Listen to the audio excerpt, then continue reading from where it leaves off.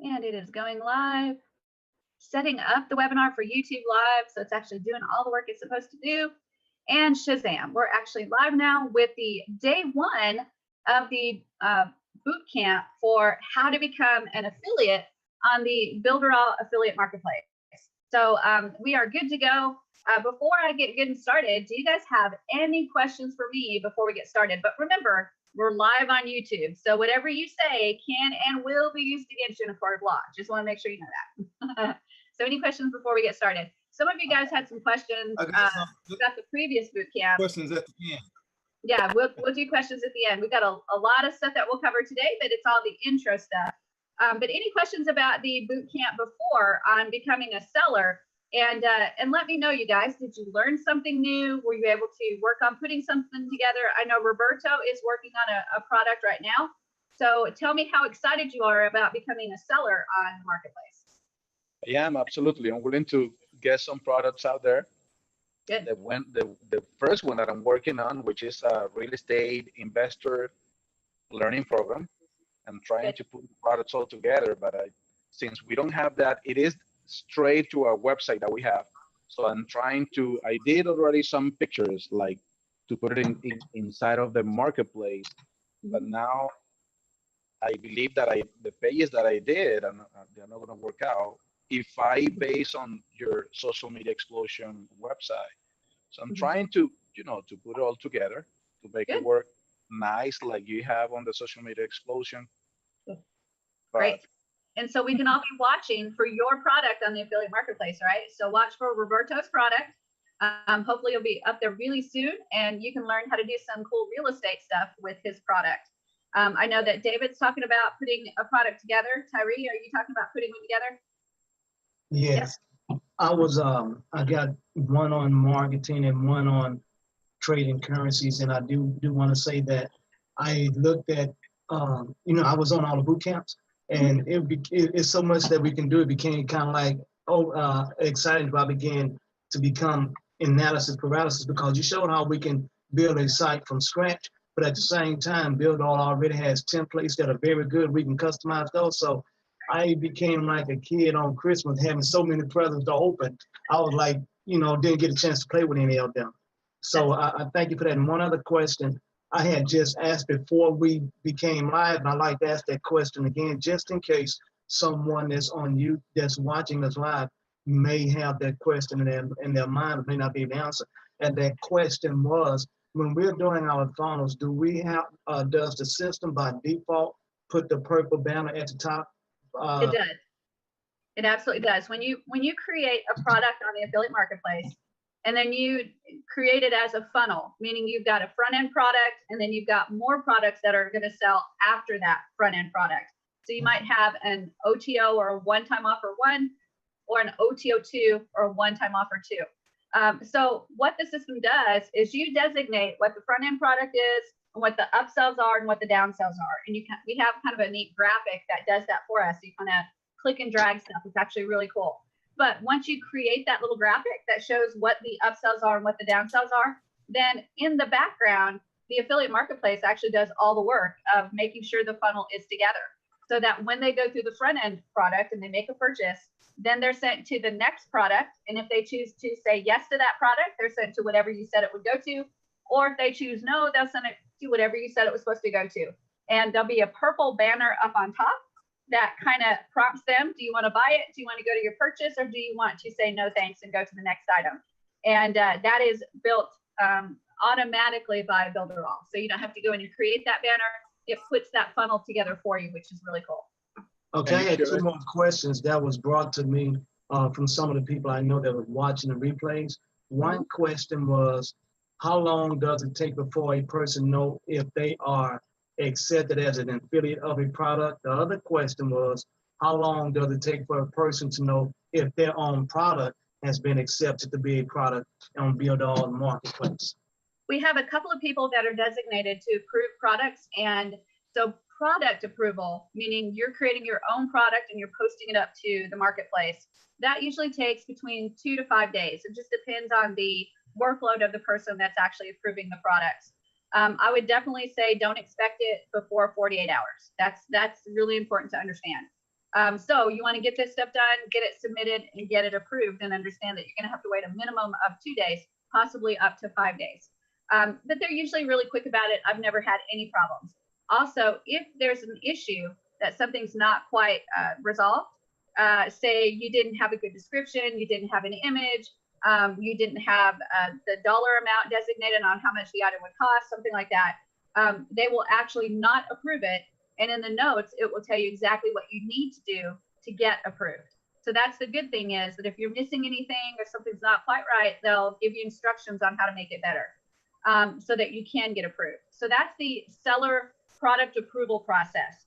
Now, the affiliate approval process is a little different, because each affiliate is applying to a specific product, and that product owner, there's no guarantees how fast he's going to approve that product. If they're a really active product owner, then you may get it approved within minutes. If they are not really active and they've put a product up there and they're just kind of testing the waters, they may not go in there for a few days, and they may not see that you've even applied to be an affiliate. So there's not a whole lot you can do as far as expectations for being approved for an affiliate. You do have a recourse, though, and that is if they put in a support URL, which they should have, or a support email, which they should have. If you've applied to become an affiliate and it's been a few days and you haven't heard anything, it's perfectly okay to email them and say, hey, I've applied for an affiliate and I'd love for you to take a look at my approved me to be able to sell your product. And then you just kind of go from there. So that's one resolution you can have for getting approved a little bit faster. Thank you. You're welcome. That was pretty easy. I got it. Davida. Yeah, Davida. Okay. Now I finished one e-learning course that's up there, but I'm working on another one that's overcoming limiting beliefs. And then I got a video package that's called Bridging the Gap, and I want to use that as a funnel for the two of them, because it kind of works together. Good. So what you're building is a product to put on the marketplace, to a couple of products. So just in this group alone, we've got 1, 2, 3, 4, 5 people that have already raised their hand and said, I'm creating a product. So you need to look up David Long, you need to look up Shelly Turner, Roberto Rondon, Tyree Thomas, and Davida Shensky. Hopefully I said that right. All of them are going to have products up on the marketplace, and you can apply to become an affiliate. So that's what we're going to learn how to do in this particular course. So hopefully you other guys are actually working on products too, and getting them up into the marketplace. That would be fabulous. And hopefully what we're going to see is a flood of products that hit that marketplace, so that you guys can actually go in and apply to be affiliates and sell specific products to your specific niche. Roberto? Yeah, Shelly, based on what Tari was speaking about, can you show us some funnels already done that can be used for this purpose? For becoming an affiliate? No, for actually doing the website, like your like the social media? Yes, oh yeah, we may do that. I want to really focus on being an affiliate in this training, but let me spend some time with you outside, Roberto. Maybe we can do it together, and I can maybe help you get a little bit more on track. I don't think it's going to take you much, and you're going to see it clear as day. Okay. Good. Awesome. Thank you. Fabulous. Like right, mine now is completely different to everybody else's. It's in the tourism industry. I'm excited about it because it's something different to the products, like the money-making products. But at the same time, if people know people coming to Ireland, or if they know people going on vacation, as the fellow says, to Ireland, that's anybody will use this. So they'd be able to say, hey, you're going to Ireland, here, check that out, and they'll make a sale. They'll make a sale. You know? Great. Because I'm pitching it in, like I remember there what you said about the pricing structure, etc., etc. And I don't know. Well, here's one of the questions that I was thinking about, right? Like on the upsells or the OTOs, whatever we want to call them, right? Could you give a certain amount of time of yourself? Yeah, you can do whatever you want. Give 1 hour for one certain fee, and then 2 hours for another fee as another upgrade, maybe. Yeah, you absolutely can do that. That's again, it can be delivered digitally. So anything that you want to sell that you can deliver digitally is actually perfect for the marketplace. That's excellent. Yeah, great stuff. Thank you. Thanks. You're welcome. And remember that this is the affiliate training. So what you'd be offering, David, is to let other people sign up as an affiliate for you. And then whatever you're going to charge for that training, you would give them a commission for getting you the business, right? To me, it's kind of similar to if you're doing advertising in the newspaper. Well, you got to pay the newspaper for the ads to be able to get you customers. So this is even better with an affiliate because you don't pay them diddly squat until they get you business. The newspaper, you can pay them all day long and it may never get you business. So the affiliate platform is actually a better way to spend your money because you're not going to pay until you get a sale, which is absolutely fabulous. The other thing about it, which is marvelous, right, is that if you have a product, right, you're getting on to so many affiliates with their lists that could be thousands. So they're sending that out to their thousands. So you're like, there's what, how many of us are here now at the moment? 10, 11, including yourself, right? So if we all signed up on each other, you're going into that could be potentially 11,000 if people have 1,000 on their list. That's right. Potentially getting you to 11,000 people. That's exactly right. That's You'd be exactly paying right. a lot of money on Facebook to get to that. Yeah, and that's why there are many like affiliate co-ops out there that sellers join, and then affiliates actually group together and promote as a group specific sellers. So that's another area that you can look into, is creating an affiliate co-op so that sellers can come in and use that co-op, and you can actually charge them a fee. You can say, hey, Mr. Seller, I've got an affiliate co-op of 50,000 people. We'll charge you $100 to get your stuff out to them. Tyree, Roberto, Davida, Willie, Shawana, James, Gabrielle, Pierre, Michelle, Shelley, David, we should make one of those little co-ops. That's right. There's so much you can do with this, guys. You're really only limited by your imagination in this. That's really cool. That's a fact. Yeah. Wow. Davida, did you have a question? No? Okay. All right, you guys, let's go ahead and talk about exactly what being an affiliate is. We've kind of been dancing all around it, but let's talk about exactly what being an affiliate is. When we talk about being an affiliate, what we're saying is that you're going to be finding products that you want to sell, and you want to sell them because you like them, or because they match the niche that you're in, or for some other reason you want to sell this product. It's a great product. You think that it's going to be able to sell it to the people that you advertise it to. So you want to sell it. So you apply to become an affiliate. And when you apply to become an affiliate, when you're approved, you're going to get a very special affiliate link.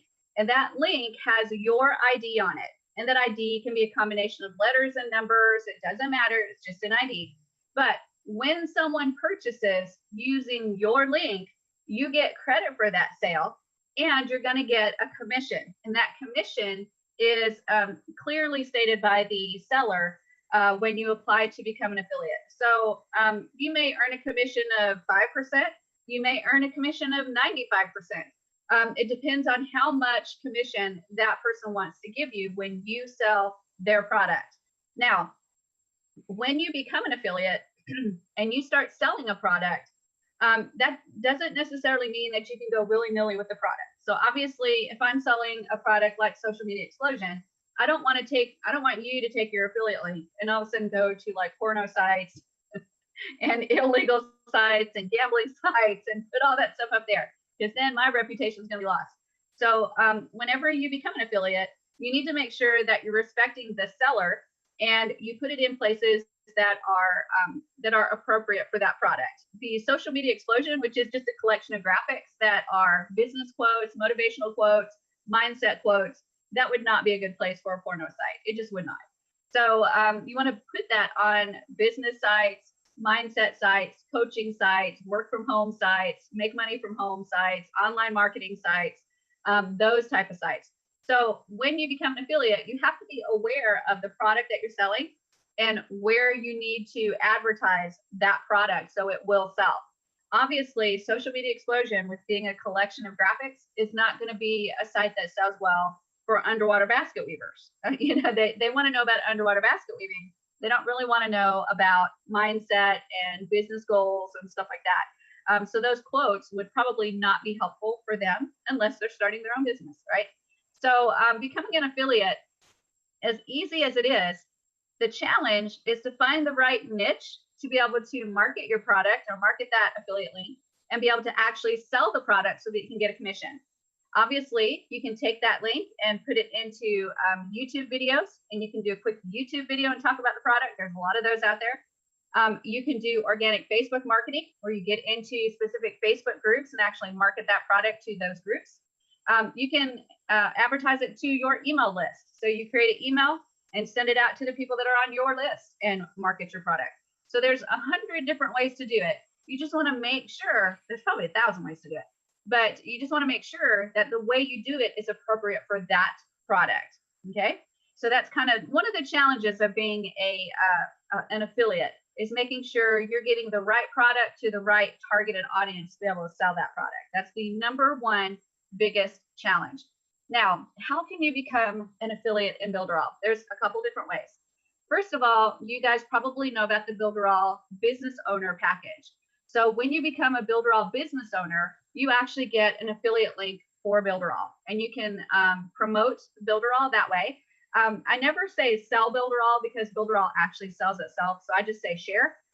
So that's one way that you become an affiliate right away, is if you get the Builderall business owner package. It's $49.90. You join Builderall, you get your affiliate link, and now not only do you get to build crazy, wonderful, fabulous stuff with Builderall, but you also get to share Builderall with other people and let them do the exact same thing. That's a really fast way to become an affiliate in Builderall. The second way is to take advantage of the Builderall affiliate marketplace. So I'm going to go ahead and jump in and share that with you guys to show you exactly what it is. So I'm going to share my screen, and I'm going to go to a new window, and I'm going to type in marketplace -us.builderall.com, and I'll make sure that this gets into the resources for the replay, so that you have this link in the resource area.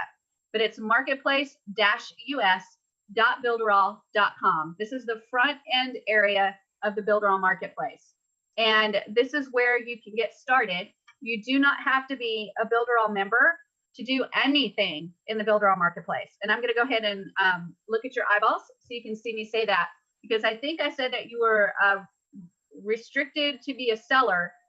You had to be a Builderall business owner. But guess what? You don't. You can be a seller, you can be a buyer, you can be a JV contractor, you can be all those things and not actually have a Builderall account. So you can do anything that you want to, and not necessarily required to be an active Builderall member. David, you got a question?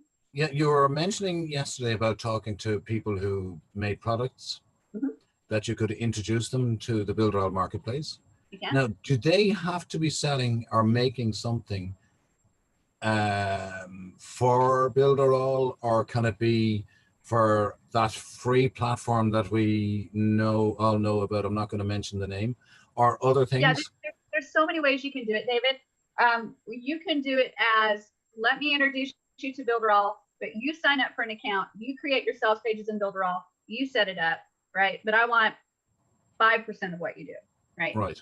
Or you can say, hey, I've got Builderall Marketplace. I will create your sales pages for you in Builderall. I will connect everything, but I want 15% of whatever sells. Yeah, these boys, a lot of these people are so, they just go for it, you know, like what's stopping them? Oh, you've told me about the marketplace, I'm going to go in and do it myself.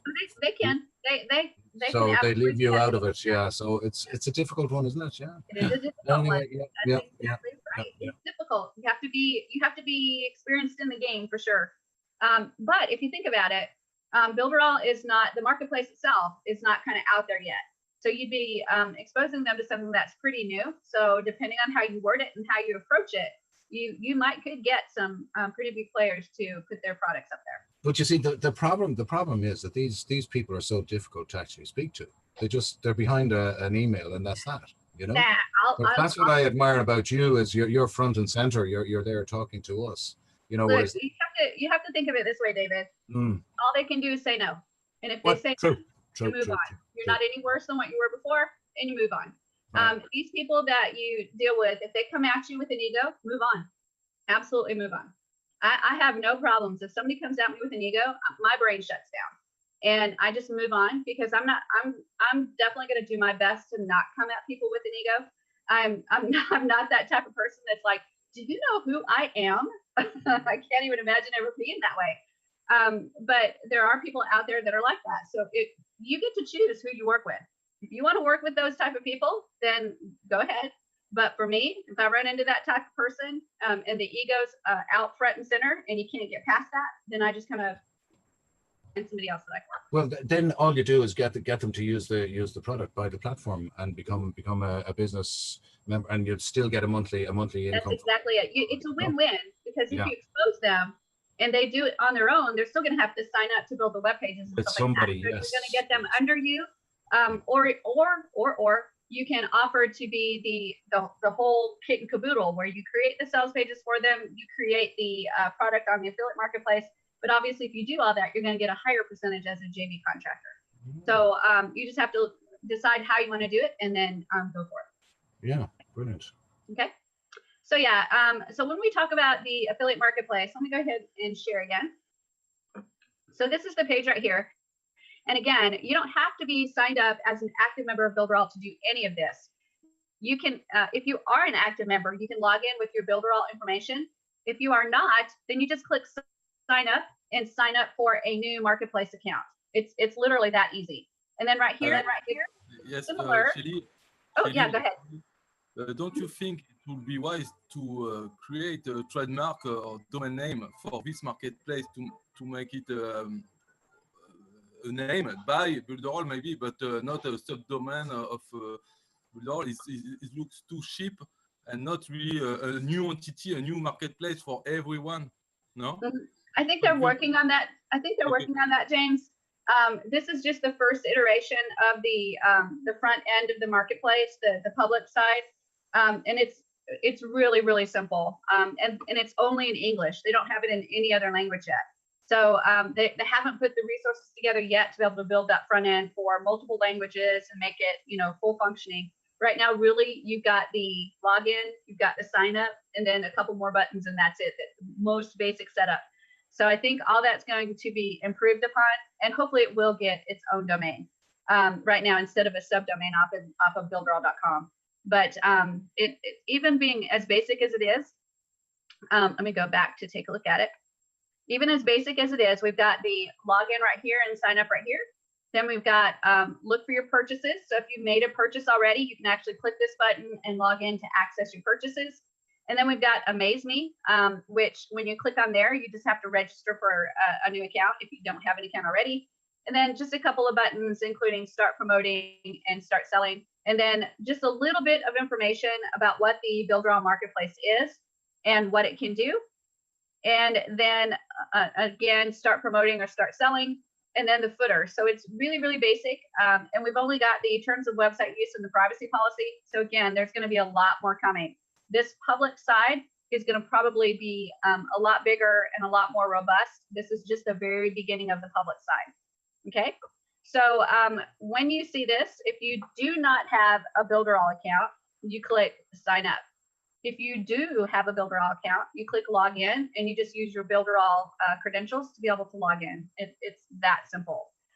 So in here, I'm going to go ahead and click sign up. We're just going to create a new sign up. So I'm going to click sign up.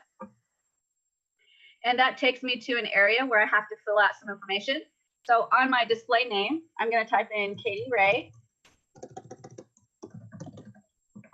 Molino. That's my granddaughter. She's adorable. And then I'm going to give an email, katieray@memberbots.com, and password is a secret and a secret again. And then I have to declare what country I'm a citizen of, which I am a citizen of the United States. Oops, not the outlying islands, but the United States. And then I have to check mark, I have read and I agree to all of the agreements and policies, etc. And I'll need to click on those to make sure I take a look at them before I agree to them. So I'm going to go ahead and click check mark and then register. And now I'm actually registered and it says a confirmation email has been sent to me. So I'm going to go to my login. And let's see if I can log in without confirming. It says, unfortunately, you do not have permission to view this page. So I'd have to go in and actually do an email that I can confirm. So let's go to, oh, it let me in. How funny. So it let me in here to my actual account instead of the Katie Ray account. So let's go ahead and use mine, and we'll take a look at what's happening with the account. So this is the Builderall Marketplace. Once you log in, you have a couple things that you can take a look at to get started. And I'm going to look at this top right-hand side. And this first button here is my profile information, and then I've got account tools. And when I go to the account tools, I've got several things that are coming soon, but I want to focus on W-9s. I can get my W-9s right there. And then the other thing, which David was mentioning earlier, which is the payment profiles. If you click payment profiles, it's going to allow you to set up your PayPal so that you can receive payments for products. So when a customer pays you, you're going to actually be able to get paid. So you want to set that up as an affiliate right away. So let me remind you where you can go to get that. You're going to go to your profile. You're going to go to account tools, and then you're going to go to payment profiles. And it's going to allow you to set up PayPal. And to configure it, all you do is click configure now, and then you'll go through the process of setting up to be able to receive your payments through PayPal. Okay. The next area is this button right here, where you can choose the language that you're using. I'm in the US, so I'm using English, but we also have a couple of other languages for the affiliate marketplace that you can see the marketplace in a different language. And then right here, I've got a bell. If I click on that, it tells me notifications. So you can see that I've had affiliate requests. I've got sales that I've actually had. So I had a sale yesterday and another one yesterday, and then I had an affiliate request today. So all I have to do is go in and check those and see what notifications I have. And then right here, I have a search button. If I click that, I can search and see if I can find maybe a specific product or a specific seller or something like that. So I can do a search right there. So that's that menu right there. If I go all the way to the left-hand side, I've got something right here. If you look under the word notifications, I've got dashboard, my account, notifications. This is known as a breadcrumb trail. And what it does is it shows you that you're in your dashboard under my accounts at notifications. So let's say I just wanted to go back to my account. I could click that button and it would take me back to my account information. And then if I wanted to go all the way back to the dashboard, I could click dashboard and it would take me all the way back to the dashboard. So that breadcrumb trail actually helps me to navigate so that I don't have to necessarily click all the buttons over here. If I want to go just all the way back to the dashboard, I can just click dashboard, or I can click this dashboard icon right here. It's 6 of one, half a dozen of the other, whatever method you want to choose. Okay. This is actually the home page for the dashboard, and it gives you a snapshot of what's happened. So right here, you can see that today, as a seller, meaning I am a person that created a product and I'm selling the product.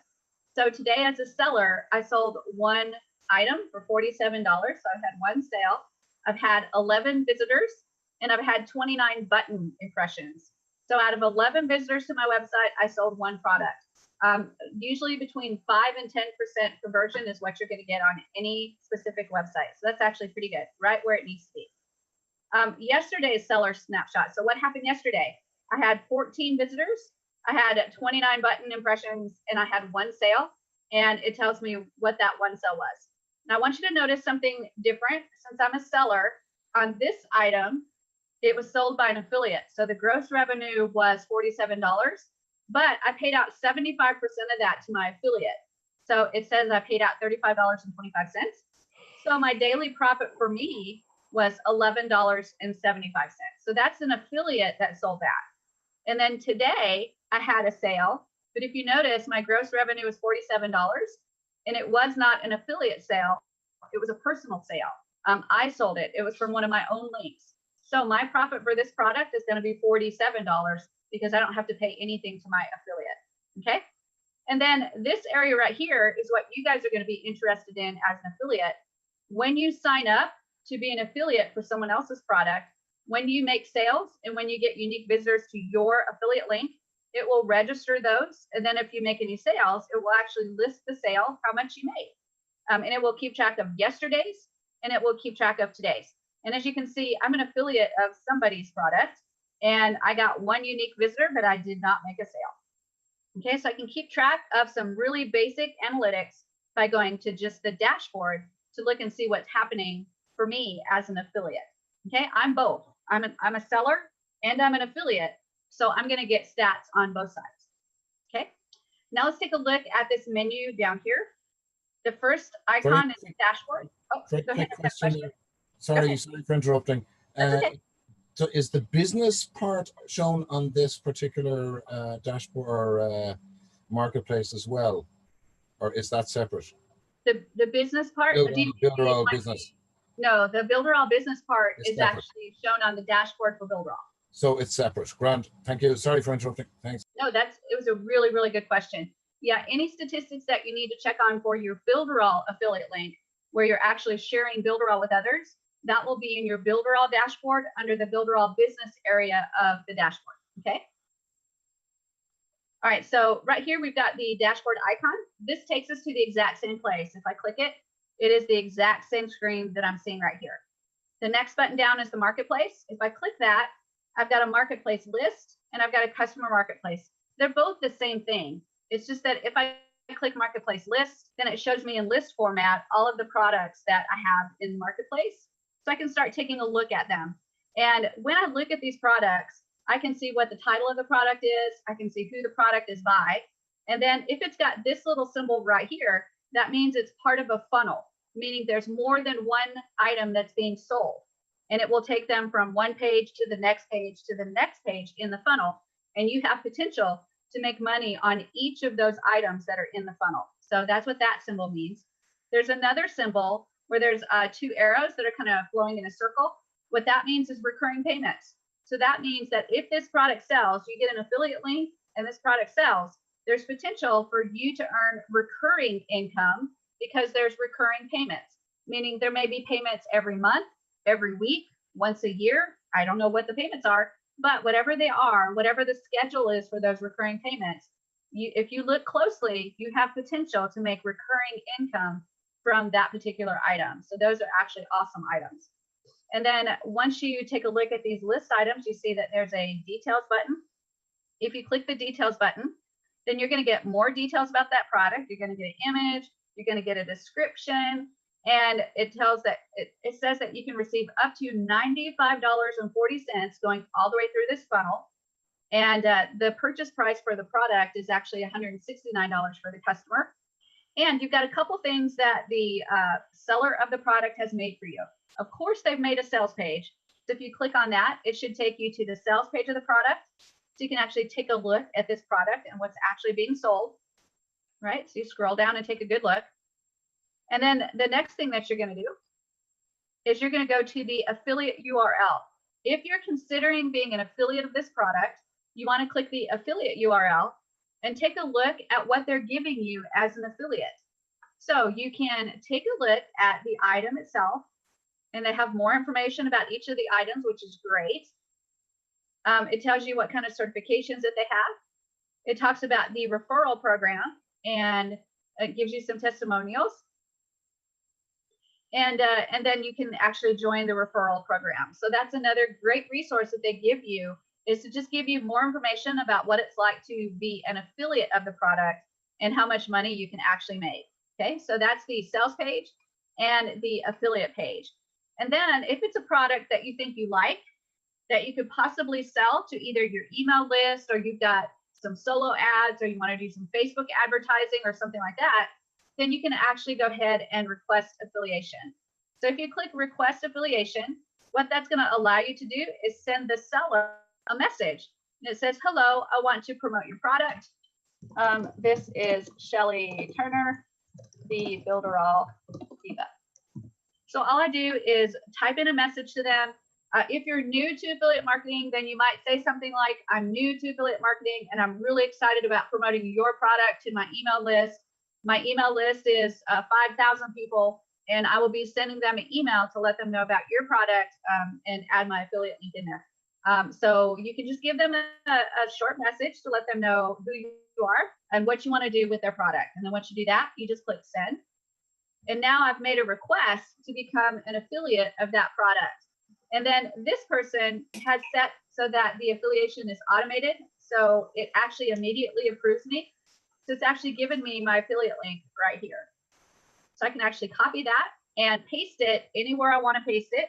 and I'm good to go. If anybody clicks that link and they buy, I will actually get paid whatever the commission is for that product. Okay, so if I scroll down a little bit more, I can see a little bit more about the product.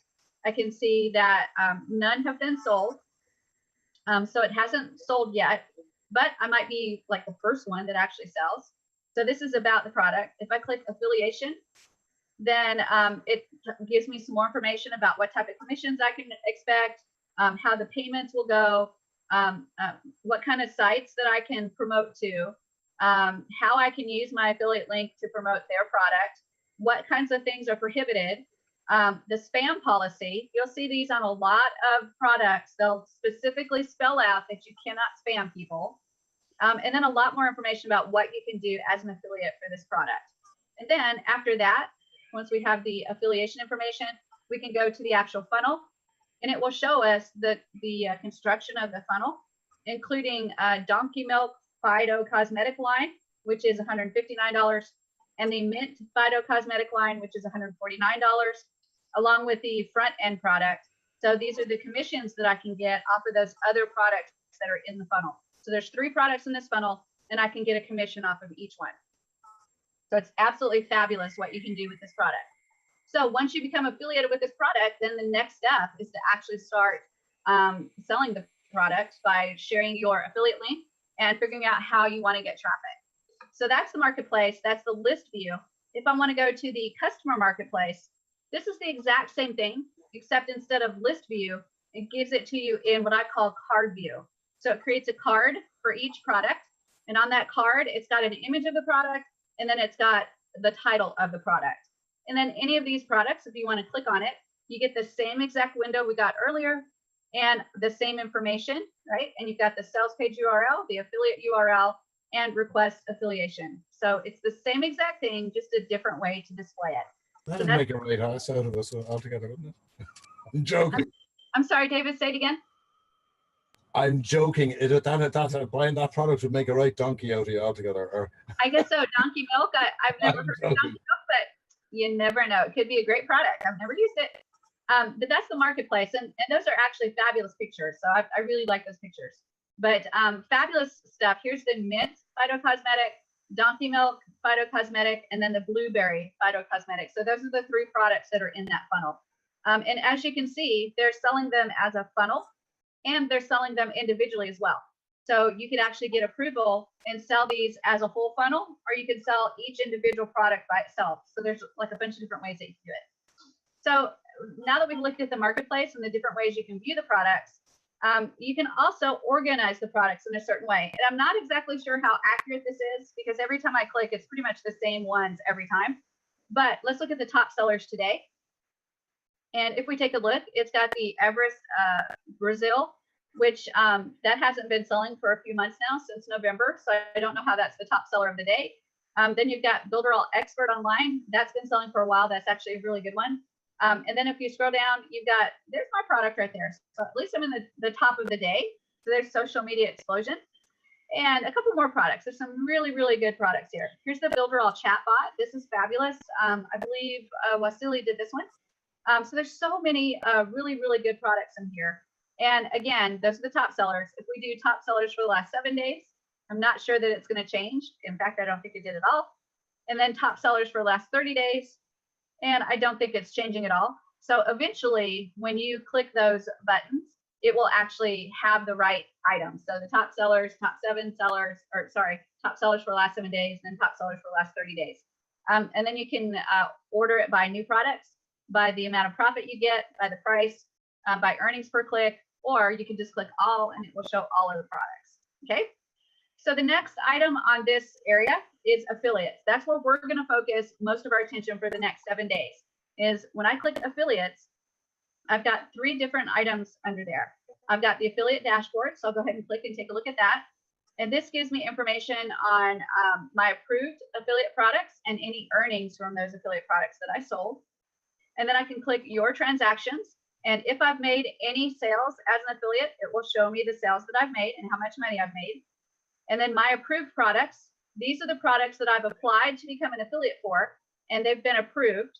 So now all I need to do is get my get links right there. And here is my affiliate link, and I can start promoting right away. So I've got the Blueberry Phytocosmetic line. That's the one I just applied for, and it was automatically approved. I've got Inbox Path. I can get my links for that. I've got a couple of certification programs I'm approved for, and then a Design Your Life and Your Social Media Tool. So all of these are items that I've been approved as an affiliate, and I can get my links and start selling right away. And the average price, it tells me what the price is for those products and then what commission I get. And my highest commission product is off the Inbox Path, the lifetime membership. If I get the link to that and sell that, out of $97, I get 50% commission. That's actually pretty good. So there's where you can see the money that you're going to make on these products. So that's in the approved products area to get your links. The next area is earnings. If you click on that, it's going to tell you the earnings that you've had for your products. And you can see for social media explosion, I've got several earnings right there, which is great. And you can monitor that. And also, if you become a seller and you need to actually pay out your affiliates, you can actually do that as well in the seller area. So this is where you would do a withdrawal request. If you've got payments that are due to you, you can actually check mark them and then click withdraw, and it will withdraw it into your PayPal account. Or sometimes it goes directly into your PayPal account if it's an instant payment. Okay. Now I'm going to go into the seller area. And in the seller area, I am a seller. So I'm going to click affiliate requests. And these are the people that have applied to become an affiliate for my product. So you can see that I've got 3 people that are waiting for me to approve them. So all I can do is click check mark, check mark, check mark. And now I can choose as a seller to pay them instantly when a sale is made. I can do a delayed payment, meaning they don't get paid instantly, or I can deny them being able to be an affiliate. Most of the time, like 99.9% of the time, my affiliates are going to get a delayed payment. And here's the reason why. Most of my products have a 30-day guarantee. So anytime within the first 30 days, they can request a full refund and they'll get it. There's no questions asked. I'm not going to say, no, you got your product. Sorry, can't get a refund. They can get a refund if they don't like the product. So what would be really bad is if I would pay for these people to get their commission, and then 29 days in, somebody asks for a refund. And so I would have to pay that whole refund because these people already got their commission. All right, so you want to delay it according to the amount of time that you set for your guarantee. So for my affiliates, once they make a sale, if I've got a 30-day guarantee, they're going to have to wait 30 days to get their payment. So for these, I check mark them and I click delay. So now all of these are set so they can sell and they've got a delayed commission. The next item is delayed transaction payments.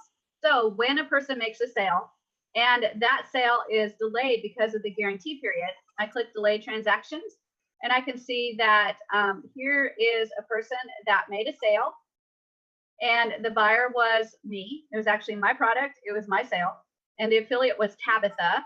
So if I'm ready to pay her, I can actually check mark this and then choose to go ahead and pay her. But it's actually pending until March the 18th. So your sellers, when you become an affiliate, your sellers are going to look at this pending date and they're not going to pay out to you until that pending date is reached to make sure that if there's any refunds that they would be able to cover those refunds. So they will wait for that pending date to actually pay you.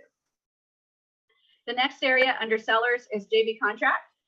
So if you've got someone that you're working with and you want to get a commission off of every sale, whether it's you as an affiliate or other affiliates, which means you're working with the seller somehow, you can actually set up a JV contract with them and you get a percentage of every single sale, even if you're not the affiliate that sold it. These are people that contract with the sellers to help them get affiliates or help them build their product or help them get their product onto the marketplace. These are called JV brokers. And they usually charge a fee. JV brokers usually charge a couple $1,000s to help sellers. And then they usually get about 5 to 10% of whatever the total sales are. So this is the area that you could set that up is the JV contract, and you just add a new JV agreement. And then you can click your JV contracts and it will list your JV contracts and the money that you've made. If you are a seller, then you can also click your sales and it will show you all of the sales that you've made for your product. and then search transactions. If you're a seller, you can actually click search transactions, and it will show you all of your sales that you've made, and you can search for a specific term to be able to kind of filter those down to find exactly what you're looking for. And then the last one in the seller area is the refund request. And this is where it shows if anybody's requested a refund, you can actually see that information right there. So that's the seller area. The next area is purchases. If I click that, it's going to show you exactly what I've purchased in my account. Oh, did somebody have a question? No? Okay. So right here, I've got purchases, and I purchased Social Media Explosion. So it shows me that I've purchased that. And then all I need to do is click right on it to see more information. And here's the information about the product that I purchased. And I can see a detailed receipt. I can go to the support URL. I can go to the sales page to take a look at it again. I don't know about you guys, but I've purchased products before, and I wasn't real sure when I bought it. Did I get developer rights? Did I get white label rights? What exactly did I buy? And what exactly are the limits that I bought? So you can actually go back and look at the sales page again to see exactly what you bought. It gives you more information about the product itself. And then this product is set up to be accessed on an external website. So it's got the buttons set up to be able to do that. If it was just a download, so it's just an ebook that the customer could download, then there'd just be a button that would say something like download your product here. And when you click that button, it would actually download straight to your computer. Okay, so that's how customers get their products, is going to the purchases area. And then the last one is for sellers, and that's my product area. And this is the area where you're going to access the products that you've created as a seller to be able to set up the products on the affiliate marketplace and to configure the price, configure the commission percentage for affiliates, and configure the method of delivery and all that good stuff. So that's what you do with the product area. So in this particular course, this 7-day boot camp, we're going to be focusing on the marketplace itself and the affiliate. So these are probably the two buttons we'll click the most, is marketplace and affiliates, to be able to set up yourself as an affiliate for specific products. Okay, does anybody have any questions? Any questions at all? Cherry, well, where do I find the referral link for for the marketplace? The referral link for the marketplace, you mean how do you get into the marketplace? Mm-hmm. There's two ways. You can either get in by the Builderall dashboard. So if you're in the Builderall dashboard and you look on the left-hand side menu, there's actually, it says marketplace, and you just click there and it takes you straight there. And it uses your Builderall credentials to log you in. Or you can go to the URL, which is marketplace-us.build. No, but I mean, for instance, if I want to get my referral link for Builderall, somebody signs in using that referral link, is going to be under me. Do we have a referral link for marketplace? Because if I send someone to the marketplace, it's not going to be like a referral. You have to set up a JV contract. Well, actually, what I would do is if I referred somebody to the marketplace, I would say, okay, first sign up for the 7-day free trial. So get them signed up for the 7-day free trial, and then show them where on the menu they can click marketplace to be able to access the marketplace.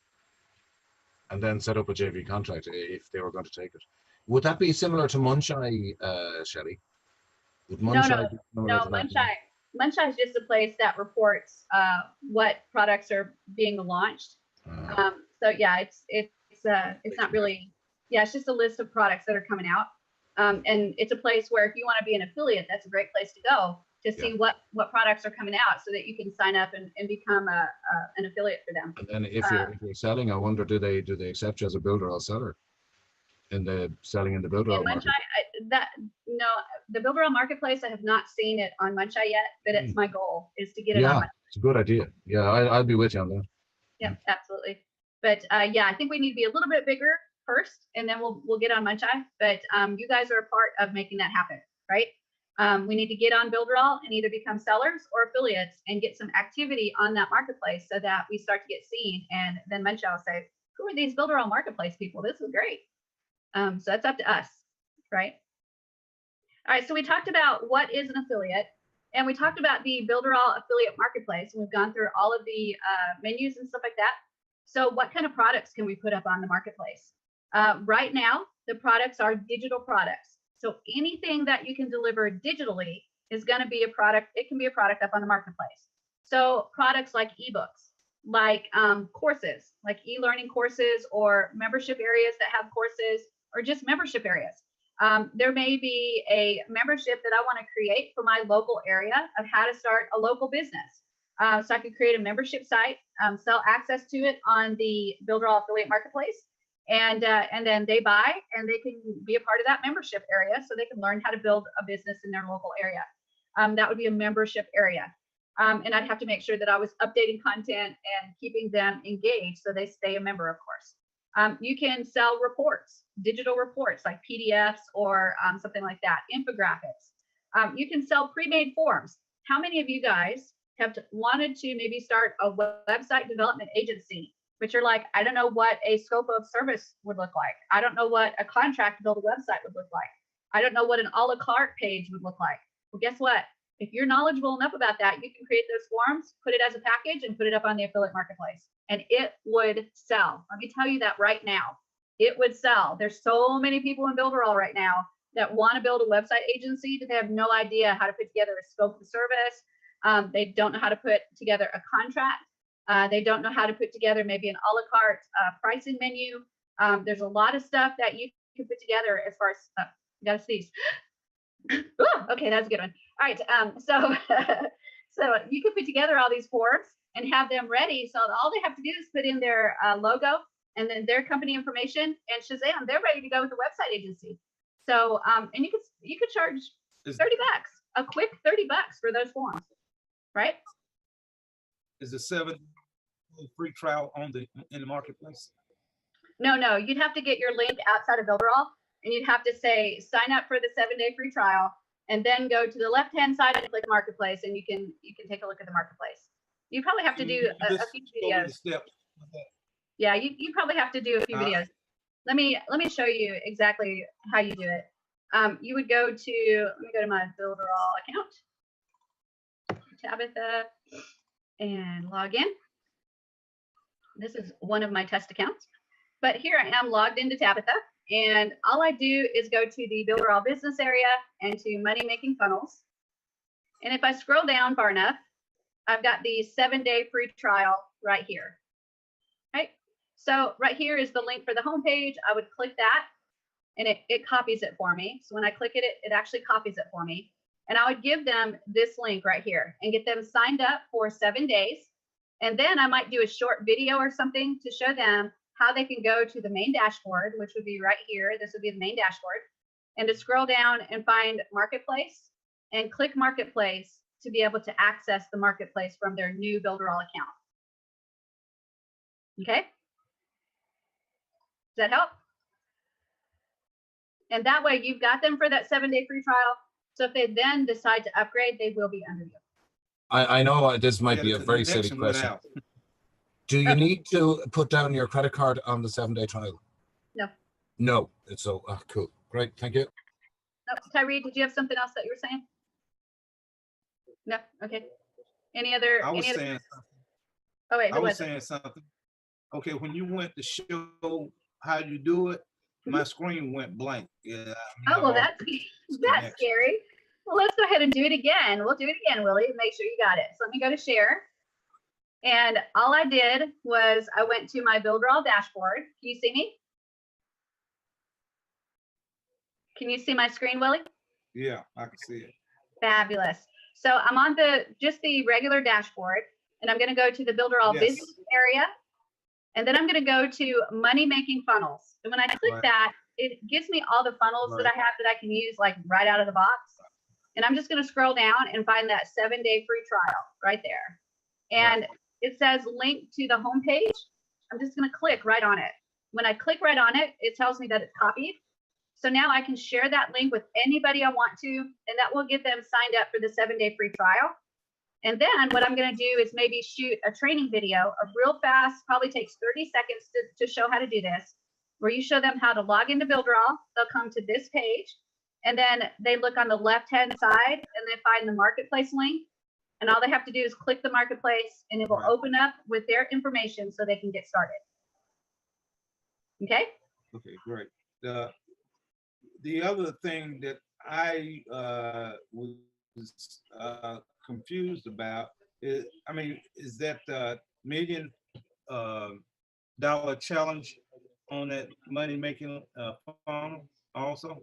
The million, the 1 million entrepreneur challenge is actually, let's see, it's in the money making funnels area, and then it's in categories. And when I click categories, I believe it's in the open funnel area. So when I go to open funnels, there's the $1 million challenge right there. Is that the one you were looking for? Okay. Yeah, the million and the 90-day challenge. The 90-day challenge is in the training area. So that's going to be right here in the training area. And then there's basic, intermediate, and advanced. So if you go to the basic training area, then you're going to see some basic training. So congratulations, you now have access to the 90-day challenge training. And then I think that you have to have, you get this automatically. And then I think if you get like 3 people sign up under you, you'll get the intermediate training. And then I think maybe 5, you'll get the advanced training. I'm not sure what the numbers are, but you do have to keep building to be able to get access to all 3 of them. Okay? I do have a question, Shelly, after Willie. Okay, go ahead. When you sell those amount of Builderall accounts, does the system automatically give you access to those trainings, or do you have to apply to get those trainings after you sold the accounts? Yeah, it gives it to you automatically. Okay. Okay, thank you. You're welcome. And those trainings are fabulous. You're going to find a lot more information about how to get traffic and how to write a good sales letter and how to promote your affiliate link. And it's just fabulous. So go through that training for sure, because it's really, really good. Chad did a fabulous job of putting that together. Okay, I was wondering where it came from, because when I first became a part of Builderall, I didn't see that, but after a few accounts that I sold, I'm like, I was wondering if it was a new training or where did it come from. So for me, that just gave me another sale, another way to present Builderall to motivate someone to buy or sell Builderall so they can have access to that type of training. Yep, absolutely. And it's really good training. Chad did a fabulous job. There's a reason Chad has done so well with Builderall. And what's fabulous is Chad is just exactly like me, which are exactly like most of the leaders in Builderall. 99% of the leaders in Builderall do not keep secrets. Because we all know that there's plenty of room for everybody. So Chad gives away the farm in everything that he's done. So you want to watch that training. And some of them are pretty short. Some of them are a little bit long. But there is a neat thing that you can download on Google Chrome extensions on the web store. You can actually download a little video speeder upper thing. I don't know the name of it, but it speeds up your videos so that you can set it to play a little bit faster than normal. And it doesn't create that Mickey Mouse or Minnie Mouse voice. It actually does a pretty good job of keeping the voice normal, but it does speed it up to 2 times faster or 3 times faster. So you can still hear it all and still understand it all. It's just not, it doesn't like make you go to sleep when you watch it. So check that out. I cannot remember the name of it, but it's a video speeder upper, and it allows you to speed up your videos when you're watching them. So you can watch them a little bit faster. Okay, one other question. Now that I know we can qualify for that by the amount of accounts we sell, does it have back there how many accounts you have to sell to get access to other training? I didn't pay attention to that at the time you showed me. I don't think it does, but honestly, let me share my screen again, because I think I'm in my test account. This is Tabitha, and she doesn't have any sales, and she has access to all 3. So it may be that they changed it, and now you get access to all of them like right when you sign up. So check that out. If you are a Builderall business owner, you have to have Builderall Business, right, which is the $49.90 package. But just go into Builderall Business and then go down to training and see if you have access to all 3. I shall do that today. That's what I'm going to do this evening, because I saw that. I wasn't familiar with it. If it was more training videos, if it was a product or anything like that. But now that I know it's a gift, I was still going to check it out anyway. But again, that's more information that I can use to motivate someone to buy Builderall or motivate someone to sell it. And that makes a very big difference. That's right. That's exactly right. There's that training, and then there's that other training. That's the solo ad training by Mark Payton. That's actually really good too. Let me share that with you. That's not in the Builderall business area. That is in, I think it's special add-ins. Is that right? Yeah. Under special add-ins, you'll have Builderall Real Traffic. And when you click that, it actually opens up Mark's training. And Mark is a solo ad provider. I buy solo ads from him. He's very reliable. He's super duper good. And he gives great information about what solo ads are and the best way to take advantage of solo ads to make sure that the vendors don't take advantage of you. So it's a fabulous program. Lots of good training in there. There's some free video training in there that's worth, it really is worth about $1,000. It shows you how to create email follow-up series. And let me tell you, Mark did this for my entire team. My entire team, he wrote them individualized email follow-up series. So everybody has a different email follow-up series that he created. And it was absolutely fabulous. So if you want to know how to do this, check that out. It's really, really good. And he does a great job of explaining solo ads and how to use solo ads. And then honestly, if you want to dive into solo ads, he would be a good person to start off with because he is great. He's really good. Yeah, I was, you know, I have learned to check the back office, the menu daily, because Builderall is like Christmas 7 days a week. It sure is, So, yeah. when I look back there, I'm amazed at what I see because a lot of the information they have back there that's free, I've seen it on the market for a very, very expensive price. And looking at some of the information, I'm like, wow, I remember when I had to pay to have that type of training. So to have this and to be a part of this opportunity is like being ahead of the creation of the world before it was created. I mean, I'm just surprised. Like you said, they give away so much free information. There's no way you can't be successful. That's true. I do have a couple of questions in the YouTube channel. Chaz is actually there and Marcella's there. And Chaz says that that we can't see him in the panel. He's actually live on YouTube, but he's not actually live on the Zoom.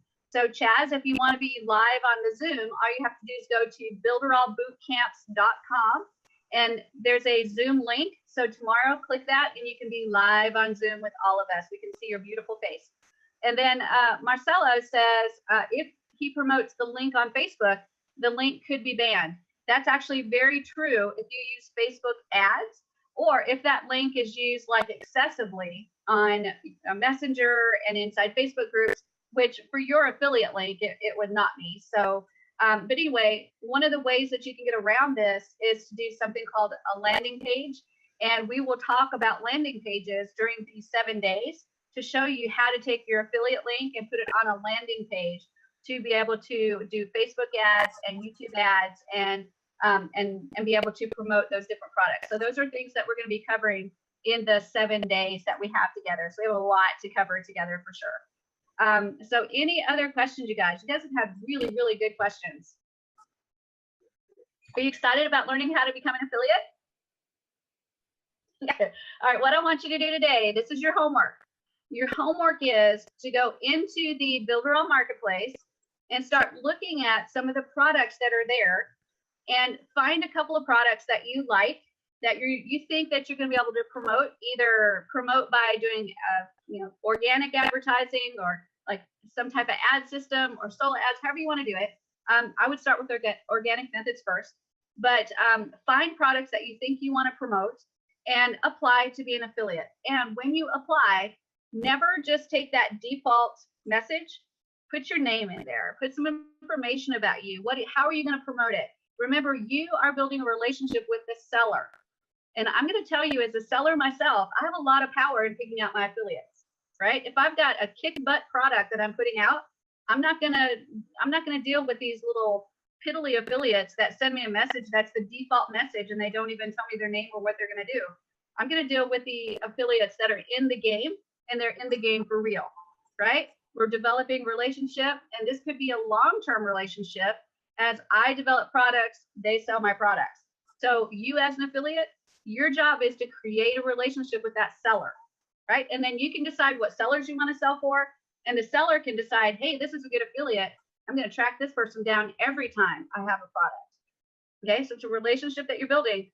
Build that relationship by typing in a message in there. Okay, got it?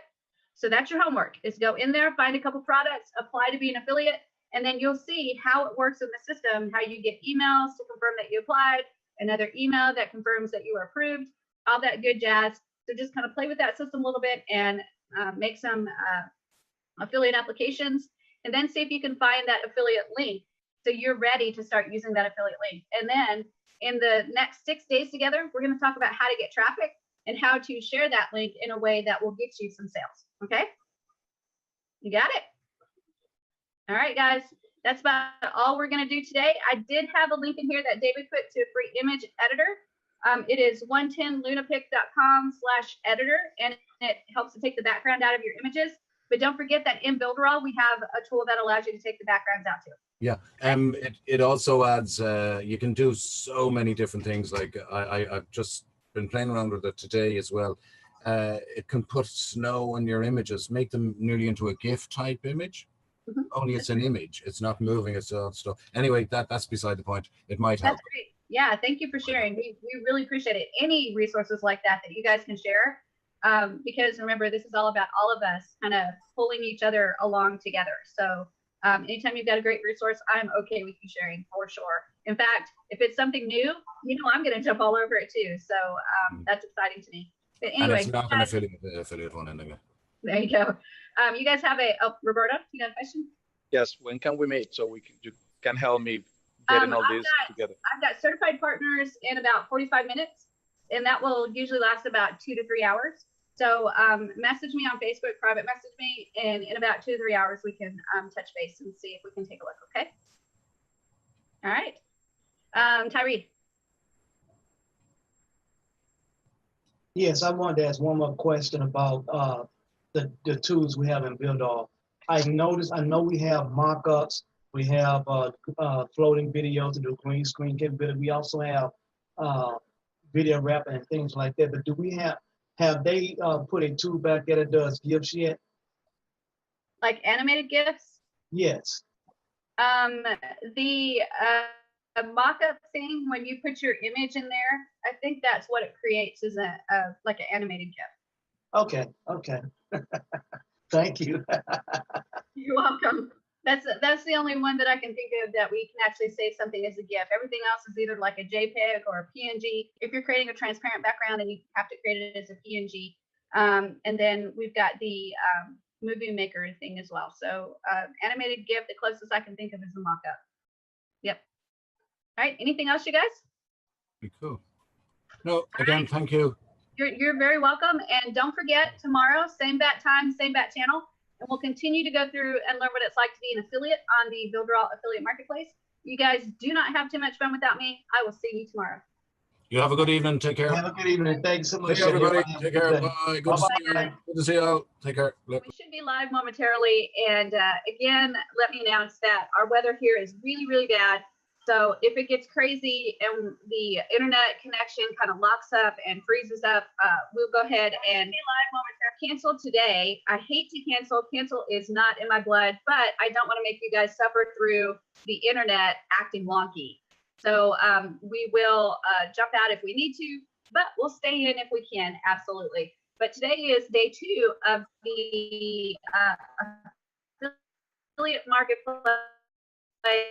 Learn how to be an affiliate camp. And in day 1, we just kind of covered some real beginning stuff on what it is to be an affiliate. We kind of looked at the Builderall Affiliate Marketplace. We looked at how to find products. We looked at how to get our affiliate link. So today we're going to actually talk about traffic and what kind of traffic can we talk about to use our affiliate link for.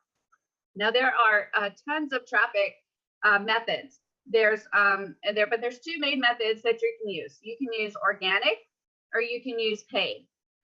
Now, when we talk about organic, that means that you're just going to do something that sets it up so people find you naturally, not having to do a whole lot of manipulating to be able to get them to find you.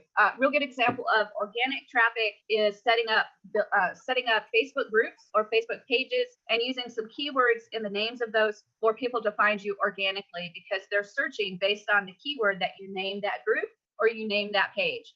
The perfect example is Builderall Bootcamp. That particular group is actually a public group. Anybody can find it. And I named it Builderall 7-Day Bootcamp, right? So if somebody's searching for something on Builderall, if they type in the word Builderall to do a search, it's going to pull up as one of the groups.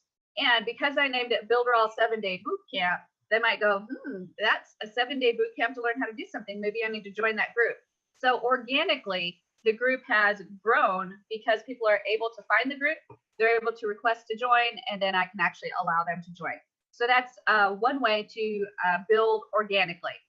Another way to build organically is to go to YouTube. YouTube is a great way to build organic traffic. And the way you do that is you can create a YouTube channel, and you can actually create some videos that talk about whatever your affiliate product is that you're selling.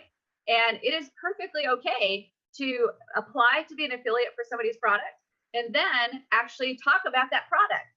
Of course, to be able to do that, you're going to have to go to their sales page, and you're going to have to take a look at their product and possibly even buy their product, so you can do a full-blown review of the product. So when you become an affiliate, use your affiliate link, buy the product, you'll get that, of course, refund because you got the affiliate commission. And then you can really do a deep down and dirty review of the product and put it up on YouTube. And then inside the description, you can put your link so that people can actually buy it straight from you after they look at the YouTube video. So that's another way to do organic. It doesn't cost you a thing unless you actually buy the product and do a full-blown review. You can also request of your sellers that you're applying to be affiliate for. If you've got a good sized YouTube channel and a pretty good list of people, you can actually apply to your seller to get a review copy. That's not beyond reason. If you are applying to become an affiliate, just message them through their support email, or even do it through when you apply to become an affiliate. Say, hey, I'm applying to become an affiliate. I have 10,000 people on my YouTube channel. I have a 20,000 people email list. I would love to get a review copy of this item and do an official video review and release it to all the people in my YouTube channel and on my email list. And somebody like me, if somebody came at me with a 10,000 people YouTube channel and a 20,000 people email list, I might give them a review copy. Just so I can get that video review that they're going to make for me. So, you can always use that as a way to get a copy rather than purchasing. So there's a couple different ways you can do that. But again, YouTube is free. You set up a YouTube channel, create all the videos that you want. You can use several different things to shoot the videos. My favorite is actually Screencast-O-Matic. That's what I use. And Screencast-O-Matic can do webcam videos, what I call talking head videos, where you're just capturing your head. And then it could also do screencast videos where you're capturing the screen. And then it can do both at the same time as well. So you can capture your screen and have your webcam down in the bottom corner. So Screencast-O-Matic is a fabulous tool to use. It's about $50 for 3 years. So it ends up being less than $20 per year. And it has the capability of not just capturing the video, but also doing basic edits. So you can edit the video, including blurring out things. Like if you're doing PayPal stuff and you don't want people to see your PayPal account, you can actually blur that out. You can create videos and pull them into another video. So you can like splice videos together. You can redo audio. So like sometimes when I'm shooting my training videos, for some reason I have a brain fart and I might say, just go to the top right when I actually meant just go to the top left. So I can actually speak over that narration and reshoot that, just the narration part, but the video stays the same. So there's a lot of different things you can do with Screencast-O-Matic. And again, it's about $50 for 3 years. And to me, it's well worth it. And I've been using Screencast-O-Matic now for over 10 years. And it's been a fabulous program to use, very easy to use. And the only thing I would tell you about Screencast-O-Matic that's tricky is they have training videos that suck. So you'd have to, if you want to watch them, great. I wish you the best of luck in figuring out what they're trying to train you to do. But the best method for Screencast-O-Matic to me is just clicking those buttons and figuring out what they do. That to me is the best way. So Screencast-O-Matic is great for shooting your videos and then uploading them to YouTube.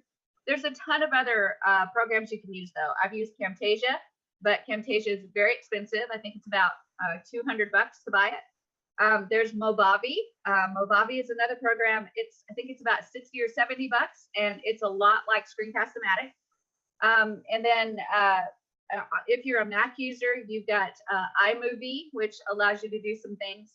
And then there's OBS, which is a free software, but that one's a huge piece of software. And again, that's one that there are tons of YouTube videos to figure out how to use it, but it's bulky to use and time consuming to learn how to use it. To me, I would rather pay $50 for 3 years of Screencast-O-Matic and get it right away than download OBS, which is free, and spend hours trying to figure out how to use it. David, go ahead. Yeah, what I always do is when I'm looking at prices, right? And here's something for everybody. You said around $50 for 3 years. Mm-hmm. Do the maths on that. That's 1,095 days for $50. It's pretty good, isn't it? 0.04 cent. That's great. And I use it. I use it almost Is your business every worth day. that? Yeah. You know, that's the way to look at it. Is your business worth that? Without a doubt, it is. Yep, absolutely. But again, David, you have to also think what platform are you most comfortable with? Because there are people that are really comfortable with OBS, and it's a free platform, and they can download it, they master it, they got it, woohoo. And good for them. That's fantastic for them. But for me, and I'm a techie, and it was a challenge to jump in and figure it out. They've got a bunch of YouTube videos, so you can learn how to use it. But I wasn't ready to invest that amount of time to figure it out. And this has been 10 years ago, 8 to 10 years ago. So back then I was teaching, a high school biology teacher, so I just didn't have the time to commit to learn. And rather I picked Screencast-O-Matic, and because I picked that about 10 years ago, I've stuck with it ever since. So I'm a master of Screencast-O-Matic now, so it would be silly for me to switch over. Whatever works for the person. But one thing I will say, and I've been at this for a few years, but I've never got anywhere. And do you know why I've never got anywhere? Not a clue. Maybe you take action. Well, that's partly it, yeah. But I didn't invest in my business. I went for all the free crap, and honestly, the free crap that's what it is. It's free, you know. So the way I've restructured. Hi, Roberto. The way I've restructured is, yes, I have to invest in my business. If it's a monthly, yes, I have to do that, and I have to get a reward for it. But it is coming. That's exactly right. Yep. And let me tell you another really good piece of advice, because I was actually talking to someone yesterday about this. And I thought, you know what, I need to tell my boot camp people this, because it is actually really important. When you're running your business, you're going to be faced with decisions every single day. And some of those decisions are going to be super easy, and some of those decisions are going to be not so easy, right? Rather than torment yourself over these decisions, what you need to do is be the entrepreneur and the business owner that you are, make a decision and do it. Because what's going to happen is you're going to torture yourself over, should I do it this way? Should I do it that way? What should I do? So you do a little bit of research, do the best you can to figure out what options are out there. And I've just given you several, right? We've talked about Camtasia, which is kind of expensive, Movavi, which is Movavi, Movavi, Screencast-O-Matic, and OBS. So different prices for all of those. So the next thing you do, if you want to start shooting videos and putting them up on YouTube, is you investigate all of those different ways to make videos, and maybe even investigate a couple of other ones that I didn't mention. But then at some point, make a decision and either make your purchase or go with a free one, whatever it is, and then start using it and master it. And as soon as you start using it and you figure out if you mastered it or not, and it's the right thing for you, if it's not the right thing, if it's not working out, it's okay as a business owner to bail on that thing and go for something different. You are the chief cook and bottle washer, and you cannot torture yourself with making decisions. You have to do a quick research, make a quick decision, and get it done. Because what's going to happen is you're going to spend a ton of time on picking out just a video tool, and then you're losing time to actually create the videos, get them posted, get them up, and start generating traffic. So pick something and go with it. That's what I'm trying to say. And that falls back to taking action for your company. The single biggest thing you can do for your business is just take action. Just take action. If it's the wrong action, you can back up. It's okay. But take action and start doing something. We get into a trap of analysis paralysis sometimes, and we analyze and analyze and analyze. Or some people get into the trap of learning, but never doing. So take action. So every time you come up with a decision that you need to make with your business, do a modicum of research. It doesn't have to be a ton. Figure out what you think is the best solution. And it may not be the same thing that I think is the best solution, but that's okay, because my business is not your business. So you decide what's best for you, and then you do it, and you stick with it until you think it either works or doesn't work. If it doesn't work, back up a little bit, make another decision, and then get it done. That's business in a nutshell when you're an entrepreneur, is you are constantly making decisions. And if you're the type of person that says, well, what if I do this? Or what if I do this? You're going to be stuck. You will never move forward. The what ifs will kill you. So I think that's probably one of my strongest superpowers, actually, is I can look at a situation, do a little bit of research to figure out what are the decisions that I have that I can make. And then I make a decision and do it. And I don't really look back. There's not a whole lot of looking back for me. It either works for me or it doesn't. And if it's not working, I am another superpower is I can back up, reevaluate, and then move forward a little bit different direction. And as an entrepreneur, that is really, really important to be able to do. So if I can give you any advice about this, that's for anybody that's an entrepreneur, is make decisions in your business and make them quickly, not like in a minute, but don't agonize over them, because whatever decision you can make, you can always back up a little bit and restructure. And when I talk about making a decision, so if I'm looking at all the video stuff, and I'm looking at OBS, Screencast-O-Matic, Movavi, and Camtasia, and whatever others might be in there, I'm going to look at reviews for those products. I'm going to look at examples of people using those products. I'm going to look at some of the features that are available that maybe I want to be able to use if I'm looking at a video editor. Like I might want to be able to splice things, to blur things out, to add videos in, take sections out. So I have to look at what I can do with those pieces of software to make sure I understand what I'm getting. And then once I understand that with all those products and whatever other products I'm looking at, make a decision. Don't agonize over it. Make a decision. And then once you decide, let's say you decide it's OBS, you want to go with a free one. OBS is a fabulous piece of software, but the money that you're going to spend, which is zero, you're going to trade time to be able to learn how to use it. And that's true with anything that you decide to use that's free. Just about everything that you decide to use that's free, you're going to trade the money that you would have spent to get a product in time learning how to use that product effectively.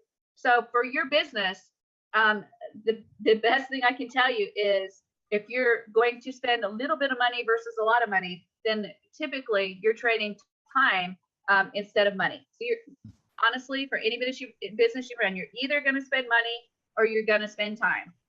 It's one or the other. And if you're running a business that you've already got a job, you have very limited time, then you better look at how much money you have to spend to be able to get the right things in the right place so that you don't have to spend a lot of time getting your business up and running. How do I know that? Because I started businesses as a teacher and I had zero time. I don't even know how I did some of the stuff that I did, but as a business person starting those businesses, I had to look at some paid things rather than some free things, like looking at Screencast-O-Matic instead of OBS, because I had no time to spend on learning how to do OBS. Screencast-O-Matic was a little bit of an investment. It wasn't free, but it wasn't really, really expensive. But I could jump right into Screencast-O-Matic and start learning and using it right away. Okay, so that's my best advice I can give you on when you're in business and making decisions as an entrepreneur. Sometimes you just have to make a decision, not worry about the what ifs, and you've always got the power as the business owner to back up and rethink things and redo things. Does that cause you to lose maybe money and or time? Yes, but welcome to being in business, right? There is no business that I know of that you can jump into and you're not going to lose money or you're not going to lose business when you first start. That's just all there is to it. The king to any business is cash flow. And in the beginning, the cash flow is not going to be there yet because you're building your business and you're building whatever people are going to purchase, whether it's a product or a service. And it takes a while to get that cash flow managed so that you've got a positive cash flow after spending all the money for whatever it costs to do business. Okay. You guys got like a mini MBA course. Go ahead, David. Yeah. If everybody here is going to go down the route of video, right, and I'm sure most of you are, if you have any sawdust in here, right? Make sure you get yourself a Twitch account. Oh yeah, I love Twitch. Yeah, Twitch is really cool. Twitch is coming on. It's getting more and more popular. Yeah, right? and it used to be originally for just gamers. That's really, right. to That's right. To A share lot of their marketers are moving in there. There's a lot of business people that's moving in there. You're exactly right. So yeah, check out Twitch because there's some definite gaps in there that you'll be able to fill with your business stuff. Not only Twitch, but there's a lot of different places that I'll have to do a list of some of the places that I used to investigate. For example, just like Twitch. Oh, I'll find that. Yeah, I'll have a look. Yeah, I think it's just Twitch.com. It might be .com. I'm not sure. But just to give you an example of some of the oddball places I've gone to be able to get leads. Yeah, Twitch.tv. That's right. Some of the oddball places that I've gone to get leads and share my link. Some of you guys may have seen me do the Oculus Rift, where I go into my virtual reality environment and actually I'm shown on the video as a almost like a cartoon character. When I go into the Oculus Rift, I can go into many different places that are created as virtual environments. And the original intent for them was just for people to meet each other, to chat, to play games together and stuff like that. But I have a purpose, and that is to go in there, not just meet people, but to share my business opportunity like Builderall. So I can actually jump in there and use that as a way to meet people, talk to them about Builderall, share my link. I can do the same thing with any affiliate items that I have. So if I'm trying to promote an affiliate product like an ebook or a learning course or something like that, and I've got my affiliate link, I can actually jump in there and meet people. I can create rooms that people can come into and I can talk to them about my product. I can talk to people one-on-one and say, hey, I'm here to share my business opportunity. Are you interested in hearing about it? And all those things. So again, that's a time-consuming way, but free because I had the Oculus Rift, and that was about $399. But I'm using it for other things as well. But the reality is there's tons of ways to go out there and find people, meet people, share your affiliate link that don't cost money. So be creative. Twitch is a great idea. YouTube and creating videos and creating a channel is a great idea. Going into Facebook groups and sharing your information with groups. Sorry, Davida, did you have a question? You mean they were that busy? What was that busy?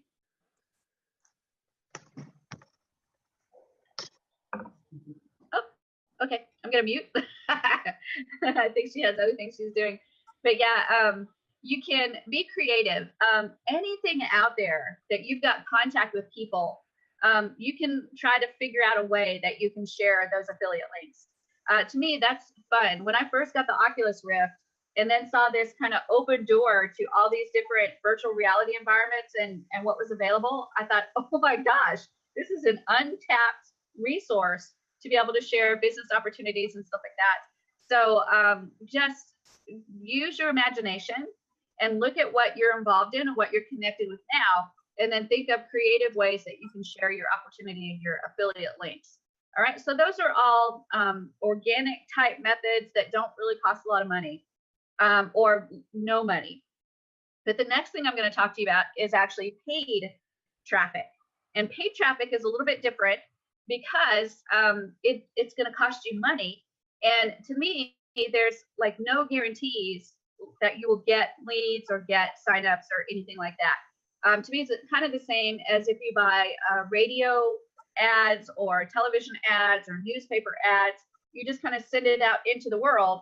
And then hopefully somebody will see it, they'll be attracted to it, they will like what you're offering, and they will click. So the first one is actually Facebook ads. And Facebook ads, when you share affiliate links there, Facebook doesn't like you sending people off of Facebook. They just don't like that. And they especially do not like you sending them to make money from home offers, business type opportunities that might be seen as MLM. They have pretty strict rules on that. So when you're talking about doing paid advertising with Facebook, then what you typically have to do is something called a landing page, which is like a pre-sales page before they get to the actual affiliate sales page.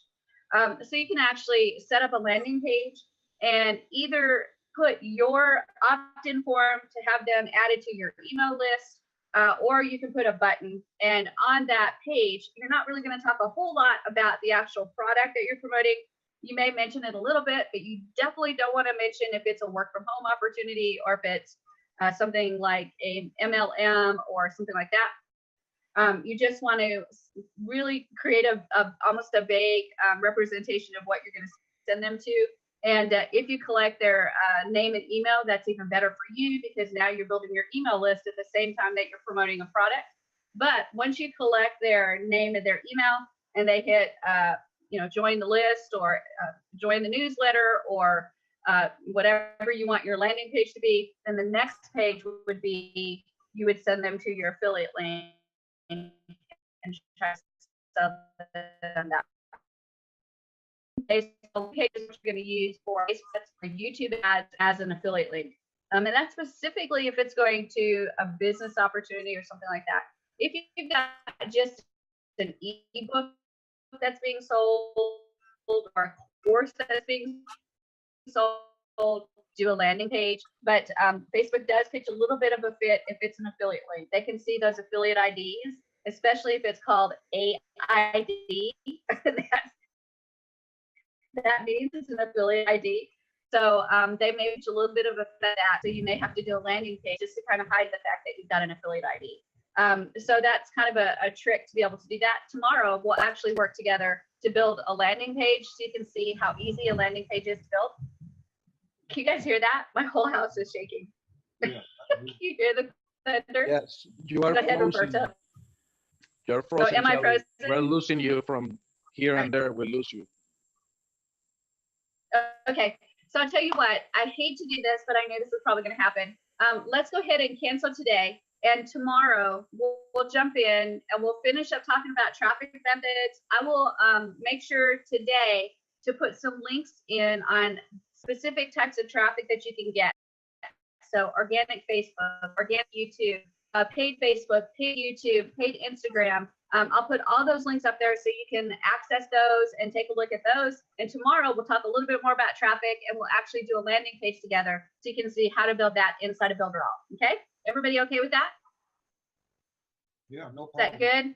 All right, guys. I hate to end early because I've got so much to share with you, but It's our not a internet, problem. and we're almost All right. live. It takes a couple seconds for this to add it to the YouTube channel and set everything up for us. And I think we are officially live. Yay us. So here's what we're going to do today, since we had some little snafus with weather and internet access and all that good stuff the last couple days. We had basically in northern Mississippi, we had what felt like a monsoon. But the good thing is the internet's back. Shelly's still alive. I didn't float away, although I did think for a while that I was going to need a boat.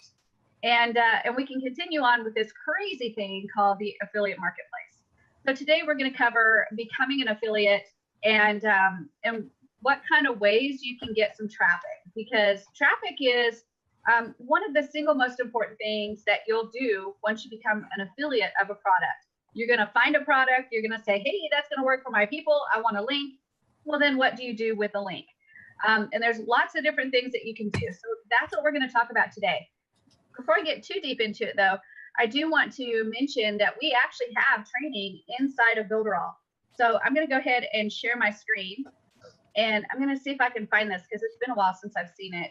So, and it's changed where it was before. So let me just kind of look at where it might be. Let's see, I think it might be down here. We've got a ton of training. Here we've got tutorials and training. So inside the tutorials, we've got miscellaneous. I think that's where I saw some training. So let's do miscellaneous. And then that's a GDPR stuff, which is fantastic. So yay. I don't think it was there though. So I'll go to the quick start area. And this is definitely where it was at. So you're going to click on the quick start. So let me take you back and I'll show you exactly where to find it. So I'm going to go to the main dashboard right there. And then here's a button right here called quick start. I'm going to click that. And that takes me into this area right here, which gives you some information on how to get started pretty quickly with Builderall. And there's different areas. Do you want to build a leveraged affiliate business? Do you want to skyrocket a business you already have, or do you want to create a business from scratch? We're working on becoming an affiliate, so we're going to choose that first one. And then from inside here, we've got how to promote Builderall, learn more about Builderall, the 30 days content, how to choose a funnel to promote, and this magical one right here, how to build traffic, how to bring traffic to your funnels. That's the one we want to look at. So I'm going to go to lesson 5. And then right here is some fabulous training on traffic. So there's Facebook organic marketing, YouTube organic marketing. There's how to buy solo ads, how to do Instagram advertising. This is paid advertising. How to do Facebook paid advertising, and how to do YouTube paid advertising. So we've got 2 organic methods and 4 paid methods. And these are all fantastic videos on how to get you started with marketing, whether you want to do it organically, which means not spending any money, but spending time, or if you want to do it paid, which means you're going to spend money, but it may be faster than if you tried the organic methods. Okay. So let's take a look at first some organic methods of marketing, So I'm going to go to Facebook, and I'm going to take a look at some of the niches that I have available to me in Facebook that are actually fabulous. So before I get good and started, let me go ahead and jump in here.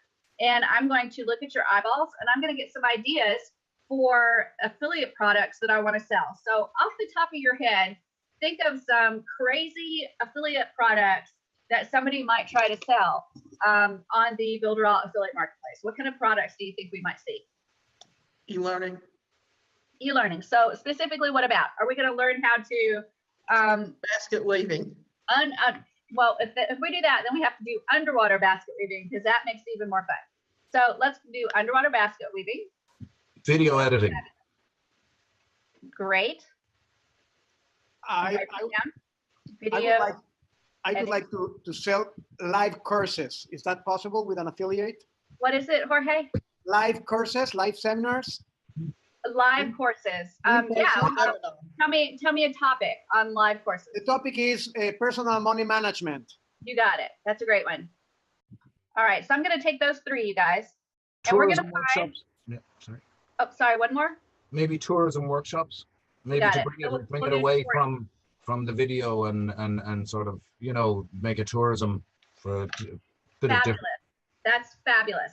So let me tell you the 4 areas that we're going to pretend like we have affiliate products, and we're going to find places to organically market them on Facebook. That means we're not going to spend any money. We're going to figure out how to do it for free. Okay. So to do that, I'm going to look at these 4 topics. Underwater basket weaving, because surely somewhere somebody wants to know how to weave a basket underwater. Then we've got video editing, which means we're going to edit some videos, right? We've got personal money management. That's a fabulous one. I bet you we find a lot of resources for that.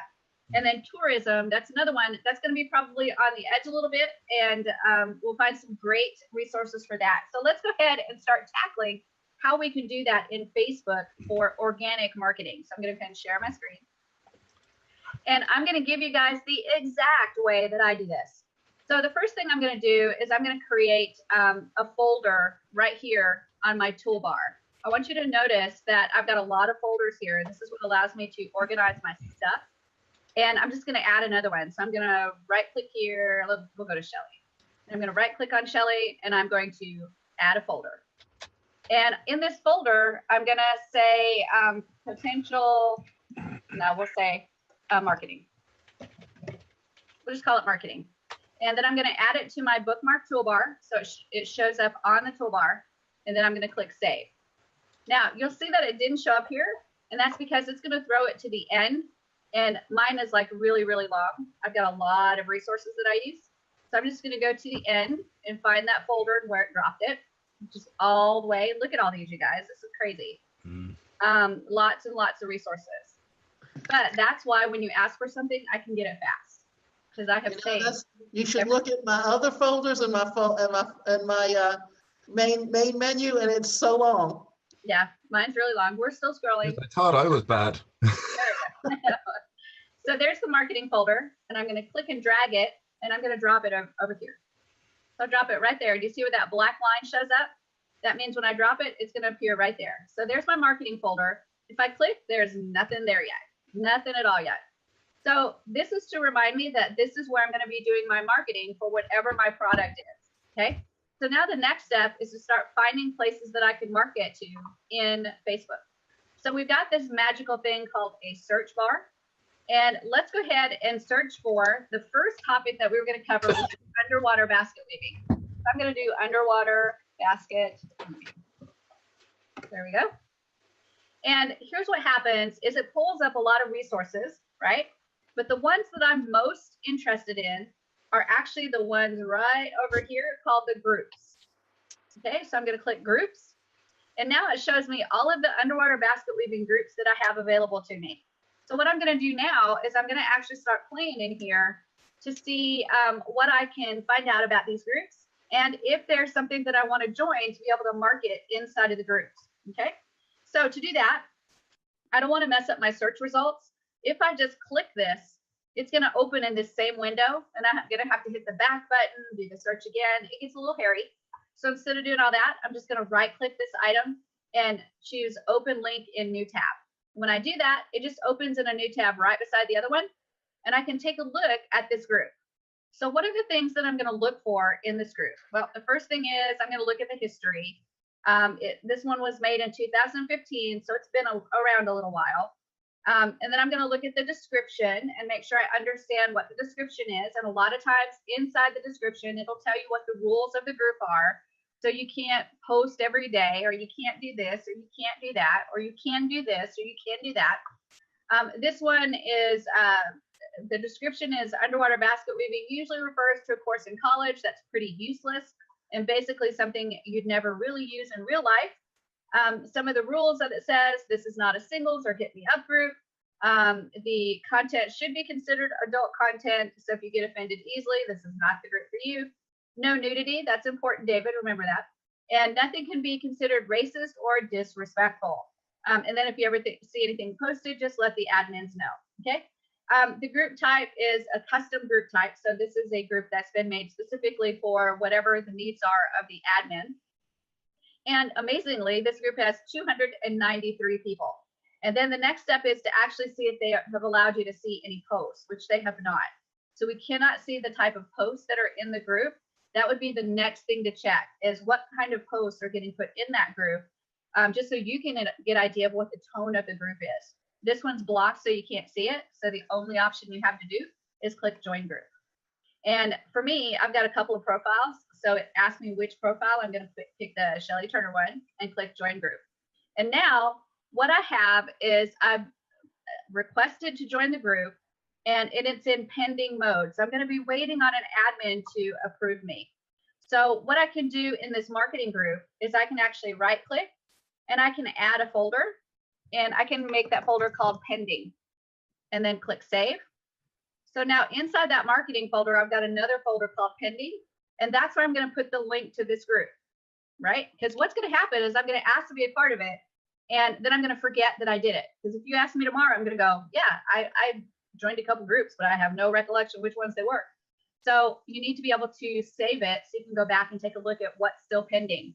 So to do that, all I do is go up to where the URL is, and you'll see that little symbol right there. Sometimes the symbol is different, but all you need to do is click and drag that into the marketing folder and then on top of the other folder, the pending.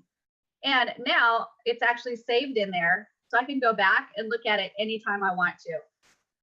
I can also make notes on this particular link. So if I right click and I go to edit, it allows me to either change the name of it, or like where it says number 7, I can actually take number 7 off. And I can add joined 2/21/2019. There, now when I take a look at it, I have a little bit of notes so that I can remember I joined this. I tried to join this on the 21st of February. That way, if this hangs around and pending a while, maybe the admins are not active and there's not a lot of stuff happening in the group and I'm just not going to get approved, I can then decide I'm waiting too long. I'm just going to go ahead and remove this from my list. Okay, so that's just a kind of a tip or trick to be able to keep track of what you're doing. So I joined that one. I'm going to close that window and go back to my trusty little list. And I'm going to right click the next one and go to open in new tab. And then I'm going to look around and see what is going on. So I can click to join the group. Here's the description right here. I need to make sure I read it.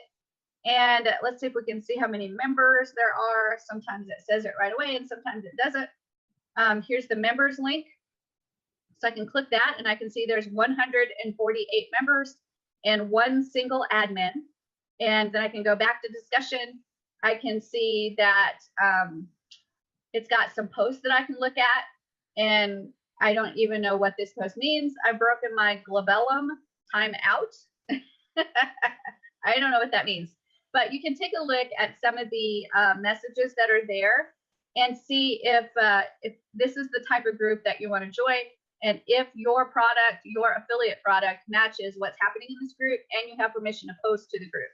So if it looks great, you click join group, pick your profile, join the group, and then again, click and drag that over to your folder to make sure that you've got it inside your folder. And now I've got 2 items that are inside of my folder that I'm pending, waiting to be added to the group.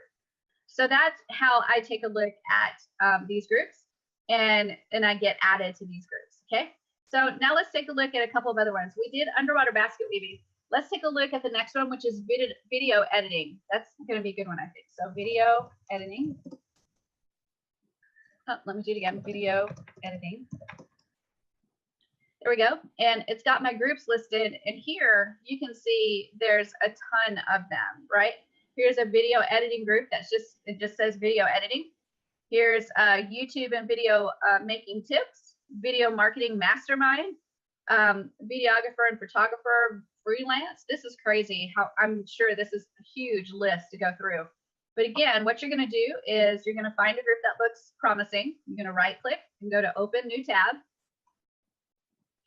And when you go to that tab, again, you're going to look at information about the group. So it starts off in a discussion and they allow you to take a look at some of the posts that are in the group. So that's good. And I'm going to go to about. And when I go to about, I can see how many members they have, which is over 20,000, which is crazy. And the history of the group, it was made in 2011, which is fabulous. And there haven't been any recent changes to the group name. That's another really important thing, because what happens a lot of time is if you see a notice that they've had a name change, that means that, especially if it's happened a couple times, that means that the ownership of the group is passed between people. Somebody has like abandoned it, so it's given to somebody else. And that means that the management sometimes isn't very good with that group. So that's really good that you haven't seen a lot of changes. If I go back to the discussion area, I can see that the location of the group, I don't know where that is, Mir per cause, whatever. And I can't find a description of the group, so they may not have a description. So now I need to look at some of the posts. So I've got somebody that says, hello, everyone. Can you please suggest any video editing software which is easy and free? So guys, this would be a perfect person to post in to guide them to a free video editing software package. And then you actually are seen as the experts and you start creating a name for yourself inside this group. So you can absolutely start answering these people for sure once you get accepted in the group, of course. But another one, Stomp Text Zoom tutorial and free preset. Don't even know what that means, but they're starting, they're adding tutorials in there. So that means that you can add tutorials, which is fabulous. Again, setting a benchmark for what you can do inside that group. Then another one has Check Me Out, and this is apparently a video that they made. So lots of neat things that you can do inside of this group right away. So this would be a great group to join. And I don't know of the limits of the group, so you'd have to probably check that once they approved you. So I'm going to go ahead and click join group. I'm going to pick my profile. And then I would just click and drag that and drop it into my folder as pending. Okay. So let me go back to the list again. Would you straight away start dropping in affiliate links in there, or would you just get to know people first? No, the biggest thing with this particular method is that you want to try to know people first. Get to know people first, yeah. Yeah. And let me look at your eyeballs about that, because it is really important. You've probably seen people. Let me get a drink first because my throat is like. All right, you've probably seen people that have jumped into groups and you don't even know them. You don't know who they are. You've never seen them before. Oh my gosh. And all of a sudden, they've got 52 posts inside that group about their affiliate link and their product and their company. And join me now. If you join me now, you get this free thing and that free thing. And this price is only good till tomorrow. And it's just crazy. And then once that person's done, you don't ever hear from them again, right? As they swoop in, they just spam everybody, and then they swoop out. And we've got that problem in Builderall, right? Where you have people that, like, CBD oil is really big. So people are trying to post in that they're selling CBD oil. It used to be about a year ago, blockchain technology and Bitcoin was huge. And it seemed like every other post in Builderall was a Bitcoin post. It was like, oh my gosh, please stop spamming the group. This is crazy. And it was the same people that were putting tons and tons of Bitcoin stuff up there. And then trying to sneakily do it, like join to get this information on how to build and grow your business in Builderall. And when you went to check it out, it was a webinar on Bitcoin. So yeah, it was absolutely crazy. Don't be those people, right? If you don't like that, don't be those people. Jorge? No, Jorge saying no, don't be like those people. But it's also, sorry, go ahead, Jorge. Go ahead, Jorge. Please don't try all of a sudden. I was just going to say that I won't be that people. Okay, Yeah, good. That's fabulous. It's also like the person, you know, you buy a product and, oh, we'll have a training video now next week and train you all on it. And you go on that bloody webinar and all they're doing is trying to sell you another bloody product. Yeah, all the time. That does my head. Got the t-shirt. Remember the things that you don't like, okay? Remember the things that you don't like, and don't do those in your own business. Now, some of them have very valid, they're very valid marketing methods, right? And so that idea of selling your product and then taking you to a training that sells you more products, that's a marketing technique. If you don't like it though, don't do it. But if you're training, it's great. Yeah, there's other things you can do. Yeah, and that's the way I would do it. But unfortunately, some of these, I won't call them any name, right? But some of these have people so anti going into an extra training webinar that they won't go into that webinar. Because yeah, I'm that way. I'm very leery. If I buy a new product and they, you know, right after you buy the product, they're like, oh, we have a training for you. Well, I'm so leery. I don't hardly ever sign up for the training that they send you. If they don't have the training in the back office, then I usually don't go to their training to get sold 50 and then you do get on it and, oh, hi there, everybody. We've got thousands on the line here tonight. And it's rubbish. It's total rubbish. It's just marketing. It is a marketing technique, and you don't want to discredit those marketing techniques because they work for them. True. The issue is, if you don't like it, then you don't do it. What's going to happen though is you're going to have to think of another way to do it, because that is out there and everybody knows that's how you do it. And there's millionaires that are made from it. But if you don't want to do it, then you're going to have to go around the horn and figure out another way to do it. That's just the long and short of it. There's a million ways. I got in trouble before saying this because people were offended. So please, nobody get offended. But there's a million ways to skin a cat, right? You don't have to do it one single way. If you do it differently than they do it, it may take you a little longer to make your millions, but I still think it's possible to do it. You can do it with your own integrity intact for sure. There's this funny thing that people think if you build and grow a business that you've compromised your integrity. And it's not actually true. You can do the things that you want to do with a business, and sometimes they may not be the exact way that other people do them, but as long as you're comfortable with what you're doing, then you stick with the way you want to do it. That's how I feel about it. Now, marketers may tell you different. They're like, oh my gosh, these people that are doing it with the webinar and selling you 52 other products on the webinar during the training is the way to do it. But in my mind, there is no the way to do it. There are ways, and you pick the way that works best for you in your business. That's how I think. What do you guys think? I'm waiting to hear what's the way to do it.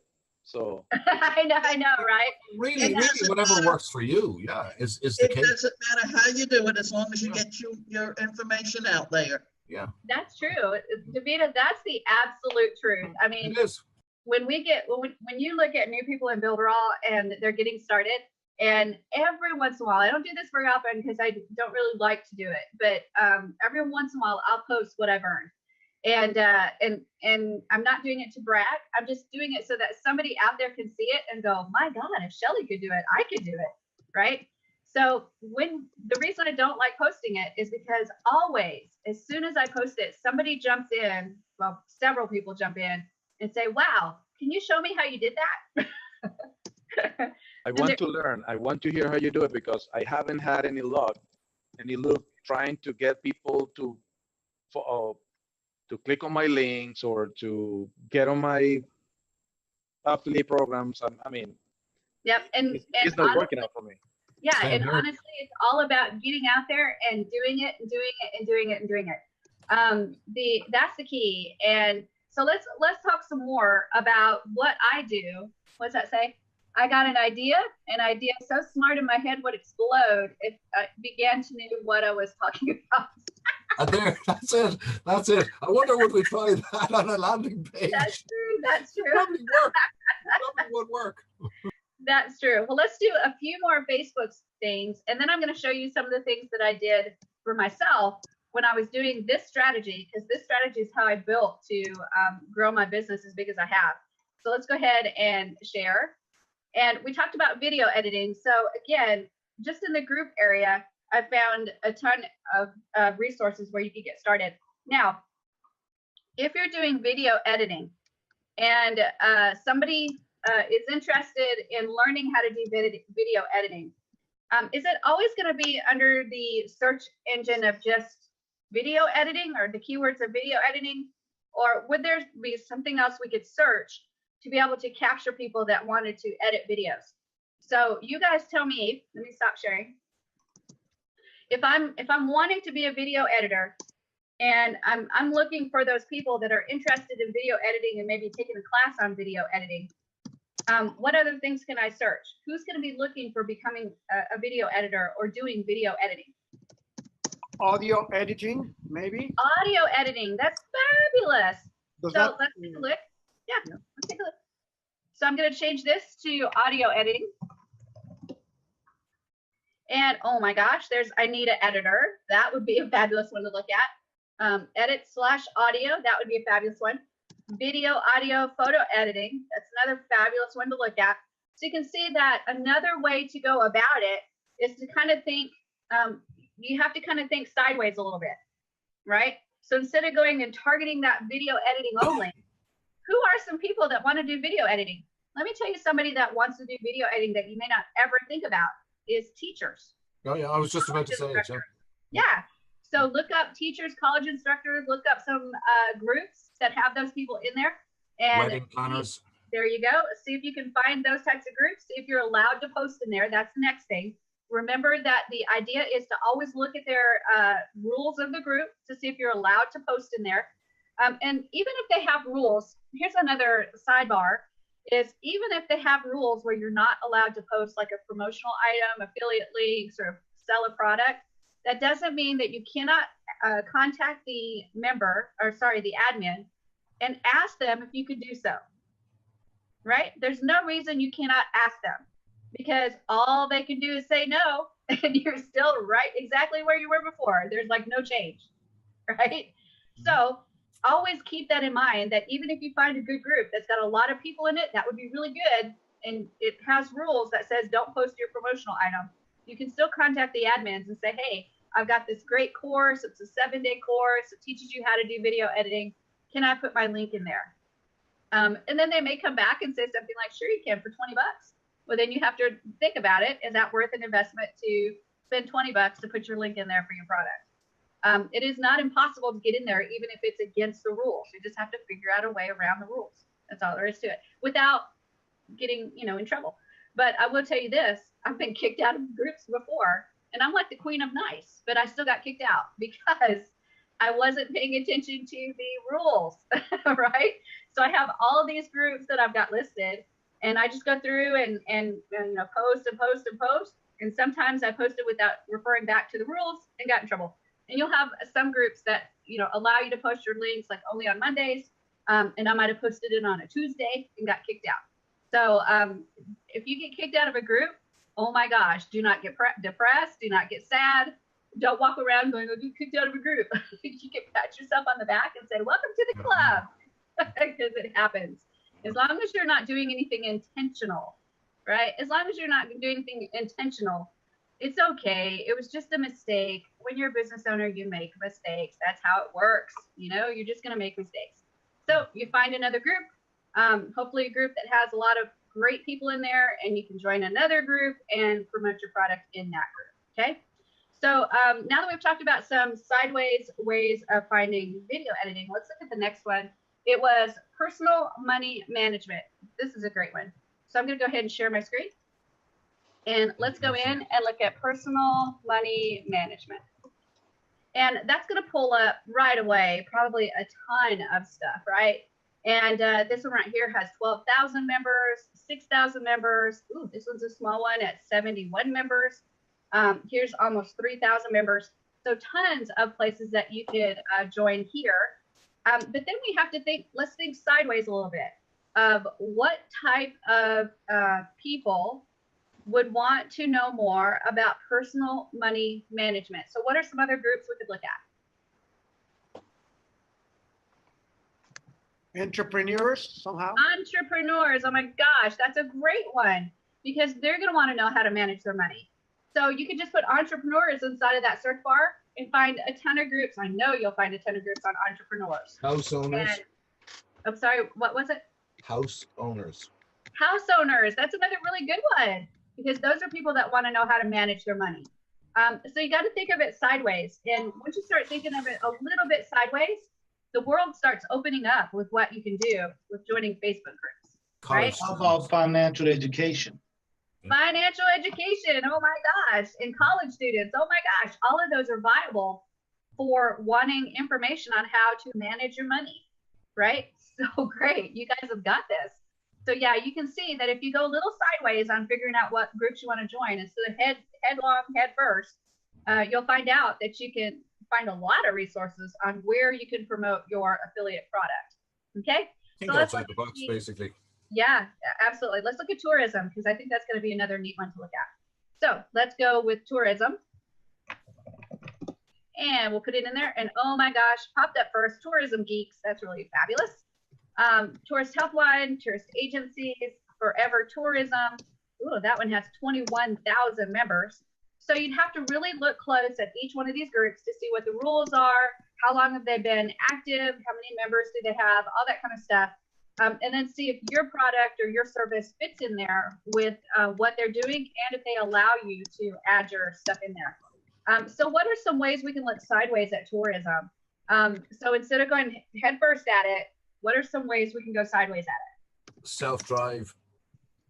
Self-drive? Hiring a car, getting a bus tour. You're still going at it like tourism way. Yes. What are some ones that maybe that don't have tourism specific? Christian groups. Christian groups. Oh wow, that's a good one. That's a really good one.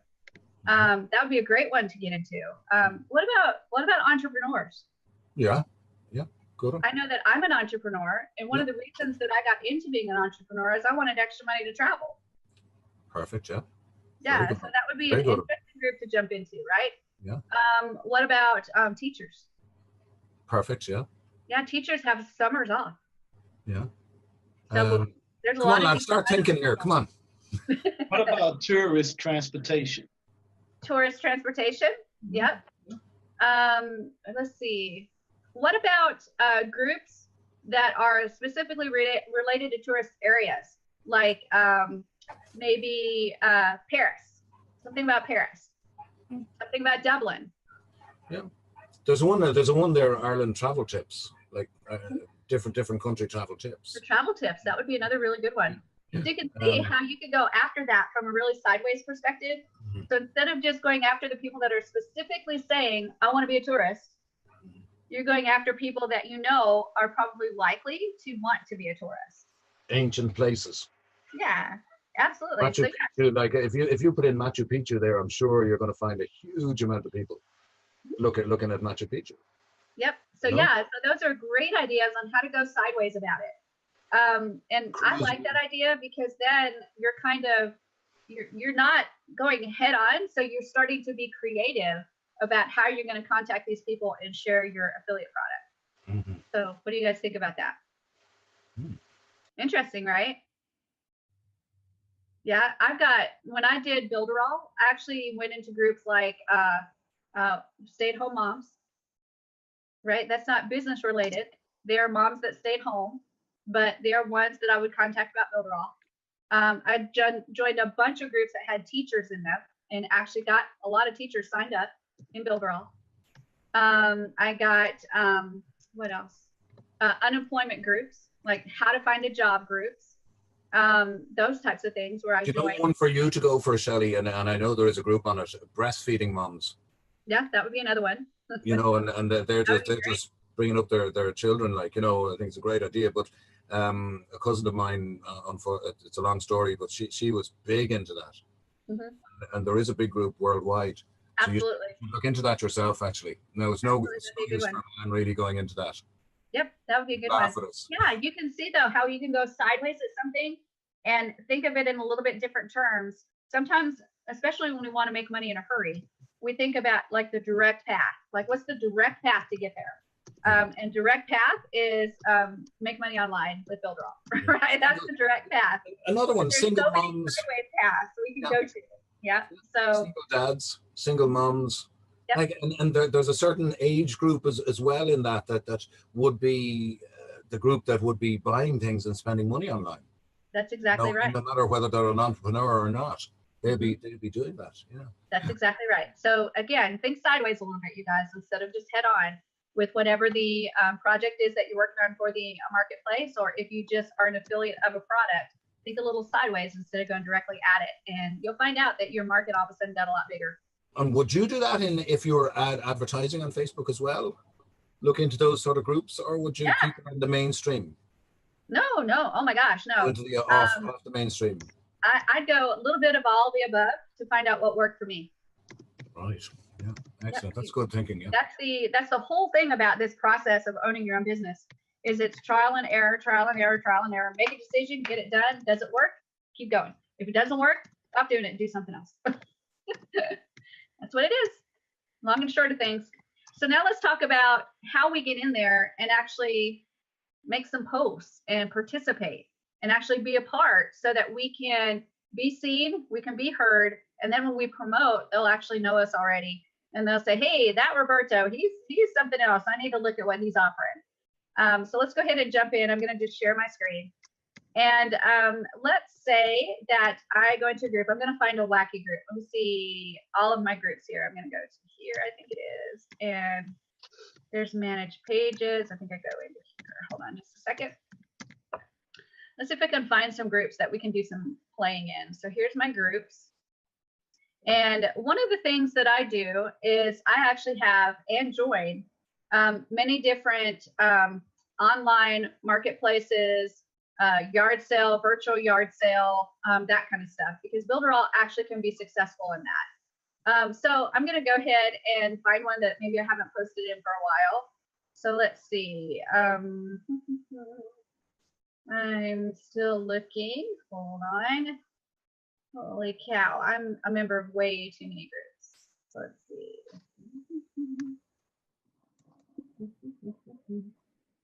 There's that. You can see that I've got actually teachers and stuff, teacher groups and stuff on here too. Oh, there's a trading post. And that might not be a good one. Let's see. Let me find another one. I think that trading post has restrictions. Let's see. Oh, global good deal and free items. Let's see what that is. I don't remember what that is, but we'll take a look. 70% off a pumpkin carving set. Yay. And flea and tick collars for dogs. That's fabulous. So discount products, giveaway codes, and good deals. All right, so this is a good place to post. So let's say that I've been active in here, and I just want to actually I'm not a member of that yet. I'm going to join. Click join.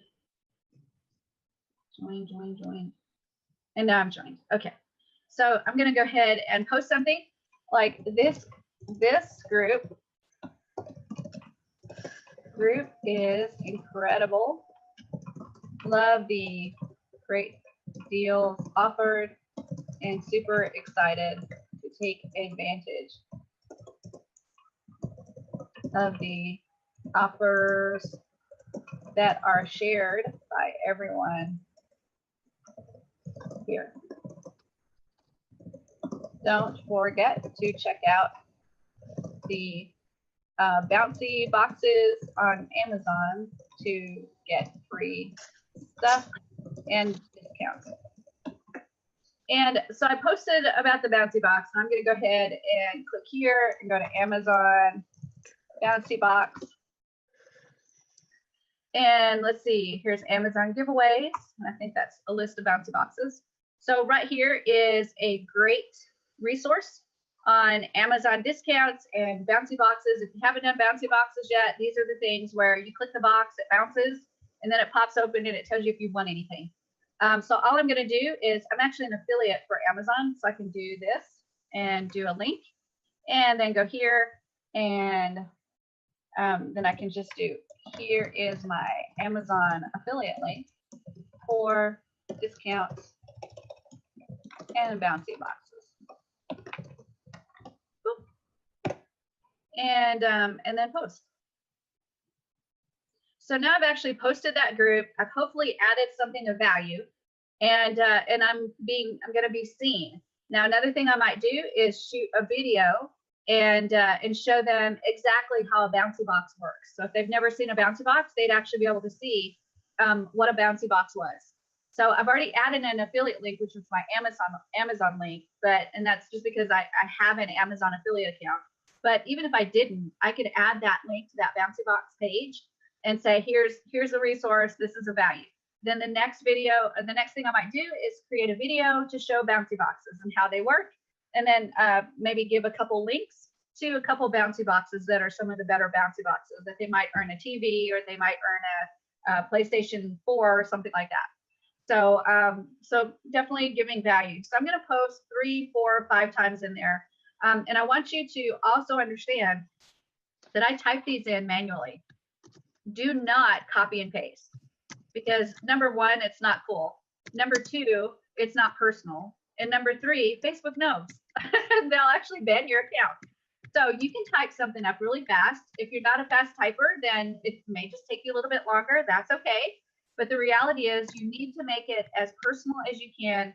And every time you post in a group, it needs to be a little bit different, a little bit unique, a little bit more, make sure you have your personality and your flair in there, and post each individual thing a little bit different. And here's why, because I know you guys have seen this before, because we're all in a lot of the same groups as far as make money from home, work from home, entrepreneurship, all that kind of stuff. And you can see when somebody posts in there, and then you go into another group and it's the same person, same exact post. And then you can see same person, same exact post in another group. So try to make your posts as unique as you can when you're adding value into the group. That to me is really, really important, because then you're going to be seen as somebody that is unique, that is an individual, and you're going to be kind of, your stock value for that group is going to go up, because you're not seen as just copying and pasting things. Okay, that's different. If you see someone that's copying and pasting, what do you think about that? It's like, the dude just copy and pasted, right? And it's not really that you're thinking that in the front of your mind. It's just that when you see that name forever, you're going to be saying, oh, that's the dude that does the same thing in every single group, right? So you want to be seen as someone that's adding value to the group, bringing value to the group, and sharing with the group, okay? Once you do 2 or 3 or 4 messages like that, then you can hit them with an affiliate link. Hey guys, I've got this great link I'm super excited about, want to share it with you. It's a product that I'm really excited about releasing, and I can't wait for you to check it out. Here's the link. Right? If you've seen that I've posted value 3 or 4 or 5 other times, then this link might be one that you click, because now you're starting to trust me. Right? That's how I do it in every single group. Every single group. And it's worked so, so well. The other thing that I do that I've done with Builderall is I've actually done training videos on how to do really simple things that are things like copy and paste using Control-C and Control-V. I really didn't think that was going to go over that well, but the reality is it went over extremely well. And all I did was a little like 3-minute video on how to use Control-C and Control-V to copy and paste. And then at the end of it, I said, if you like this video, I've got lots of other tips and tricks to share on how you can build and grow your own business. Just private message me and I'll be glad to share with you more tips and tricks. And then of course, when they private message me, I would share information about Builderall. But anytime I get a private message from someone that's asking about Builderall, I try to do a video response to them. And it may be as simple as, hey, Tyree, I'm so glad that you contacted me. I've got some great information for you, tips and tricks. I've got tons of videos. But the first thing I want to share with you is a 7-day free trial to Builderall. You don't need a credit card or anything. Just sign up. And if you have any questions, just message me here. And then I tell them, just look below and you'll see the link. And it really is a 7-day free trial, and it really is free, and it really doesn't require a credit card. And that's as simple as it gets. And I always try to call them by name, and always try to, just every once in a while I get those wacky names that I'm just not real sure that I'm pronouncing correctly. I'm not scared of it. I just try to pronounce it, and then I tell them, I'm so sorry if I messed it up. I promise I will try to do better the next time if you help me. So it's always genuine, and always, trying to just really create that relationship with them. So Facebook organic marketing is, in my opinion, not for the faint of heart, because you're going to have to go in there and it takes a lot of time. And remember, it's all free.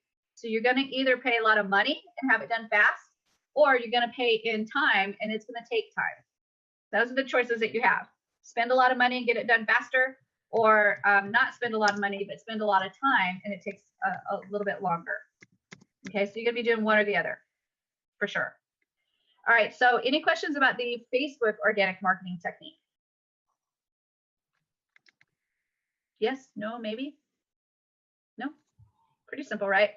So I'm going to jump in and share my screen again. Now, once I've gotten to a group where I've joined and I'm approved, then all I do is I go back to my marketing folder, and there's my pending. I find the one that I've been approved on, and I just click and drag it over to put it back in the category of marketing. And now I've got this item in the marketing area, and now I know that I've been approved, and I know that I can start posting there.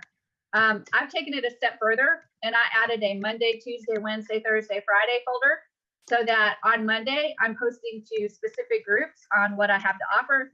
On Tuesday, I have a completely different set of groups. On Wednesday, I have a completely different set of groups.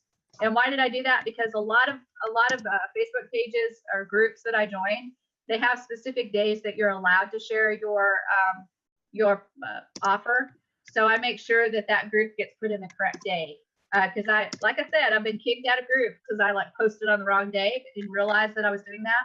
So that's one of the ways that I fix that problem, is if they have a specific day that you're only allowed to post offers that day, then I just put it in that day. And that way I won't make that mistake again. Roberta? Yes, Shelly, do you get the people to actually private message you to provide them the link, or you actually place the link where you want them to go on the post? Sometimes I'll do it on the post. Sometimes I'll just say private message me and I'll give you the link. So it just depends, I guess, on what mood I'm in. Okay, so it doesn't make any difference actually in the post, because when, as you said, I believe it was the last time we spoke, when you take people out of the Facebook, Facebook doesn't like that too much. Right. Also, in my case, I've been using Facebook ads, but I got my account blocked because they don't like those, like, make money. Yep, they do not. So we're going to actually get it fixed. Yeah, we're going to talk in this class about how to fix that. Okay, we'll talk about how to fix that so that you don't have to worry about that anymore. Okay. Awesome. So once your Facebook account is not blocked, when they release your block, hopefully they will, you can actually use this technique to kind of circumvent that or block that so that you don't have that problem again. So no worries. All right, let's go ahead and talk about YouTube and organic marketing with YouTube. Okay. So when I take a look at YouTube, I'm going to go ahead and share my screen, and we'll jump into YouTube. And I'm going to go ahead and go switch to my other account. So I'm going to go to Builderall Master Training. And this particular account, I'm going to go to my channel.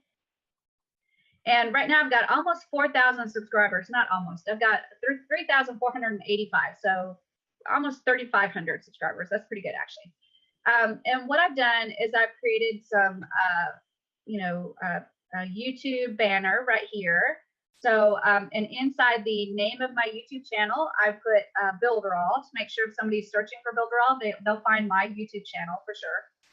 And then when we talk about the videos, let me see if I've got this one done. No, this is a new one, so hang on. Let me find you one that I put in a really good description. It's been a while. No, not that one. So I've got a complete outline of what you need to put into the description. And these last few videos, I've not actually done a good job of keeping up with a good description. But when you do your videos, you want to make sure that you are using keywords as much as possible inside the name of the video. Then you want to make sure that when you do the description inside the video, that you've got a clickable link. And let me see if I've got one here. No, my live streams are a little bit different because I have to go in and manually do those. So let me see if this one maybe. Nope, not that one either. Hang on, you guys. Oh my gosh. Almost all my stuff is live streamed. So videos, Builderall business tips and tricks.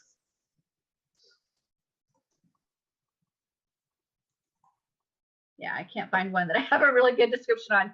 But when you do this, yeah, it's weird that I can't find them. Yeah, that's what I wanted, to have more than one. Yeah, when you do this, you want to make sure in your description you've got a really good description of your video. But then also you want to make sure that you have clickable links. And when I say clickable links, what I mean is you need to put the entire URL in there, including http://www. and then your domain. And the reason you do that is because if you just put the domain name like shellyturner.com, that's not going to be clickable. So it'll be in the text, but they're not going to be able to click right on it. But if you put the fully qualified domain on there, meaning that front part of http://www. Then it's going to be a clickable link, and they'll be able to click right there in the description and go to your link to be able to see what you're talking about. So if you're doing a product review, like for your affiliate product, and then you want to put the affiliate link inside of there, make sure you've got the fully qualified domain name inside that description. Tyreek? Yes, I wanted to ask, does it make a difference if, say, for instance, I put a subdomain on masculine? Because a lot of times I would forward my domain name to them, they could then place it in there like that. And also, like a link shortener, would that make a difference, like Bitly or something like that? Because I do that. And my last question to that is, I usually put my link as the first thing in the description. Do you find it better to put it as first or last? Because the reason why I put it first is because we have just so many, I think it's 180 characters for this, that it shows when it originally showed a description. So I try to put my link in front, and I wasn't for sure that hurt it or make a difference. I just did it because I forgot where I learned it from, but I do that. It's a good thing to do. In fact, you can put it first and then put a description and then put it last as well, because you can put it a couple times. Okay. And then make sure at the bottom you've got a little section that says keywords, and then inside that description you'll put keywords and then some of the main keywords that you want for your video, so that actually helps with ranking as far as YouTube as well. So if you've always got a little section in your description that says keywords, and then you put your keywords in there, it'll help rank as well. Even though you may use your keywords and tag, you still put them in the description too. Because see, I have my keywords in strategic places in my description. Good. But I'm going to start doing that. I hadn't thought about that. And another thing I was doing is at the end of my description, I always make sure I have my title restated at the end. And then I may even put the name of the video the title of the video at the very bottom where I sign my name, because I always leave my name at the end of every description. Mm-hmm. Another thing that you can do to help you get organic marketing and rank higher in YouTube is to live stream. If you create the videos, like say in Screencast-O-Matic, and then you upload the video, that's great. You'll use your SEO stuff to rank, but to rank even better, you want to live stream. And to do that, you can do, see, I've got a couple of different programs. I can't even think of the name of them right now, but there's a couple different ways that you can live stream, including Zoom. You can live stream to Zoom. We're actually doing that right now. And that way you'll rank even better. But it doesn't just help you rank inside YouTube. It actually helps you rank in Google as well. Google, So, I do have a question too. Number one, to be able to live stream in YouTube, like with Zoom, do you have to have that webinar account with Zoom? yes. Okay, the second thing is how I live stream in YouTube. I use that YouTube Hangout because I can when I schedule a Hangout, it asks on air. It has two little options. I pick on air, and it allows me to do a Hangout then, and then it also gives me YouTube Hangout hashtags automatically. Oh, that's great. I've not used that. Is it the same as what Google Hangout used to be? Yes, ma'am, it is. It is. Yeah, I've not used that one. That one I'm not sure about. So you could be the one to educate me on that one. Okay, well, when you're getting ready to, when a person gets ready to live stream on YouTube, all they have to do is go to like the YouTube studio, and then from there they click on schedule a video or something like that, and then when it does, it'll take you to where you can put your description and everything in, and where your stream key and all of that is, you'll see two options to the right. Pick the one that says on air through YouTube Hangout. It'll have it very clearly, on air through YouTube Hangout. That is the same process as it would have been if you would have used it on Google Plus or something like that. Right. The other thing that they do is, are you familiar with their YouTube Premiere? Where they allow you to, yeah. And I like that too, because what I found that like if I do a video, whether I do a Hangout, I can schedule my Hangout anytime. But if I really want to do a promotion or something like that, I use YouTube Premiere and I announce on YouTube Premiere what I'm going to do that whole week and at what time. For two reasons. Number one, it gets them programmed to be there at a certain time, and then it keeps me focused because I notice that YouTube gives me a little more, shall I say, juice if I post at a specific time every day. Oh, that's great. Yeah, I haven't played with the YouTube Premiere very much. So those are all great tools that we all need to be investigating more, especially me. It works, and it's a time saver because you can schedule, you can do as many as you want and schedule them as often as you want. And it does attract attention, because what I found is according to what your keyword is, and also if you have subscribers, what I found is that on the YouTube dashboards, when you first open it up, just like it say Builderall, well, whatever channels that you may have a subscription to, YouTube is sensitive to your search topics.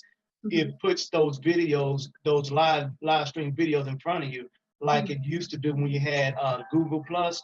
It would tell you on air videos that's live right now. They kind of like put that same thing in there. Oh, that's great. That's fabulous. So we'll investigate that a little bit more, Tyree, for sure. I love it. So YouTube is actually a really, really powerful tool. David?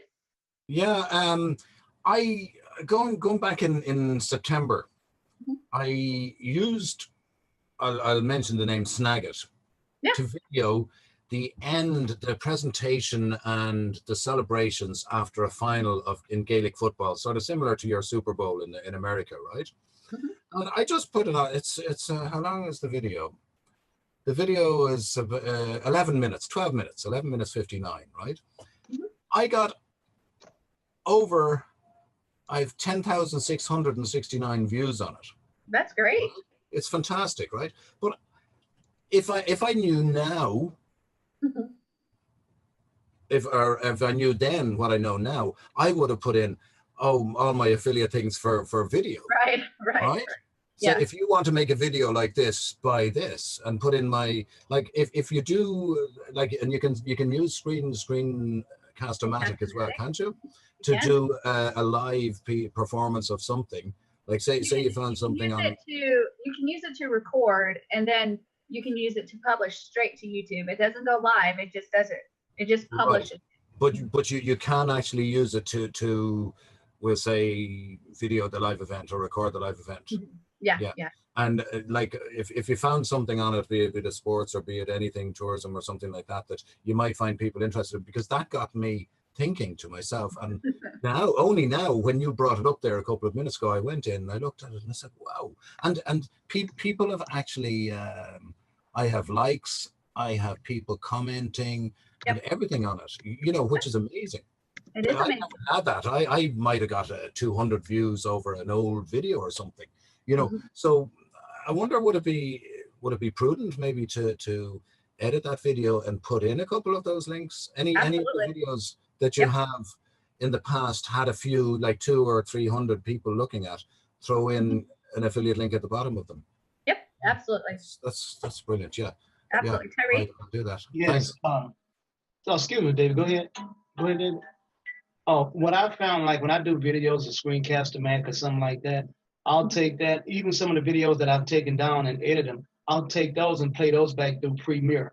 And I know Premiere, I don't think it's been around 6 months yet. Yeah. But anything like any videos I have, depending on the purpose I want to serve, if it's, I'll upload them through YouTube Premiere and it plays them back live, and it gets a lot of attention. Right. So any screencast live is always going to rank better for you. You're going to get more juice by doing a live, what's called a live stream. So you're always going to do better that way. And if David if you're going to take that video down and put in more links in, I recommend that you upload it as YouTube Premiere, where it can really get traction. And Premiere, does that cost money, or is that a free?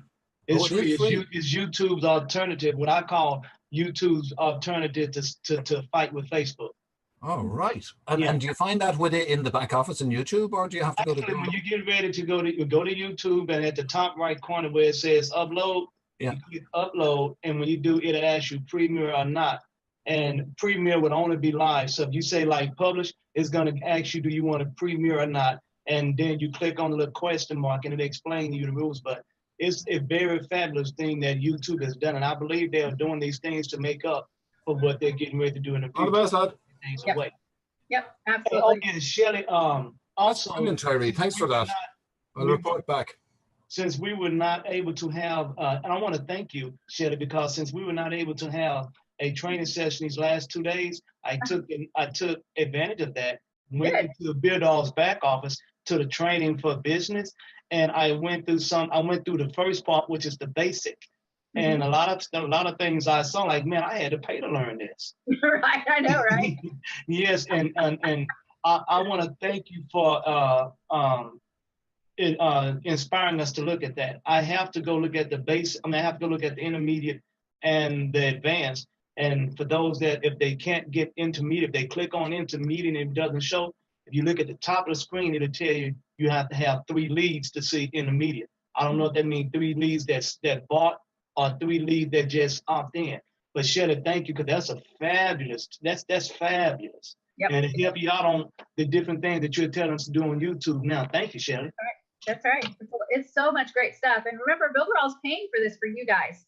That's why I share it with you, because I know the amount that Builderall's paying for me, and I know they paid other people, and this is all for you guys. So you want to check that training out. And what's funny is you'd think that it would be maybe subpar training or just people giving the minimum out. No, this stuff is high level. Oh my gosh, I can't believe they put that in there type of training. And it is absolutely incredible. So you don't want to miss out on that, because it is absolutely fabulous. And you will learn techniques that that will get you ahead of the curve, where people are paying $5,000, $10,000 to get this type of training. You're getting it free in Builderall. Yeah, and there's only 7 of us here. We are well ahead of the posse, folks. We are way ahead of them. Like, I can't figure, what are people doing? They're just there. They're probably, I don't know what they're doing. It's just unbelievable. Well, Lads, again, I respect you all for taking the time to come in and listen to Shelley, and we're learning. We're well ahead of the posse. All we have to do is use this in the end of it all, you know, and we're way ahead of everybody. Well, the next thing I want to show you Thanks, as far Shelley. as YouTube, you're welcome, is you can actually monetize your YouTube channel. I don't know if you guys have gotten a chance to do this yet, but on my channel, I've been able to monetize, which means that I've been able to take the videos that I've created, and as people watch them, the little ads show up, and they can either choose to not watch the ad after a couple seconds, or they can watch the ad, whatever happens. But I get paid based on the amount of time that these people watch the ad. So it's actually funny because it only ends up being about maybe $100 to $150 a month. So it's not an incredible amount. But let me tell you what I do with it that I think is the incredible thing. Is my mother-in-law. I love my mother-in-law to death. She is, my own mother has passed away, so she's taken the place for sure of my mother. And she is on a fixed income. She only gets a certain amount per month, and you guys know how this works. Once you're at the end of your paycheck, there's usually more bills to go. So anything that I can do to help, I try to help. So the YouTube channel is specifically set up so that any money that's raised on that channel goes directly to her. And then whatever. And that fluctuates, but I'm telling you, $100 to $150 a month to just send her, she gets thrilled. She loves that, and I think that she's probably the one that's making me all my money because she watches my videos like all the time. But it is absolutely an incredible thing to get to do, and YouTube has wonderful analytics to show you what happens with your videos. So let's take a look at the YouTube channel, and I'll show you exactly how it's set up. So I go to Creator Studio. And this is my actual channel. This is the actual place where I earn money. You guys are seeing everything. So I just go to the channel information, and then I go to monetization. And then the power of data, I'm going to look at YouTube analytics. And then from there, I can actually start taking a look at how much money I'm making. And right now, so far, from the 23rd to the 19th, my estimated income is 82. So it's going down a little bit. So you guys need to go to my YouTube channel, watch some videos.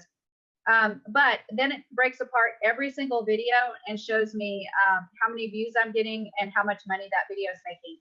So it's fabulous. It still cracks me up that the best video is the one, this one right here. I will embarrass myself and show it to you guys. This is the one that I created a long time ago. Yeah, that's not me. But we'll go through the video. Before you got how to shave. I know. That's me, you guys. No makeup. My hair is just going crazy. I have my pajamas on. That's actually a pajama shirt. And I am talking about Builderall and how to make money with Builderall. That is still one of my best videos, and it still gets, right now it's at close to 10,000 views. That's still embarrassing to me though to watch that, because it's like, oh my gosh, Shelley, you should have at least brushed your hair. But the funny thing is that, again, you don't have to, I've said this to you guys before in other training, you don't have to do the whole 10 yards of an official background and spend a ton of money on lighting and all that good stuff. You start exactly where you are.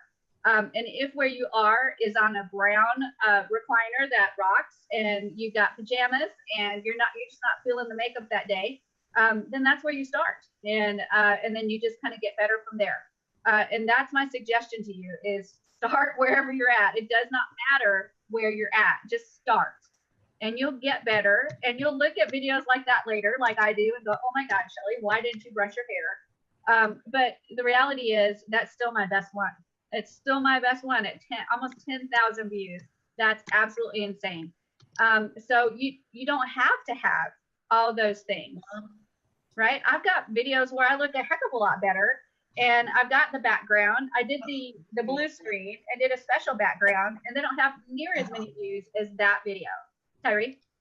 Yes, on that video, I'm glad you bring this up, because the analytics, I look at that, and that helps me understand what type of videos I need to make more of. That's the right. other thing is YouTube changed their monetization rules. I think they have to have a certain amount of business, but I'm glad that you're going over this, because YouTube, they changed their back office to where they have beta, they have the beta studio, they have the classic. Yep. And eventually they're going to I feel they're going to change to the beta, although I feel like they broke it when they took it away from classic. I know.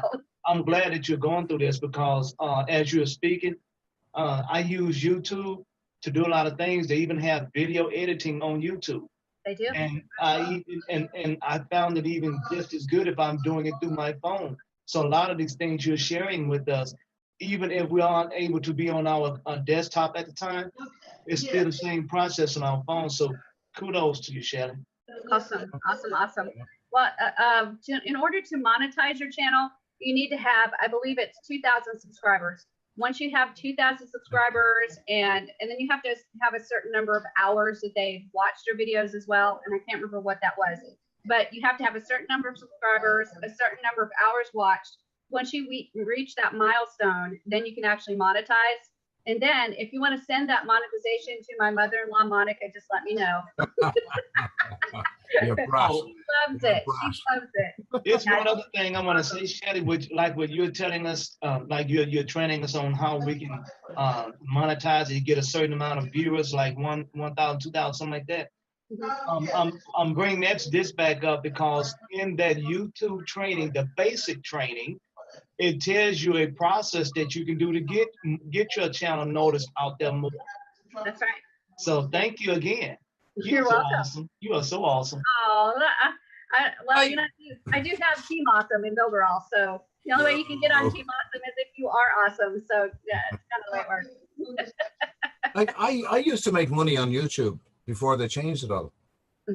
It's a real they've done a lot of changes, but again, you don't want to be afraid of the changes because you're going to have to embrace and move forward with them.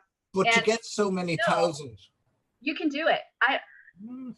David, seriously, I never thought with no makeup and the hair crazy and wearing pajamas that would still be my #1 video.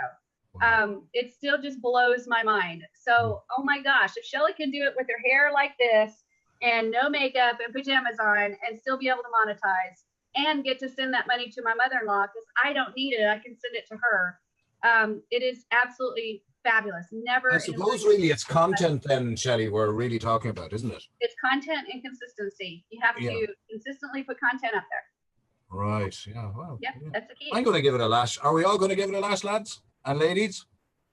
Are we? Roberto, Tyree, Gabriel, Jorge, David? Yeah, we're going to do it. Yeah. Yeah. See, Shelly, when you had mentioned about, I think it was in Lead Magnet or it was the other last week, when you had mentioned about doing videos, how we can just do a different part of Builderall every day. Yep. I like that idea because anywhere from 1 to 3 minutes, we can do a video. Because like what I do now is when we get through with our training daily, I take notes of things that people may need to know, and then I go back and do a video. Hey, look, this is what we learned today. Thanks to Shelly Turner. And I'm saving those videos and I'm going to upload those on YouTube Premiere, plus repurpose those videos for other things. So, and then as I do different videos in the back office, because if I'm not sure, and this is the key point for me, I'm a researchaholic.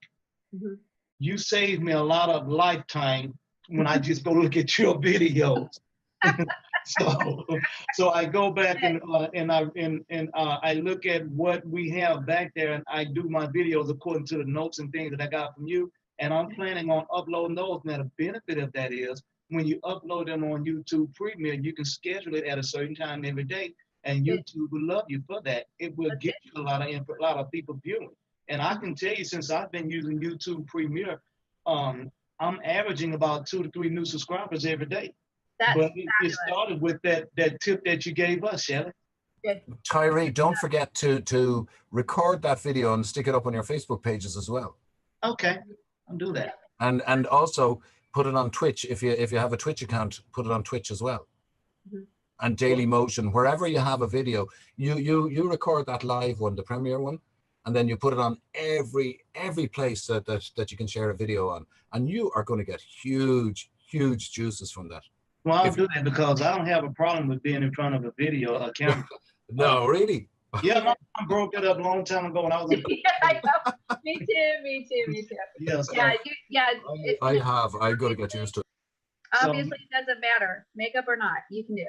So I like, I refuse to miss these classes because Shelly, the information that you're training us on is, believe it or not, as I said, I spent a lot of worthless time on different different webinars, but when a lot of things that you're training us on, I had to pay to learn. So if anyone is watching this live or they're watching the recording, take this as a hidden blessing, because what Shelly is sharing, I paid a lot of money to learn. Yes, I have skills, but they're getting these skills for free, whether they have Builderall or not. So I recommend if they want more, get Builderall training like what you're teaching now in that back office. Woohoo! It's awesome. For sure. Yeah, you definitely want to try to attend as much training as you can. But not only that, while you're training, you're taking action. So that's the key to me, is you don't get caught in that analysis paralysis where you're analyzing, learning, analyzing, learning, analyzing, learning. And in the front of your brain, you're always saying, all right, tomorrow when I get this, I'm going to do this. No, don't wait for tomorrow. Just do it. That's where that video came from. That was all the methods of making money with Builderall. That was just like, wow, this is great. I'm going to share with everybody the ways to make money with Builderall. And didn't even bother putting makeup on or putting clothes on. It was just, I just did it. And again, every time I look at that video, I cringe. But then I look at the number of people that have seen it. And I know that those people have, many of them have become members in Team Awesome. So it worked. It absolutely worked. And there was no super duper lighting. There was no, tremendous video webcam. There was like not a $100 microphone. It was a laptop with the webcam, and I was sitting in my recliner. So it can be done. That's why I keep telling everybody, oh my gosh, you guys, if I can do it, you can do it. There's no doubt about it. Roberto. Yes, in my case, I've been a little bit shy. I okay. used to be shy, and at some point I was doing videos. I had a radio online, a radio channel, and it was a different topic. I was teaching, I was preaching. I am a preacher. But even though I am a preacher, I'm used to get in front of people, I am shy. So well, here's what you can do though. This is what I suggest, is when you're shooting your video, just pretend like you're talking to me, right? Just pretend like you're talking to me, because you don't look like you're shy with me at all. So just tell Shelly all about whatever you're teaching. And if I don't work, then think of somebody else that you feel like you can talk to, and just talk to them whatever you're trying to convey. And I think you'll be shocked at how well that comes over. And your shyness will start to go away, because you actually do a fabulous job. There's no reason you should be shy. You do a fabulous job. I believe that I need to find where to start. I haven't been able to make a dime out of Builderall, but I need to find where to get started showing. I believe that it is I need to decide where to start. That's my. And sometimes it starts with your story, right? You just told us part of your story that you're a preacher. You can tell some more of your story and say, hey, I'm a preacher. I saw this product.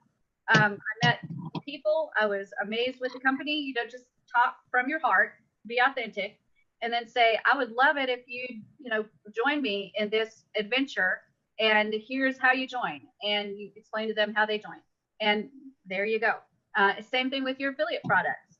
If you want to promote them like that, you tell your story, and then you talk about the product and why you got this product and why you decided to sell it. It's a quality product, and I can't wait for you to try it out, and here's the link. Yeah, call himself Roberto the Preacher. Roberto the Preacher here. You know, like Shelly is the Builderall diva. Why not Roberto be Roberto the Preacher, or something like that? I'm going to call myself David in Dublin. That's great. It's David in Dublin here, and like little things like that. And they're catchy, and people remember them. Like, who'd forget the Builderall diva, lads and lassies? Like, and that's good marketing. That is good marketing. Well done. Yeah. It is. Tyree, what you got? Yes, I'm a preacher too. They didn't have a choice, but to Roberto, one of the things that my mom helped me with, which I find now when I'm working with people, on my computer we have the webcam. I take a mirror and put it on the, either a full-length mirror, put it behind the computer. But I was looking for my little, I have a handheld mirror I tape on my computer where the webcam is, but I tape it behind the webcam. And I have my granddaughter talk into the mirror to see herself. So when she's recording, she's actually talking to herself. And it cured her of being afraid to be on camera, because although it's recording, she's talking to herself and talking about whatever she's teaching. And that's what she does. Yeah. See, so that could really help, because as I say, I take the mirror to the computer, she's talking to the mirror, she forgets that she's talking live or anything like that. And it cured her of not being, it cured her of being afraid to record, because YouTube is a massive opportunity that's for free. I'm glad they're not charging us to use YouTube. The other piece of that puzzle, Tyree, is also understanding that it's not about you. It's actually not about you. You are conveying information. So just exactly like that video where I just showed you guys, obviously it doesn't matter that I don't have makeup on, and it doesn't matter that I've got my pajamas on, and it doesn't matter that I'm just sitting in a rocking chair in my living room. None of that matters, because what I'm conveying is information about Builderall, and I'm conveying it in a way that I have confidence, I know what I'm talking about, and I'm sharing very authentically. So I think I could have been anything, as long as I'm conveying that information and sharing it in a way that there's confidence and I'm really giving value. And that's where it lies. So it's actually never been about me. When you look at that video, it's not about the me, it's about the information that's being conveyed. So as long as you're focusing on giving good information, they won't care, really. It's not about you at all. It's about the information that you're giving them. Speaking of it, David just gave me an idea, and thank you, David. So I keep a tripod. I have one for my tablet and one for the phone. And I just realized, even if I don't use the mirror, I can put the phone on a tripod, put it in front of me and talk while I'm recording, or put it behind the computer while I'm recording, and just look into the phone as I'm talking and be recording. And I just got that idea, so guess what I'm going to make a video about? All right, good. That's good. That's good. That's great. So Roberto, did you get any good ideas?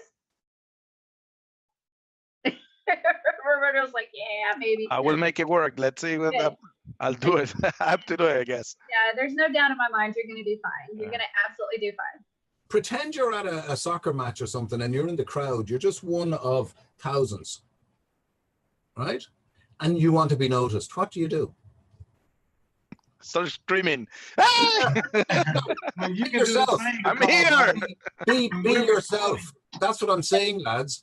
Be yourself. Yeah. There's no need to create an alternative persona. Just be yourself. Yeah, this is my TV station. YouTube is my TV station. So, like, when I'm recording, I'm looking live on my phone while I'm recording on my computer. I'm looking on my phone and what's going on. YouTube is my TV station.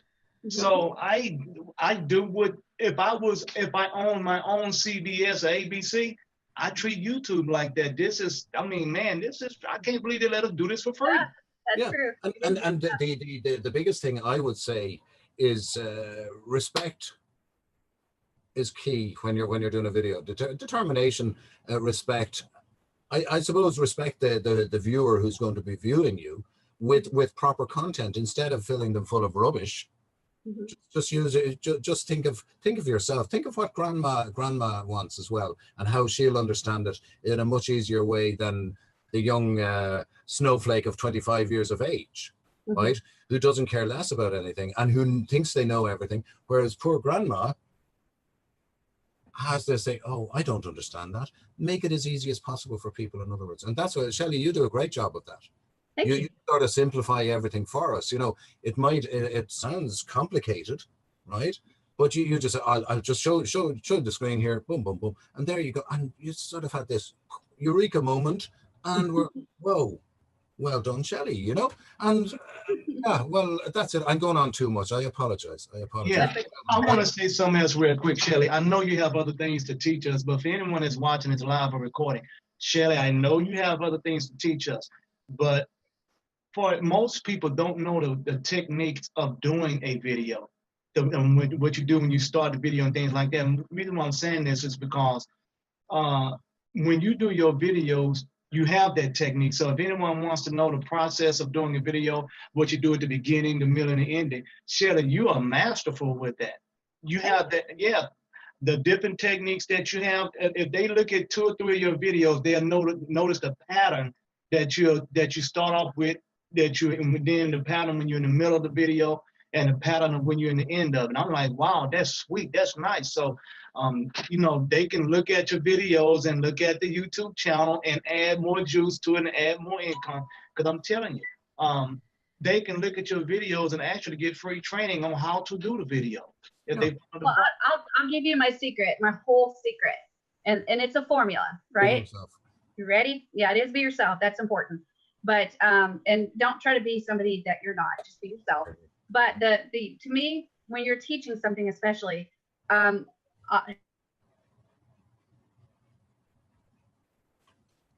no,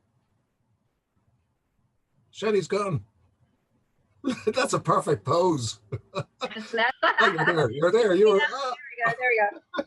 Here's the secret. It is tell them what you're going to teach them, and then tell them what you just taught them. That's it.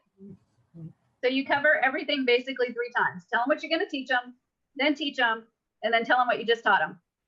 That is my whole system, you guys, and I stick to it basically every single video.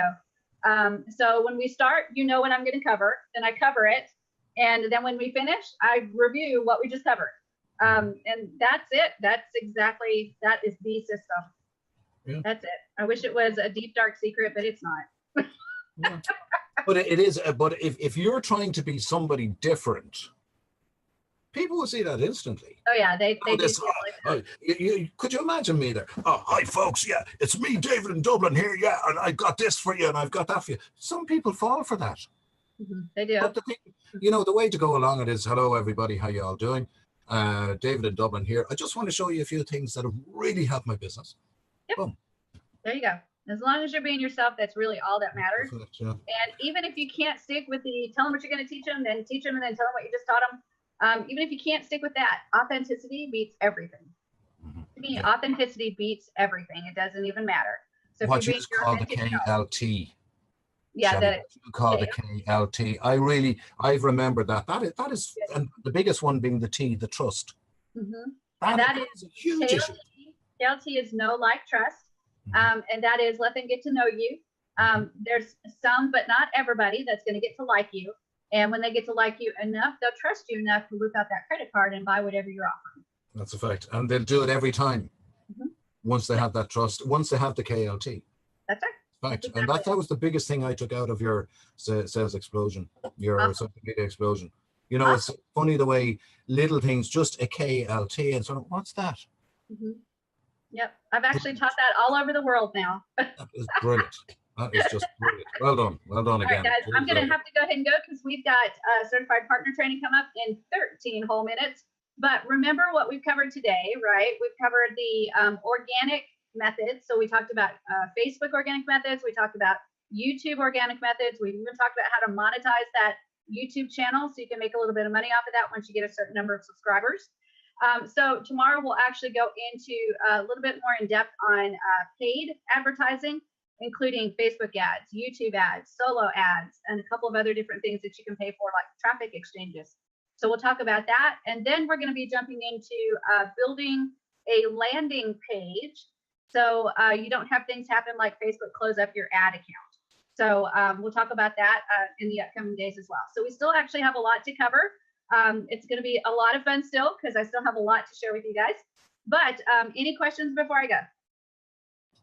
No, it's just that I got to miss the next 2 days. I got to lay some family members to rest. But as soon as I get in, I'm going to be watching the recording. Oh, great. Well, we'll be thinking about give me a call tomorrow and I'll tell you all about it, okay? We'll be thinking about you for sure, Tyree. I know it's hard to lay family members to rest for sure. So we'll be thinking about you and your family for sure. But and sending lots of positive energy and love your direction. And please let your family know that we send our condolences. But anyway, you guys, I will see you tomorrow, same bat time, same bat channel. And your homework for tonight is to start looking up some of those Facebook groups and start joining some of those Facebook groups so that you can start getting involved with the people where you're going to have some affiliate products or even make up your own product. So start joining those groups, start adding them to your bookmark toolbar, start learning how to use that technique so that when you're ready to really promote an affiliate link or even promote your own product, you're ready to go. Okay? Yep. Right. And write this down. Get involved. That is There you the go. That's work. right. Get involved in them. Yeah. Shelley, thanks a million. You be safe, look after yourself, and hopefully the weather will be better for you, girl. All the best. Awesome. It was great to see you Thanks a guys. million. I'll See you, folks. tomorrow. Bye, guys. Adios. Bye-bye. Bye. And now I think we're working on live streaming. They're setting up the live stream for me, and we're going live, which is always really, really exciting. I think we're live now on YouTube. Yay. And this is day 3 of the affiliate bootcamp, where we're learning how to be a Builderall affiliate marketplace affiliate. That's what you guys are learning how to do. So let's talk a little bit about what we've actually done so far. So far, we've actually talked about what it is to be an affiliate. We've shown a little bit about the affiliate marketplace. We've talked about products and how you can choose to become an affiliate of specific products, how to find products on the marketplace. We talked about organic marketing, using free techniques to be able to get your information out there, to be able to share your affiliate links for the products that you choose to promote. And today we're going to actually talk about some paid advertising. Paid advertising is a faster way to get your affiliates out there, affiliate links out there. It's a faster way to promote for sure, but there's inherent risks that come with it. And my suggestion to you is a lot of you guys are new to digital marketing in general. So whatever money that you spend on any kind of paid advertising, you need to make sure you're budgeting to lose it, because you're going to go through a learning process. And that learning process you're going to pay for by maybe not nailing it the first time you purchase Facebook ads, or the first time you purchase YouTube ads, or the first time you go through solo ads. If everybody could master it the first time, then it wouldn't cost so much to get a guru to teach you how to do this stuff, right? So you're going to pay for this in money as you learn this process of using advertising to promote your specific affiliate links. Now, I can tell you that I have dumped a ton of money into Facebook ads. I've dumped a ton of money into YouTube ads. And the return that I get, I'm not a guru. I'm not good at it. I do not get a good return. I am way better at organic methods than I am paid methods. I've also done solo ads, and I've had a modicum of success with solo ads, but it's all risky. And to me, it's the same concept as if you decided to buy a billboard up on an interstate, right? So you're driving down the interstate, you're like, ooh, I want my company on that billboard. Well, you have some interesting things that happen on that billboard, right? People are driving, and only a certain percentage of them see the billboard, like really see. They all see it, but they don't all really see it, like see it, read it, understand it, right? And then out of that percentage that actually see it, read it, understand it, then there's another small percentage that say, oh, well, I think I'm going to look into that more. So then out of that percentage, there's only another small percentage that remember to look into it after they think, oh, I'm going to look into that. So as people are driving by, you're getting 100% to see it, but a small percentage that are actually going to follow up on it and contact you, find out more information or whatever. And it's the same idea with any type of paid advertising like that. You're not getting guaranteed leads. You're not going to get guaranteed signups. You're not going to get guaranteed traffic. You're paying for people to drive by and take a look, and then they can make a decision if they want to actually jump in and get involved. So even with Facebook ads, you can actually pay to get clicks and pay to get engagement, but it's still, to me, the same concept is if they're driving by and actually look at the billboard and pay attention. It does not necessarily mean they're going to join you. There's a small percentage that will actually decide to jump in and join. Davida? Yeah, here's another analogy is in telemarketing, they figure out of 10 calls, you get 2 people, and maybe out of 100, you get 2 sales. Yep. That's so it's all true. about dialing as many numbers as you can. It is. That's it. That's exactly what it is. It's all about the numbers. And in paid advertising, you're paying for the numbers. And in order to get the best bang for your buck, to get the best results, you'll figure out how to target a specific audience that will match the people that will buy from you. So that's the whole idea, is when you put up a billboard, you're trapped into everybody that drives by that billboard, right? It doesn't matter if they're male, female, 18, 25, 66, it doesn't matter, right? Everybody goes by that billboard. But when you do paid advertising, for digital marketing, you have the ability to target your audience. That's where the key is of maximizing the money that you spend into results. And so you'll find out how to target your audience based on whatever your niche is. So if you're into underwater basket weaving, that niche may be females that are 55 to 65 that don't have a job. They have 4 children, 3 grandchildren, and they have more money than they know what to do with. And that's your avatar that you're looking for. And if you target that audience, then you'll get better results than if you just choose everybody under the sun. Okay, so that's really the idea with paid advertising, is to learn how to target that money to whatever your avatar is. Now, are you going to know exactly what your avatar is at the very beginning? No. One of the things that frustrates me to no end is people that join groups. They pay good money, and thousands of dollars. I know people that paid tens of thousands of dollars. And the first thing that the guru does when they try to organize them to get ready and get started is the first thing you have to do is identify your avatar. Well, you guys are, if you're new, you don't even know what your avatar is for sure yet, right? You're still working on that. So what you need to do is, again, understand you're going to spend money to learn this process, and you're going to start working with Facebook ads, and you're going to figure out where you're getting the best results when you place your Facebook ads.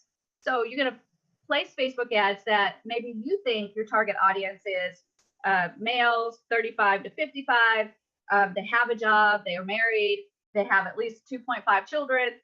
So you'll target that area because that's where you think your target audience might be, right? And then you look at the results and you run a comparable campaign that may be females, all the same settings, except they're females instead of males. And you can actually check the results to see where you're getting the best results. Maybe after 24 hours, 48 hours, 72 hours, run some ads, test them, see where you're getting the best results. If the best results are the males, and it's by a pretty good margin, then you want to stick with males and maybe pull the females out of it. Or if you're testing age groups, test your age groups, find out which age groups are working best for your ad, and then start targeting that ad that works better. That's what, to me, what Facebook ads and Facebook advertising is all about. I don't think anybody goes in and knows exactly what their avatar is and they nail that targeting the first time out, especially if you're new. It takes a lot of work to figure it out. You can actually start with a really broad audience and say, I want to get everybody, and I want to see everybody, and I want to touch everybody, and then look at those. And Facebook does give you some analytics on who's responding to your ad. And you can take those analytics and start to create some separate campaigns with the things that you got out of your wide open campaign. You can start narrowing. To me, it's almost like an A/B split test. You're just going to create split testing of ads, whether you're on Facebook or YouTube, and you're going to run those ads. It's going to cost you some money to learn, and you're going to learn a little bit more about who your avatar is and what ad does the best, what group does the best or responds the best to your ad. And then you will continue to refine it and refine it and refine it. And then after a while, a few months, maybe 6 months, you will have really honed in on what the best people are for your particular offer or your particular niche. It doesn't necessarily have to be per offer. You're going to probably pick a very specific niche that you work in. I definitely work in the work from home space, the entrepreneurial space. So I'm getting closer and closer to understanding my niche and what works with me. Another thing I do want you to understand is my niche, even though we may be working in something really similar, my niche may not be the same exact avatar as your niche. Because let's see, Davida, you and I are probably really close in age. We're both female, but we both have different life experiences. So the people that you resonate with and the people that really connect with your ads, your personality, your flair, may not be the exact same people that respond to my ads, my personality, my flair. So when we run ads, you're going to have a different ad look, feel, everything than mine are. So we may actually resonate with very, very different people. You may be the type of person that resonates with really young people, and I resonate with really old people. It's so funny how that works, but everybody resonates a little bit differently, even if they are very, very similar. It's so funny to think about Davida and I so close. We're both female. We're both really close in age. There's so much about us that's so similar. but we're going to resonate so differently with people. And that's just the way it works. So that's another piece of the pie that a lot of people don't seem to really explain, is you're going to resonate differently. Even if, I think you could even have a twin, right? I could have a twin and the twin would resonate differently than I do. So that's another piece of that puzzle that you have to learn so that you understand what's happening with your analytics and with your ads that are going out and the way that you're presenting your products, your service, your company, yourself. It all is a resonation thing. And remember, we talked about that know, like, and trust factor. That is all encompassing, even in your ads. The way you create your ads, the way you present the information, the way you phrase things, everybody does it different. Everybody does it different. So that plays a little bit of a role in there as well. Do you guys have any questions or comments about that? Agree, disagree? I agree with you. Sometimes what it works for somebody else, it doesn't work for me. Right. But it works for me. And I try so hard. Yeah, I try so hard to tell people that, Roberto, because, you know, being one of the top affiliates in Builderall, I get a lot of people that message me and say, how did you do it? And I want to give them everything. And I do. I tell them everything that I do. I never keep, I do not hide anything that I do. But the reality is that anybody could take what I do and do it to the letter, everything I've done. But because they're not me, and I'm not saying I'm better than them, it's just that they're not me. So they don't have the personality that I have to be able to present the information the way I did. So it's their flair, their personality, and the way I did it may not jive with their flair, their personality. Right? So it's so weird because I want to give all of this to everybody so you could do it. But the reality is you have to figure out your own way. You can use things that I do. You can definitely take pieces of things that I do, but you have to put your own flair and personality on it, and then you'll find who resonates with you. That's true. I Honesty, agree with that. honesty is the best. You know, if you come over as an honest person, you will get people to trust you, and that is the key, I think, to marketing.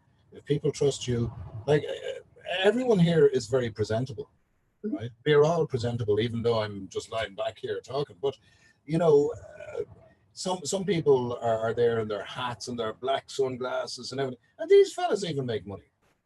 And they're ads on Facebook and they're still making money. Whereas look at us, there's no reason why we shouldn't be doing it. Absolutely. Well, what I'm saying here though is more than just our personalities, strictly our personalities and the way we present ourselves. To give you an example, let's say that Davida and I have the exact same product. We went out and we got the exact same product off of IDPLR, and it's a PLR product. Well, let's not even do a PLR product. We are an affiliate for the same exact product on Builderall, right? So I decided to be an affiliate of Social Media Explosion. Davida decided to do Social Media Explosion. So we're both doing Social Media Explosion. So I have to get ads out there somewhere about Social Media Explosion so I can share my affiliate link, and so does Davida. But we're going to develop very different ways to do that. I may create a Facebook ad that actually, for me, I'm going to do blues. I'm going to do buttons with round edges. That's just my personality. That's the way it's going to be done. Davida may do something very, very different. That's something very flowery, very pinky, very girly, right? Because maybe that's her personality. I'm not saying that's what you will do, Davida. That's just saying, you know, you may do something very, very different. So if we took our Facebook ads and put them side by side, you may not ever actually know it's for the exact same product, right? So my Facebook ad and the way I word things in the Facebook ad, the way I place things in the Facebook ad, you resonate with that or not, right? And then Davida's with her flowers and her pinks and the loveliness and the girliness and just the comfortness of it is going to resonate with a different group of people. And it doesn't mean that either one of them's wrong. It means that Davida has a personality, I have a personality, and we both resonate a little bit differently because we have different ways of presenting the same information. David, you might promote the same exact product, and you may have darker dye colors, right? You might have oranges and blacks and bold type and very male type stuff. So you're going to resonate with a completely different group. Nobody's wrong. Nobody's wrong. You're just establishing the way you're going to resonate with people and people respond. It's actually funny because people will respond to those different styles of ads. So you may see someone that looks at Davita's ad and says, "Oh, that's great." And in their mind, they're not thinking, "Ooh, I love those colors. I love those flowers. I love that pink color. I'm resonating with Davita, so I'm gonna buy from her." It's an internal thing, right? They see it, they like it, they want to know more, and they click. Whereas they'll see something like David's that might be dark, bold, and they're like, "Ooh, I don't want to. I'm not comfortable with that, so I'm not going to click that one." And it's all a snap decision, right? On Facebook, when we're running through those ads, it is an absolute snap decision. So it's literally what you're resonating with at the moment that you see that ad. Absolutely. It's like the scenario, you go for a cup of coffee in the local cafe, right? And you're wearing a particular clothes, like you might wear a bright clothes today. And you try to converse with people, they'll all converse with you, right? And then you go back in a real dull outfit and be real dull, and you go to the same people, they don't talk to you. So that, yeah, I hear exactly what you're saying. Yeah, different colors, different everything. Yeah, and that's what makes it even better for business, because we're not fighting against one another, because different people are resonating with each other, with us. That's exactly it. That's why it's so easy for me to give away all my information, because I know there's lots and lots of space for everybody on the internet, and I'm not going to resonate with the same people that you guys are. So it's okay to share, because all of us have such a different group of people that we're going to work with. And there's not a whole lot of crossover. And that's just the long and short of it. The other thing about sharing too is it's funny. I understand also that I could give away 100% of what I know, and about 95% of the people that watch, it's lost.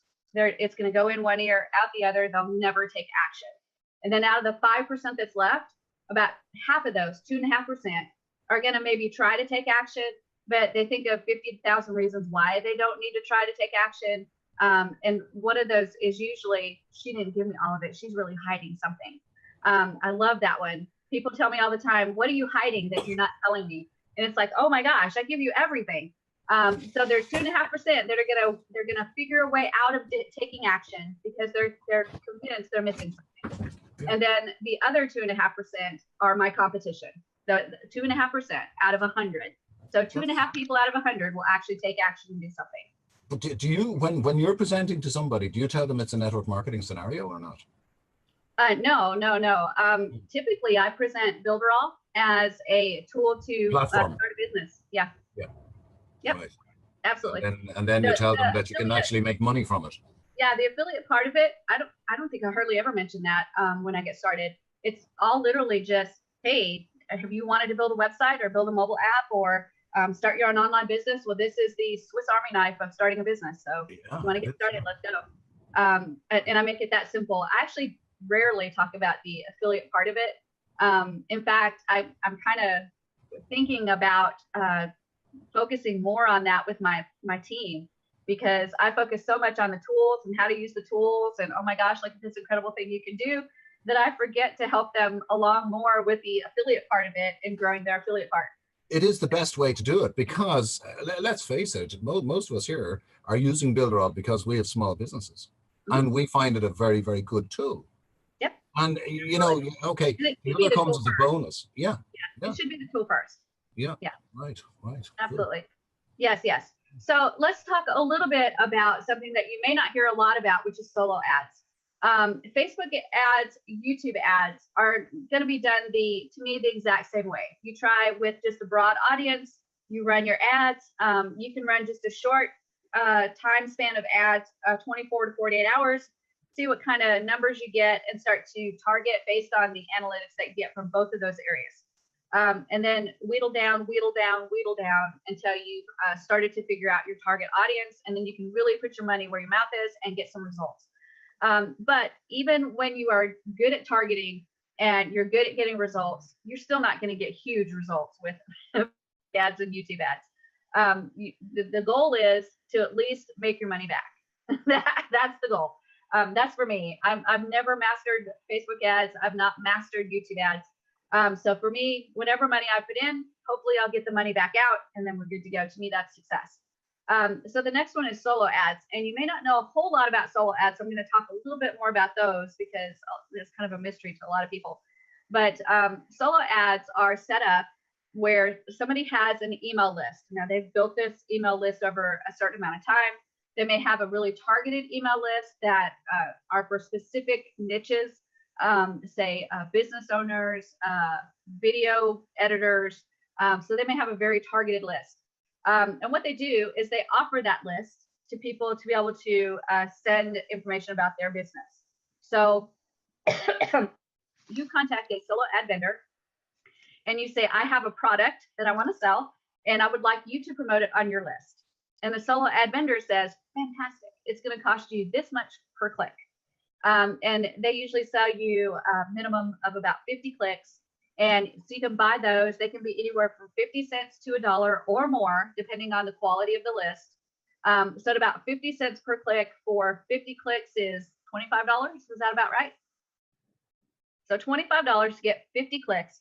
What that's going to do is 50 people are going to click on your link to see more information about what you're offering for your affiliate product. And typically with these types of links, you can give the direct affiliate link to them. You don't have to go to a landing page, which we'll talk more about later. You can give the solo ad vendor your direct affiliate link most of the time. So they're going to go directly to the offer, and it's going to be your affiliate ID. So these are guaranteed clicks to go to that affiliate link. And then after that, there's no telling what will happen. So you may make some sales, you may not make some sales. Solo ads are actually one of those things that's really, really shaky. And it takes a lot of work to find vendors that you trust. Because I've gone in and I've paid as low as 35 cents a click and got better results than when I paid like $1.35 per click. So testing out vendors is actually really, really important. So what I tell everybody is if you're going to try out solo ads, make sure whatever money you spend is money that you can afford to lose, because it may work for you and it may not work for you. We've got some training inside of Builderall that talks more about solo ads. And Mark Hayden is actually the one that did the training. He is fantastic. He's actually on my team too, so that's even better. But he sells solo ads. He does a great job of helping you out when you're a new time solo ad person. And he has some fantastic training inside of the back office. So I'm going to show you where that's at so you can go into more information about solo ads. So let me go ahead and open that up. So it's in Builderall. Let me open up Builderall. So there we go. Open up, open up, open up. And we'll go to my test account. And the training is actually in, let's see, I think it's in special add-ons maybe. Yes, and then Builderall real traffic. So look that up because solo ads are tricky to figure out. And finding the right vendors is really important. And you don't want to be sucked in to spending $200 for a set of clicks and then you lose all that money. That's a lot of money to spend on clicks. So check out that training. There's the training right there. There's Mark Hayden. He's an absolutely awesome individual. I know him personally. So I never vouch for a person unless I think they're awesome people, and he's awesome. So check out the training. There's some more free video training, how to write an effective email. You definitely want to check that out too. That will help you when you are building your email lists. And then it talks a little bit about traffic. You can click there and find out more about getting traffic to your affiliate link. He's got some testimonials, which are great.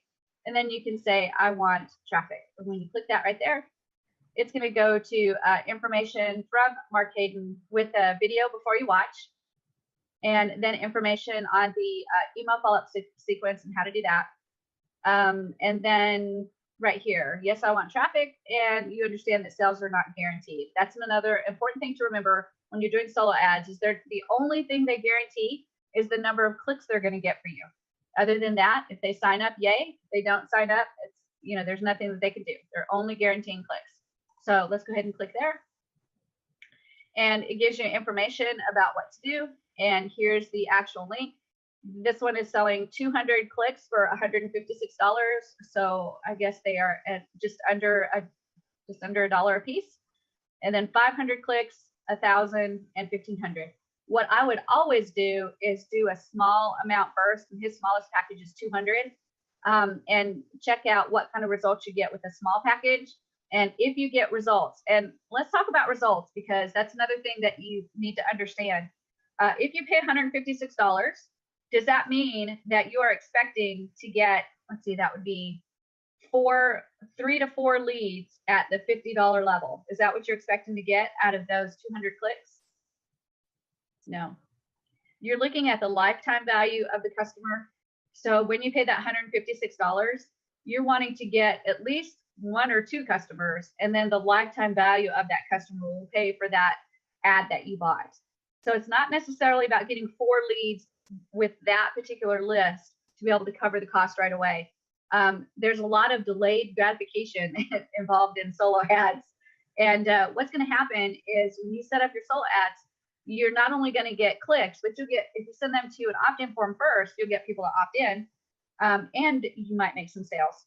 If you do an opt-in form first, those are leads that you can now start to promote your product or your service to. So it is the lifetime value of the customer, not necessarily the immediate value that you get. So solo ads are not necessarily an immediate return on your investment. It's a long-term type thing, like signing up. One sign up, $50. That's going to get you $50 the first month, and then it's going to get you what, $30, $20, $25 for the next few months. So you're going on the fact that if you get one person signed up, that will actually pay for that solo ad after a few months, right? So that's kind of the idea behind solo ads, because the conversion is just not high enough to say that you have to get a return on investment that first time that you buy them. Okay, does that make sense? There is a company that provides solo ads as well, and Mark Hayden is actually on that side as well. It is Udemy, UDIMI, Udemy, I think .com. But you can join that group and find solo ad vendors. Mark Hayden is there, so you can look for Mark Hayden.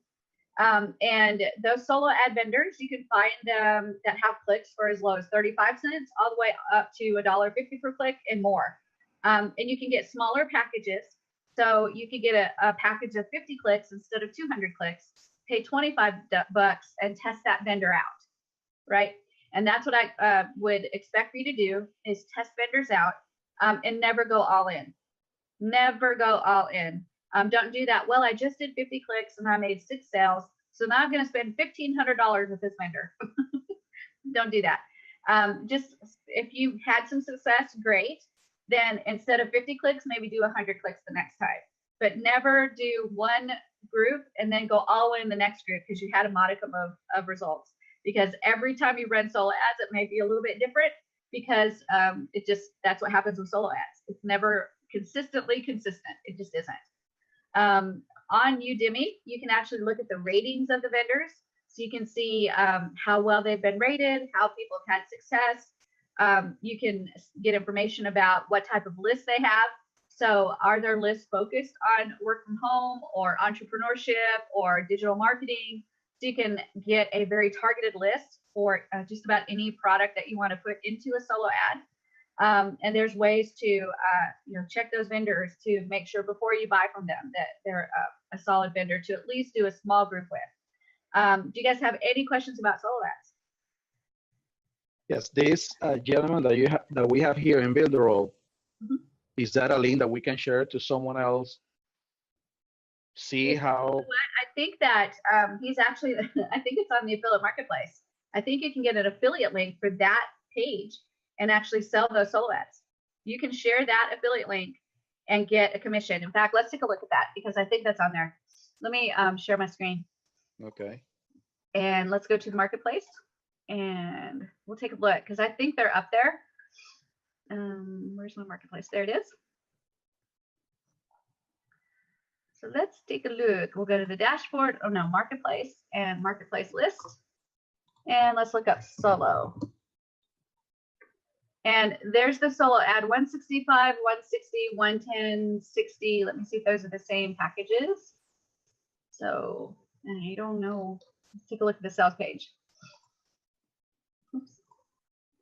So we'll look at this one. Oh, this is by Corey. This is, I'm not sure this is the same thing.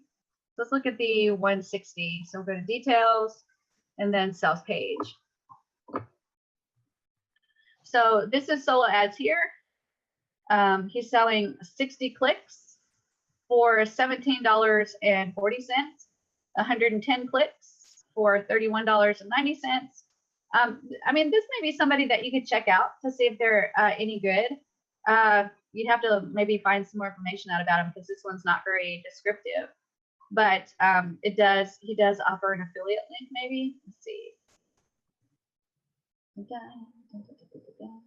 You earn 50% commission and then 15% on repeat customers. So email swipes. So he does offer affiliation with that. And it looks like you get 50% or whatever sells. So that's good. I mean, you can take a look at it and see if it works for you and then offer it as a link to your people if you get any results. So it might be worth checking out. Definitely. This one's not Mark Hayden though. Let me see if Mark is on here. So Hayden. Nope, I don't think so.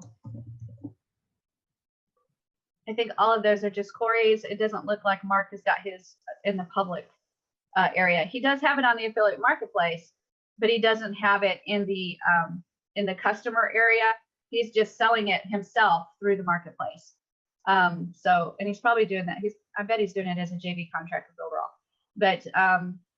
But yeah, check out Mark Hayden too, though, because again, he does this. I've used him.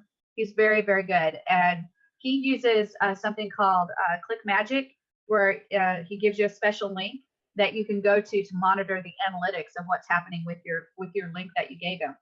So you can actually watch the clicks coming in and where they're coming from and what's happening. So it's actually really good. Okay. When you use Udemy, do you actually need to give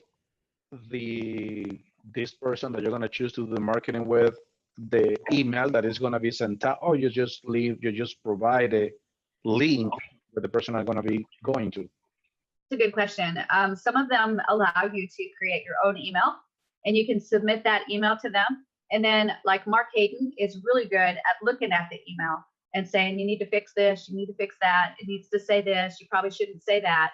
And then you can submit that email for them to use. Or you can just let them create the email. It is their list. So you can have them create the email. They don't charge you extra. All you have to do is give them the link and then it goes out to their list. So you can do either way, actually. Do you have anyone that you've worked with in there that you found that are the best? Yeah, I've got a few. Let me think of where I posted them at. I'll try to remember to put them into the resources so that you guys can see exactly who I've used at Udemy. And I've got about 4 of them, Mark Hayden being one of them.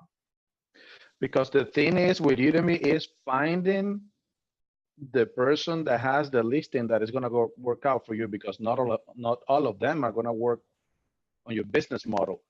That's true. You're absolutely right. You're absolutely right. And I've had several that I've been really excited about. I was like, oh, right, this is going to be a great one. And they send me a message back that says, yeah, you don't fit in with my list. And I'm like, what?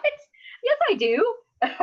So yeah, so you'll issue where they're like, nope, sorry, you don't fit in. Your product doesn't fit in with my list. But that's okay. Just look again, and let's take a look at Udemy, because I want to show you a couple of things about it that are what I think is really good. I can't remember if it's udemy.com. Yep, it's udemy.com. I've used them before. Have you? Yeah, they're really easy to use. And I've had some good results with it. Yeah, I think it's like I said before, you just want to make sure that, I don't remember what my password is for this, and I don't have it saved. But when you go into Udemy, all you have to do is just look at the ratings of the vendor. Just make sure that you're looking at ratings, you're looking at their results, you're looking at what the focus of their email lists are. You can definitely connect with the seller, the vendor, and ask them questions. And again, they will, if your list doesn't match with, or your product does not match what their list is, they'll tell you. I've had that happen many times. And don't necessarily always go for the ones that are the lower price. You can get, there's a deal area, like a sale area, and you can click that sale area and you'll find vendors that'll do it for 30 cents, 35 cents, 40 cents. You can get them really, really inexpensive. What I do is I will usually get a list on the sale area and get 100 clicks for 35 bucks. And then I'll go in and go to my regular vendors and get a good package from them that may be 50 or 60 or 70 cents per click. and run those and kind of compare the results of what happened. But again, always understand whatever you spend on solo ads, be prepared to lose it, because it's just a numbers game. And one run, you may have a lot of results, and the next run, you may have no results. It just depends. It really does. It's like the weather in Mississippi. You just can't rely on it. How do you, Shelly, how do you, because a lot of times when you talk to these vendors, they might give you a good result on the first try. Mm-hmm. And then you go in and now you spend $500 or $1,000, and now you just lost. That's just what I was saying, Gabriel. So how do you go all in? Never go all in. So you're just gonna go. It's not poker. This is solo ads. So what do you suggest? You go for $50. It works. You do it again, $50, and then if it I doesn't would work, go. If it was really successful, I might bump it up to $100.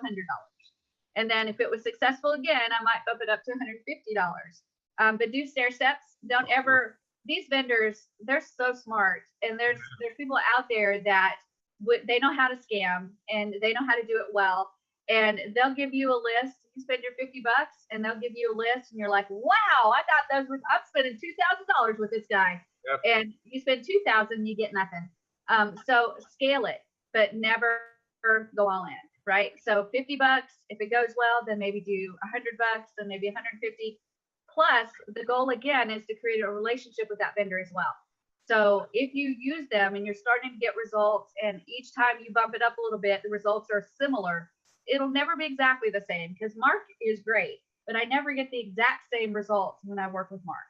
And it's because of the weather outside. It's because the time of the year. It's because this was not the time for that offer. I mean, who knows? But I do get, at least I get results from him. I've done 100 and 200 clicks from other vendors and got zero nada. So you have to build a relationship. Yeah, zero nada. So build a relationship with the vendors. Find out who your favorite ones are. And I've got a list of my favorites that I like, and I use them all the time. And then not only do I use them all the time, but I'm then also testing other vendors as well. So the key is to build that relationship, I guess, correct? Mm-hmm. Yep, absolutely. But I still, even though I've done this a lot now, I still am prepared every time I spend money on solo ads to lose that money. Because it's just so iffy. It's just one of those things. Sorry, I interrupted you like 3 times. Go ahead. Yeah, the one thing I found about Udemy is anytime you bought from a vendor, they're listed there for you, so you know that you can always use them again. That's right. And they'll contact you too. They'll say, hey, I'm running a special, Shelly. Would you like to get this many clicks for this amount of money?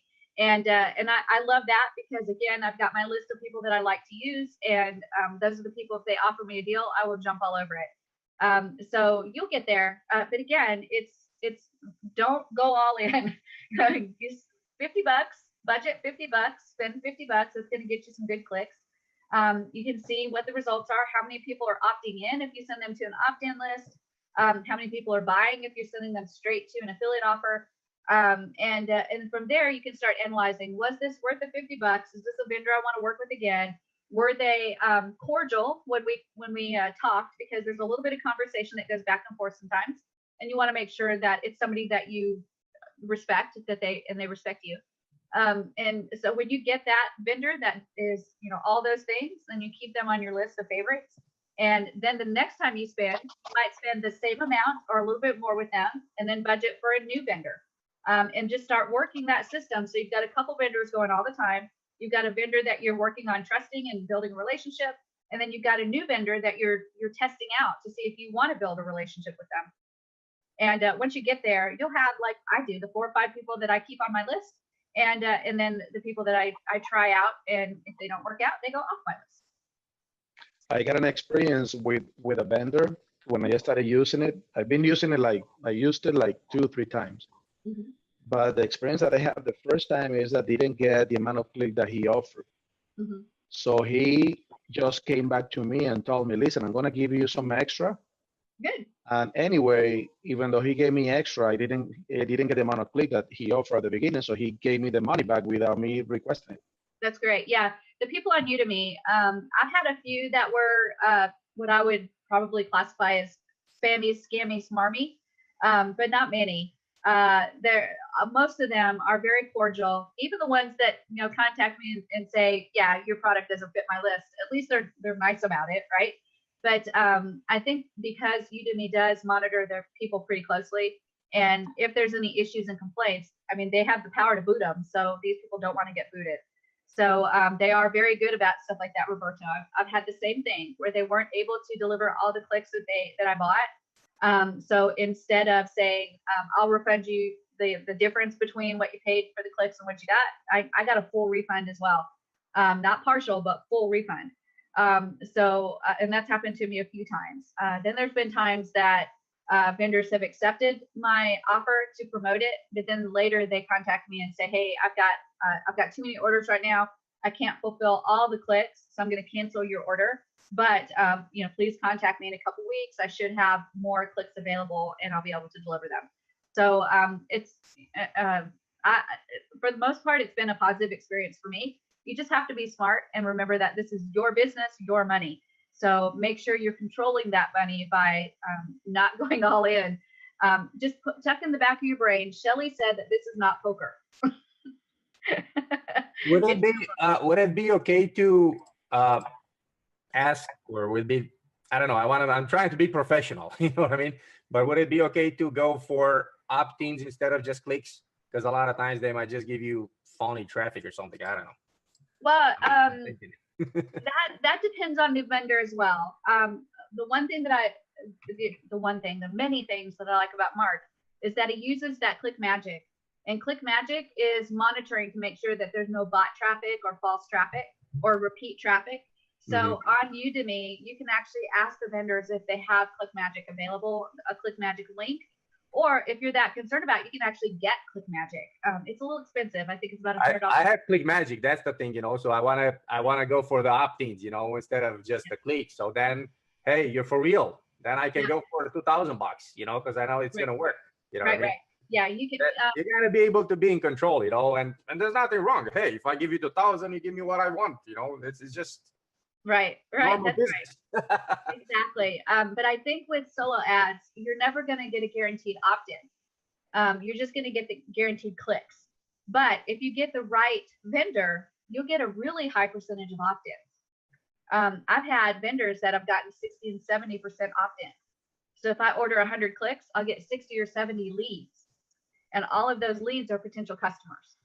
So again, it depends on how you're sending your traffic in.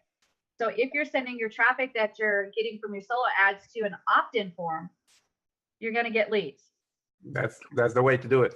That's right. If you're sending your traffic directly to the affiliate link to the product that's for sale, never. And it's iffy. You may or may not get sales, right? But at least if you're sending to an opt-in form, you're getting on the email list, and then you can promote your affiliate product to them anytime you want to. I'm trying to put all this stuff together and make sure that I'm set up properly. Can we also drop a pixel on that opt-in page to do retargeting afterwards? Absolutely. Yes. Yeah. So it's okay. Yes.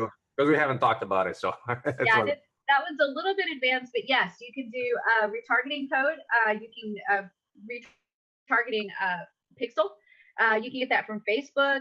Google has some analytics that you can add, and you can add both of those. And then whenever anybody hits that page and they're opting in, it'll fire off that pixel and register that person as having been to that page. And then you can actually do like Facebook ads and pull that information and retarget them. You can do a couple things. Can you add up both pixels from Google and Facebook, or one or the other? Okay. You can do both. You can have both fire. Yeah. Good. But the important thing about pixels is twofold, especially for Facebook. You can retarget them, which means that you can do a Facebook ad campaign and advertise to them through Facebook again. Or you can do a lookalike audience where when it fires on the Facebook pixel, it's keeping track of who that person is. Are they male? What age are they? Are they married? Do they have a job? All that data that Facebook collects. And you can do a lookalike audience to send advertisements out to people that are that same target. So that's the two things you can do when you use pixels. And it's fabulous what you can do. One other thing I wanted to ask you, I don't know if you're familiar with this software. It's called X-Verify. Have you ever heard of it? I don't think I've heard about that one. So that's a script that you can add to your opt-in page to verify every single email that it's, make sure there's no bogus email entered. Yeah, you know yeah. what I mean? So Yeah. I'm not sure if that, I tried to work with that in the past with ClickFunnels, which I dumped, right? And they gave me the runaround. ClickFunnels couldn't help me. I'm not ClickFunnels, Lead Pages it was. And the X-Verify people, they're not so techy, and they say he talked to a programmer. So I kind of gave up, but it's in the back of my mind because that's a good script to make sure that everybody that comes to your opt-in page, you get a clean list. No funny business. Well, we do have, Builderall has a list cleaner called Inbox Path. And I have that. It's actually, I think a one-time fee of $97. And but you're cleaning the list afterwards, correct? Yeah, you're cleaning the list afterwards. No, this is a script that it's on your page, and as I type in Gabriel@gmail.com, if it's a bogus email, you get a pop-up and say, hey, put in a good email, and you're not gonna get my list, and I don't have to clean up my list, and I don't have to do none of that stuff. Make sense? That's good. My list is 100% clean, and that's good. I never have to deal with my. We need that in Builderall. After we're done with Canvas and we get the CRM and we get the new webinar platform with multi-presenters and whatever other Christmas presents we're getting in this year. When we get all that, we'll have them do something like that. Go check it out. It's called xverify.com. So just they got some information there. You can even call them. They pick up the phone if you call them there, and they're right here in Illinois. You know what I mean? Awesome. I talked to them. They got good support. The only thing is I gotta get a programmer to know what the heck they're doing, so they can integrate it. There's a Java code, you know what I mean, that has to be integrated. I'm not a programmer. I'm Java, so I might be able to figure it out. I don't know. Yeah. But anyway, sorry, I just want to put that. No, that's great. You guys know me. Resources are fabulous, no matter where they come from. If they're for me, great. If they're from you, even better. All right, guys, I think that's all I was going to cover today. I wanted to make sure to cover, I wanted to cover one more thing, and that is traffic exchanges. I don't know if you guys have heard of these. These are a really interesting concept, but what it is you go into these traffic exchanges and you actually surf websites and get points, and then you use those points to be able to display your own website. So it's a trade-off. You look at websites and then you get points so that other people will look at your website. Now, again, this works a lot like the billboard, right? They're surfing, but they may not be actually looking. They're seeing your site, but they may not actually be looking. So you can do this. You can join these traffic exchanges for free, and you surf, get points, and then you use your points for your websites. And you can do all that for free. Or you can just bypass the surfing and pay a fee for them monthly, and you get a certain number of points like you surfed, and then you can put your links on there. I actually use these quite frequently, and I get really good results from these. So they're out there. There's a ton of them. All you have to do is type in traffic exchange, and you'll see a ton of them out there. They're super simple to sign up for. They're usually about $25, $30, $35 per month. You can get a good number of little points to be able to use to be able to put your stuff up there. The points, the reason I'm kind of shaky about the points is that doesn't mean that that's one view. It actually typically means the amount of time that the person has to view your website. So if you want them to view for like 10 seconds, that's a point. If you want them to view for 20 seconds, that's another point. So it may cost you 2 or 3 points to be able to have someone look at your website for 20 to 30 seconds. So each one is a little different. They're not all the same. So you want to make sure to look at their terms and look at their rules and what they'll accept and what they won't accept. Some of them do not accept make money from home type things. So you want to make sure you look at the rules. But these are, I invest about $100 per month in about 2 or 3 different exchanges. And I have a list of about maybe 12 of them. And the key to this one is that you cycle out the people that are looking at the websites. So if you're on there for about 2 months, you cycle, everybody's seen you, you're already seen. You're either going to get the leads by then or not. So after about 2 months, you just stop paying those 2 or 3 and re-enable the other accounts that you have. Again, I've got about maybe 12 of these accounts. So about every 2 to 3 months, I just stop paying the ones that I've got and then pay 2 or 3 more that I've already got accounts with. I just re-enable them and then rerun some more of my money-making funnels through Builderall. And I just rotate them, like I said, about every 2 to 3 months. And that seems to keep the eyes fresh on who's seeing my websites, and I get links from there. So that's just an idea. Roberto?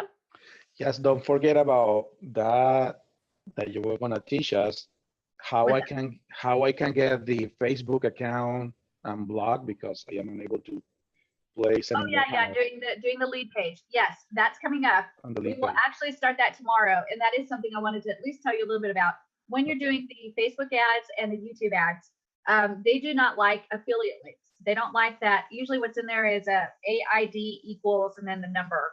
And they know, their system knows that it's an affiliate link, and they just don't like those.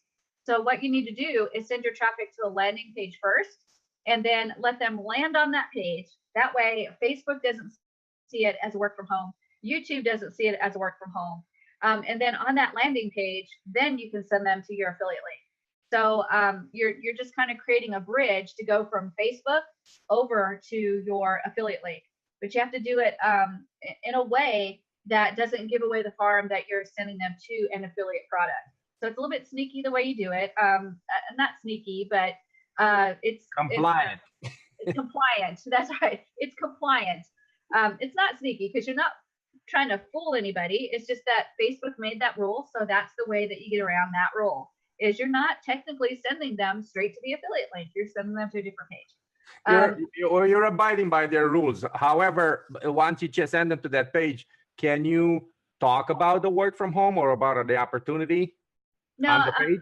If they see anything on the page that's related to what's against their rules, then that qualifies as not a page you can send them to. So the language has to be compliant also on the page. Yep, the language has to be compliant as well. So, and that's just the way it has to be. Now, you guys are going to be affiliates of different products. So let's say that you were an affiliate of Social Media Explosion.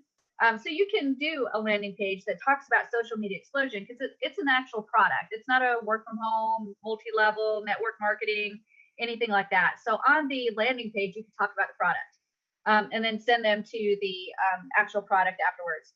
But if you were promoting Builderall, you'd have to have a landing page that didn't really talk about, Builderall, the Builderall business side of it. You could talk about the tools of Builderall, and do you want to make a website, and maybe stuff like that. But I think with the boot camps, we'd have a chance to actually be able to do even better with being able to advertise Builderall, because we can actually advertise the training and the free trial that goes with it. So I think we have an even better chance of being able to get leads through that landing page that we can build. So it's just all kind of a way of figuring out how to word it and how to build it so that Facebook doesn't see it as against their terms. I like the way Gabriel put it. It's way better than the way I put it. It's being compliant. That's all it is. It's not really sneaky. It's just being compliant. Good. What about I need to rotators? unblock the Facebook account because every time I try to place an ad, they don't let me. Right. Yep. We need to get you a landing page built, and then from that landing page, send them to the actual offer, and you'll see a completely different way Facebook deals with it. Okay. And that's what we're going to do over the next few days. I'm going to show you some different landing pages, how to build them, how to put some content in there to make them work. And we'll kind of play with the landing pages a little bit to try to get you to understand what the importance is of that landing page. Now, Gabriel? when you do that, we do the page. Okay, so we got the URL, we send it to our landing page. Now the landing page is compliant, language is good. Now, when you put that button, isn't the affiliate link into that button, and now we're sending it from here to the, is that compliant or no? That's compliant. Yeah, it's okay, because the AID is going to be in that button. Now, when I click my button, now you're going to my affiliate link. That's my affiliate. Right. Yep. Yeah, that's compliant for some reason. Okay. There's a couple ways you can do it, right? You can do it as a button, or you can create your landing page as a lead capture page first, and then have them go to the affiliate offer. So there's a couple different ways you could do it. So it's not directly in the button, or you can send them the once they opt in, then you can send them the link from your email. Then you're totally out of the picture, so you're fine then. Absolutely, yeah. If you're doing it on the online, I'm trying to say, just to keep it there.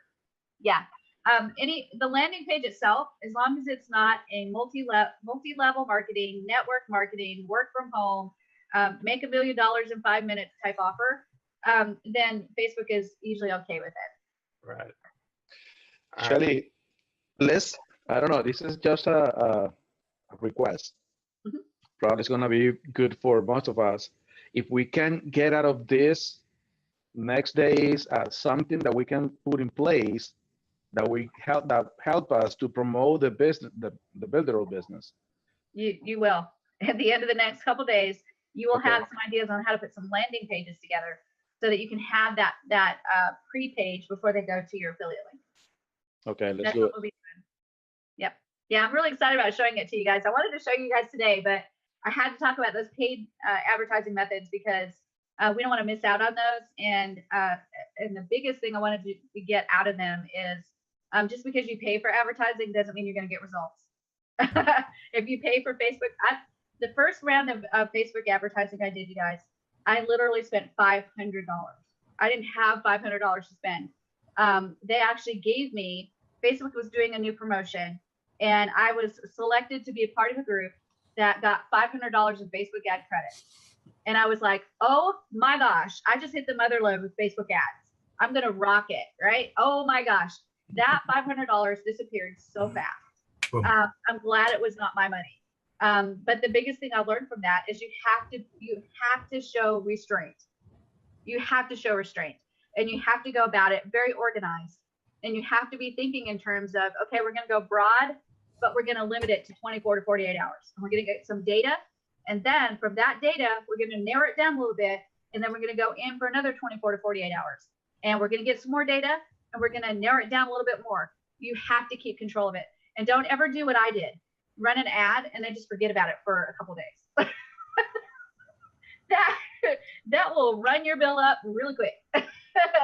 keep the Facebook ad thing on your phone and keep those ads at your fingertips, because even when you set it and you know you set it right and everything's working and going, there's so many clicks and buttons and radio buttons and check here and do this that you may not realize that you just set your budget at $50 per day or something like that, and you let it go for a couple days, and it goes $50 and $50 and $50, and pretty soon you're a couple $100 in. You're like, wait a minute, I was only supposed to do $5 a day. What's going on? So keep track of it for sure. All right. What about rotators? Did you ever use those? Like URL rotators? Mm-hmm. Yeah, I have used those. But to really track analytics and to really see if an ad's working or not, you don't want to rotate ads. Yeah, it's not. Yeah, I've done it myself, and I got absolutely zero. Yeah, the only way I would rotate an ad is if it was a group of people that were all working together and they all wanted to get equal chance to get leads from something. Then you put a rotator together so everybody has an equal chance. No. That's probably the only way that I do it. Organic at the end of the day, organic, especially if you're on a budget. Like I've been like yourself. I've drained the old this little thing here. You know, it's called a wallet. I've drained that a few times with Facebook. Never done that. Yeah, and Google. That's why I tell you guys to definitely understand that in the beginning, you're going to spend money to learn how to do Facebook ads. You're going to spend money to learn how to do YouTube ads, Instagram ads, solo ads. You're going to spend money to learn how to do those. And you can follow every guru in the book. Please don't fall for the trap that you need to figure out your avatar before you get started, because we could work for 10 hours together and still not figure out your avatar, because you have to do advertising. You have to see the people that resonate with you. I'm not even going to worry about that. It drives me nuts. I literally hear people say, I spent $2,000 to go to Guru to find out what my avatar is. So I'm going to start my advertising next week. I'm like, what? How did you figure out what your avatar was if you've not done any advertising at all to see who are the people that resonate with you and your product and your personality and your company and your vision and your ideals, right? It's all a package. And people really, you don't know what your avatar is until you get started. Gabriel? So you're saying that, because I've been dealing with this perfect avatar image kind of thing, you know, who I'm trying to, my understanding until now was like, hey, who you're trying to target, what's the age, what's the demographic, what's the this, you know, a bunch of things. But what you just said right now is like, wait a minute. So even though I'm going to do everything correct, if they're not going to resonate with me, I got zero, huh? Yeah, that's exactly it. It's good to always be thinking about your avatar for sure, because you're wanting to think, who am I targeting? So you don't want to go in there like blind stupid, but that thing is going to be a moving target for a little while you're building your business and you're creating that know, like, and trust factor, and you're working on how you're presenting yourself, your business, your company, your product, all of that kind of stuff. And again, it's just like I said a little while ago, you think that me and Davida, we're close to the same age, we're both female, we're both into digital marketing, but her and I are going to resonate differently even if we sell the same product. You think, looking at me and Davida and then looking at the product, that we would have the same avatar, but we're not going to. We're not. So the avatar, yeah, because the avatar is just the way I'm thinking about it is like, hey, I'm looking for male or female of 20 to 50 years old, and I'm looking for them to be broke, and I'm looking for whatever, you know, right. All these, you know, different little things that, but then it's like the secret sauce, the cherry on the pie, I guess, is that your conversions are going to be based on you, the ability to talk to them, to relate to them, to whatever, because you have the perfect target, the target audience, you know, the target market, you know what I mean? Because you're not all over the place. Makes sense? Right. You channel that, you know, to a certain demographic, certain type of people. But then if you're not connecting with them, that's, I guess, that's your conversion right there. That's your right. That's right. That's absolutely right. So this target that you've established that's this big, once you start really getting involved, you find out it may kind of shrink a little bit, because maybe you don't reach these people over here, but you're really reaching these people over here. It's, again, I just hate the fact that somebody's going to spend so much time trying to establish what their avatar is. That, to me, that's that analysis paralysis thing, where you're analyzing it too much. Just think of a basic avatar that works for the people that you are approaching in your business. And then once you start really getting in there and seeing what's happening, you're going to be able to see, oh yeah, well, I'm definitely affecting males better than females, so I probably need to talk to more males. I'm definitely getting the guys that maybe have children or married. That works the best for me because they can relate to me. So I'm definitely hitting the people that have bought a car within the last 10 years. So that resonates with them. It really just depends. And it's funny because, again, everybody's so different. And just exactly like you said, the secret sauce to me is figuring out that there is no perfect avatar for every single product. It's the general avatar that works for that product, but then your personality, your flair, your spin on everything, including the way you make the ads, the way you write your content, the way you put your sales pages together. It's the whole package. And all of that creates that know, like, and trust factor that drives someone to buy from you. No, you got it there. We're getting bogged down in the science, really, aren't we? You know, there is a science. We all know there's a science behind it, but it's not to get bogged down in that science. You know, like if I saw you, Gabrielle, for example, right, delivering a product, I'd have that trust factor. You know, in everybody here. You know, it's the way you come across. You come across as a genuine person, like Roberto when you're speaking, like Davida when you're speaking, like Shelley when she's speaking. You do come over as being that sort of trustful person, and that's why I love that what's it? KLT, yeah. KLT, yes, yeah. That's a perfect analogy in this situation.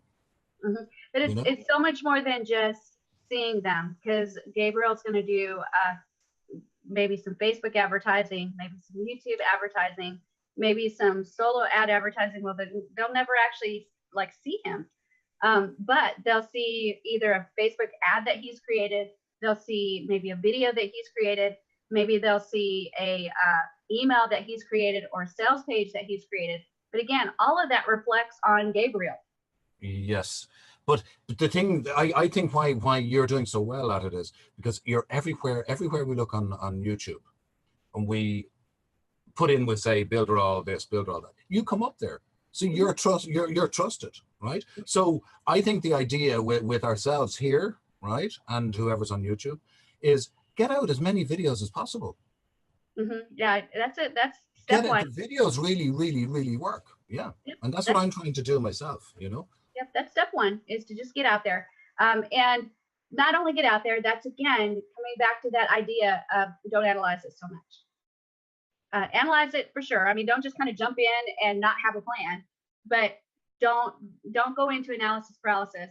If you want to think about your avatar, great, but that's good. It's a moving target for you at first.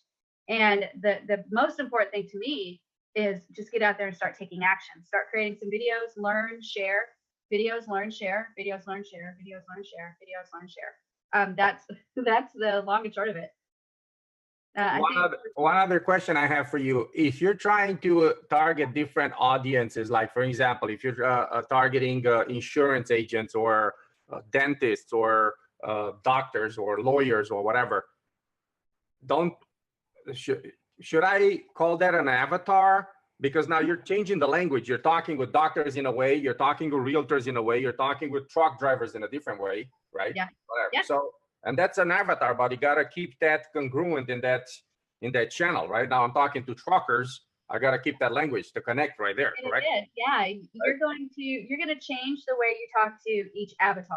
Right. Because just like with you guys, I have a very relaxed, this is a training environment. So my job is to make you guys feel safe to learn and safe to ask questions, right? That's my job here. It's not just teach you, but make you feel safe to learn and safe to ask questions. But I'm also a consultant, and I go into doctors' offices to put their complete networks together, and I do their physicians management software for their office. So I have to approach that a very different way. I have to be a lot more forceful in some of the ways that I speak, because I'm the expert in that area, and they have to understand that I'm going to be making some decisions for them, and they have to be able to trust me that I know what I'm talking about when I make those decisions. They're going to be spending thousands of dollars with me when I'm setting up this system, so they have to have that trust that I know what I'm doing. So I'm going to approach them and talk to them very differently, from a very different perspective than with you guys as a teacher. So when you are approaching avatars, you are absolutely going to have a different delivery method. You're still going to be you, and you're still going to resonate with the groups inside those avatars differently. But the reality is, if you're talking to a group of dentists versus talking to a group of truck drivers, very different. You gotta, in other words, my point is you gotta speak their language. You gotta speak to them, because if I go in there and now I'm being broad, I got different avatars. So that's my question. And that's part of the question I'm trying to get, understanding from you. If I got 10 different niches, 10 different avatars, let's call it that way. I cannot be broad, right? When I go out there, it would be better to be channeled, right? For that avatar. What I would do in that case is that then you're starting to talk about targeting an audience. Okay. Right. So if you're targeting an audience, a specific audience, then you're going to change your message for that audience. For that audience. So it's not unreasonable to think about, let's say Facebook ads. Okay.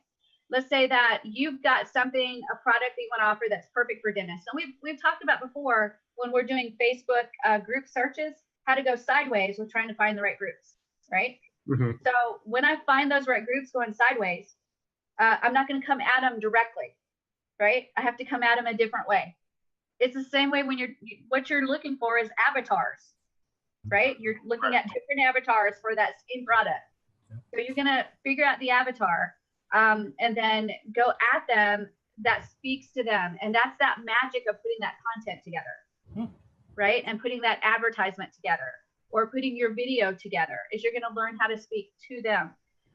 So if you're speaking to a group of truck drivers, you may not have to be quite as forceful, knowledgeable, confident.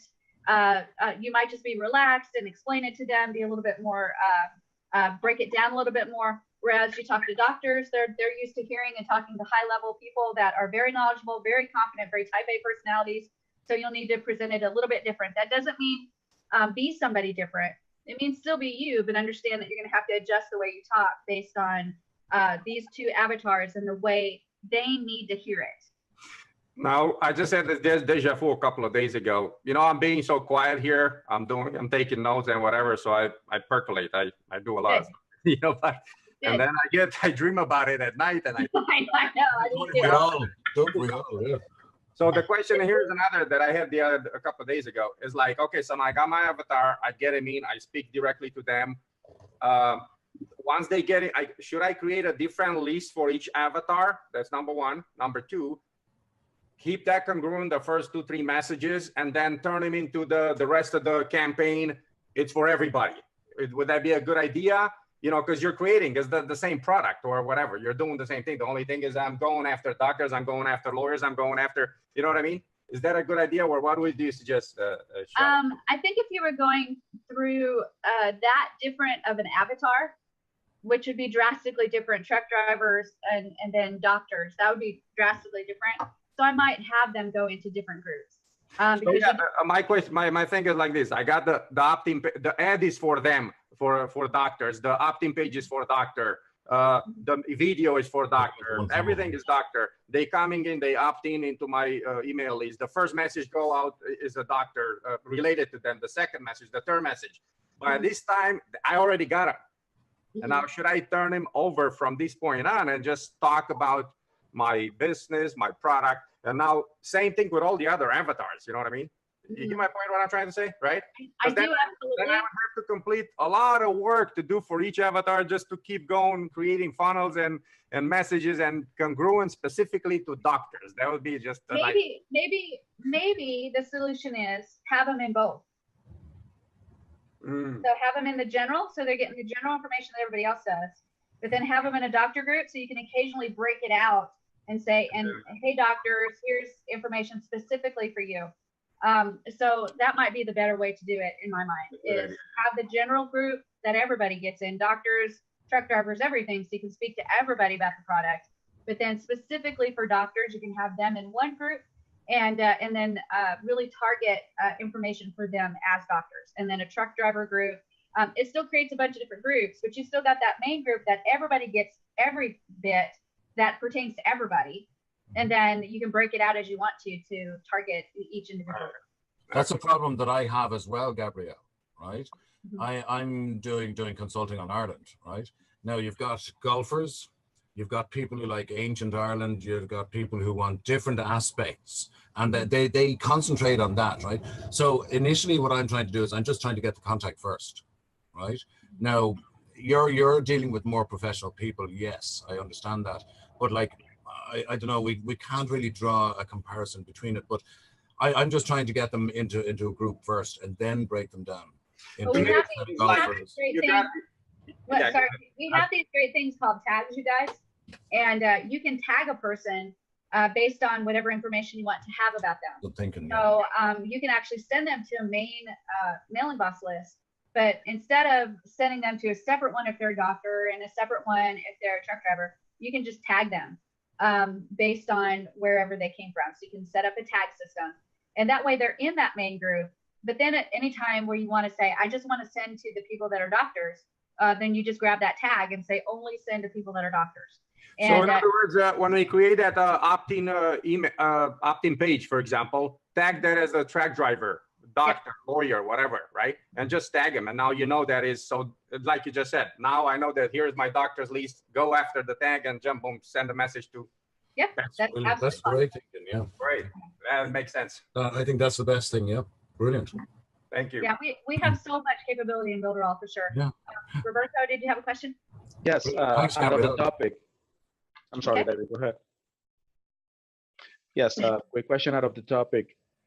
The rain loop, I haven't been able to synchronize with Outlook, and I don't find the options to get the emails forwarded. I don't know if there is an option where I can get. Yeah, you'll need to get the SMTP settings, and I'm not sure if they've changed since the last time I've seen them, but contact support, and they can send you to a web page that has that information and instructions on how to do it. Okay. Okay.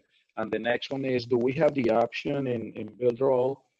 I would like to build like a page where people can post themselves, like classify ads. Let's say that you have a property that you want to get it listed for rent, and people can come there and list it. We don't have anything like that. We've got directories coming, but I don't think that even solves that problem. So we don't have anything like that I know of right Not yet. Let's just put them into a members area, maybe. Yeah, just, well, even in a members area, they'd have to have something to be able to put information in, to be able to create that entry and put it out there for everybody to see. So that's not the functionality is not there yet for that.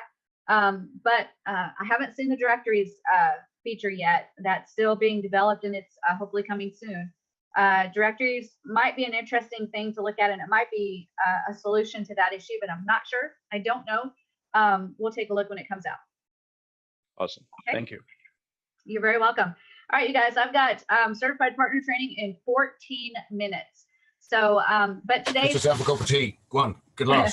Well, the good thing is I get to listen today. Today is Pizza Friday with Eric.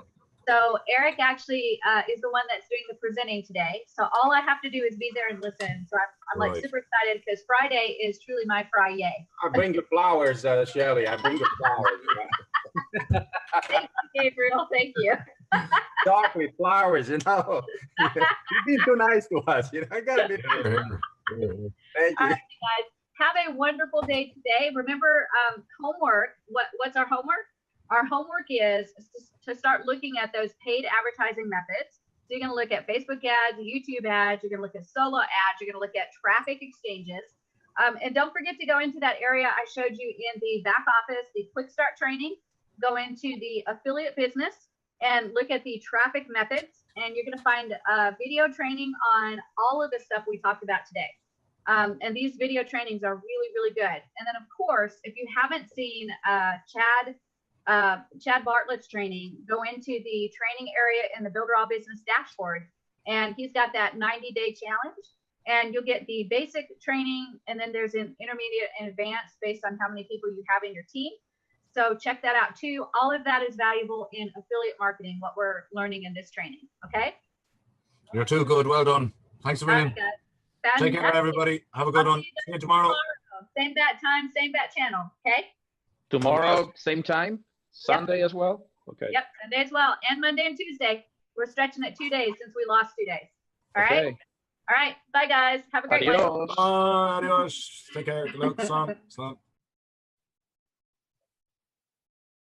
All right, we're going live. So yes, it's always exciting. All right, we are officially live now. So let me come back to you guys. And today is day 4, I believe. Davita says it's day 3. So we will find out after we're done. I think we're at day 4 though. But I'm not sure because y'all, I've been doing so much training that it's a challenge to try to remember what I'm teaching and what day it is. But today we're going to cover landing pages. And we may actually do landing pages across a couple of days, because there's a lot of things about landing pages that we need to make sure happen. But what is important about landing pages? Why do we need to know about landing pages? Well, what's going to happen is when you go out there with an affiliate link, okay, and then you go to try to do paid ads, Facebook is going to close down your account. They don't like affiliate IDs. First of all, they hate it when you send them off of Facebook. So that's issue number 1. They don't ban your account because of it, but they do hate it. But if you have an affiliate ID, then that's gonna get you looked at, and they can tell, right? Because the ID is in your little URL, so they can tell. And then, especially if you've got something like a make money from home, or God forbid, if you put a page together that says you can make $5 million in 5 minutes with this program, they'll definitely ban you. So one of the ways to kind of get around that and circumvent it is to create something called a landing page. And a landing page is where you have a direct link. There's no affiliate ID, there's no cookies, there's no nothing. And you send them to that page. It kind of gets them excited enough that they will click the link to go to the next page. And then when they go to the next page, it's actually your affiliate page. So there's like a bazillion ways to make a landing page. There's like a pre-sales page. So you kind of pre-sell without giving them too much information. You can do an opt-in page as a landing page. So you're actually collecting information from them before you actually send them to the product. You can just do a landing page where it says, hey, we're glad you're here. Click this button and keep going. So there's tons of ways to do it. And the good thing about it is that Builderall has actually put a ton of these together for you. So you don't have to think about it too hard. You can actually grab some of the templates that are in there. But probably the biggest thing about a landing page is it doesn't have to be this overly involved, oh my gosh, we have to create a new page with a ton of sales material and content in there. It can be basic. Like I've seen landing pages that are just sign up here. And they may have an image of maybe what you're signing up for, opt-in form, and that's it. Or do you like to travel? Yes or no? And then they go to the next page. I mean, there's so many very, very simple landing pages. And then of course it can get pretty complicated if you're wanting to do like a pre-sales page where you're getting them warmed up before they hit the actual sales page. And then another type of landing page is if you've got an affiliate product, let's say you decided to be an affiliate for Social Media Explosion. You guys have seen, I believe you've seen the website for it now. I have typed content, but I don't have like videos explaining what the product is. So you as an affiliate may create a landing page that has a video on there that reviews the product and says, hey, if you're a digital marketer and you need social media content to stay active and keep your customers engaged, then this is the product for you. Let me tell you the 10 reasons why I like this product. So you put that video together, talk a little bit about it, and then you put a button that has your affiliate link and the person goes to the actual website and purchases. So that's another type of landing page, is where you're actually doing some type of review or some type of promotion or something like that, that educates the customer a little bit before they actually go into the sales page and they take a look. And again, all of those are fair because you're sending them to a page that does not have affiliate ID in it that you give to Facebook ads or YouTube ads, right? You're giving them the direct link to that page with no affiliate ID. And then when they land on the landing page, there'll be something there that has your affiliate link that will send them to the actual sales page with your affiliate ID. So everybody got that? Any questions about that? No? The landing pages, to me, sometimes the hardest to understand because some people are just like, I don't know what to put. I mean, the sales page has everything. What do I put? Well, the first thing is just kind of deciding what you want your landing page to be. David? Yeah, it's debatable about the length of a landing page, really, whether, as you said earlier on, to warm up your customer or just get the contact. That's the debate. Yep. And neither is wrong.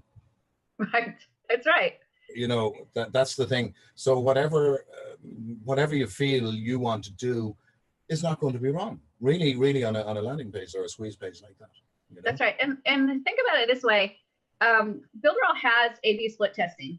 So it's conceivable that you can build 2 landing pages, right? And you build one landing page that has maybe your promo video of the product. So let's say Social Media Explosion. So you're just like, oh my gosh, this is a great product. You got to check it out. Just click the button and go. All right. And then for the button, you have just a button that they go. And then for the button on the B part of the split test, you have an opt-in form. And then they have a button that says go. So you can A/B split test which works best. Is it a plain, just ordinary button that works? Or is it the opt-in form? Am I getting as many or more conversions with the opt-in form? And that way you'll know that it's okay to put an opt-in form in there for that one. But the question about A/B testing, right? You have to really get the same amount of traffic to both, but it depends on the traffic as well. No, it splits itself. I did not know that. You send it to one address, and then it delivers this page to this person, and then the next one that comes, it delivers the next page. So it's actually splitting itself. Right. And then you see, I always find that one difficult, A/B testing as they call it. Oh, I love it. I absolutely love it. But like I might like a certain way. I like your website the way it's done out, right? Other people might hate that and say, "Oh no, that's awful." And then the next person goes, "Oh, I love that," right? And then the next one they see, they like it, and you know, it's all perception, really, isn't it? Right, but it's a numbers game. That's all. True. It's a numbers game. Let me give you an example. If you flip a coin, what's the percentage that you're going to get heads? 50%? Yes. 50%. Yes. 50%. But if I flip that coin 3 times and I get heads twice and tails once, what are the percentages of that? 2 to 1. So it's like 66% to 33% ish. Right. That doesn't even match the numbers. and then forget about it if I flip it 3 times and get heads 3 times, right? Then I'm 100% zero. But the longer I flip that coin, the closer I'm going to get to 50%. If I flip it 100 times, I'll be really close. If I flip it 200 times, I'll be like probably almost dead on. Okay, so that's the value of A/B split testing. It's not split testing a couple of people. You're split testing a bunch of people coming in to see what converts the best. So if you've got 100 clicks or 200 clicks, you're going to have a better idea of what page is converting better, right? So that's an old biology thing that I used to teach. That's so funny that I still use biology stuff in there, but it's related to genetics. When I have a genetic disorder, that there's a 50% chance that I pass it to my children. And that means that for every child I have, it's a 50% chance. But believe it or not, I actually have 5 children and 0% got it. So it's the same idea as if you flipped a coin and got heads 5 times in a row, which is very unusual. But I promise you, if I had 200 children, which I'm not going to do, if I had 200 children, I would be closer to that 50% because it's a numbers game. So, and this is the same thing. A/B split testing is actually the same thing. It's a numbers game. You get as many data points as you can, so you can realistically see which of those A/B tests works the best. And the unfortunate thing is you're going to exclude some people because, you know, that maybe they do like one of the versions. But if you've got, you know, 75% clicks here and only 25% here, then you need to go with this page that has 75. Right, right. And will you show us how to do that? We probably won't do that in this one if I have time. So, yeah. Okay, I build a squeeze page and then I build another squeeze page with a different name, yeah? And then what do? I just click the A/B test on it? Yeah, it's actually really, really easy to set up. So I promise if I have time, But there's a video, there's probably a video in the training, yeah? In the back office. Yeah, I've got about 1,000 videos. I'm sure. I'll have a look. I'll have a look for that. Don't worry. You get on. Sorry, I apologize. No, that's okay. That's okay. The important thing is that when you're doing A/B split testing and testing these pages, that you don't make them dramatically different. That's another really key thing, because if you change too many variables, then you're not going to be able to see which of the variables is the one that's influencing the person deciding that they like the page or they don't like the page.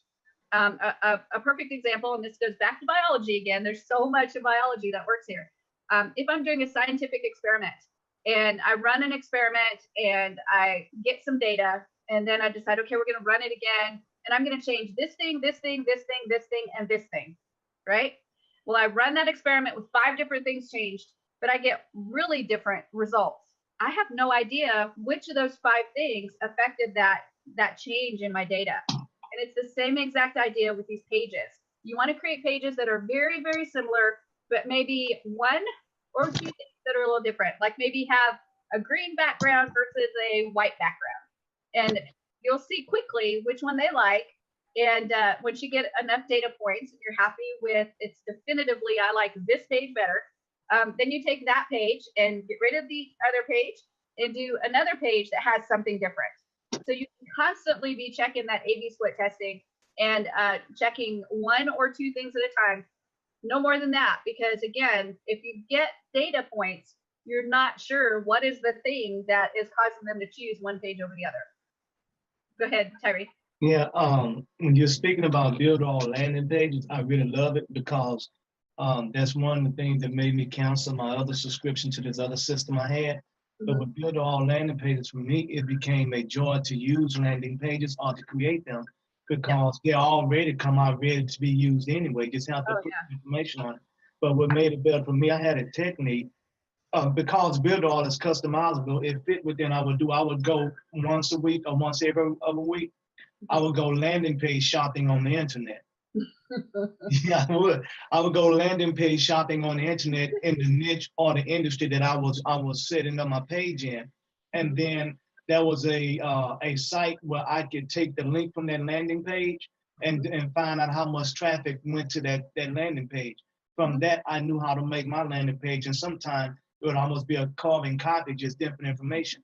Yeah. But, and it was hard to do that with other systems, but with Builderall, I can do that, and because of the split testing, and yes, David, there are videos on the split testing in Builderall, and they are very informative.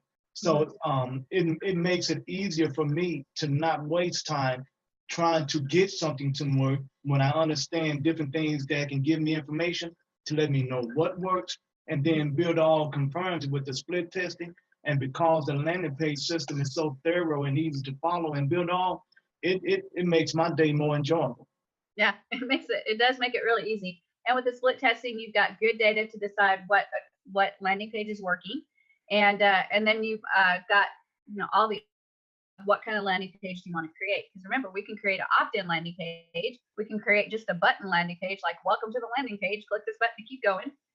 You can do a pre-sales landing page. You can do a promotion landing page where you're promoting or reviewing the product. So there's like tons of ways that you can do the landing page. It's all up to you.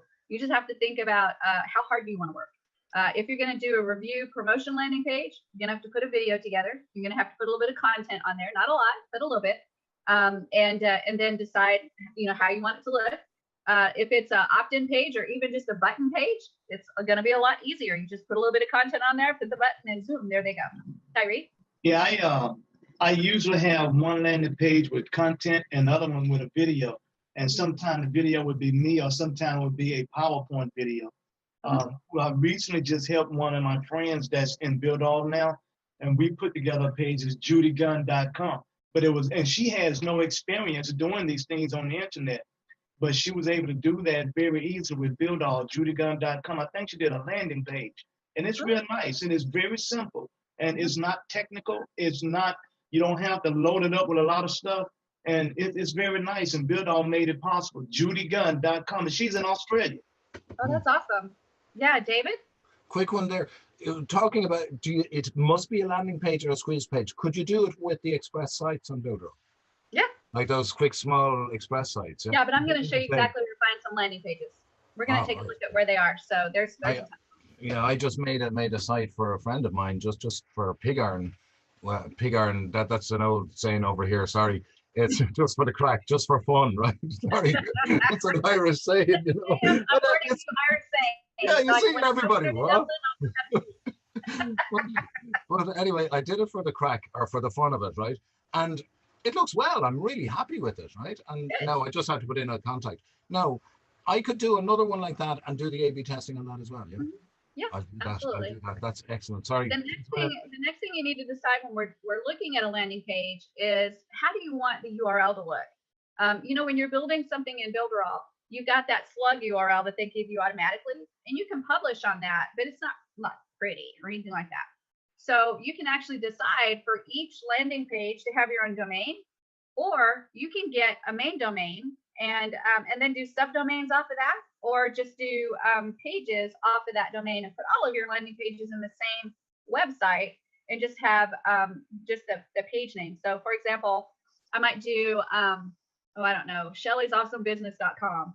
And then I might do shellysawesomebusiness.com / social media explosion. shellysawesomebusiness.com / whatever other product I'm promoting. shellysawesomebusiness.com / whatever other product I'm promoting. It's getting your name out there, isn't it? Right. Or I can do the subdomains. So I could do Shelly Turner, shellysawesomebusiness.com. And then I could do social media explosion shellysawesomebusiness.com, right? So that would be its own little website. It'd be like a one-page website, right? Because it's just a landing page.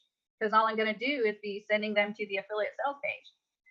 So my personal preference would actually be just have one website and then have the main domain / and then the page name.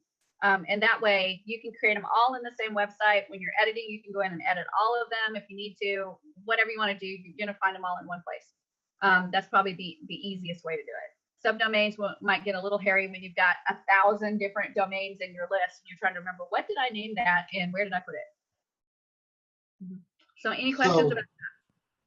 So other words, excuse me for cutting you off, Shelly, because you got now I think I'm visualizing what you're saying. When you're saying have your own domain name, because I have my own domain name, and then after that you can name that page. It's almost like having a different blog pages, but instead of blog pages, you can have different landing pages with the name of that page and the link. Yeah, let's take a look. Let me show you what I'm talking about. I'm gonna go ahead and share my screen, and I'm gonna go into PowerPoint and just create an empty PowerPoint. And I'm gonna show you just a couple of ways that you can think about how to do this. So delete this one. And let's say that I am creating a bunch of affiliate links. Okay, I went to the Builderall affiliate marketplace. I found 10 items that I want to promote, and I'm so excited about all 10 items. So I've built my landing pages all in the same website. They're all in the same website. So now I need to think about my naming scheme to be able to come up with the URLs for each of these pages. So let's say that the website is www.laptopdiva.com. Okay, so we'll pretend like that's the main website. And let me shrink that up a bit. I'll go to home and shrink. All right, so that's the main website. That's where people go if they want to see something about me, not my affiliate products, something about me. Then I've got my magical affiliate products. So social media explosion, I might do that at laptopdiva.com/SME, social media explosion. Or I could even spell it all out, whatever I want. So what I would have to do is name my page that. And then I might have laptopdiva.com/ I don't know, chatty. And that's the chatbot training that's on the affiliate marketplace right now. So I could apply as an affiliate, put together my landing page, and then name the page chatty. So you can see that I'd have my main website here. And when they go to the main website, they're going to find out more about me, my business. Of course, I'll have links to all my affiliate products. But then when they start looking at each individual affiliate product, these are the landing pages. These are just single pages. And those single pages are going to go to the sales page that has my affiliate ID. Right? So it's that simple. They slow down, sorry, excuse me. Do they slow down the main.com site? No. So the what we're talking about there, the landing page there, laptopdiva.com/SME, is a completely separate entity, or it still is part of the laptopdiva.com, isn't it? Yeah, it's in the same website. Right, but it does not. It won't slow down the laptopdiva.com. No, because it's exactly like if I'm creating a website.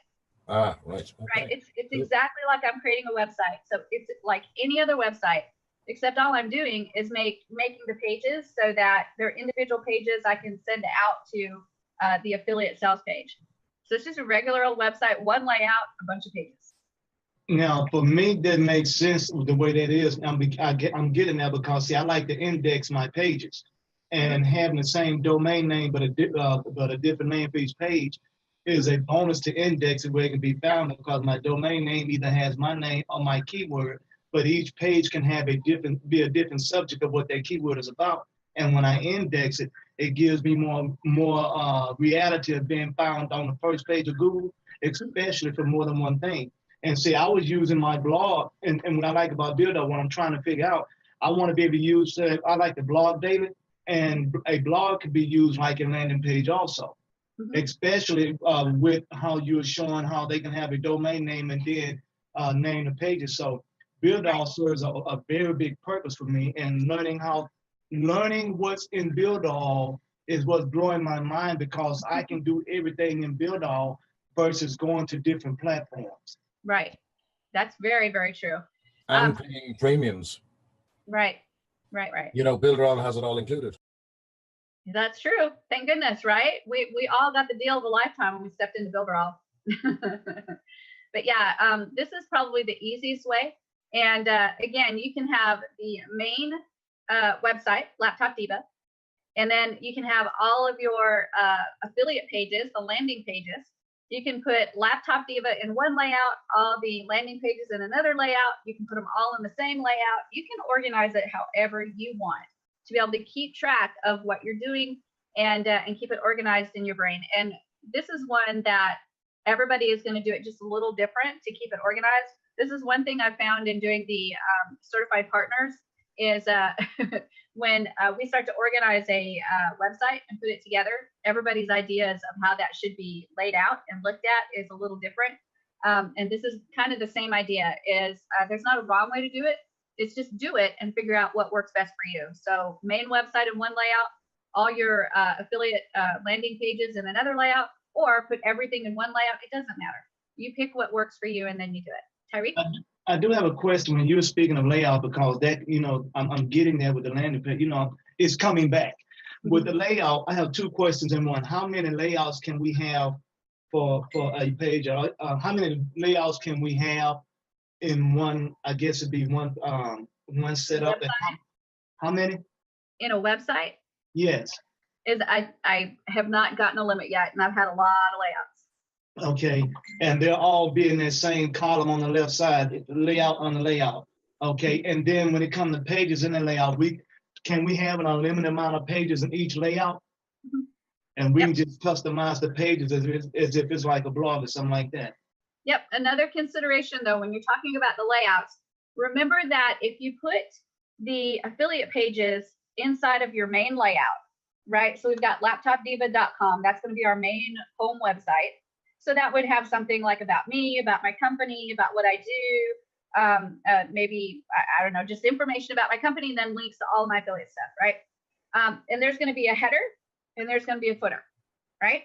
If I put my affiliate page, landing pages in there, it's going to get the same header and the same footer, correct? Correct. So if I don't want that same header and footer, I just create a new layout and put them in there. And then I can actually shrink that header and make it so it's really not got it. Remember, these are going to be single pages. We're not doing menus to be able to get to page. They're just single pages. So I can shrink that menu up, or sorry, shrink that header up, shrink the footer up, and then put the whole content on the page. So that's another way to manage it. So you don't get the headers and footers from the main website. You can just shrink those headers and footers up in a new layout so that they basically don't have a header and footer. Okay, thank you. Does that make sense? Yes, ma'am, it does. And I'll be working on that this evening when we get through it. Thank you. Yeah, we'll actually be putting some pages together over the next few days for sure. So it's a little hairy, right, when we talk about how to organize all this, but there's a ton of ways to do it. So let's go ahead and start working on, first of all, jumping in and looking at what we have available as far as templates, okay? Because there are so many templates in there that it will actually blow your mind what they've got and what you can do with them. Because every time I go in, I'm like, holy crap, there's like 15 more templates in here. So the designers are constantly working on adding, and the templates are phenomenal. When you go in and you actually take a look, they're professional, they're beautiful, and some of them you only have to change a few little things and then you're good to go. So let's go ahead and share and take a look at some of our landing pages.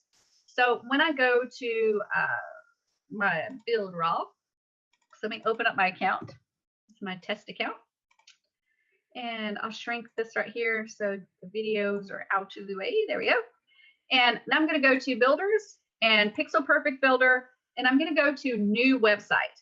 And that's going to give me a list of all the templates that are available. And I don't know if you guys have tried this, but if you just start scrolling and scrolling and scrolling and scrolling, I'm not sure you'll ever get to the end of the number of templates that we have. It's absolutely mind-boggling how many templates we have available. But what we're going to focus on is actually on landing pages. So there's actually a category called landing pages. And when you click it, this brings up a whole bunch of landing pages. And you can see that it's even targeted. So it's got a landing page for poker. It's got a landing page for online dating. It's got a landing page for mind and body exercise, anti-aging. So let's take a look at what these landing pages are looking like. So I'm just going to click view. Remember, I've got an edit button and a view button. I'm just going to click this first one, poker online sales. And when I click view and take a look at it, let's see what the design of this page looks like. Okay. So what they've done is they've created some information about where you can put your headline. They've put a video in here. So if you want to do a promotional video or a review video, you can do that. A sub headline, some buttons. I love that button. That's a neat button. They've got some benefits of the product, an introduction, another little section, and I love that green right there. That's a great design. I'm gonna have to steal that one because that's a good background. But anyway, and then the footer at the bottom. So they've made it relatively simple, right? And they put a couple of areas where you can put videos in there. You would have to change the image right here. This is from the design studio. where you can do a mock-up and put a picture of your website in there. So that would be using the design studio to do that. And they even give you instructions on where to go to do that at. And so you can see this is a fabulous design for a landing page. And this would be like a pre-sales or promotional type or review type landing page where you talk about the product, you talk about information about the product, and you add a few videos in there, and then you're ready to go. So this one was the poker online. So if the area that you're focusing on is poker online, then you would do a video about the poker product that you are an affiliate for. You put information about that product. And again, you would go to the affiliate website and get information that you could add to this area, or even go to their sales page and get information that you could add to this. So to me, this would be either a pre-sales or a promotional / review landing page.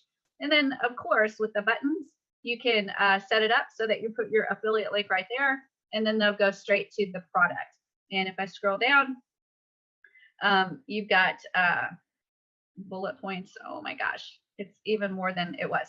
So right here, there's another area, and you can change that to a link, like, or you can get rid of this counter or countdown. You can take that out and just click. Sorry, I can't even speak. I'm so excited about what I'm teaching you guys. But you can take the counter out and then set this button to go to your affiliate link. And all of this is fantastic. Again, another button here. And then of course you've got the footer here. So this is a great pre-sales landing page. Now this one's long. This one's a long one. You're gonna have to do a lot of content to be able to really fill this up and make it work. So if it's a product that the seller has given you a lot of information about it and you are able to do that, you can do that. What's going to be interesting though, and this is what I find, is if I go to a landing page that's as long or longer than the sales page, I get tired. Do you guys do that too? Yes. Yeah. So if I see a long pre-sales and then I go to a long sales, I'm like, forget it. I just can't read all this. This is crazy. So I usually wouldn't make it quite that long. Tyree? Yes, I'm understanding everything you're speaking of, but I have newbies that's going to be watching this, so I'm asking questions that would answer them, because I may not be around to answer them. When you were speaking earlier about running ads on Facebook, and you were saying we can use a page and then put a link on our affiliate link on that takes them to where we want them to go. Mm-hmm. Is this the example, that landing page, the example where we would put on Facebook ads, right, without saying what Facebook does not want us to say? And those little buttons that you showed 2 different buttons that we can link an affiliate link to. They click on that and then go to it. That's exactly right. So for example, if you were an affiliate for my social media explosion package, right? You could create this landing page that we just looked at. You just design it, right, to promote social media explosion. So you might talk about the product. You might say, oh my gosh, here's the 10 best reasons why you need this product. Here's the benefits, here's the blah, blah, blah. And you make that landing page look and feel how you want it to look. And then every single button on there is a link to go to your affiliate link for social media explosion. Got it? Easy peasy, right? I have used that one for a poker site. It's cool. Have you? That's great. I have it done. Yeah, it's cool. There's so many great templates. It's just took a huge long time though. There's an awful lot to of content on it. Also remember that, like you said, it's so long and it takes a long time. Every one of those banners, you don't have to keep them. Oh yeah, that's right. Yeah. You can eliminate them out of them. Yeah. Take them out and make it shorter. It's okay. I've added them. I've added a few. But anyway, that's beside the point. Shelly, how much can you charge for designing a landing page? Short one, $100. Long one, $300, $400, $500. Okay. Yeah, I'm going to show you some short ones in a minute. It's easy, $100. Real easy, $100. Question, Shit, on these landing pages, those can be kind of like optimized, couldn't they? Oh yeah, absolutely. Yeah. And another thing I found, which since I haven't been able to be on with you, and I've still been doing some work in Builderall Learning. With this landing page, what I like is that this morning I was looking at the SEO tool we have. Mm-hmm. That we could take the link from this landing page and the keyword and put it in the SEO tool, and it would tell us how. Yeah. There was like, oh my God, they just make it so much easier. Yeah, you got it. You'll find out as you keep learning that it's just like the design studio, right? I love that template has information and it has that mock-up, and then it tells you, oh, here's where you can create the mock-up again once you change the website. Just go to Design Studio and do this. It's funny because when I first started in Builderall, I was thinking of every tool as individual bubbles. But what you find out when you start working in Builderall and really understanding it, that those bubbles are actually connected and they overlap. So you're working in the builder, but then Design Studio can be used to create some mockups. And then the SEO tool can be used to get SEO nailed down. And then the script generator can be used to help you generate good content to be able to have really good wording to target your avatar. So it's all connected. And when you start to understand that to me, that's the real power of Builderall, is holy crap, it's all connected, right? Yeah. So let's go ahead and look at a couple more landing page examples. So I'm gonna share. Right. Thank you. So that was the poker online one. And like I said before, this has got a lot of content. And let me tell you what I like about this content. I love that green background. I love that texture. That's just pulled me. And I love it with that kind of, I guess, sable kind of color. So to me, that would be a neat looking website. I love it. But whatever banners you don't want, let's say this area right here, you're like, yeah, I really don't want to have all of that stuff. You can delete it. You can absolutely delete it. And this area right here, you may not want testimonials. So you can delete it. So when you come up across a design and you're like, well, that's just too much, never let that worry you because that's fixable. What you want to be looking at when you're looking at a template is, do I like this design? And do I have to do a lot to change this design? If you have to do a lot to change the design, then don't get the template, because the whole idea of the template is to not have to do a whole lot of work. So take a look at the design, see if you like the colors, the design of it. Anything is editable on here. Anything is removable.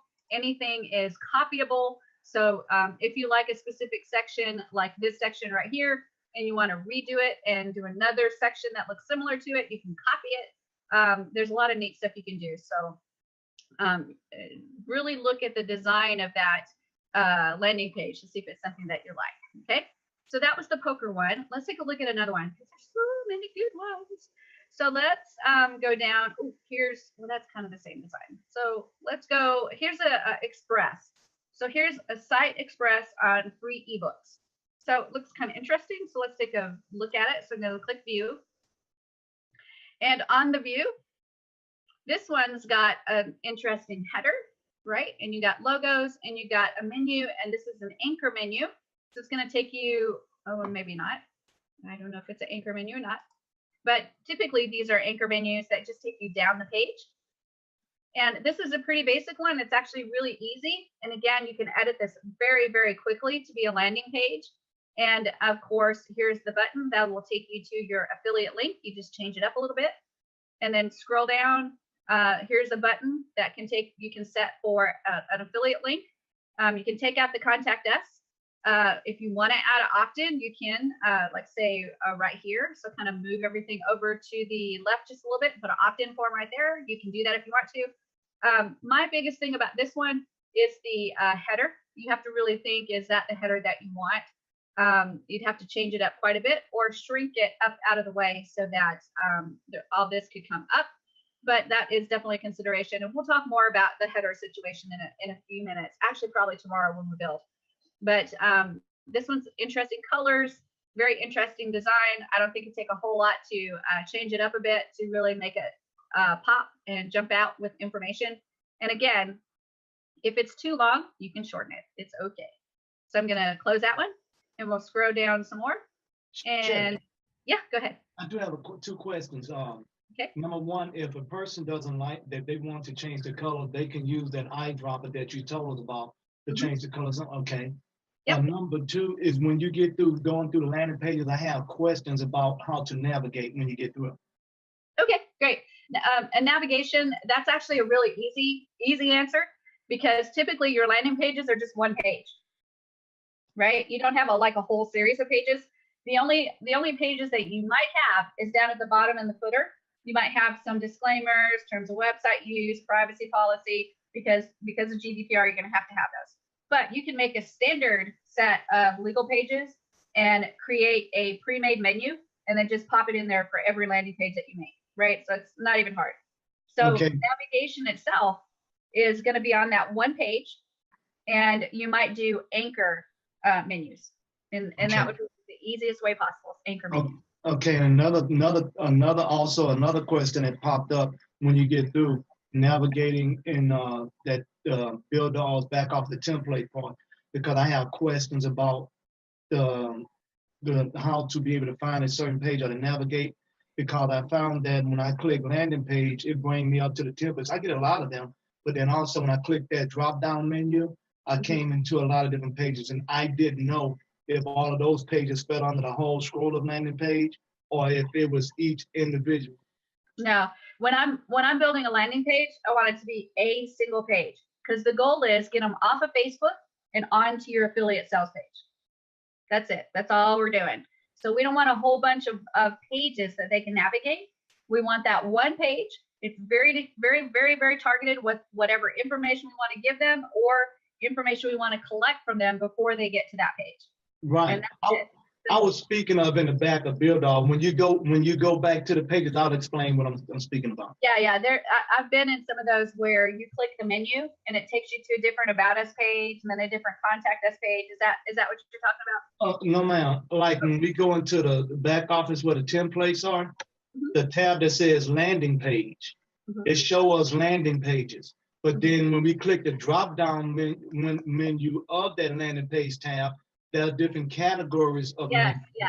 Yeah, we'll look at those in just a few minutes, because I'm going to show you again some areas I want you to focus on, right, because there's even better landing pages than the ones we're looking at.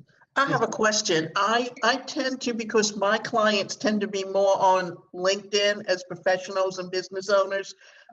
How would these same things work as opposed to working on Facebook? I think it would work the same way. You're just doing like a pre-page before they get to the affiliate sales page. So as long as you're focusing, and these are professionals, so they're usually professionals on LinkedIn want just the facts. They want to see it, quickly understand it, and then just show me the sales page. Don't give me a bunch of fluff. Don't give me a 3-hour video to watch. Don't. This is something that I think people on LinkedIn are probably more to just give me the facts. Let me figure it out myself. So you want a landing page that's focused on doing exactly that and then getting them to the sales page. Does that make sense? Yeah. Facebook, you have a little bit of leeway, right? Because there's professionals, there's people that are just surfing, there's people that are looking for business or looking for products to buy. There's and everything in between. So I don't think that you have to create it a very specific way. But LinkedIn, you've got professionals there. These are business professionals, much more than what you've got on Facebook. So you're going to speak to your audience. Yeah, because if I'm doing a lot of career coaching and courses on internet marketing and, self-limiting beliefs, those people that are professionals are going to be more interested in it than someone on Facebook. Right, and your landing page is just going to be targeted for that type of audience. So you're not going to put things like flashy things and oh my gosh, you'll never believe what I discovered. Click the button to find out. Those are not the people that like those kind of things. So you have to design according to what your audience is, for sure. Does that make sense? Yeah. Okay. So let's go ahead and Tyree, did you have another question? I'll wait till you get on that template background. That way I can explain it better, because I was wondering. Awesome. Okay, let me jump back in. Let's see. Oops, wrong one. All right, so let's take a look at another one. Let's see. Here's internet marketing landing page. This one looks a little different. So let's go to view. And it's loading. And my computer's a little slow, so if I freeze on you, you can just kind of laugh at how I freeze. But here's another design. It's a little bit different. You see the header is all the same color instead of the header broken out into being something different. And we've got the banners and some really neat graphics here. Very, very cool. Ooh, I like that image. I might have to steal that one. There's a register area. So this one looks really different. Oh, wow. That one's cool the way they've got it kind of around that picture. I like that. And then they've got pricing here, which of course you can remove that banner. And then they've got just a plain colored footer, which again, you can shrink that down and make it the same color as this one. So it looks like there is no footer if you want to, or you can keep the footer and put your legal pages there. So lots of things you can do with this one, right? This one's just kind of a really straightforward, very clean. I would actually take that banner out. It just doesn't match what's going on the web page. But it's a very clean one that you could probably use to get something ready super duper fast. For me, if I was designing this, I would probably use this actually because it's simple. And I would move all of this up a little bit. And I'd definitely put some type of header there to explain what the page is all about. I would use this area, but I would get rid of some of this white space there. I would pull this because I don't think I'm going to do any reviews. I would pull this banner because I don't like it on this page. I would definitely use this banner and move it up and get some information in there. And then that button would go to my affiliate link. And I would take this out because I don't think I'm going to be searching for opt-ins. I love this one, so I would keep that in and then change everything to match information about the affiliate product. I take this out because I don't want any pricing. And then I might change this up a little bit to have some information, change this up to have a little bit of information, and then I'd have my legal pages at the bottom. So you can see that I could probably have this one ready as a landing page for a product in less than an hour. And it would be, I think it'd be great. I love the graphics on this one, and I think it'd be really great. So what do you guys think about that one? I like it. It would be something I would use most likely with my, with my affiliate marketing. Yeah, it's a great one. It is great, solid colors, great information, a little bit of cleaning up, and I think it'd be really, really nice. So concentrated. There's nothing. And what I would also do is make it my colors, which are maroon and ivory. There you go. So yeah, and you can change any of the colors on this. So you have complete freedom to be able to do that, which is fabulous. Well, what so yeah, I like, that's a good one. Go ahead. What I like is when you were showing for people that I know are going to be watching how you can customize by taking away or possibly adding. But then when you made another point you made is that if you see a picture that you like, you can actually take that and use it. I think you would use Galleryfy or something like that, but different things, the way that Builderall can be used, because I've received different questions from different team members. So now hearing these answers from you would really solidify some of the things that we all are finding that Builderall can do. Yeah, and one of the things I do, you guys, and I'm super glad you said that, Tyree, because I literally probably an hour to 2 hours once a week, I'll just go ahead and look at templates because our designers are fabulous. I mean, a high level of fabulous. And what I do is look at the templates, not necessarily to use templates because I'm a little bit advanced, so I can do from scratch. But I'm looking for images, banner designs, stuff like that, ideas. There was a fabulous a website that had it's the what's it called? When the line fills up, right? So if you've got a line that fills up and it's at 100%, you want it to fill up to 68% or something like that. So the line just kind of fills up to 68%. Well, you can do that horizontally or you can do it vertically. And I saw on a website on a template where they'd taken the one that does it vertically, so it goes up, and they actually put an image over it that was just a diamond or something like that was transparent. So what it did was it filled up the diamond like 68%. I was like, oh my God, that's so smart. Because what you see is like on the surface looking straight at it with not thinking out of the box. Oh, look, the thing goes up. But then you put a transparent image over it that has like an outside shape of a color, and it looks like it's filling it up. It's so cool. I was like, oh my gosh, I copied that idea like right away. And I got like a beaker and like filled up the beaker. and I got like a temperature thing and like filled up the temperature thing. And I was like, this is so cool. And it was all because I was surfing and looking at those websites and actually looking at the templates and looking at some of the creative ways that they were using all of the features of Builderall. And so I've got some great images. I've gotten some great ideas, great banners where they've got things that flow. And then like the top of the banner is transparent. So you can have a color behind it and then you have these things flowing. It's absolutely fabulous, you guys. So go in there and check it out and spend an hour or two, if you can spare, to just look at the templates and get ideas.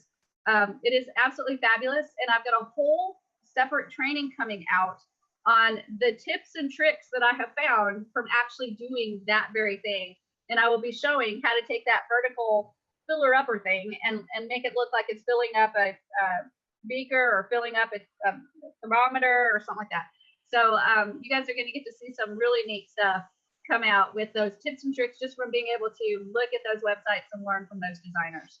And I think that's another key. Always be learning, always, right? Sometimes we get so caught in the trap of, okay, I know I'm going to do, and this is all I'm going to, this is all, I have no more RAM left. I can't learn anything else. Nope. Just kind of empty the brain a little bit and then open up your brain and take a look at some other stuff and see what you can learn. Because Builderall, it's unlimited. It's absolutely unlimited. Go ahead, Davida. I'm not creative. So if I can find anything that's a template that I can use and change it to make it look the way I want it, it does, and it helps me just for a lot of reasons. Oh, the thing that I had to do, I couldn't, I ended up asking support to help me because, I can use one finger, but I can't use two fingers because I have no control over that. Uh-huh. So I have to ask for help somewhere. Well, that's good. That's good. That's good. But always remember, Davida, and I'm telling you this because you have to, sometimes you have to figure out how to do it yourself. Well, and there's just certain things that the fingers, don't spread, they don't control, they can't hold anything. remember what I said. You can take a pen and actually tape that bad boy somehow to that thing to hold that control button down. So you can But I'd have to have the control of the hand to do that. All you have to do is push down. You can do that. You can do that. I'm It positive. takes two fingers. I'm positive you could do it. I'm positive you could do it. I'm going to have to fly out to where you are and show you that you can do it. Because there's a lot of things that people told me I couldn't do, and I've proven them wrong over and over and over again. Oh, believe me, there's a lot of things that I do for myself, but there's just certain things that I can't do. Yeah, I learned to tie a shoe with one hand. That's great. That's absolutely great. So, but yeah, definitely always be learning more and doing more and experiencing more with Builderall because there is so much to experience with Builderall for sure. So let's go ahead and jump in and share again. And I just like that. Every time I look at that, I'm going to have to copy every picture off of that because look at that. That graphic is great. That graphic is great. That graphic is great. Let's see. That graphic is great. Yep, I'm going to have to steal all those. That's one I haven't seen yet. So yay me. I got a new one to work with. So let's see, scrolling down again, let's take a look at one more. Here's one on recipes. So I'm going to click view. And this one is a great one again on recipes. And it looks like it's got a lead magnet type of thing.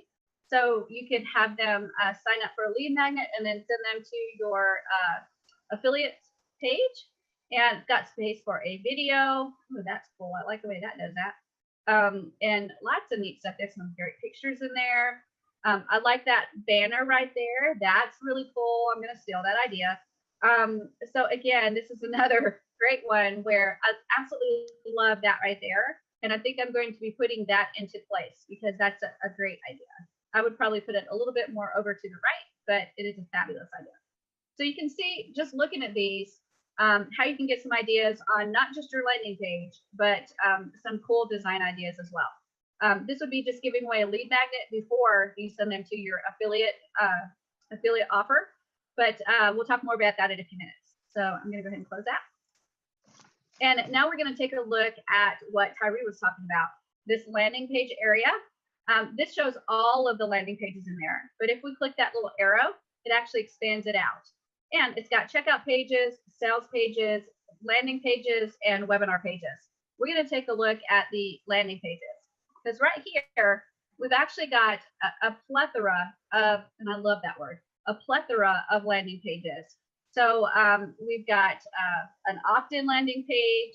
We've got opt-in easy landing pages. So here's some more that have that little banner at the top. I love that. We've got, there's another one right there that's got a opt-in form. There's an ebook one. Let's see. There's some thank you pages. There's another landing page. Let's see. Anything exciting I want to look at? Let's see. Here we go. Opt-in regular business secret. So let's take a look at this one. Oh, that's a great looking one too. Look at that design right there. So right here, you've got a header that is very, very standoutish. And you've got a box here with the opt-in form. So if you're looking to get them to opt in, this is a great one. And then we've got, ooh, and that moved. So let me, there. Oh, look at that mountain moving. Oh my gosh, that's really cool. That's another really neat feature that we have where you can make things move when people scroll down. And then we've got a comment area and then the footer at the bottom. So that's a good short one. I think that has potential to use it. Even though I like this feature of it scrolling and kind of moving to the right, I don't think I would do that on my page. Here's a couple things I don't like about it. The scrolling thing, I don't think I would have. And then if you look at this green, it's not matching this green. So if you can just kind of think a minute, you can tell in your brain, right? Think about it. You're kind of already saying, I'm not sure if I like that. And it's because of those flash of colors right there. You'd have to make the colors consistent. So maybe that background would be this color of green, and then it would actually match and you would be more comfortable with that. The other thing is you need some white space up on top here and maybe a little bit of white space below this form so that you've got a little bit of a comfort area between the gray and the yellow to kind of make it a little bit more comfortable. Because if you look at it right now, it looks super scrunched. So you'd have to create maybe a little white space above here and a little bit of white space below here. And that would make it a little bit more comfortable. I like this area. I'm not sure I do tell us what you think when you're doing a landing page. We don't want to know what they think before they bought the product. And then right here, the legal pages are great. So that's another example of how I would look at this particular template and start breaking it apart in my mind to see if it's something that I would actually use. So tell me what you guys think about that one. What do you think? What do you think about the ideas of taking it apart? Too much going on in that one, I thought. Yeah, it's a little. Take your mind off the matter of the fact. But you see, the only issue that I have with these landing pages is I don't understand how to hook them up. Oh, that's easy. We'll do that into together. your email and all that, so as it goes to the right place. That's where I just get totally it's That's gone. Okay. We're going to do all that together because we're going to actually build a landing page or two. Yes. Well, I like when you go ahead, David. I like when you said that you can take things off. The part that I like is when you were showing when at the bottom of the page, you was asking, what do you think? So that's a very important thing to me for people to know that you can take that out because you don't need to know what they think. Like you said, you don't need to know what they think before they buy the product.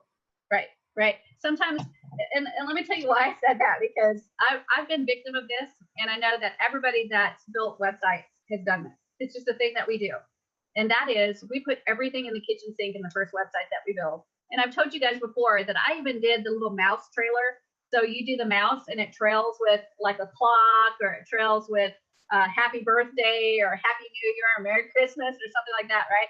And I did all the things that could flash. And I did all the things that could scroll like a marquee. And I did all the things that when you scroll down, it moves. And, you know, all those things I did because I could do them. But the reality is that you don't have to do them because you can do them. The reality is you look at your website and you put those things in that you think are valuable for the person that is visiting your website. And that's the key. What does that person that's visiting your website need? And do you have all the answers all the time? No, that's why we have split testing, right? So you can build it and then you can build another version and say, I wonder if I add this in, if it'll make a difference. When you split test it, you absolutely know if it made a difference, right? So it's a learning process as you go, and you'll learn how to get the right content in there. You'll learn how to get the right images in there. You'll learn how to get the right buttons in there, but you're not going to get it right the first time. You're going to get something out there. It will work. It just may not work to where you get 1 million leads the first time out.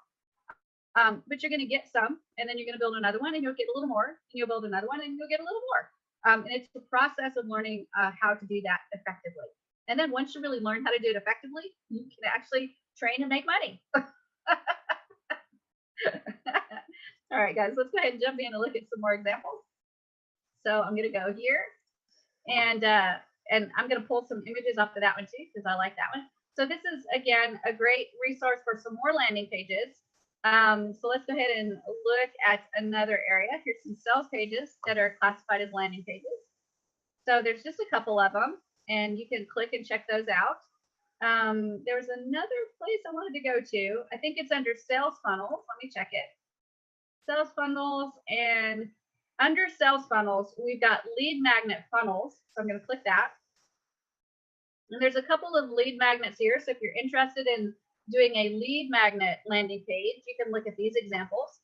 But the one I wanted to show you that I absolutely like the best is the list building funnels. So nope, not that one. Let me see if I can find it. Sales letter, squeeze page, storefront. Oh my gosh, I always lose this and never. Oh, there we go. I think that's it. Nope, that's not it either. Ebook funnel. Nope, that's not it either. Hold on, you guys. I lost it again. So Amazon application, article, ask, auto bridge, translation, ebook, free ebook, giveaway funnel, no, hero, homepage, invisible, no, lead magnet funnel, no, list building funnel. Oh my gosh, that's it. All right, so we went into sales funnels, and then we click list building funnels. And these are the funnels that actually have lead magnets that are already there for you. So if you want to create a landing page that actually gives away a free ebook before you send them to your affiliate product, you can actually do that here. These are pre-made funnels, and they're very, very simple, and they have the ebook included, which is mind-blowing, right? But here's the other thing is, if you don't necessarily want the ebook because it doesn't match the affiliate product that you are going to be promoting, you can still use this funnel, use the design, and then just add your own ebook, whether you find a PLR product or something like that, a report, an infographic, something like that. You can add anything like that. So let's take a look at this first one. It's internet marketing list building funnel. So I'm going to click view. And it is so simple. Remember me telling you guys, you can create a complicated landing page like some of the other ones we've looked at, or you can create a really simple one like this. And it's just grab this guide. This is what it is. Here's what it looks like. Put in your name and email, and get your copy now. And click, when they click register now, you can send them straight to your affiliate offer, and then have it set up so that you can send them the ebook in an email if you want to. So it's literally that simple. That you can set this up. And again, you don't have to use the ebook that they gave you. You can actually use one of your own ebooks. It doesn't have to be an ebook. It can be a report. It can be an infographic. It can be anything you want it to be, that you're giving away something that's related to the affiliate product that you're promoting. Okay. So question, Shelly. Go ahead. On that ebook, that's the. I was wondering when I looked at those, I was wondering what was the difference in the landing pages. Now I see each one of them have a different giveaway, which you just brought to my attention. That's right. And I want to go in and show you. I'm going to click edit on that one, and we'll go in and take a look at what pages are there, because it's going to be, you're going to have to finagle it a little bit to make it work as a landing page, right? Because these are actual funnels. So if I go to the page settings and I go into that layout, you'll see that you've got the lead capture page, and then you've got an email confirmation page and a thank you page, and then of course the legal pages. So if you were doing this in a way that was a landing page, then you may want to, for this lead capture page, put a note under here that says something like, be sure to confirm your email address to be able to get your ebook, or something like that. So they know before they click the button that they're going to have to confirm their email before they get it, right? And then on this thank you page, that's actually where this product is delivered. but you don't want to send them to the thank you page because you want them going straight to your affiliate product. Because if you have them bouncing between too many pages, they'll be tired by the time they get to your affiliate sales page. So instead of doing a thank you page, you can actually get this product and put it in an email. So right here, if I go to if I publish this page and go to the live version, I can right click the button and get the URL of this, where this product is at. And then I can put that URL into an email and deliver it by email instead of by thank you page. Excuse me, Shelley. One other question. Is there a way to be able to look at that ebook before you send it out so you know the contents in it? Yep. Here's what I would do is it's hard to get it because it's in the download area. So you have to look at the live page and actually click the download. So you just go to the live page. Don't get rid of the page, right? You keep the page. We go to the live version, click the download. So download it and take a look at it. Okay. And then when you're ready to deliver it by email, go to that live page and right click the button and go to save link as.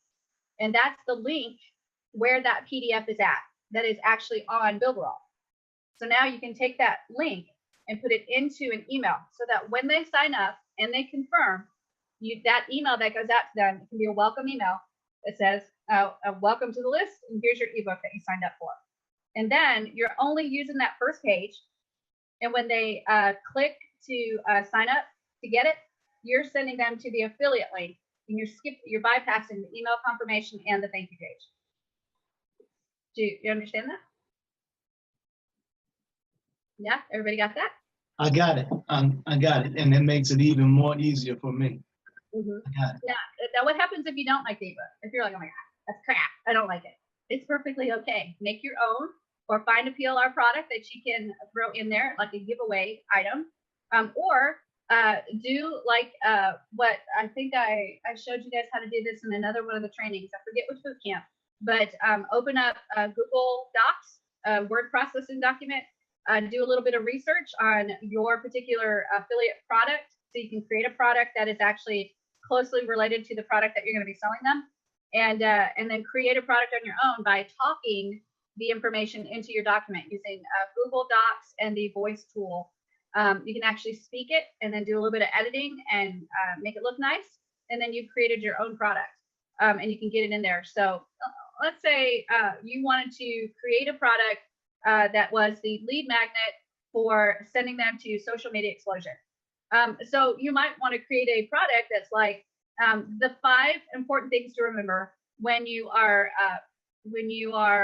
using social media to promote your business, and then find 5 important things that people need to know when they use social media to promote their business. And you can create that lickety split.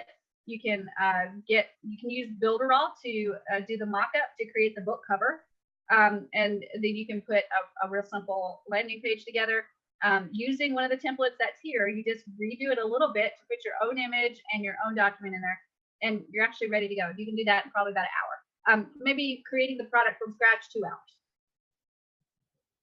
Right? Yeah.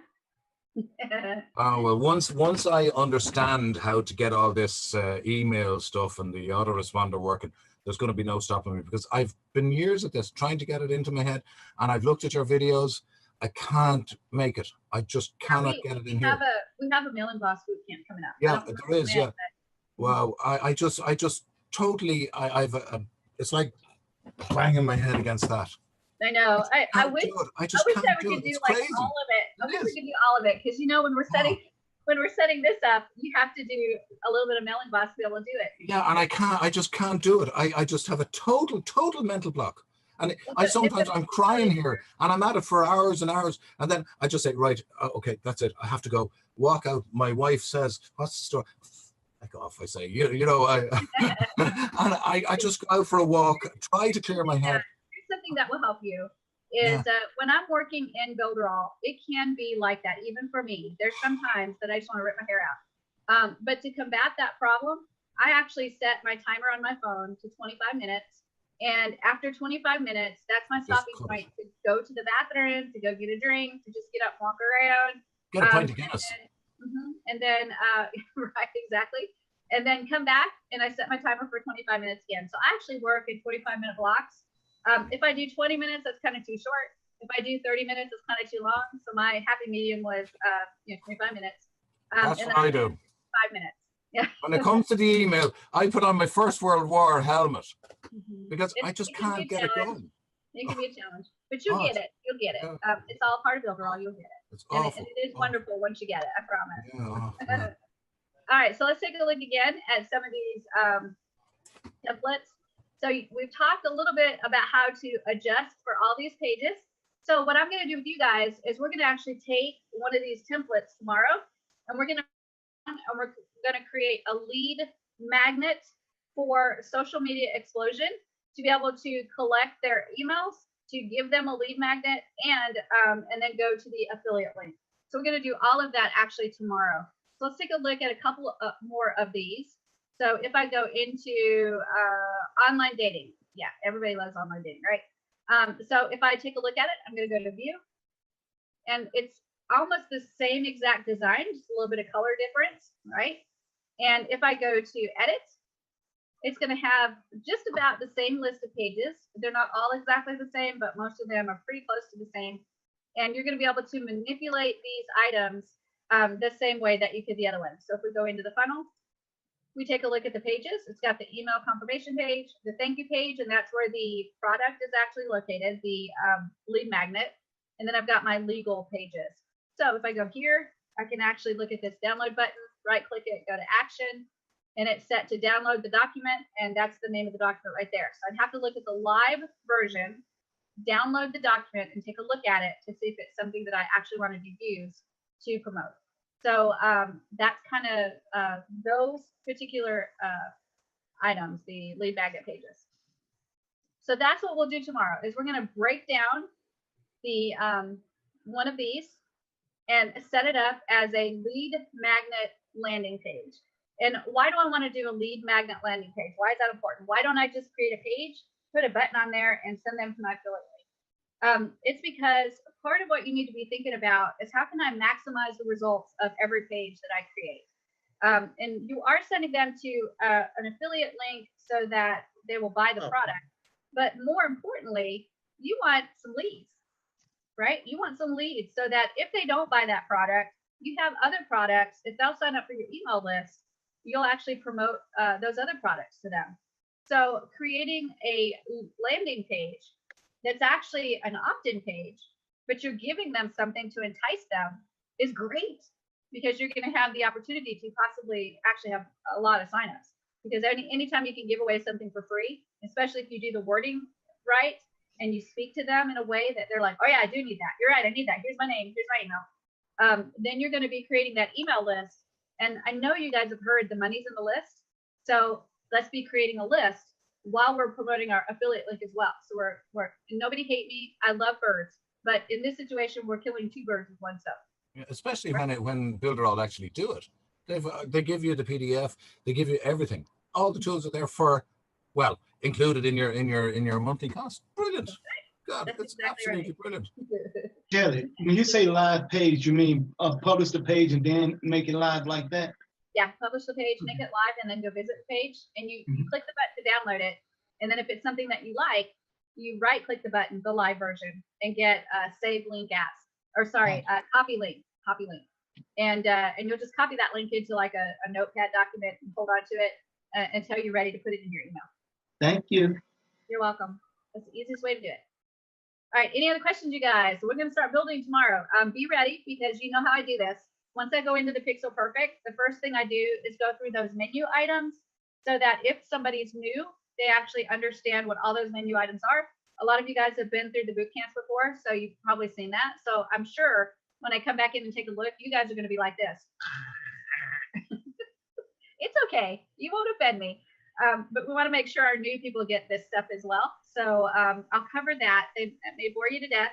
But then once that's covered, we'll actually jump into pulling one of those landing pages with the lead magnet and setting it up. And we'll do it for Social Media Explosion. So I will have a giveaway product that I'm ready to put on a landing/lead magnet page and get ready for Social Media Explosion. Okay? You never bore us, Shelley. You never bore us. No, we're always you guys get bored. concentrating. And again, thank you very much. You're welcome very much. You guys have any more questions before we go? I want to make sure I cover it all. And Tyree and Yes, David. I have a question, but that is out of the topic. I don't know if you want me to answer. Yeah, go ahead. I'm like a wide open book. I have answers like rolling around in there waiting to jump out. So go ahead. Okay, good.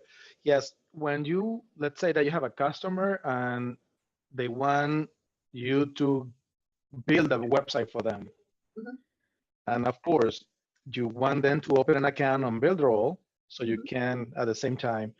How do you offer the plan? What plan? Because we have 3 plans, the $9.99, the $29, and the $49. Which plan do you get into? I would love to get them all on the $49.99 plan, but how do you get to them? Here's a couple of ways to do it. So is this customer going to be editing their own website? I don't think so. Might be.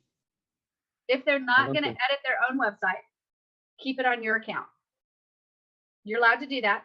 Keep it on your own account. And then you charge them hosting. So you can charge them $50 a month minimum to host their website on your account. And you never say, oh, by the way, I'm hosting this on Builderall.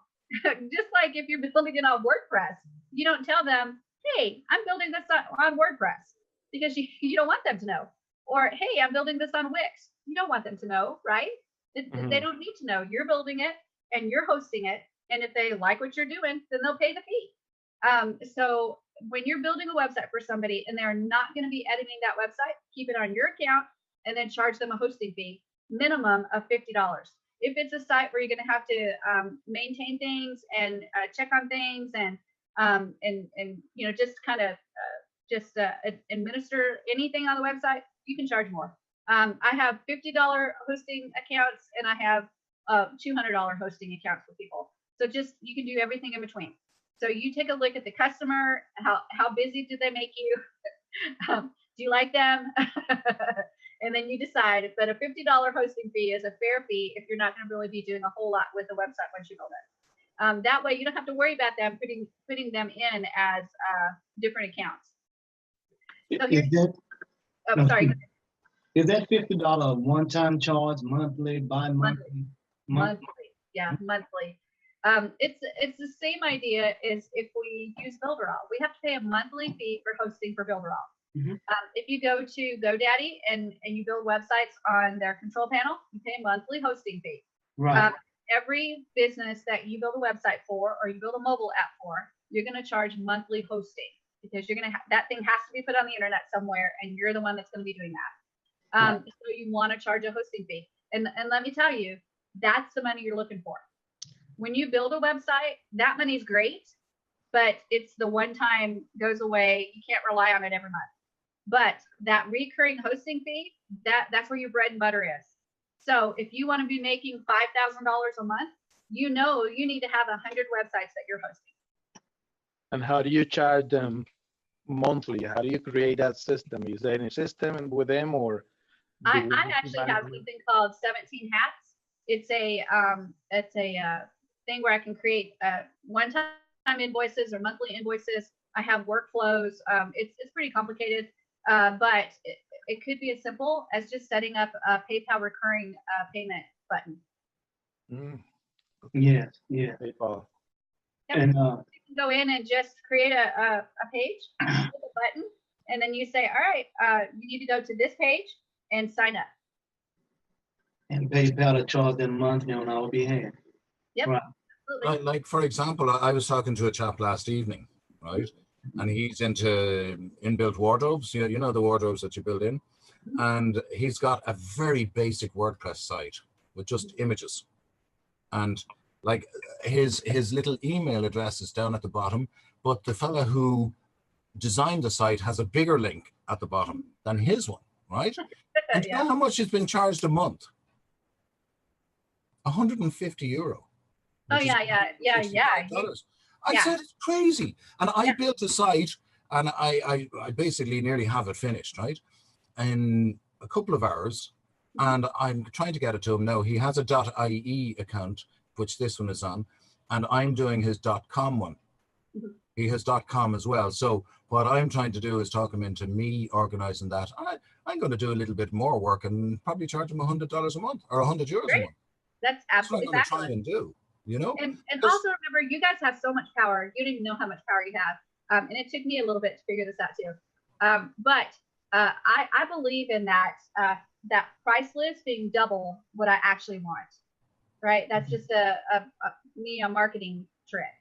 And when I do hosting, I may say, well, normally I charge $200 per month to host your account. But if you allow me to put at the bottom of the page, website created by, and my link, I'll give it to you for $100 a month. That will save you $100 per month in hosting fees. So there's so much you can do, guys. Just kind of use your imagination. A little bit of advice, I suppose, is always go pitch at a high price. And then if the customer wants to haggle with you, well, then you can say, right, I'll do it for $175 and I'll give you this. And then if you still have, you know, you have $100 to play with, but you're still going to make good profit at the $100. You know? That's good. Roberto, sorry. The other question that I have related to the same thing is about the domain name. When this customer has no domain, you need to get a domain created for them. Can we do the same thing? That will be kept in my account. Do I open a domain? There's been many times that I've purchased domains for customers, and I host them on GoDaddy. When I buy them, they're hosted on GoDaddy. And if that customer leaves me for any reason, which I rarely actually have customers leave me, but if they do, I just transfer the domain to them. You can actually transfer the domain to them. You'll have to put that in the contract that if they leave you, and you have the domain, that it will be like a $25 fee to transfer the domain or something like that. So you need to make sure that's covered.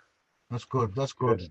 And that domain, when you open a domain on GoDaddy, usually is of $2 or $1.99 first year. Is that right? Yeah.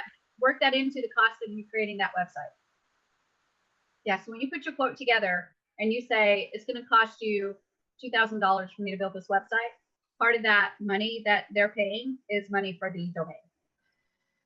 Right? Monthly charge. And then that monthly charge should cover any cost of the domain that is going to be there when you have to renew it. Got it? So are we saying then now you're still limited to your 15 domains, though, aren't you? Yeah, but that's not a limit. That just means on your account you can have 15 domains connected. Anything over 15 domains is going to cost you $3 per month per domain. Ah, right. So we can still. Right. So you could really, in essence, start up a hosting company. Yeah, that's why they changed it. Originally, when you started with Builderall, you had unlimited domains, but they had to be yours, right? If they find out that you were connecting domains and they weren't yours, you could lose your account. But what they were seeing was people were getting really frustrated with having to get somebody to sign up for Builderall, transfer everything to Builderall, to that account.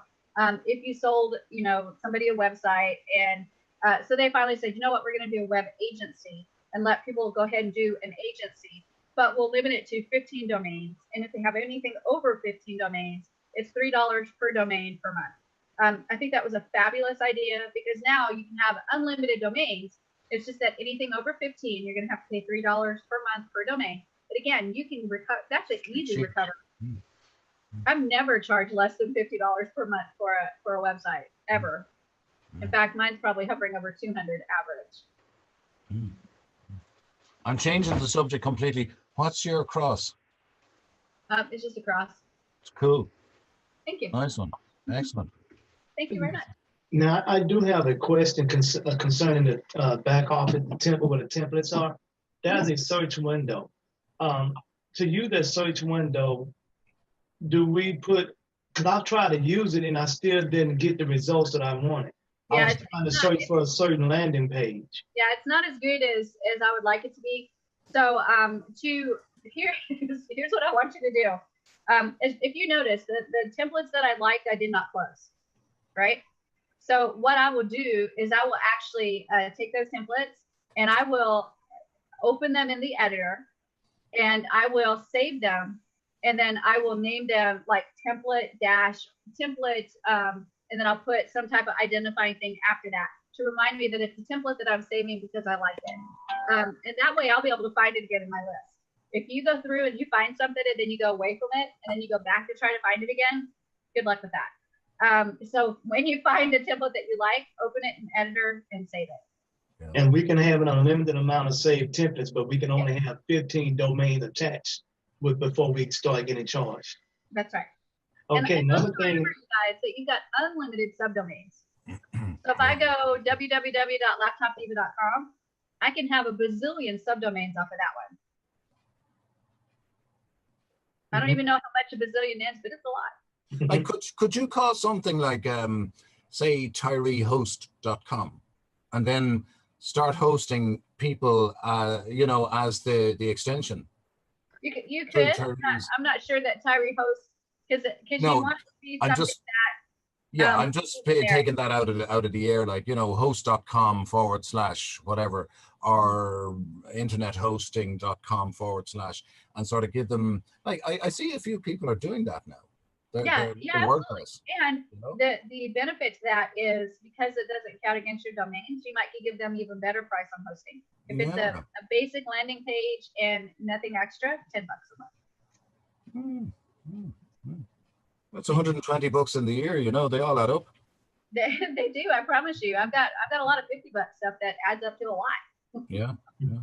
Gosh, once I get this email thing into here and I don't have to put this on, I'll be the finest. I'm just gonna go. Great. Harry, there's something else you said. What were you asking me about a minute ago? The other thing I was asking about is, say like when you were showing us when we go to the landing page tab, and what I was wondering is the landing page tab, if it just shows landing pages on that tab, or does it show landing pages along with all the tabs in that drop-down menu? Where at now, the landing page tab? Right, like when we're in the back office, we're in new sites, and you know it has like landing page tab or sales funnels tab. When you click, say like when you click sales funnel, does it just shows funnels for that tab, or does it shows funnels for that tab and all the other tabs in the drop-down menu? Yeah, so if you click sales funnels, it's going to show you all of the sales funnels for all these categories. And then to break it out, so I only want to see the sales funnels that are the Amazon coupon funnel. If I click that, it will only show those. Okay, that's because I had clicked, you know, I went and explored the back office, and I know they're constantly adding templates. So when I clicked, just say like when I clicked on sales funnel, I saw a never-ending tabs, and I was wondering if I went and clicked the drop-down window, would that just be just certain tabs in that drop-down window? Because I did not know if all those tabs, if sales funnel consisted of all those tabs, if I just click sales funnel, or if I would be missing out if I just click each individual tab in the sales funnel category. No, so if you want to see all the sales funnels, you can click right there, and all of those categories are showing now. So I can scroll. But then I'm like, yeah, I don't want to look at all of them. So I'm just going to look for the ask campaign. So I'm going to ask campaign. So for that one, there's only one funnel there. If I want to do a bridge funnel, click that, and that shows me the bridge funnel. If I want to do an ebook funnel, and that shows me the ebook funnel. And ebook funnel, and there's 3 of those. So you can see how it breaks it out so that this is all of them. And then in these categories, you can break it out by the category. It is really hard though, because if you want like free products, if you type that in, free products, it doesn't pull it up. So it's not pulling it by the name. It's actually pulling it up by the name of the category. So if I type in Amazon, it will actually pull up that category. Okay. Got it. Okay. Okay. I'm with you. There was something else I was going to tell you, Tyree, but I've lost it. Somewhere it's rolling around, and hopefully it'll come back to me. So. When you're around the bases, I'm back at home now. I'm ready to bet again. I got it. I'm going like this here. I got a light bulb going off in my head. You see, there's a brilliant one, and nobody noticed it there, right? Nobody noticed that funnel that's made for us, lads. The ask funnel. Oh yeah, that was a great one. I love the ask funnel. One of the best ever funnels you could ever look at. Just put in the question, and put it up in a Facebook ad. Ask me a question about Builderall, and people will see it and they'll ask the question. They'll sign up your email. What a lead! Boom. Well, actually, the ask funnel is you asking for the sale. Is there any other one that you can put a question? I got that wrong then. Oh, or you can always put that, because that's just a simple opt-in form that you just add that field. Like the question, I think that ask a question is absolutely brilliant. Like on anything you're doing, ask me the question. You can do that. Wow. Absolutely possible.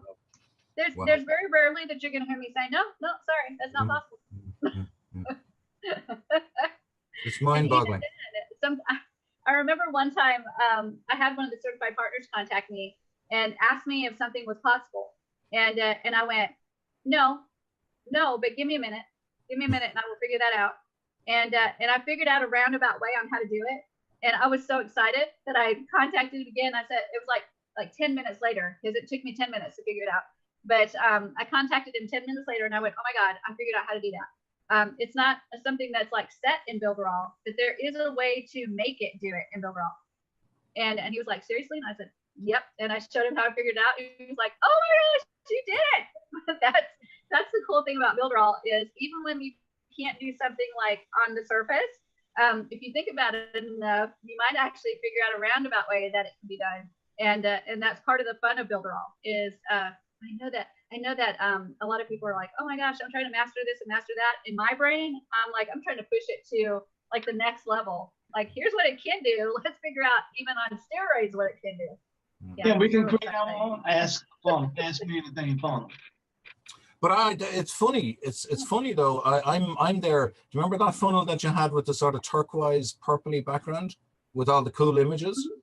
I picked that out and I've taken out a few. But the top background, I just cannot get the color changed. I've been doing it here and I have it set. I'm going to show you. When we go through and do our own lead magnet, I'm going to show you a couple of tips and tricks about the header because it is tricky. And getting that header to like disappear is a little tricky. It's not easily done, and there's a lot of people that fight with doing that. And we want to do that because this is a landing page. We don't want to capture the header and footer from the main website. So we're going to make that header disappear, and I'll show you how to do that. In the one that we were looking at, there was no header on it. It was a purple one, and there was no header on it. Oh, there is a header on it still. There is a header. Yep, there is a header. I'm going to show you how to hide it. This is like it's not showing though. I can't see the header anywhere. It's still coming as a banner even at the top. It's ninja stuff. Get ready. Wow. Wow. Wow. I'm going to have to get my black thing for my head now tomorrow. David, do you doubt me? I don't know. I don't doubt you. Never. No way. I wouldn't doubt you. No way. No way. Wow. Wow. All right. You guys have any more questions before I go? You guys are awesome. I've had a great time today. This is a great way to spend a day after having so much rain. Oh my gosh. It's been wonderful to get back with you guys and get back into teaching because I'm telling you, every time I miss it. I miss it so much. And this is so much fun for me. So I hope Shelly, you guys have as much fun as I do. Could I take a minute? Could I ask you, could I share this with you? Because this is doing my head. I go to appearance and I have the color set to my green instead of that purpley color. And it's still not showing as green. It's very strange. And I'm clicking on the top. It may be something else. Yeah, it may be something else. It may be a layer, a banner. It might be the background of the page. Oh, There's a couple of things that could be. Wished. Let me just have a look here now. Appearance. When are you going to be putting up the link to the next boot camp? Probably right at the end of this one. I think the next one is coming out March the 4th. What was the next one? Do you remember? Sales. Take a look. Oh, sales funnels. Oh my gosh. Is that the next one? Oh my gosh, it's going to be so good. The Builderall Bootcamp. I think that is the next one. I think you're right, Davida. We take a look to make sure that is it. Oh my gosh, yes, sales funnels is next. That's one of my favorites. that's where we'll go through and talk about all the different sales funnel types and what's cool about every one of them. And you guys will find out that my favorite sales funnel is the tripwire. My favorite one. And does that include all the If you email didn't know thing that as already, well? you find that out. Wow. Shelly, is there any, I think about a week ago, you Can I mentioned. phrase again? I'm sorry, you guys. You're gonna be gone sorry. this week, aren't you? Okay. Aren't you gonna be gone this week? I'm gonna be gone. No, I'm gonna be gone March the 16th, 17th, 18th, 19th, probably 20th, 21st, and 22nd. I'll be gone for about a week, but it won't start until March the 14th is the day I leave. Okay, so we will be in session So tomorrow. we'll slide that in like right before I go. Okay. And let me tell you something, you guys. Sales funnels is one of my favorite things because it requires deep, deep thought, right? And so you have to kind of dig in there and really think about these sales funnels and what they're doing and why you're setting it up this way and what you're trying to get the customer to do. And it's all about marketing. It's all about getting that customer to do what you want them to do. So all of these funnels have such neat things that you can set up and just kind of guide that customer through. And it is so fun to see the different funnel types and how Builderall has them set up. And again, you've seen under sales funnels, we've got every kind of funnel imagined. And then you can build your own. If you don't like what's there, you can build your own. So we're going to go through that together. One thing about this platform is it's really, you can, with all the different connections, you can really run an e-commerce business. Oh yeah. Yeah. Oh yeah, absolutely. Not just the e-commerce business, but Anything. any kind of business. If you're an offline business, an online business, if you're thinking about business, if you've got a business, if you don't have a business yet, and everything in between, Builderall can meet your needs. I don't think that Builderall is meant yet for the like $10 million entrepreneur. But for the beginner and intermediate entrepreneur, it's right exactly where it needs to be. So yeah, it's phenomenal. And to me, it shortens the learning curve and the money curve, the cash flow curve for beginners for sure. When you have a beginner entrepreneur and they're looking at getting started, $50 a month to get started is almost unheard of. And I've done the brick and mortar. We used to have a balloon shop. I know that that's hard to imagine with me, but we used to have a balloon shop where we did latex balloons, we did mylar balloons, we did Classy Wrap, which is a big machine that actually sucked balloons open, and you could put things down inside. And we do baby clothes inside, like hanging, and we'd have like a big, round, you know, the long balloons. I'd blow them up and put them inside the balloon and like make a track on the inside and then put little cars on it. So the cars would be driving up in a circle, spiral to the top. So cool. We had floating duckies inside of a balloon. It was absolutely amazing. I had floating sailboats, so you could put water down inside of it and then put little sailboats inside. It was phenomenal what we did. But let me tell you, this is why I understand cash flow, because you have to have a lot of cash to get started with that type of business, because you don't even know the expenses you have for brick and mortar. But when you start an internet business and you start with Builderall, $50 a month, and you can really generate some amazing income. If you think about it, in a brick and mortar store, you have to have at least $250,000 to $500,000 overhead, because you got to put it all together before you even make your first sale. On the internet, you can start for less than $100 and you can get going. And you don't even have to buy products, right? You don't have to have the cash outlay. You can drop ship. So yeah, I've been there, right? I had to pay for a building.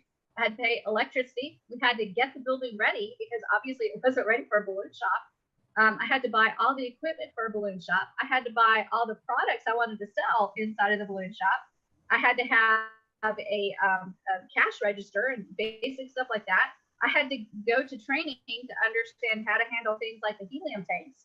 There's a lot that went into just opening the doors. And Davido's right. You're going to spend thousands and thousands of dollars to open the door to a brick and mortar. But when you're on an internet business, an online business, $50 a month, little bit of time to learn. So you have time at $50 a month, you have time to learn. right? Because that's not a ton of money. You have time to learn. You can spend your time, learn, set it up right, and get going and make money. To me, within 6 months to a year, you should know enough to be able to make money. So $50 times 10, $500, let's just push it out there. We'll say $750 to learn how to do an online business. Right? It's down to ourselves. Like, I've been at this a long time. A few years ago, I was making great money, and then that business went, and I've been trying to find something since. And I think we're all the same. Everyone nod if we have done that. I think we have, right? So all we have to do, I think part of it is giving us the confidence again to get back into making that money section, you know. And once you start making the money, that's when you gain more and more confidence. You get determination, and then everything starts flowing. Then once that first check comes in, focus. Yeah. Focus. Builderall is giving you everything you need to get started. You just don't have to go outside of Builderall. In fact, I'm doing a project that I'm super excited about that I'll probably talk to you guys more about. But I'm actually doing a project where I'm showing how you can buy a little bitty netbook, right? You know, the netbooks that are like $299, right? So you buy a little bitty netbook, you get Builderall, you get something basic like Screencast-O-Matic. The total cash outlay for the first month was $750, and then $50 a month for Builderall, and that's it. And for $750 plus $50 a month from Builderall, I'm going to show how you can take that little bitty netbook, and create generate an income. And drink coffee while you do it. And drink coffee while you do it. That's right. And are you going to sell that as an affiliate?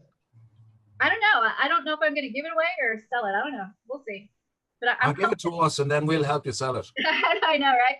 I'm calling it the Monica Project, because anything I make from it, I'm going to be giving to my mother-in-law, whose name is Monica. And then say it was you were down in Nevada and you were looking around Area 51, and say that's where you got the whole idea, you know, this alien thing, that the technology sort of, you know. Well, actually, I got inside the box. I'll tell you how I got the idea was I have about 15 students that are signing up right now for Builderall, and I'm taking them through similar to a boot camp, getting them started, and they're signing up for just learning how to do the basics and how to do like affiliate marketing and stuff like that.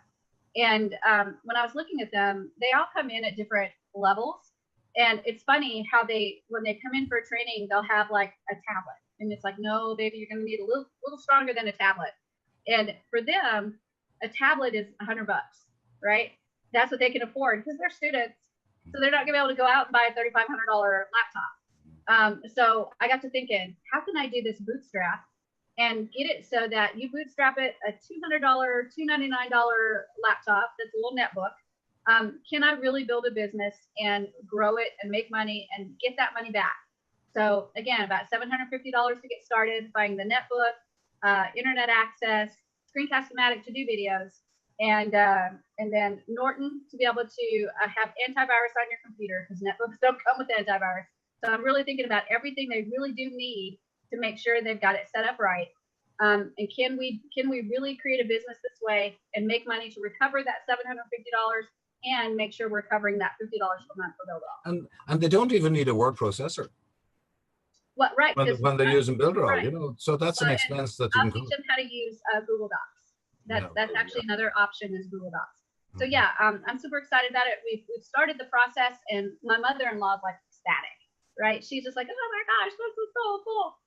But she doesn't even know what a netbook is, so she's not going to be one that actually is able to do it. But I'm hoping that it will make a lot of good money for her. Because again, I like the fact that I get to earn money. And she's on a fixed income. I think I shared that with you guys before. So I can generate something and be able to send to her and make it a little bit easier for her. So that's it. Like I have an idea, right? And it's a massive, massive undertaking, right? And I know people laugh when you say millions every day, right?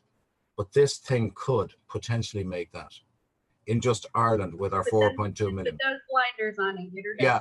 But unfortunately, my problem is nobody. I can't tell it to anybody because they'll just take it. They'll just take it.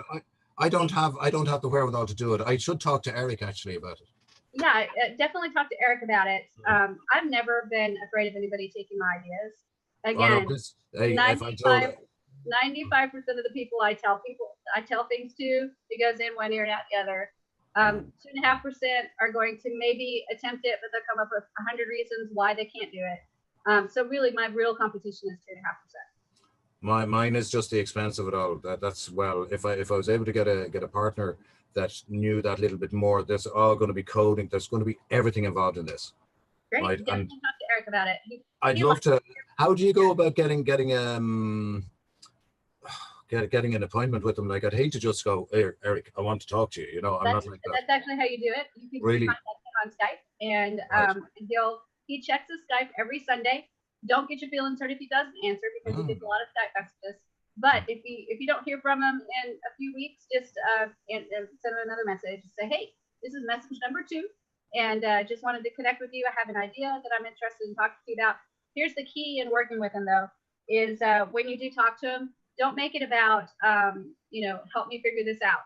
It's all about I've got it figured out, yes or no. That's what I have. I have it all figured out, right? I didn't make a white paper on it though.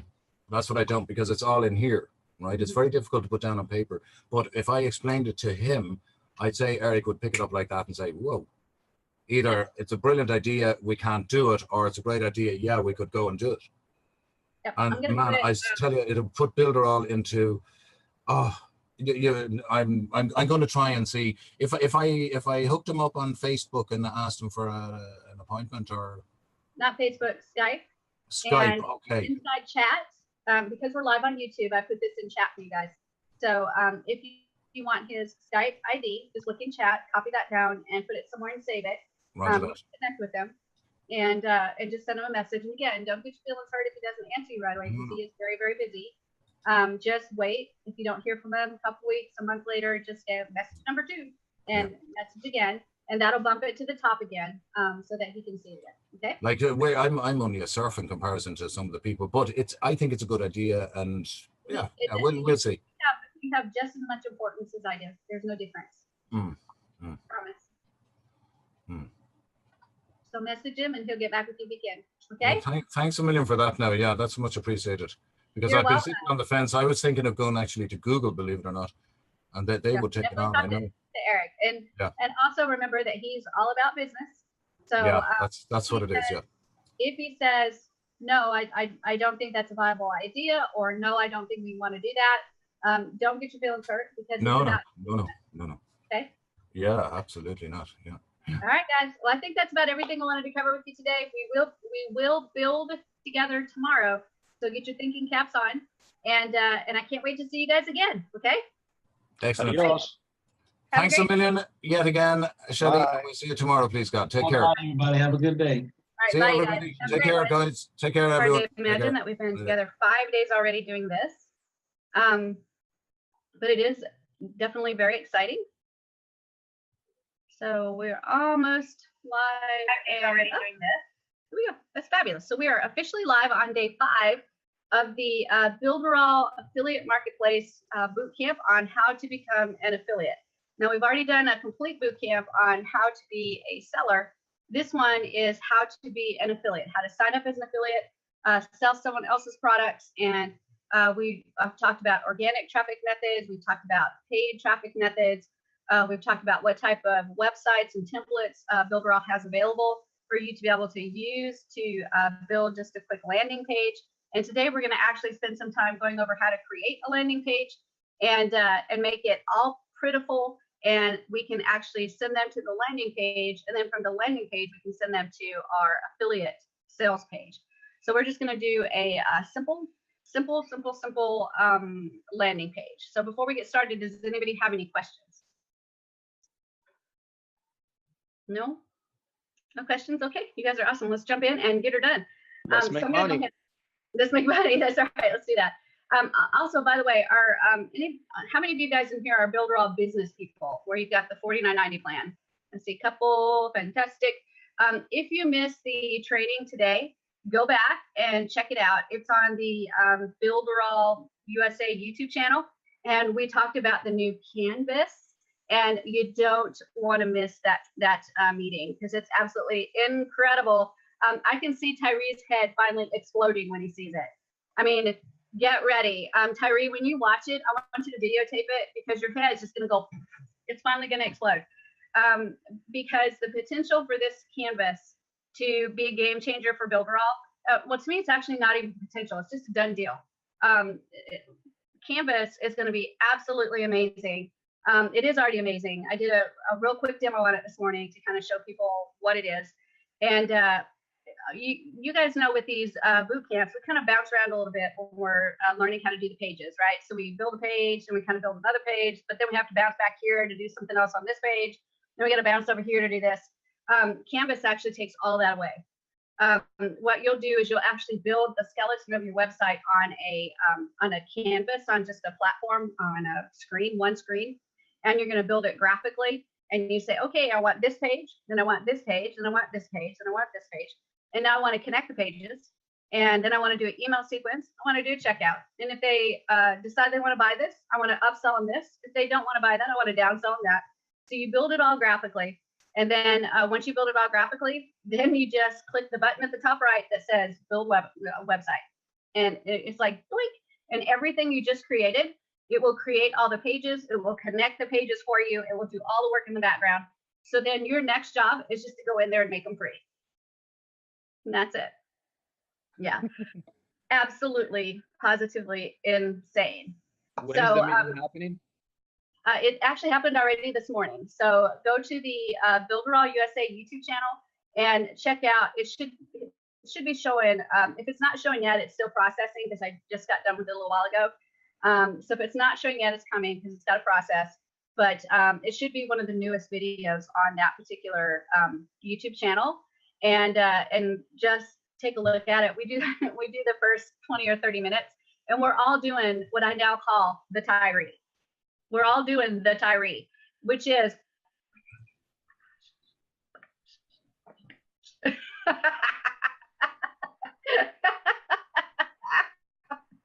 it is absolutely hilarious that we're all doing the Tyree, but it's honestly so amazing that you can't help it. You just can't help it.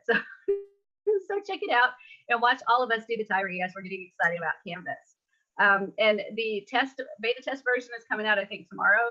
And then the final version where everybody gets a hold of it. I don't have an ETA for that because it really depends on testing and how that goes.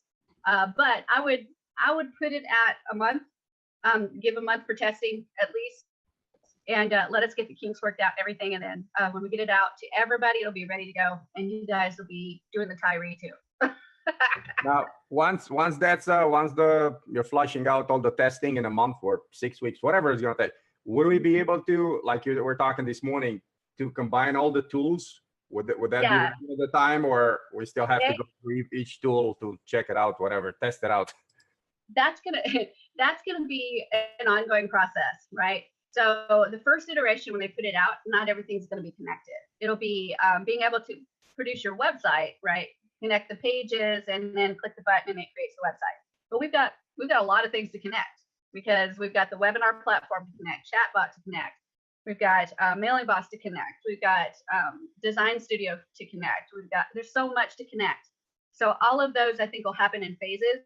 So the first phase you get is just the basic build the skeleton of your website, click the button, and everything's created for you in the background. And then the second iteration, I think, is probably going to be full connection with Mailing Boss because that would be the next step.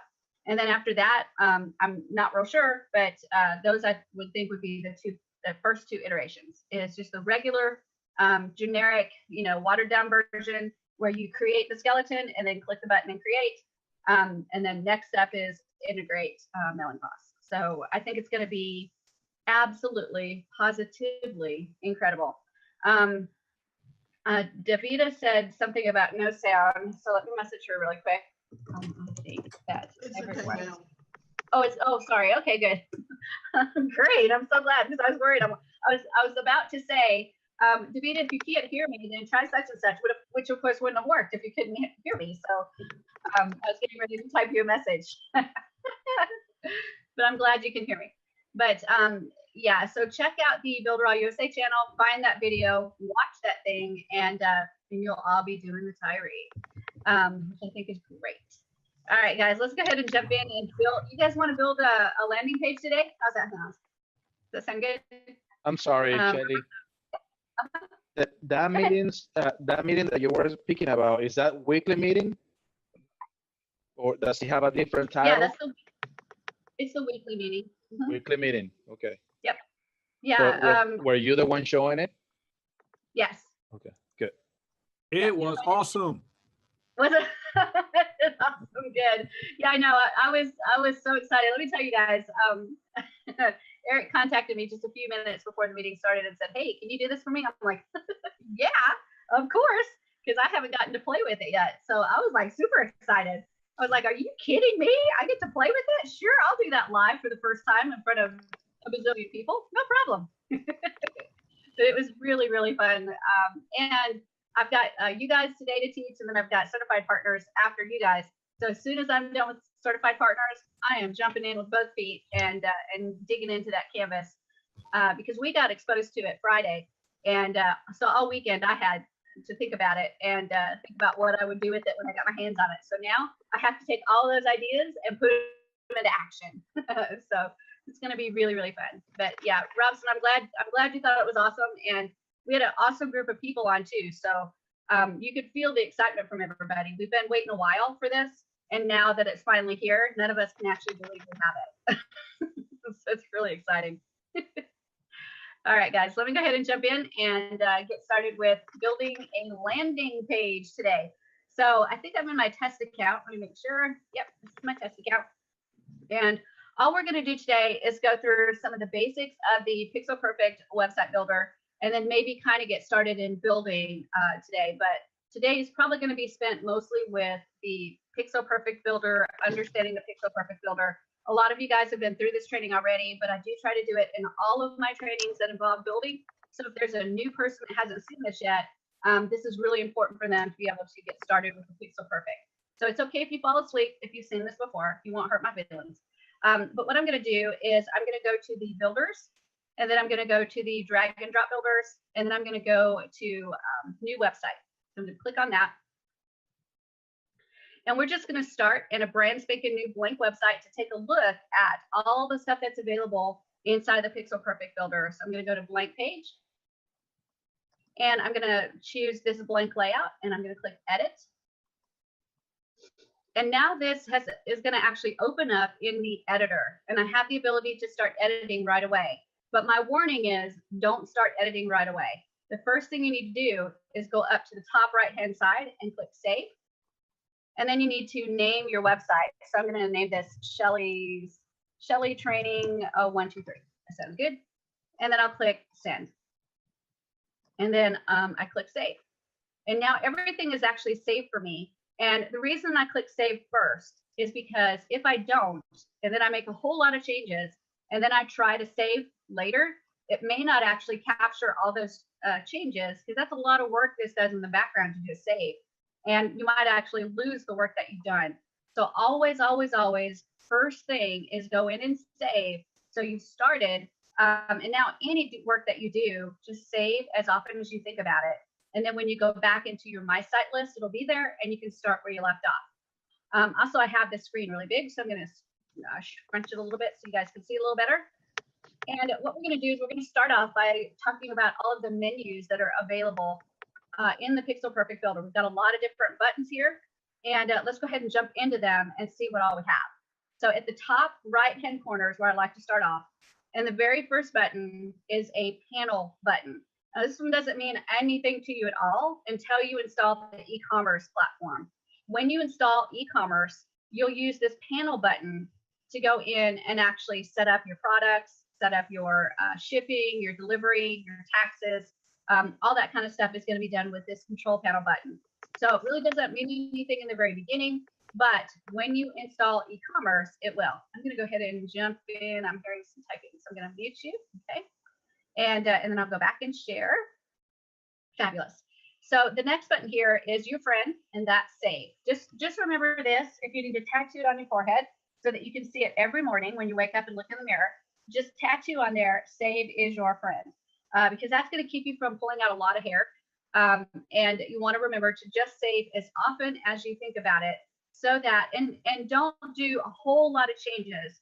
Big changes are when you add pages, when you delete pages. That's a big change. If you add a layout, you delete a layout, those are big changes. So you definitely want to save immediately after doing those big changes. But even the little changes, like adding text elements, adding video, adding images, don't do a ton of those things and then try to go save, because internet connections can cause a problem and it doesn't save. The system itself can look at you and go, oh my gosh, you just did 52,000 things. How am I going to save all that? And the system will snafu on you. So just save often, and remember that save is your friend. The next thing is preview. This one is so cool, but let me tell you that preview works 99.9% of the time. But for that 0.01% of the time, you want to go to the live version. So you want to publish your website, look at the live version. So you want to kind of flip-flop between those two. But preview is good for when you're just doing general basic building, nothing too fancy, too schmancy, too advanced. But when you click preview, you've got a screen that shows you your preview. But the other cool thing about it is you can preview the desktop version. You can preview what the mobile version is looking like. Then another really cool thing is you've got this camera, and the camera will allow you to take an image of what's happening on your screen. And here's why that's cool, because once you do that, you can take that image of your website and actually put it into another tool that we have, which is the Design Studio, where you can create mock-ups. And we have pictures of like a person holding a computer, and you can put the picture, the image of your website on that computer and make it look like that person's looking at your website on the computer. So that particular little tool that's in your dashboard can be used to enhance your website. And you do that by using that little camera and taking a picture of your website and adding it to that image. So it's actually really cool. Also, if you want to take an image and use it as your share image for Facebook, you can actually use that camera, take an image, and then make sure that the dimensions are right to be used as the share image. And then you can add that into the website page settings so that the share image is actually a picture of your website. So if you share the link on Facebook, they will actually see a copy of your website page. So again, that camera comes in handy. Now, there's many other ways you can do it besides the camera, right? You don't have to have the Builderall camera. I have a app on Google Chrome that's called FireShot, and you can use that. So right here is FireShot. All you got to do is look that up on the Google Chrome store. And then anybody that's got Windows 10 and up, you have a little app on there called the snipping tool, and you can add that to your little toolbar at the bottom. And the snipping tool will allow you to take images as well. So if you get into a situation where you need to get a picture, but this camera may not work. So the camera works in the preview, but it doesn't work, of course, in the live version or the editor version. So if you want to get a picture of what's happening in your editor, you can use something like FireShot, or you can use something like the snippet tool that's in Windows. So that is the preview button and what you can do with that. The next button is grid lines. And when you click that, it actually creates grid lines for you to show kind of the important areas of your website. So if you take a look on the left-hand side, we have a grid line. On the right-hand side, we have a grid line. And then right here where the header is, at the bottom of the header, we've got a grid line. And then right here where the footer is, at the top of the footer, we've got a grid line. So it's identifying for you the furthest left-hand side of your website, the furthest right-hand side of your website, the header area, and the footer area. And all of those are important because whatever content you put on your website, there may be people that actually have really wide screens. Like I have a 17.3-inch screen. It's got 50 bazillion pixels. It's like incredible resolution. It's going to show me a lot of screen space. But I also have a little bitty $199 netbook. And it is a little bitty, like, I don't know, 9 or 10-inch screen. It's not very big at all, maybe 10.1 inches. And what it's going to show on that little netbook is only from this grid line to this grid line. So if you want something to show for your customer, no matter what device they're on, you need to make sure that that image, that text, whatever it is in between these grid lines. Can you go over the grid lines? Absolutely you can. You can absolutely go over the grid lines. But there's a chance based on the device that the person is on that anything outside of the grid lines will not show. just exactly the same as if I'm using my netbook. If I'm using my netbook and there's content outside of these lines, like over here in this area or over here in this area, then on that netbook, it will not show. It's only going to show what's between these grid lines. The other important thing you need to understand is that we have headers and we have footers. And we can change those headers and footers to be teeny tiny. That's as small as that will go. And we can change the footer to be teeny tiny, but they don't really ever disappear. We can cover them up, but they don't disappear. So the important thing about headers and footers is that headers and footers are all the same inside of a layout. So if I'm inside of a layout, we'll talk about more about this in a few minutes, but if I'm inside of a layout, every single page in that layout is going to have the same header and the same footer. Okay, the body will be different for each page, but the header will be the same and the footer will be the same when the pages are in the same layout. And again, we'll talk about that more in a few minutes. Okay, so these are the grid lines. Now, what happens if the grid lines are in the way and you don't want to see them? You just click that button again and they go away. I actually keep mine on all the time because number one, it helps me make sure that my important content is between grid lines, but it also helps me to center things a little bit and gives me perspective where that center point might be. We do have the ability to automatically center things, but sometimes I don't want to necessarily put it exactly center, but it does help me kind of see things perspective wise to make sure that my website feels comfortable with the spacing. So that is grid lines. The next one, and this one's a cool one. This is the ruler. If I click this, it shows me a ruler on the top and it shows me a ruler on the right-hand side. Now this ruler is great because it can give you, again, some perspective on spacing. But the other neat thing it does is if you click right on the ruler, you can actually get these grid lines or guidelines. And same thing on the right-hand side, if you click on it, you'll get some guidelines. And these guidelines actually can be used to make sure you're lining things up really well on your website and making it look nice and neat. I don't know about you guys, but I've seen those websites where people just eyeball it, and their eyeballing it is not as good as if they'd line it up using grid lines like this or guidelines. And so you have one item that's here and then another item that, even though it might only be like a couple pixels off, which is a really small amount, you can still see it, right? You still see it. And even though you're not thinking, ooh, that's a couple pixels off, that's not what you're thinking. But what your brain is seeing is that, ooh, I'm kind of uncomfortable seeing that. It doesn't look like, it looks like something's a little off. Yeah, something's off. It's 2 pixels off. So this helps you to keep everything lined up and really nice and neat, because you want your people that are coming to visit your site to not be uncomfortable because you've got things off just a couple pixels.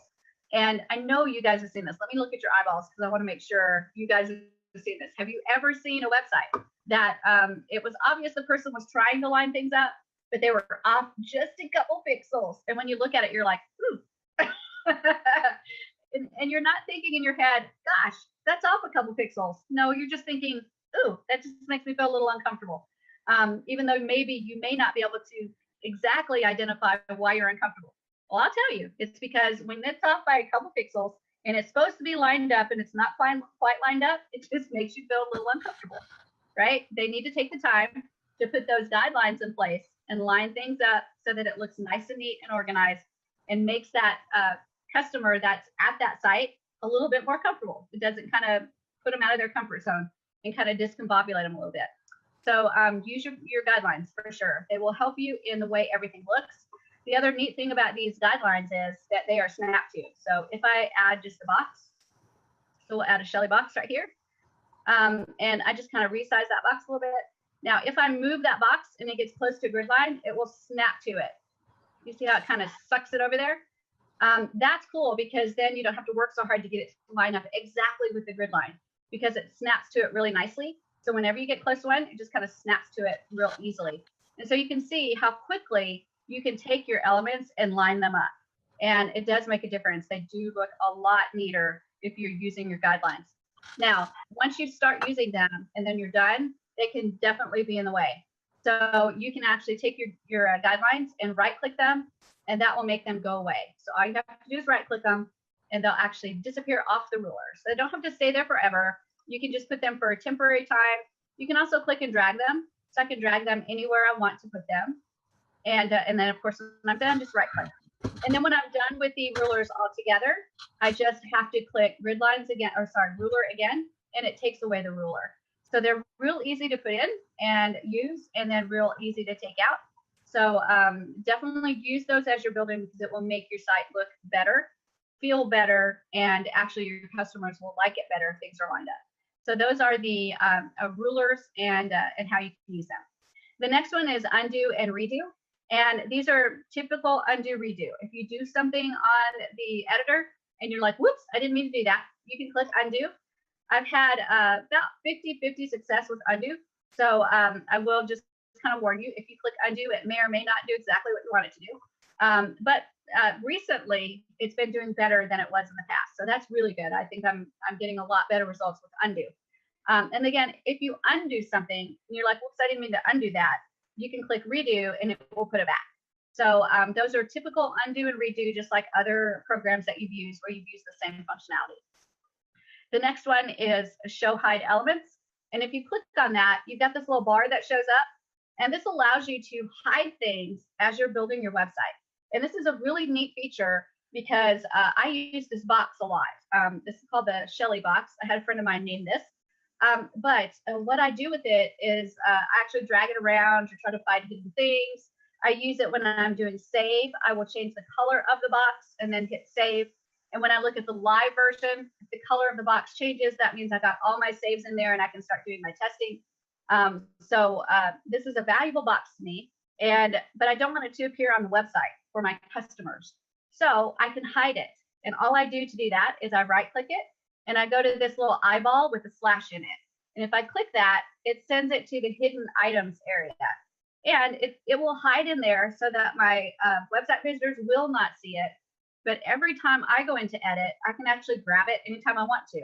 And all I need to do to put it back is just hit this little arrow and it puts it right back in the place it was when I went to hide it. So real easy to hide, just click that eyeball with the slash.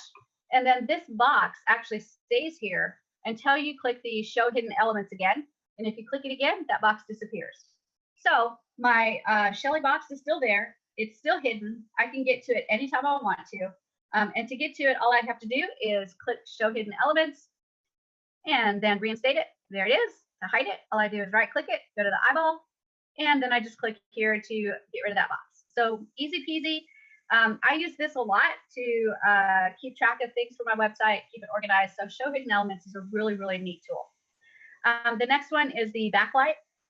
This one is a great tool, but it doesn't have a whole lot of use for the actual desktop. This comes in handy when you're working on the tablet or the mobile. So this is the mobile view, and you can see that it's white on white. So you can imagine if you're editing for a while, you can get kind of a white blindness, right? Where you can't really see it very well because you've been working, your eyeballs are tired, etc. So if you click that backlight and in mobile mode, you'll see that it changes the background to a dark color. And it really pops out that white frame of the mobile view so you can see it better. So this is just a way to change the background so you can see the mobile better. If the gray is too dark, you just click it again and it will bring up a light gray. And then if you want to go back, you can just click it again and you go back to the white background. So it's just a way for you to see things better, especially if you're working in the tablet or the mobile view. The next button is change border. And to take a look at that, we're going to go ahead and create a box and we're going to make it transparent. So I'm going to go to box and I'll pull in the Shelly box again. But this time we're going to change the color and I'm going to right click it and go to appearance. And on the color part, where it says background color, I'm going to click trash. And what that does is it removes all of the color and it is now transparent. And I want you to notice that when I did that, it has no color to it. So we can't see it at all except for that border right there, right? That border is what allows us to see that there's a transparent box right there. If I click outside of that border, then that box goes invisible because there's no border around it and there's no color in the box. So if I want to see it, I have to take my mouse and hover and oops, there it is right there. So I can click on it once I find it with my mouse. That's also what I use the Shelly box for.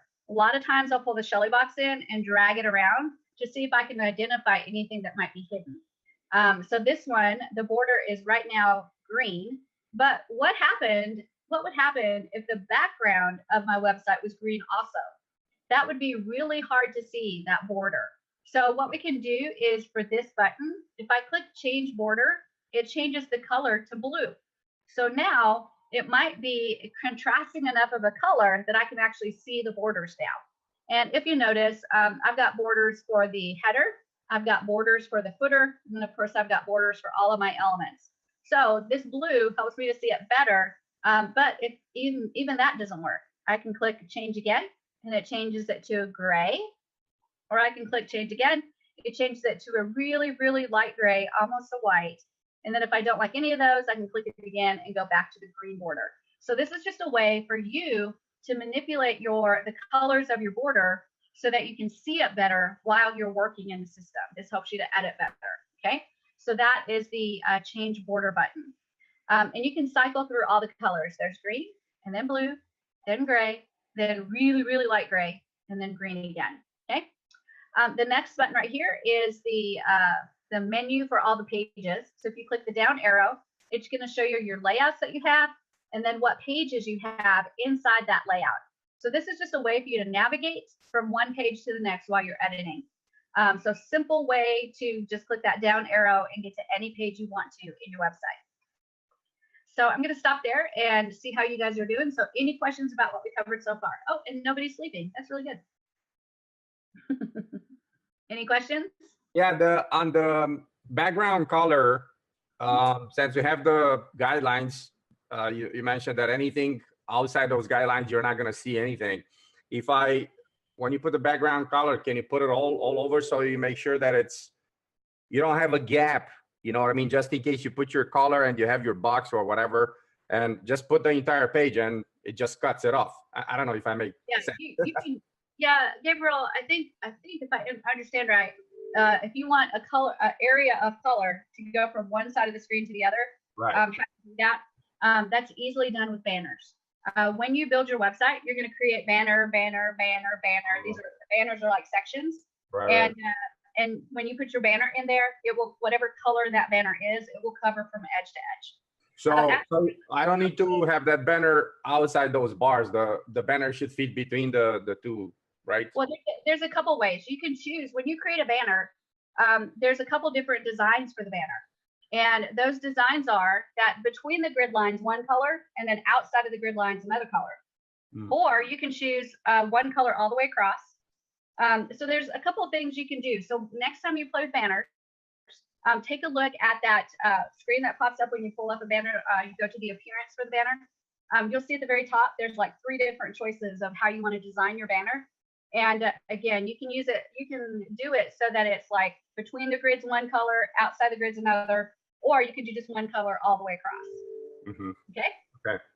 All right. Yeah. Cause like when you see the websites people are doing, you have a gap here. It looks like it's unfinished. So that's why you want to be professional. You have to line up and, anyway. That's right. That's right. Well, Builderall is taking care of that for sure with the banners. The banners are a great way to build a website. In fact, there's so many banner designs that you can actually go in and make a complete website based on the banners that you pull in. Okay. So you can look at all the banner designs. You can go, ooh, I like that one for the top. I like that one for the next banner, and that one for the next banner. And so it's basically designing your website for you with banners. And then all you do is go in and change some of the wording and content and images, and that's it. You're done. Great. So banners are fabulous because they make creating a web page super duper fast. On that, hello Shelley, how are you? On that, do you remember the template we were looking at yesterday with the lovely purple mauve background? Yeah. I found out I was trying to edit that myself last evening, right? And I was like you, I was like a dog with a bone. I could not get it. I could not get that background sorted, right? I found out it was actually an image. Yeah. Layered. So yeah, and then I had to go to the very background up on the right left background, do it there, and eventually I sussed it and I said, oh wow, okay, I have to delete that, and then yes, it came, but I'm still left with the header as being purple. And no worries. When we start building, I'm going to show you how to hide that header so that it doesn't matter. It's not going to show. Okay, great job. Okay, so no worries about that. I'm going to show you how to do that. Roberto. Yeah, Shelley, there are some times when you can get that that box click to another box. And then when you move one, you move the other one as well. Yeah. How you actually get those separated? Sometimes you don't want them together. You want to get them separated, and like, That's actually how do you do easy. that? That's easy peasy. Let's look at how to do that because we can actually do that really fast. So here's this box right here, right? I'm going to change the color so that you guys can see it clearly. So let's change it to blue because blue is my favorite color. There we go. And then I'm going to do another box. So I'm going to create one more box, plus and box, and there's the Shelly box right there. And this one we will do let's do a yellow. So appearance and colors and yellow. Fabulous. All right, so what Roberto was saying was I can take a box and I can take it and drag it and drop it onto another box. And if you notice, when I'm dragging over here, the body is highlighted. You see that where the body is highlighted? If I drop this box right now, that means it's attached to the body of the page. So if I drop it, it's right now on the body of the page. If I drag over to this box, do you see how that highlight disappears? And the blue box is actually highlighting. You just can't really see it because the highlight is blue. Excuse me. But what that means is if I drop it on this box, that means it's attached to this box. It's no longer attached to the body. So if I drop it, what that means is now I drag that box and the yellow box is coming with it because they're attached. But if I want this yellow box to not be attached to the blue box anymore, I just click it and drag it out of the blue box until I see that highlight again. And if I highlight it, it's attached to the body now. So if I drop it, it is now no longer attached to the blue box. This is a little tricky because let me change the color of this box to a really wacky color so we can maybe see it highlight better. So I'm going to go to, let's maybe light green. Let's see if that works. No, can't see the highlight there. Hold on, I'm picking the perfect color, which is a little bit of a challenge.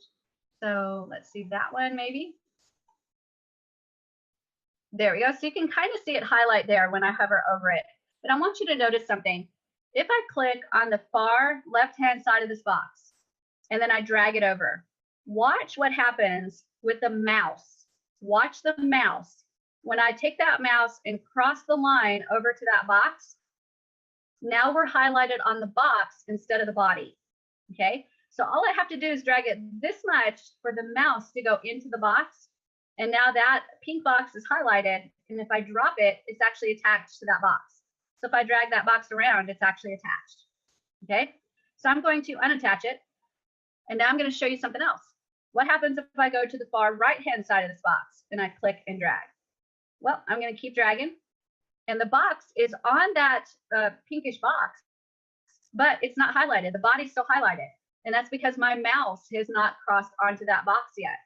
So I'm dragging, dragging, dragging, dragging, nothing. It's still attached to the body. But watch what happens when my mouse goes over. When my mouse goes over, doink, now I'm attached to the box. And I can drop it, and now everything goes with the box. So this is a great lesson on how to set up things inside of Builderall in the Pixel Perfect inside boxes to actually group things. Let me jump in and talk to you guys about that. If you've ever used PowerPoint, Word, you know the concept of grouping, where you have multiple products, you group them together, and then if you move one, they all move. So when you create spacing the way you want it, you can move it all together and it maintains that spacing. We have the same capability inside of Builderall, but it's associated with boxes. So you create an empty box, a transparent box, and then start putting things in there that you want to organize their spacing. And then once they're organized and inside that box, then all you have to do is grab the box and move it. It's a transparent box. It's not going to have any color to it. So whatever's inside of it is inside that transparent box. Then you can drag it around and keep that spacing and then put those items wherever you want them to put, wherever you want to put them. So that is a really cool tool to use to be able to start organizing your spacing for things. And this is something like if you've got an image and then you've got some text and maybe some littler text and then a button, and you know you want the spacing a certain way, put all of that inside a transparent box. And then if you need to move it, you can just move the box and it brings everything with it and maintains all that spacing. Okay, does that help? That's one of those ninja tricks. Another ninja trick, how many of you guys have put something together and maybe you didn't want them to click a button, maybe until a couple minutes into being on the page, or a couple minutes of viewing a video or something like that? You can actually take a box and either make it the same color as the background and put it over a button. So you put a button in there, but you put that box over it, so it looks like there's no button there. And then you can actually put a timer on it and say that this box stays there, but after 2 minutes, it's going to fade out. And then the button will show and they can click the button. That's another really neat ninja trick. I'm telling you, I'm all about being a ninja today. I gotta see that active. I gotta see it. I got idea, but I don't know how to do it. I need it. Yeah, it's really, really cool. It's one of those that's like, wow, that's cool. Yeah, there's so many of those that once you start putting that creative hat on and looking at Builderall that way, there's a lot of creative stuff you can do like that. Okay. So let's go ahead and keep on going with our menus. So you guys have seen this whole top menu. Now we'll go over here to this menu right here. And this is cool because on the top left-hand side, we've got the ability to manage our desktop view, our mobile view, and we've even got a tablet view. But by default, the tablet view is off. And that's because the tablet version is responsive. That means whatever the desktop has, when you go to a tablet view, it'll just shrink it so it'll fit the screen. So you don't have to fix the tablet view if you don't want to. You can let it stay the desktop version. It's just going to shrink everything up. Or if you really want the tablet to look different than the desktop, or you want to add something to the tablet version, or take away something from the tablet version, you can actually adapt it if you want to. It is responsive, but you can adapt it if you want to. And to turn on the tablet view, all you need to do is go to the double gears and go to website settings. And then right here where it says tablet mode, you'll set it to yes, and then little save right here. And that will show your tablet view. And then you can start adapting the tablet view right away to show something different than what the desktop view has. If you don't want to do the tablet view, you start looking at it and go, yeah, no, I really don't want to edit the tablet view. You just go back to the double gears, back to website settings, and set it to no, and then click save.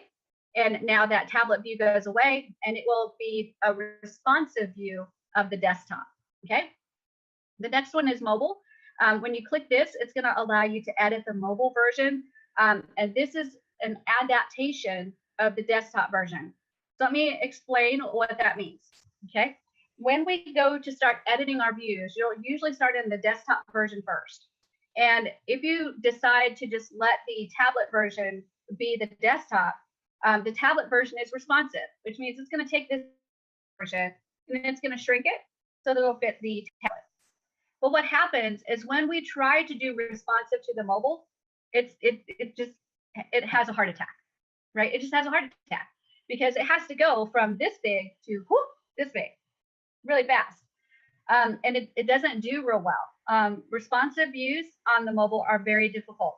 Now you can find builders that are responsive for mobile, but they're boxy, right? They're like, okay, here's a box, here's a box, here's a box. And when we go to mobile, it's going to go just stack the boxes one on top of the other. So it can be done if they're boxes that get to stack. But then you get back into like a WordPress situation where you can't go outside of that box. And one of the biggest things about the Pixel Perfect is there are no boxes, right? You can take an image and put it anywhere you want to. Take text, put it anywhere you want to. Drag and drop it, and shazam, you're good to go. So the solution is to have an adaptive version of the mobile view.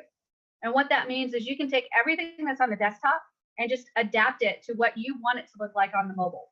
And to me, this is fantastic because it's not just taking everything from the desktop and juggling it. It's actually allowing you to say, I want this right here on the mobile, and I want this one right here on the mobile.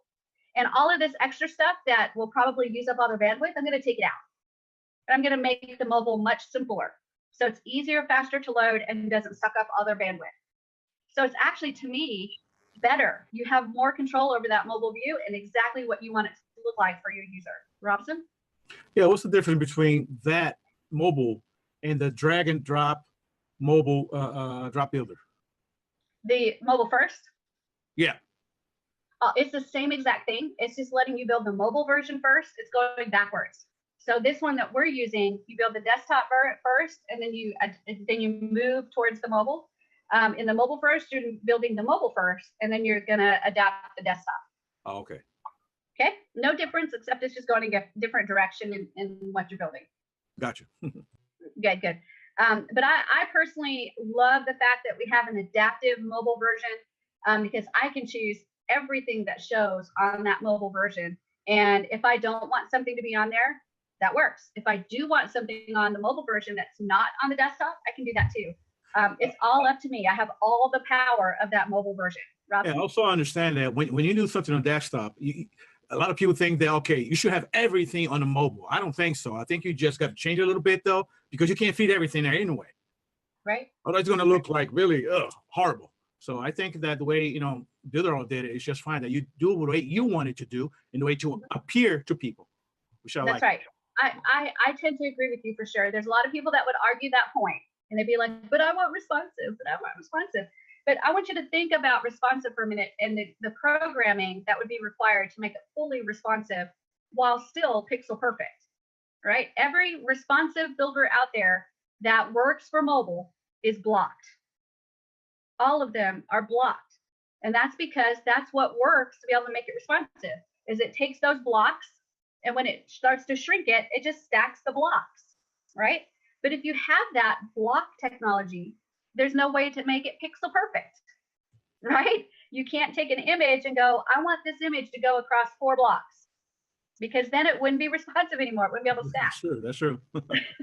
So what we've got is a truly pixel perfect builder that gives you the freedom to still be pixel perfect inside of the mobile view, but you have to adapt it to what you want it to be. It's a fascinating idea, so different than anything that's out there. And it actually works, you guys. My websites are beautifully done in the mobile version, and it takes a little bit of effort to learn how to do it, because it is a little tricky. There are some things that you'll do in mobile that will mess up the desktop if you're not careful. So you want to make sure that you're catching some of the training that's out there that teaches you how to do the mobile, because there's a trick to it. But man, once you learn the trick, it's not that hard. It's really not that hard.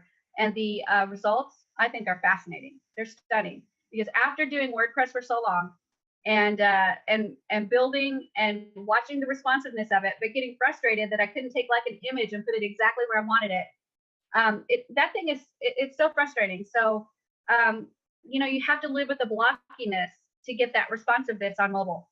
But when you get to go to the pixel perfect and put anything exactly where you want it, exactly how you want it, exactly why you want it, for me, that's the game changer. And I'm not sure I'll ever go back to WordPress. I mean, I've still got a few sites in WordPress because I have to, right? Because of all the plugins.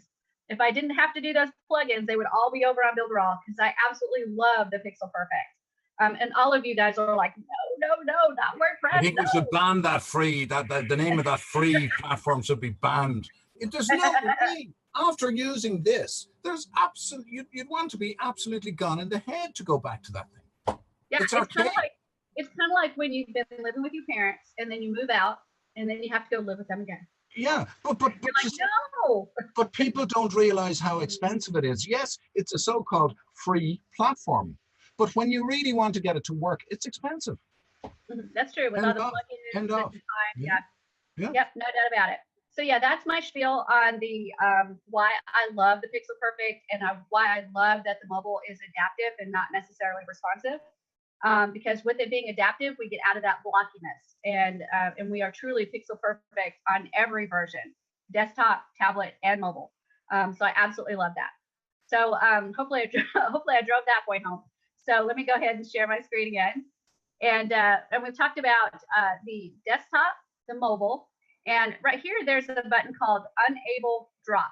What this allows when you click it is on the mobile version, what happens is there's a lot of layers sometimes, and the Pixel Perfect has many layers that you can work in. And when that's loading on the mobile, it has to load all those layers. But if you do Enable Drop, it actually smushes those layers together and almost creates an image for you instead of a bunch of elements that are in layers. And when it creates that image, it actually loads a lot faster. So that is enabled by default. But if you want to enable it and make it load all those layers, you can do that too. But don't click it if you don't want anything to happen. because by default, it's set up to be able to smush all those layers together and make it an image and load it much faster. The other item we have in here is the wrench, and that allows you to adapt your mobile or tablet version much faster by clicking it and then deciding, do you want to take the desktop elements and make it adjusted so that it fits the view. And most of the time I just click copy desktop. And what it does is it takes all those elements and shrinks them up and tries to make them the same size and the same style as the desktop. Now, does this work every time? No, it doesn't work all the time. There's sometimes you'll click that button and it'll move it all over and put it into the mobile view. And you're like, wow, that looks like somebody exploded all over my mobile screen. And you still have to do a lot of work. So it doesn't work every time. It's not perfect. You may be in a situation where you have to click and drag some stuff and change some stuff and make it look pretty yourself. But remember that this is your website, it's your business. Sometimes you have to do what you have to do. And one of those things you have to do is you have to edit things and make them look how you want them to look for your mobile view. So you may have to do some things like drag in the items like this. There's a lot of things that you may have to do, but all of it's designing your website so that it looks the exact way that you want it to look, okay? So the wrench is handy to have, but it doesn't always work exactly perfect. You may have to work a little bit to make it look like what you want it to look like. So that's the toolbar right there. Now we're going to go to the left-hand side, to this toolbar right here, and we're going to take a look at what all we have on this side. So one of the most important conceptual ideas is this first one where I've got the page icon and it shows me my layouts. Right now I've got one layout in this website, and all a layout is a collection of web pages. So inside this layout is going to be web pages. When I click inside of it by clicking this little arrow, here's my layout settings. And I can do many things to the layout. I can delete it. I can change the background of the layout so that every single page in the layout has the same background. I can set up some fonts so that the fonts are consistent and the same throughout the entire website. I can do some settings. So I'm going to click that button. And on the settings, I have a favicon. A favicon is the little image that shows up on the tab of your browser. So right here, you see I've got Facebook, and I've got the little F right there for Facebook. That little F is the favicon. So I can change that. I can title the layout. So I'm going to call this Shelly's layout. I can put in a description, which is SEO sensitive. I can put in keywords, which of course are SEO sensitive. I can put some meta tags in there. I can put a Facebook pixel script in there to start capturing analytics about who's visiting my website. I can do different other analytics scripts like Google, and then some general scripts like functional scripts like the browser notifications and stuff like that. If you've got a script, you can put it in there. And then there's also some really neat mailing box integrations that you can add right here. Those are a little bit advanced, so you can see some of my advanced training to see how to do those. But those are the layout settings. And when I make a change, all I have to do is click save. And then I go back and you can see that my layout is now named Shelly's Layout. And I'm going to go back into my layout. These are my settings again. And right here, I've got a padlock. This is actually one of the coolest new changes that we've made. And what it does is if you want to protect the layout so that only people can get in that you want in, whether you approve them manually or they paid to get in, you can actually set up a membership area by locking down this layout. So all you do is click the padlock and it will take you all the way through a wizard to help you set up your lockdown member area. So it's actually really, really cool. You can imagine that you can have maybe a layout that's not locked down and then another layout that is locked down. So they can get into one layout, but if they want to get into another layout, they have to pay. And this is fabulous because now it enables you to create membership areas where you can put content, you can do e-learning courses, you can just create products and put them in there for paid members, all kinds of neat things. So that opens the door to being able to monetize your website based on a protected area. So that's layouts. Now inside of layouts, I have pages. So right here, we have the home page. And you can tell it's the home page, the first page that's going to show up on the website because it's got that little home button. So if I added a domain to this, a domain name, and I type that domain name in, this would be the first page that would show up. And I can always change the home page because all I have to do is click on the page and then click on the little home button and it will change that page to the home page, which is really easy. So how do I change the information about these pages? To do that, I'm going to click the little gear button. And when I go in there, now I'm on the page settings. And I have a lot of neat stuff I can do with the page settings. So right here are the page settings. And I can delete this page. I can change the background of just this page. Remember, over in layout settings, we could change the background for the layout. And that meant every page in that layout would get the same background. If I only want to change the background of one page, then I go into the page settings and change the background of that one page. I've also got A/B split testing. So David, you've asked about A/B split testing before. That button is right there. And that's where you set up your A/B split testing. Also, if you want to transfer this page, let's say I've got multiple layouts and want to send one of the pages to a different layout, I can do that by using that transfer button. And then duplicate. I can actually copy any page that I create. And that comes in handy, for example, for the boot camps. I made one template page for each of the lessons.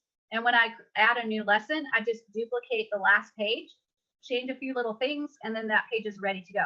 So duplicate is actually really handy when you don't want to create a brand new page from scratch. And then we've got configure pop-ups. This allows me to actually add a pop-up to the page. And then I can choose if I want the pop-up to show immediately, if I want it to show up when they start to scroll down, if I want it to show up when they get to the bottom of the page, if I want it to show up after a certain amount of time. There's a lot of neat settings I can do to configure that pop-up. Then, of course, I can create the name of the page. This is SEO sensitive. The address of the page, which is SEO sensitive.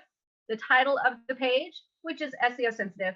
And then description, which is SEO sensitive. So all of that's going to help you with SEO if you get your keywords in there.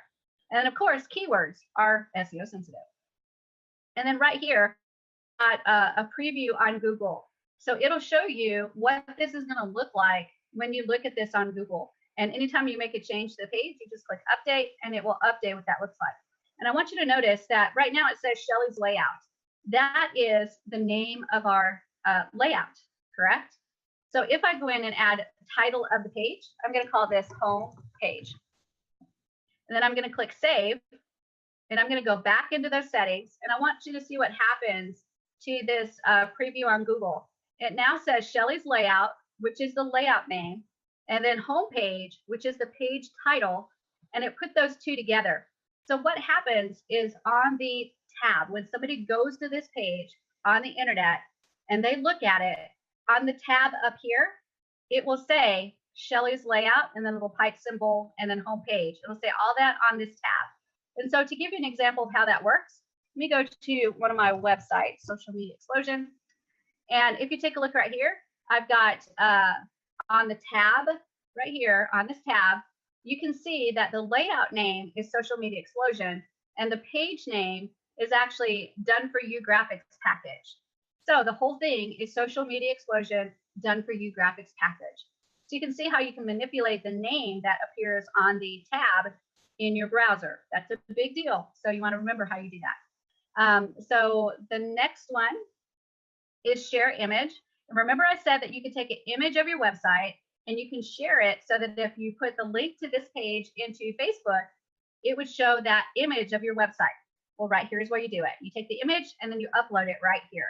And you can do that with each and every page. You can put the exact share image that you want to use for that page. So you can have all the same images, or you can have even different images for each page. It's up to you.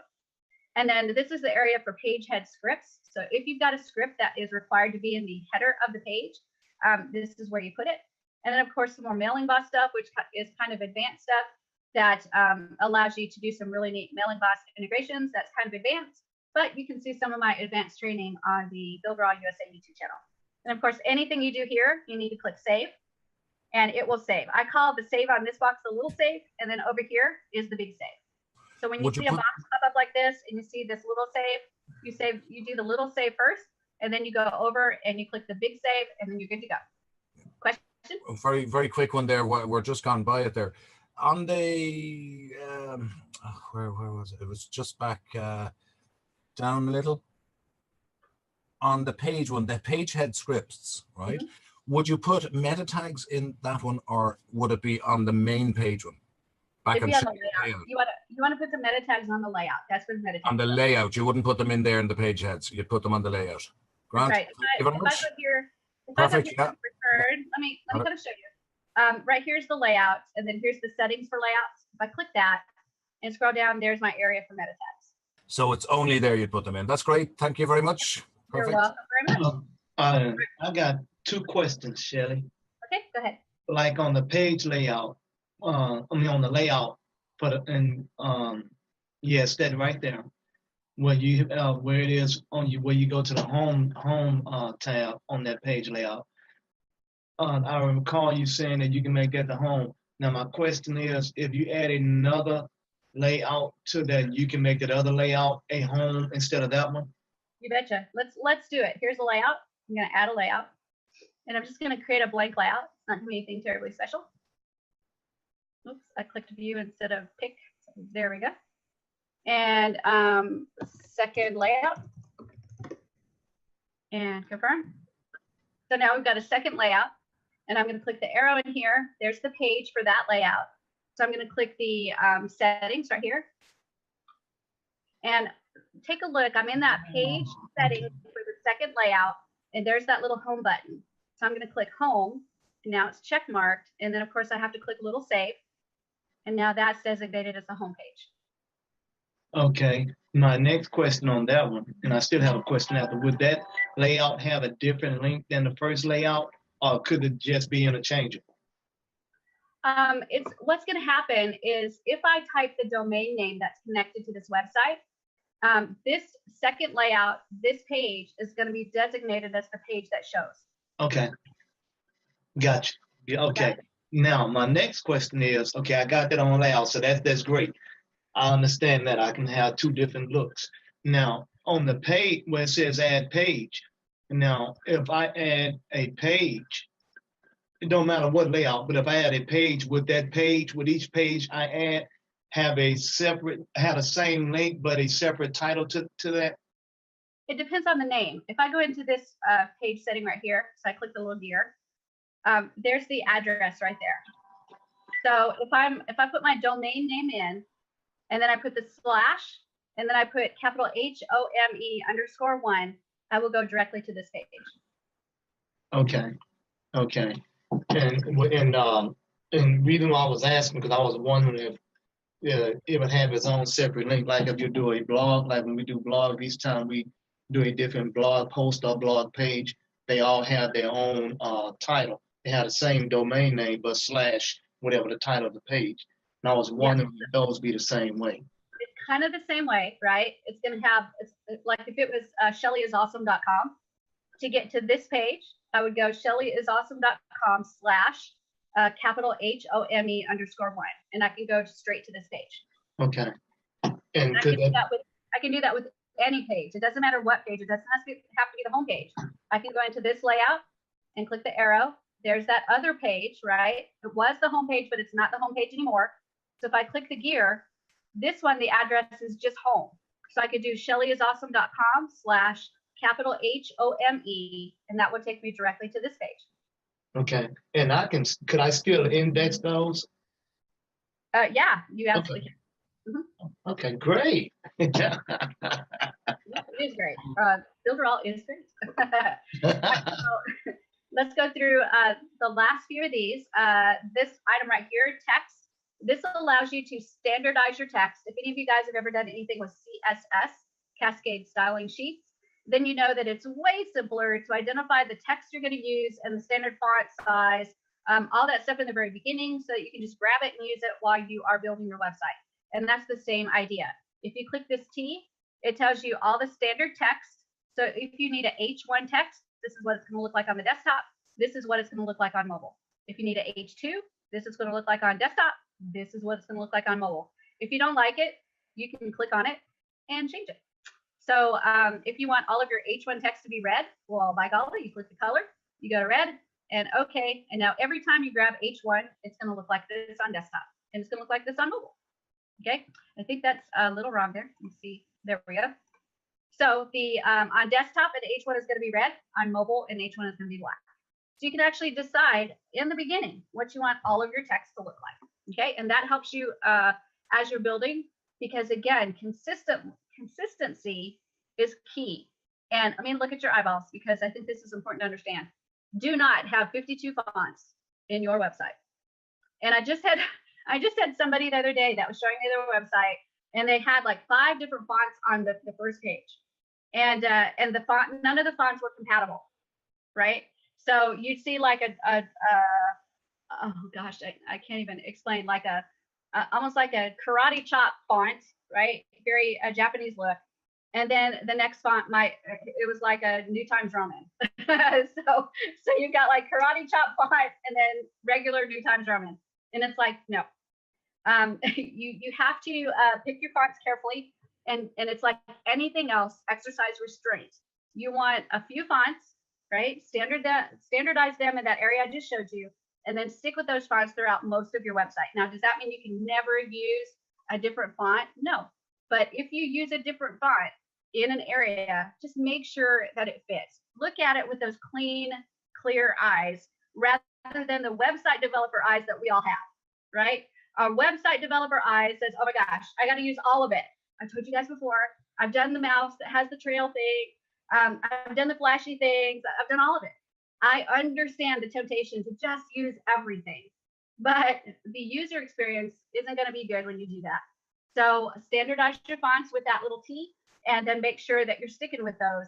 Also remember that if you change those at any time while you are building on your website, and you've got an H1 font on one page and an H1 font on another page and an H1 on another page, and then you go in and change it, you've just changed every page.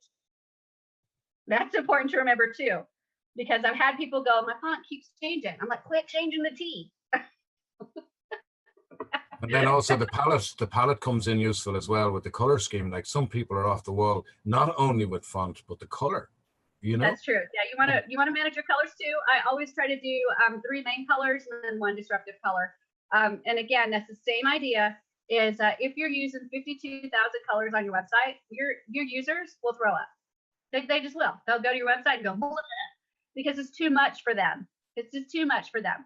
So think about the user experience. That's going to be part of your evolution as a web developer, is thinking about the user experience. The first experience is getting excited about the tools and using everything, right? And mastering everything. And then the evolution is understanding that you don't need everything to wow your visitors. What you need is to just make sure to stay organized, be concise, and really think about that user experience. And the user experience doesn't mean 52,000 colors. It means 3 or 4 colors that you pick and use consistently throughout the website. You can use other colors, just use them sparingly and make sure that it's clean all the way through your website, okay? I'm gonna go ahead and share my screen again. And we'll go to the next area, which is the plus sign. And this one is chock full of stuff. If I hit that plus sign, I now have the ability to create pop-ups, do different types of text. I can do auto funnel tags, I can do banners. Banners are a great way to make an entire web page, is all through banners. I've got a bazillion boxes, a bazillion buttons, I've got images, and all the way down. So this right here is, it took us about a month of training every single day to get through this in the certified partner training. So this alone is a huge area to investigate. But these are the elements that you can add into your website. The next area is the double gears. If you click that, you can set up your GDPR stuff. You can create a site map. Remember, we can go to those website settings and turn on and off our tablet and our mobile and a few other neat things that we can do. We can also go here to do the user management. So if you've got people signing up for a protected area, or you've actually sold things through a checkout, you can manage users and their signing up for your website right here. You can also manage their registration fields. So by default, it collects their name and their email. But if you want to collect a shipping or mailing address, you can do that by setting up those fields here. We can also create coupons to be able to give out if we're doing a checkout. And we also have action counters. So you can put an action on any element that allows you to have an action. And then you can monitor how many times that item gets clicked. So that's really, really cool. That's some real basic analytics. So that's right there in the double gears. The shopping bag allows you to set up checkout information. So you can set up your payment processor. You can manage sales right here. So if you sell anything through a checkout on your website, you can check them out right here. You can manage an automated email system that does abandoned cart emails, product sold emails, all kinds of stuff right here on automated email. If you want the automated email to go out there in an external platform, you can set that up here. We've got sales funnel capability where you can set up upsells and downsells in the sales funnel. And you can actually create and manage your coupons that go on your offers right here. So that's in the shopping bag. Right here is the blog. And if you click on the blog, there's one tiny little button that is very, very powerful. If you click that button, it's going to add a blog for you. And what it does is in the background, it's creating a ton of pages, and those pages are going to be configured. And then you can go and actually set up the way you want your blog to look, and you can start adding your articles right from this area. And in the plus area, if you go all the way down to blog apps, you've got some more neat little elements that you can add along with the actual blog, including some little elements that you can add to any page, like a couple of articles. If you want to add a little sidebar that shows the newest 2 articles, that blog app is in there. So there's several different things in there that you can integrate into any page, not just the blog pages. So that little button is extremely powerful. And blogs in the Builderall system are so easy to set up, and they actually end up really, really nice. So that's the blog functionality. Oh, go ahead. Sorry, regarding the blogs, is that the same editor, or is it the blog editor? Is it responsive? Is it other? This is going to be able to set up your blog, and you can edit it here. Now, there's another blog editor that we have that's a legacy responsive blog editor. Yeah. You can use that, but it's literally just for creating a responsive blog. Right, and it's separate. It's completely separate from this one, which is actually integrated into your website. That's brilliant. So it's on the response. Well, the Pixel Perfect. Pixel Perfect. Yeah, it's on. That's what it's on. Yep. Now, I found the old blog system. I was but this one is on the responsive. That's cool. The old one's harder to use. Perfect. But this one is actually just beautiful. I mean, you can configure it however you want to. It does a fabulous job with creating the pages. You can add images, video, text. You can manipulate all of it. It's actually really, really nice. And again, you've got those added features in the element area. So you can add little bitty elements to pages that are not necessarily blog pages to promote your blog. Yeah. And does it automatically, when you add it, does it automatically attach itself to the menu? No, you have to go in and format it, right? But it's not a page address like anything else, and you can grab it and add it to a menu just like you would any other page in your website builder. So, excellent, thank you very much. Another neat feature is that you can add a blog either to an existing layout, or you can choose to create a new layout and put that blog in its own layout, so you can manage all the pages and headers and everything right in that layout. So there's a lot of ways to do this. It just depends on how you want to do it, actually. Okay, I do have the banners. Just use the blog as your website then. You can, if that's what you want to do. You absolutely Sorry can. for cutting across you there, Tyree. Apologies for that. Oh, go ahead. That's okay then. Shelley, my question is, I know like when we go to new sites, we see where it says blog, where it has its own blog template. We can use it as a website itself, and those right there come with each individual link for each page. Now, my question is, this blog here, does it come as one long thread of pages, or does each one of those blog pages have their own separate link? You can create it either way. You can have it where it does 15 blog entries on a page, or you can set it up so that each page has its own unique page. Okay. Or you can set it up so it's almost like an affiliate link. So there's really only one page, but there's an affiliate link that goes at the end of the page that knows which blog to bring into that page. So instead of having 50,000 pages for your 50,000 blog entries, you actually have one page, and the blog is brought into that one page. So all 3 ways you can do it. Okay, well, I'm gonna have to work on that, getting to understand that, because that was a blogging platform that I used to have, and it's quite different. It created its own page. All you do is say add page. So I have to play with this one and learn the difference. Also, I got to learn the difference on these where it says news page, or either article, or either, I guess, blog page, whatever. But this Builderall system here, it's I have a whole training already, Tyree. I think it's in the back office. Hold on, let me see. Let me share my screen. I can't remember if it's in the training area or not, but you know what? We'll check, because we have the capabilities. So if I go to trainings and tutorials, and I go to training, and let's see, mailing boss, simple funnel, magic funnel, checkout. So it's not there. So I'm going to go into the dashboard and go to Quick Start. And in Quick Start, maybe skyrocket a business you already have. Let's see if that's it. Website, sales funnel, floating video, contacts, Facebook event, Android. Nope, not that one. Then we go to leverage business and promote, learn, 30 days, funnel, traffic, app. Nope, hopefully we'll find it. And then business from scratch, email list, e-commerce, course membership area, start a blog. So that one says coming soon.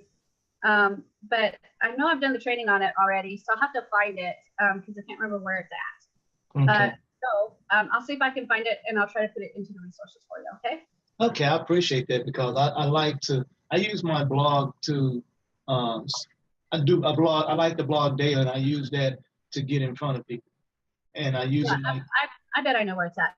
Hang on a second. I bet you I did it as a training. So let's go to Builderall, build a blog. Let's see. Oh, there we go. Build a blog with Builderall. I did it 9 months ago. We're not sharing screen. Oh, I'm sorry. You guys are supposed to just guess what I'm looking at. So I'm going to put it in the chat area for you, and you can take a look at that. Go ahead and copy it for sure. It's in the chat area, and that way you'll have it, and you can take a look and see if that's enough training for you on how to use it. Okay. Okay. And then okay. we'll be doing a boot camp on blogs as well. So no worries. And that's the one where you didn't have, I just clicked on, that's the one where you didn't have the makeup and everything. Mm-hmm. Yeah, I'm gonna look at that when this is done. So, because I like to use my blog, I sell things off my blog. It's a very powerful tool and I've learned how to use it. It really will allow me to get the most out of Builderall and expose all the features on my blog that Builderall has. Yeah, and, I'll show you one of my blogs. Let me see if I can remember where it's at. Builderall 365.us. So this is one of my team websites that I put together, and I haven't updated the blog in a long time. So nobody kill me. You're not allowed to kill me. But this is the actual website, and we'll let it load so that the menu can load. It's got to think a minute. And my computer is like really slow because I am doing video for Zoom. But there it is right there. So that's the actual team website, right? And then when I go up to the top, there's my menu item for blog. And all I did was just get the blog page address and put it in the menu item. So when you click it, it goes straight to the blog. So there's where it's at right there is builderall365.us/365blog. And there's my blog. So inside the blog, I put quotes in there. I put articles in there. I put some videos and training and stuff like that in there. So there's actually a lot of content. But the last time I added anything was actually July. So it's been a while. Also, I created categories.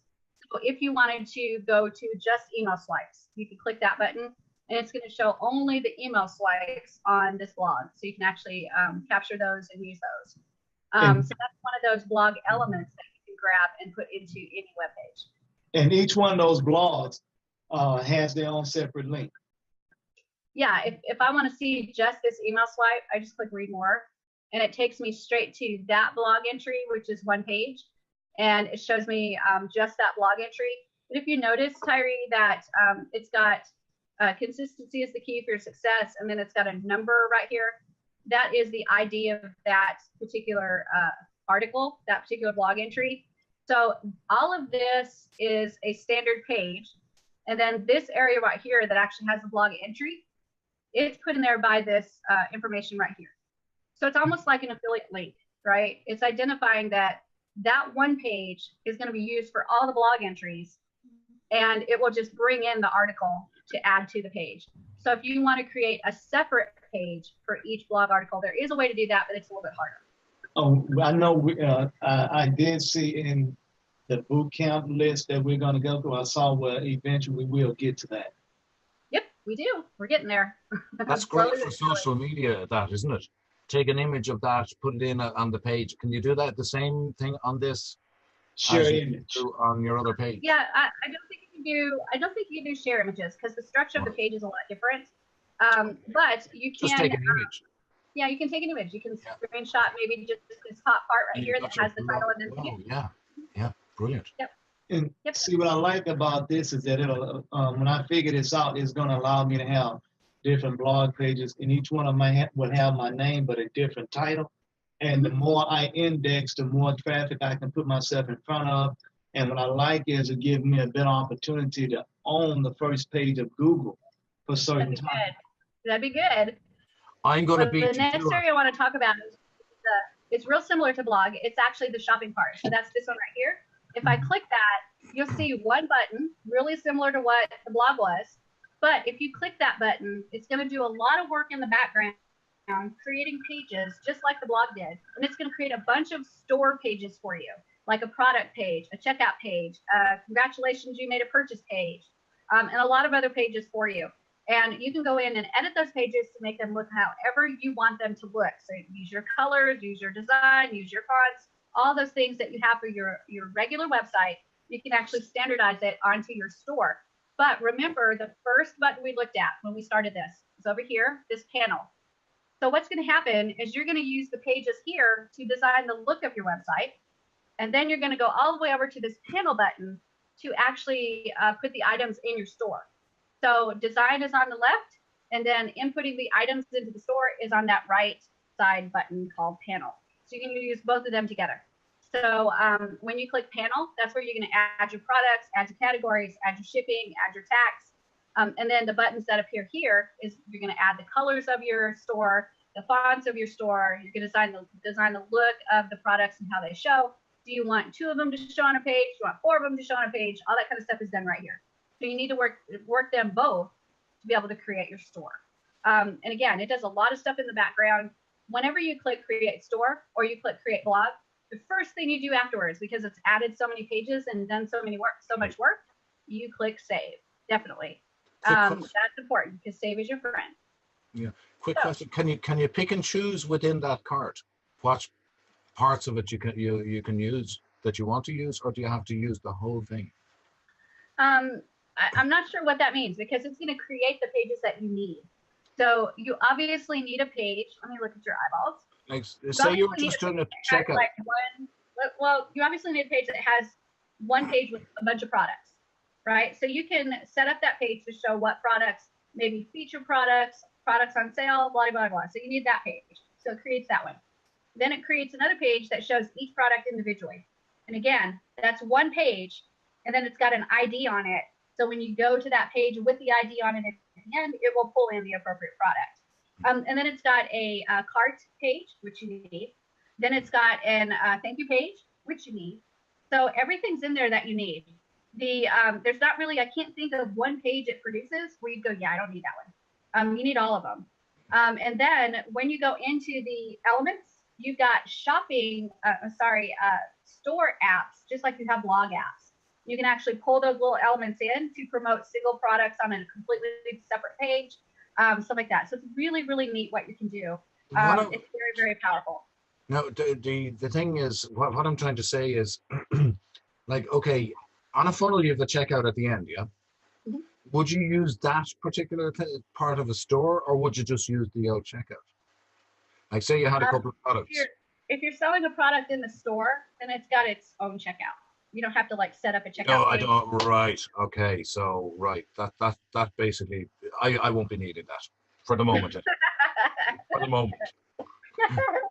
But yeah, it's fabulous what it does in the background. The blog and the e-commerce platform are both really, really strong platforms that create so much for you in the background by a single click. And to me, it's similar to what they've done with the Canvas program, where you start dragging and dropping and creating your blueprint. It's like, oh my gosh, this is great. Look at how great this looks. I got it all built. I'm going to click boop and create my website. So Builderall is getting known as the one-click wonders because you can one click and create wonders with that one click for sure. I'm going to A/B test that and see whether the funnel or the one with the store works it out, because I could put my little things in a store, even though, yeah, it's talking to people. I'm going to say, yeah. But remember what it's going to A/B split test. It's not split testing the checkout versus no, it's only the people. Yeah, that's right. The visitors. It's splitting the test of the pages. Which page gets the best response? That's what the A/B split test is designed to do. Roger that. Yeah. Okie dokie. Okay. Yeah. Grand job. All right, guys. Well, we have gone completely through the pixel perfect builder. Again, you guys are going to be able to teach this yourselves. Most of you guys have been here for, this is probably the 4th time you've heard it. But I'm sure every time you hear it, it makes it stick a little bit more and a little bit more. And you probably get a little bit different information each time we go through it. Tomorrow, we will break down a landing page and build it from scratch. And we should actually get mostly through it. And then Wednesday, we'll actually kind of wrap things up with a bow. And you guys should be ready to become affiliates for any product that is out there on the Builderall affiliate marketplace. All right. Very a quick little thing I did last night. Okay. I took what you were saying really in here about doing the subdomains and the instead of buying domains all the time. And I thought it strong and hard about it yesterday evening. And I went through loads. It took me a long time. As we know, it's always hard to find a web address. What do you think of David's Hub? David's Hub. That's actually that's an interesting one. Yeah. You know, a dot whatever or forward slash. Like everybody here should try Tyree's Hub, Roberto's Hub. You know, the hub is the place, and then everything going out from that. That's good. That's good. I think that's good. If you want to save money. Yep. There you go. That's fantastic. And then just think about how on David's Hub, you can create the main website that's on davidshub.com and then have all your subdomains off of that. So what would you want on davidshub.com that will promote all the things that you're selling as an affiliate for your subdomain? Yeah. Like you can cover everything within that. And then Google love to see your name then, Tyree. I'll be up on Google before you. I joke. I'll be in Google before you do the Scottish song. Sorry. This is the thing I want to remind you to do, though, and this is a word of caution for everyone. And I try to teach all my people this at some point. It is so tempting to go in there and buy domains and buy a lot of them. So what I suggest for everyone to do if you're buying domains is go in there and use a link called namemesh.com. NAMEMESH. Namemesh.com. It is a fabulous resource to be able to put some keywords in there, and it will spin those words and spit out hundreds of domain names that are available. And what you need to do is go through there and put some keywords in there, spin some stuff around, get some domain ideas, and then pick out about 10 or 12 that you really like, star about 3 or 4 of them that you think you really, really like, and then don't buy anything until 24 hours later. I have one. I didn't buy it last night. If anybody wants to do it, it's, you know, we're all in the tech business. We're all in the tech business. HaveITech.com. It's still there. What is gone. What I want you to do is just wait that obligatory 24 hours, because I've done where I've looked at it and I went, oh my gosh, I need to get these 10 domains because they're like gold. And then the next morning I looked at them and went, are you kidding, Shelly? Why did you buy those? They're the dumbest names I've ever heard. So always get you a good list together of the ones that you're really interested in. And then 24 hours later, take a look at them again. And chances are you're going to go, wow, okay, 9 out of those 10, they really stink. But I will buy that one. I do like that one. That's a good one. So try that method. And I think I can honestly say you're welcome, because I think I saved you some money. Yeah, you did. Yeah, you sure did. You sure did. Thank you very much. Take a bow, please. Roberto, you got a question? You said name match? Name mesh. MESH. Name mesh. Namemesh.com, and it allows you to spin those keywords, and it spits out a ton of domains for you. And it spits all the ones out that are available. So you can find .coms really fast, .net, .orgs, all those off-the-wall ones, the really weird top-level domains, some really great stuff. And again, find you about 10 or 12 of them that you think you like, but hold on to them for 24 hours and look at them again later.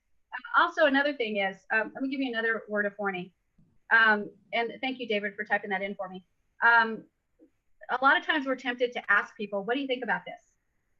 And I'm guilty of that too. I go to family members, friends, associates, maybe people that aren't so much entrepreneurish, and I'll say, what do you think about this? Well, I want you to remember that they don't have the investment that you do, as far as heart and soul and money and time, and then they don't have that sheer determination that you have that it's going to work. So they're going to go a lot of times for things that are gimmicky, funny, and they're not necessarily seeing the big picture of what you really need for your business. So understand that if you get input from family and friends, they don't necessarily have the same interests that you have for that name. So just put some perspective in there, because I've fallen victim to this as well. Is I've been to family and said, hey, can you look at this? What do you think about it? And they like the gimmicky, funny, silly stuff that really shouldn't be my business. It doesn't convey the right thing. It doesn't brand me like I need to be branded, or it just doesn't, it's not for longevity. It's not going to work because it's a fad, gimmicky thing. So always think about that when you're sharing your ideas, because people don't have the same interest that you do. They'll give you that everybody has an opinion, right? Yep. Just like holes in your anus. Everybody has a hole in their anus. Everybody has an opinion, but it's not really, doesn't have the same weight and value as your opinion does, because you're invested more than they are. Yeah, some blow harder. That's very right. So I wanted to give you that piece of advice, because again, I've fallen into that trap where I've listened to family members and they've got the gimmicky one, and they're like, oh yeah, this is gonna be great. This is gonna be great. This is gonna be huge.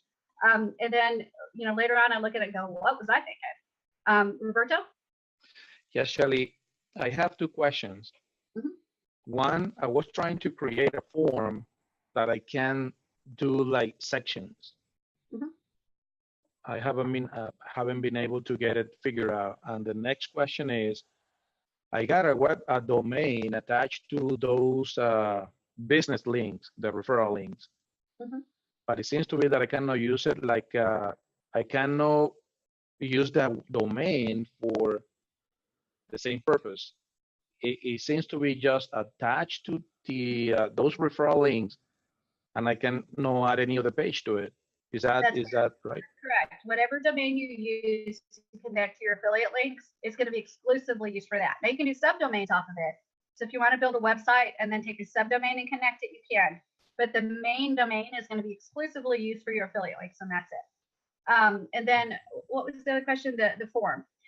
Yes. If you want a form that has sections, then you're going to have to actually use the contact form, not the email marketing form. Right. You don't have a lot of control over what the email marketing form looks like.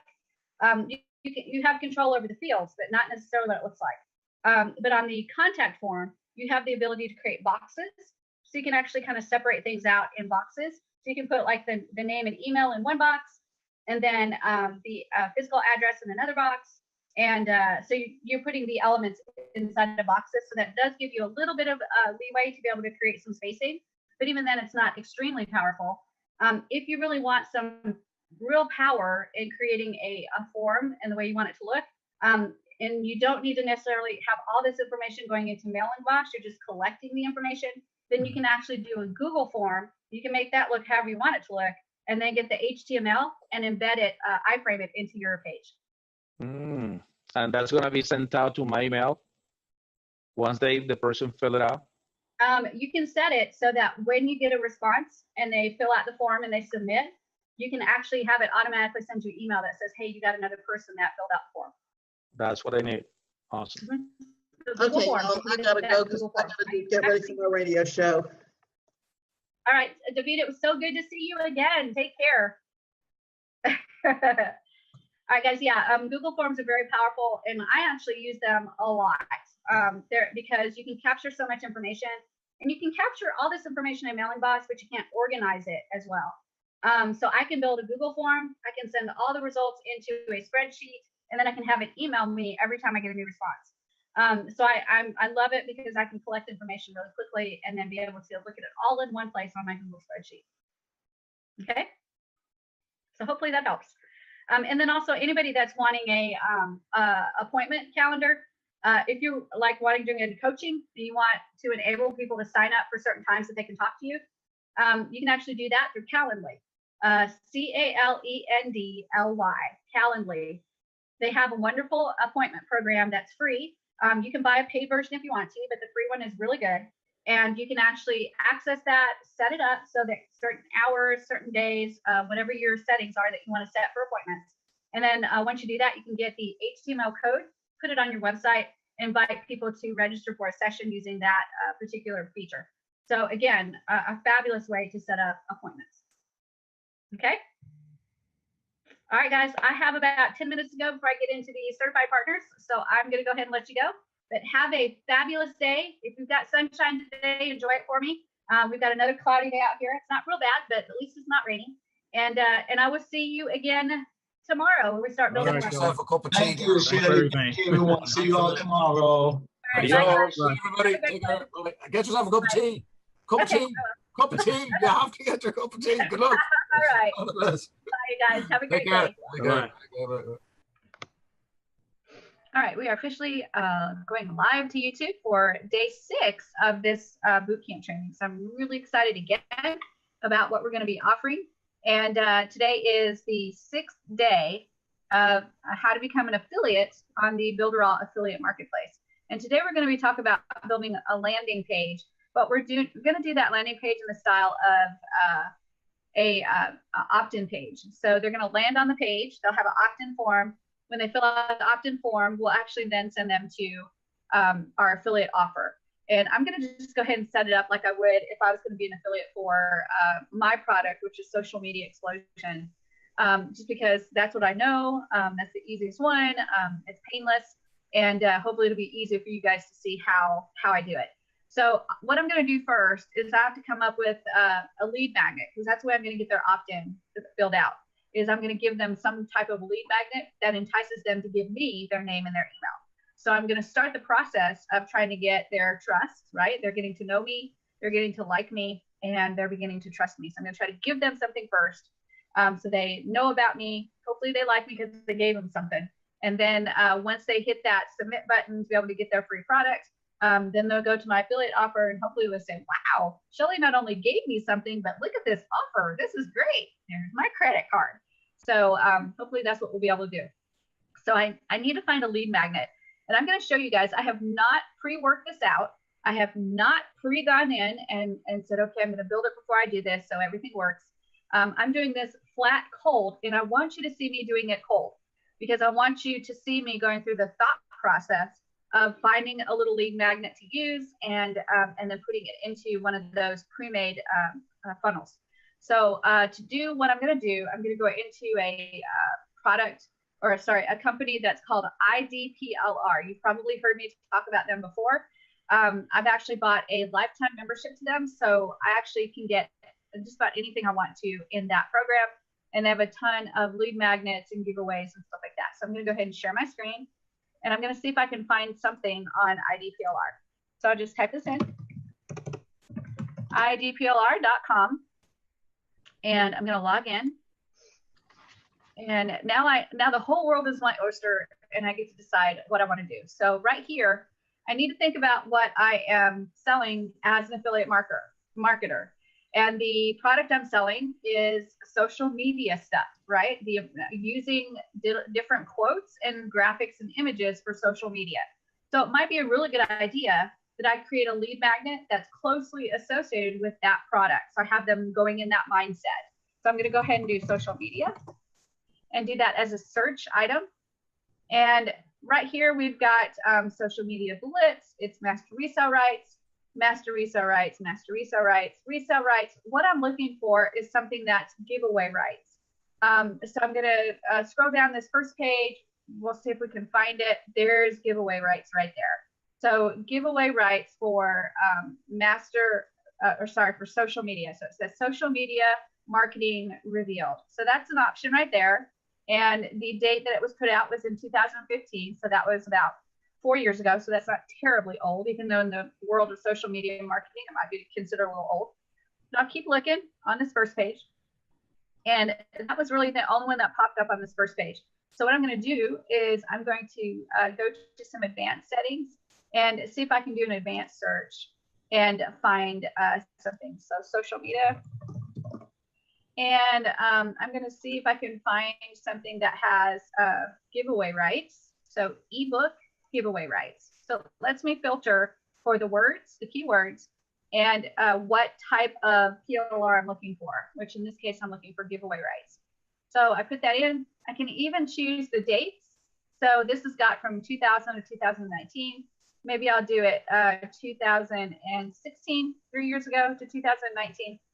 And then I'll click search and see what I can find, see if that brings me anything. So I've got the latest fashion fads, dominating YouTube, Snapchat, branding secrets, hashtag secrets, blogging, and social media traffic. That's a great one right there. And it's from 2017. It's the last one on the list. How lucky are we that we found that? So I'm going to click on that to see more information about it. And it looks like it says social media traffic, and it's got some information there. We're going to pretend like we read all the way through it. It says master resale rights. But in this area right here, the only things that I can't do is I can't modify it. I can't change the graphics for the e-cover. I can't add it to a free membership site, and I cannot convey private label rights. But right here, it says I can give it away for free. That's the important thing that I'm looking for is, can I give it away for free? And it says, yes, I can. So the next step I'm going to do is I'm going to download it. That's the next thing. And once I download it, then I'm going to go ahead and hop in and find that folder. And we're going to extract it. Right now it's in zip file format. So I'm going to extract it so that we can really take a look at it. And so there's that folder unzipped, and I can click in there and click in there again. And there's the special page. And I'm going to take a look at it and see what it looks like. So I like the cover. Top 10 tips to getting more traffic in social media. And I'm just going to scroll down, and I'm going to check out this ebook, and I'm going to just take a look at it and see what it says. And does it say things that I really like and that kind of jive with my affiliate product, right? So I'm going to scroll down. The other thing I'm looking for is to make sure this bad boy doesn't have links in it to somebody else's product. That's another big thing is, remember, I'm not allowed to make any changes to it. So I have to make sure it doesn't have links in there to somebody else's product. So all I'm doing is giving away this product and selling for somebody else. And it doesn't. It goes all the way down to the top 10 reasons and no extra links or anything that's going to promote somebody else's product or service. So we'll pretend like I read this carefully and that it fits everything that I want to do perfectly. And I do want to give this away as a lead magnet on my Optin page to create my landing page. Okay. So I'm feeling good about it. So I'm going to take a look again in my folder. And oops, wrong folder. There we go. And when I go inside that folder, I've also got e-cover pictures. And this is important too, because remember, I have to add this to my website. So I have several options for e-covers, right? I've got a large one, medium, small. I've got a flat one that doesn't have that binder on the side. And then another one that has a little bit of extra white space. So lots of great images to use. So remember those funnels that we looked at before that had the product already in there. You can imagine that this is going to be actually really, really quick to set up because I've got the image. I will have the opt-in form there. I just got to connect it to MailingBoss. And I can put a few blurbs of information because those pages don't take a lot of information. And then I'll have a landing page ready to go. Okay. So what do you guys think about this product so far and how I found it? This is the exact process I go through to find lead magnets. Exactly. You guys are getting no fluff. This is really awesome, Shetty. It's going to keep me from having to create different products that I have. So it's time saving. And then there are different people on my team. They really don't understand or don't have the skill set to create a product for a lead magnet. So this is tops. Thank you. I didn't. And then the keyword giveaway. I like how you brought that up because I was wondering how to be able to determine if it's one I have to purchase or how do I tell if it's a giveaway. So for anyone that on my team, remember the word giveaway. And right. I will share the show. And also remember, guys, that IDPLR is a great program. There's tons of programs like this. So it's not the only one. But when you use IDPLR, I think I paid $200 for a lifetime access, but I think now it's down to $99 or $100 or something like that. But if you do decide to join, there's an affiliate program as well. So when you're talking to your team and you're really talking about how to get these lead magnets, you want to make sure that you're putting your affiliate link in there too, because you will get a commission off of selling that item to your team. So you're making it easier for them, but you're also getting kind of a bonus for sharing it with them. And again, Builderall is not the only way you're going to monetize, right? You need to be always thinking about different ways to monetize. And this is another way to monetize. When you're building your team and you're teaching them how to do this, you throw your affiliate link in there and you tell them, this is an affiliate link. I will get a commission when you buy this. So full transparency is completely okay. But if they want to use that service and they want to pay $100 to get those pre-made giveaway things, they can do that. And I'll tell you what, IDPLR is full of all kinds of products like that you can give away. So they can do it. They may even have some giveaways on underwater basket weaving. I have no idea. But they have almost anything you can think of. I think the funny ones are like online dating, like the 5 ways to woo a girl to be able to kiss her before the end of the night, right? Because it's so funny. So yeah, you just gotta kind of play in there and find what you want. But this one was pretty easy because IDPLR does focus on social media, it focuses on digital marketing, on online business. So the bulk of what you're going to find is those types of things. But it does have a lot of wacky stuff that you're like, wow, I didn't even know somebody wrote an ebook about that. So check it out when you get a chance. And again, if you share it with your team, share that affiliate link too. That will help you monetize a little bit. All right, so now we know what we're going to give away. It's very, this one was an easy one, thank goodness. Sometimes they're not quite that easy.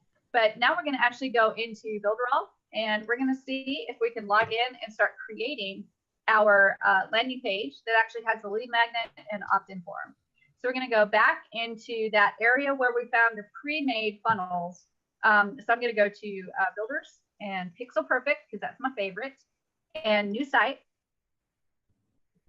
And then I'm going to go, hopefully I can find this again. I think it was maybe Sales Funnels and then down to free book funnel maybe. Was that it? No, that's not it. Ebook funnel. No, that's not it. Giveaway funnel. I did this last time with you guys. I always have like a list building funnels. I have like a mental block. There it is. List building funnels. So I was in sales funnels and then I went all the way down to list building funnels. And that gives me the pre-made funnels that are actually, they actually have the lead magnets in them. I'm just going to replace it. I'm going to do it a little bit differently than what the funnel is set up to do. So I'm going to go ahead, I guess just create this one right here. This is fabulous. So I'm going to go ahead and click edit.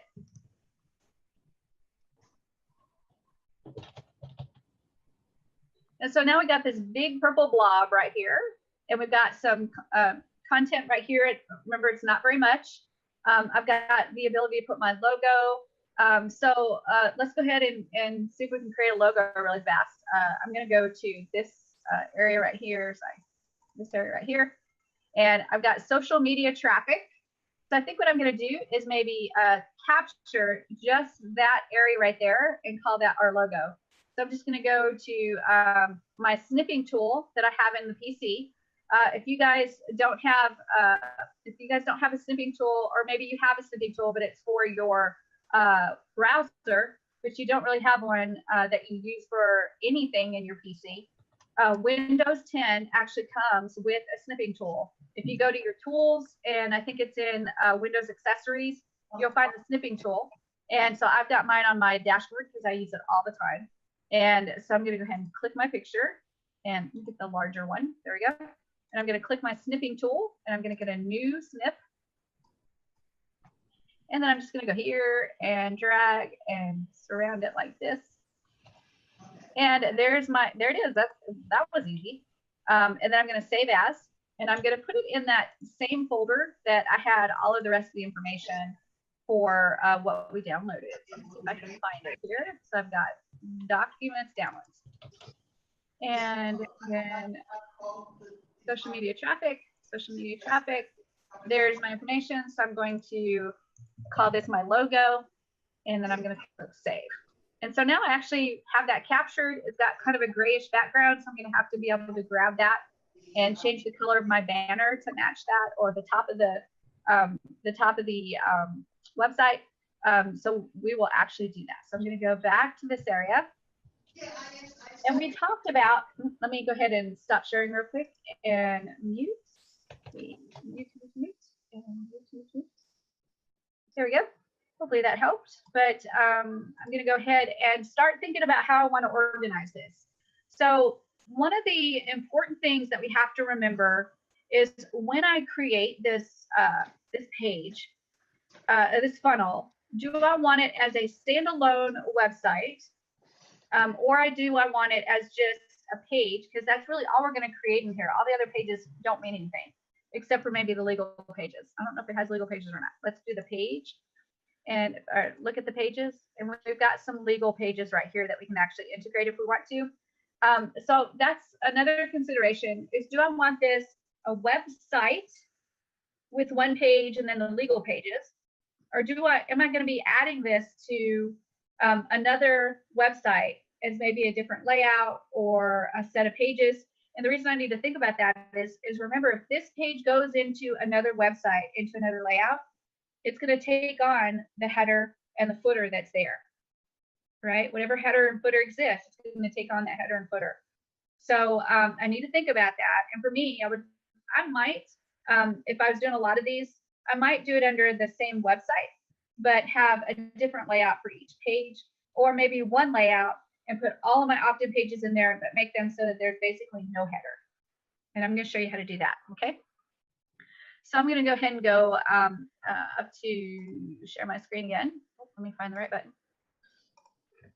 And when I talk about creating no header, right here, we've got kind of a background picture and then the header right here. So I'm going to take the logo out and then I'm going to shrink that header up really small. And it's actually transparent. If I go to right click and go to appearance and go to colors, there is like no color on the header. There's no color on there. So I can, let's see here, that's a banner. So I can move that as small as I can put it. If I click and drag and drag and drag and drag and drag and drag, that's as small as I can get it. And then this image right here, I believe it's probably an image on the background of the page. So if I go to page icon and then go into that layout, and then here's the page right here. If I click on that page and then I go to change the background, it has that image. So that image is actually the background on the page. So all I have to do for that particular header is just make the header transparent. That's all. Just make the header transparent and no color. And whatever that banner is, you'll just see right through it. So basically you won't see it. So if I go to preview, you can see that we can't see that header at all. We made it really small and you can't see it at all. So let me look at your eyeballs and make sure that you got it, especially Roberto. Roberto, did you get it? Right, so you can put an image as the background and then make that header invisible and you're good to go. It's actually that easy. You can also choose like the color of the background. So make the color of the background the same as like the banners that you're using, and then do the same thing. Make the header invisible, and whatever the color of the background of the actual full page is what's going to show. Now, does it have to be a different layout? Let's say that you have it on a website and you are adding actually a page to the website. You need to use a different layout, otherwise you're going to be moving all the headers, right? That's right. That's right. There's a couple of options, right? In this layout, I've already set the header, so it's really small and invisible. Right. If I add another page, the header is going to be really small and invisible. Every one of them. Mm-hmm. All of them. Right. Does that make sense? So technically, I could put all of my opt-in pages in there if I want to, if I want them to have an invisible, really small header. Got it. Yes. Shelly, a question. I saw where we can change the background image. Is there any way of knowing the side of finding out the size of the background image that we have? Yeah. Yeah. You remember me telling you about Galleryify? Mm-hmm. Grab that. It'll tell you the size of the image. You don't have to download it. It will just tell you what the size is. And then if you want to change the size, you can pull it in and change the size by using something like GIMP and just scale it to a different size. So yeah, there's a lot of options you can do. Okay, because I was trying to change the background on the template and I put a picture there, but I didn't, and it's not showing the picture where I want, and I didn't know how to tell how to tell what size the picture had to be for the background. Yeah, check that out. Do a Galleryify. Mhm. Capture that image in Galleryify, and when it lists all the images, it'll tell you what size it is. Thank you. And a Galleryify again is a Chrome extension. That's right. Thank That's you. right. Well, that happened to me the other day. I was working on one and I was trying to explain it to you. But I went into when you went into the first part, the full site, and I went into background there and I changed it and it all came out perfectly. Good. Right? Yay. I put it into the same color. I didn't go transparent. I put into the same color. So That'll work. That works too. yeah. Yep. That works too. It's Absolutely. pretty cool. There's a lot of options. You just have to think creatively, right?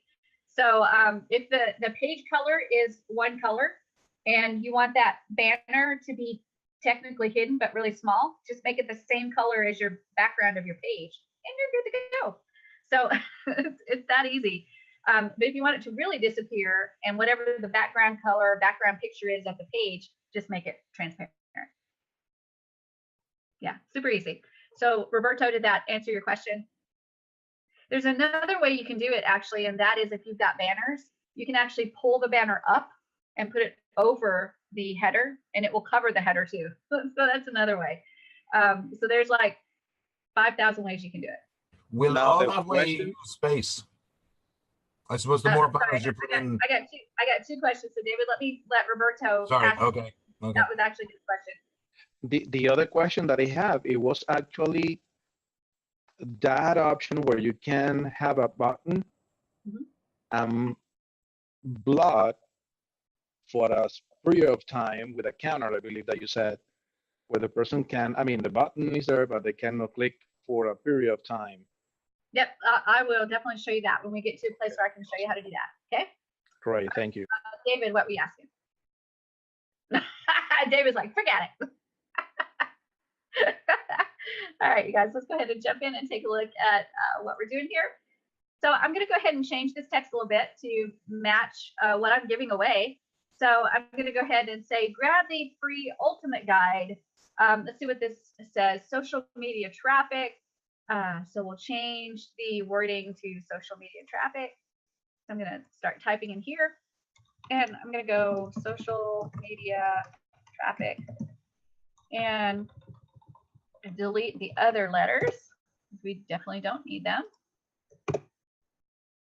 And I think I'll hit enter right there. I'll take social media traffic, or sorry, for newbies off. And then it says top 10 tips to getting traffic from social media platforms. So let me see if I can remember that. So I'll put that right there.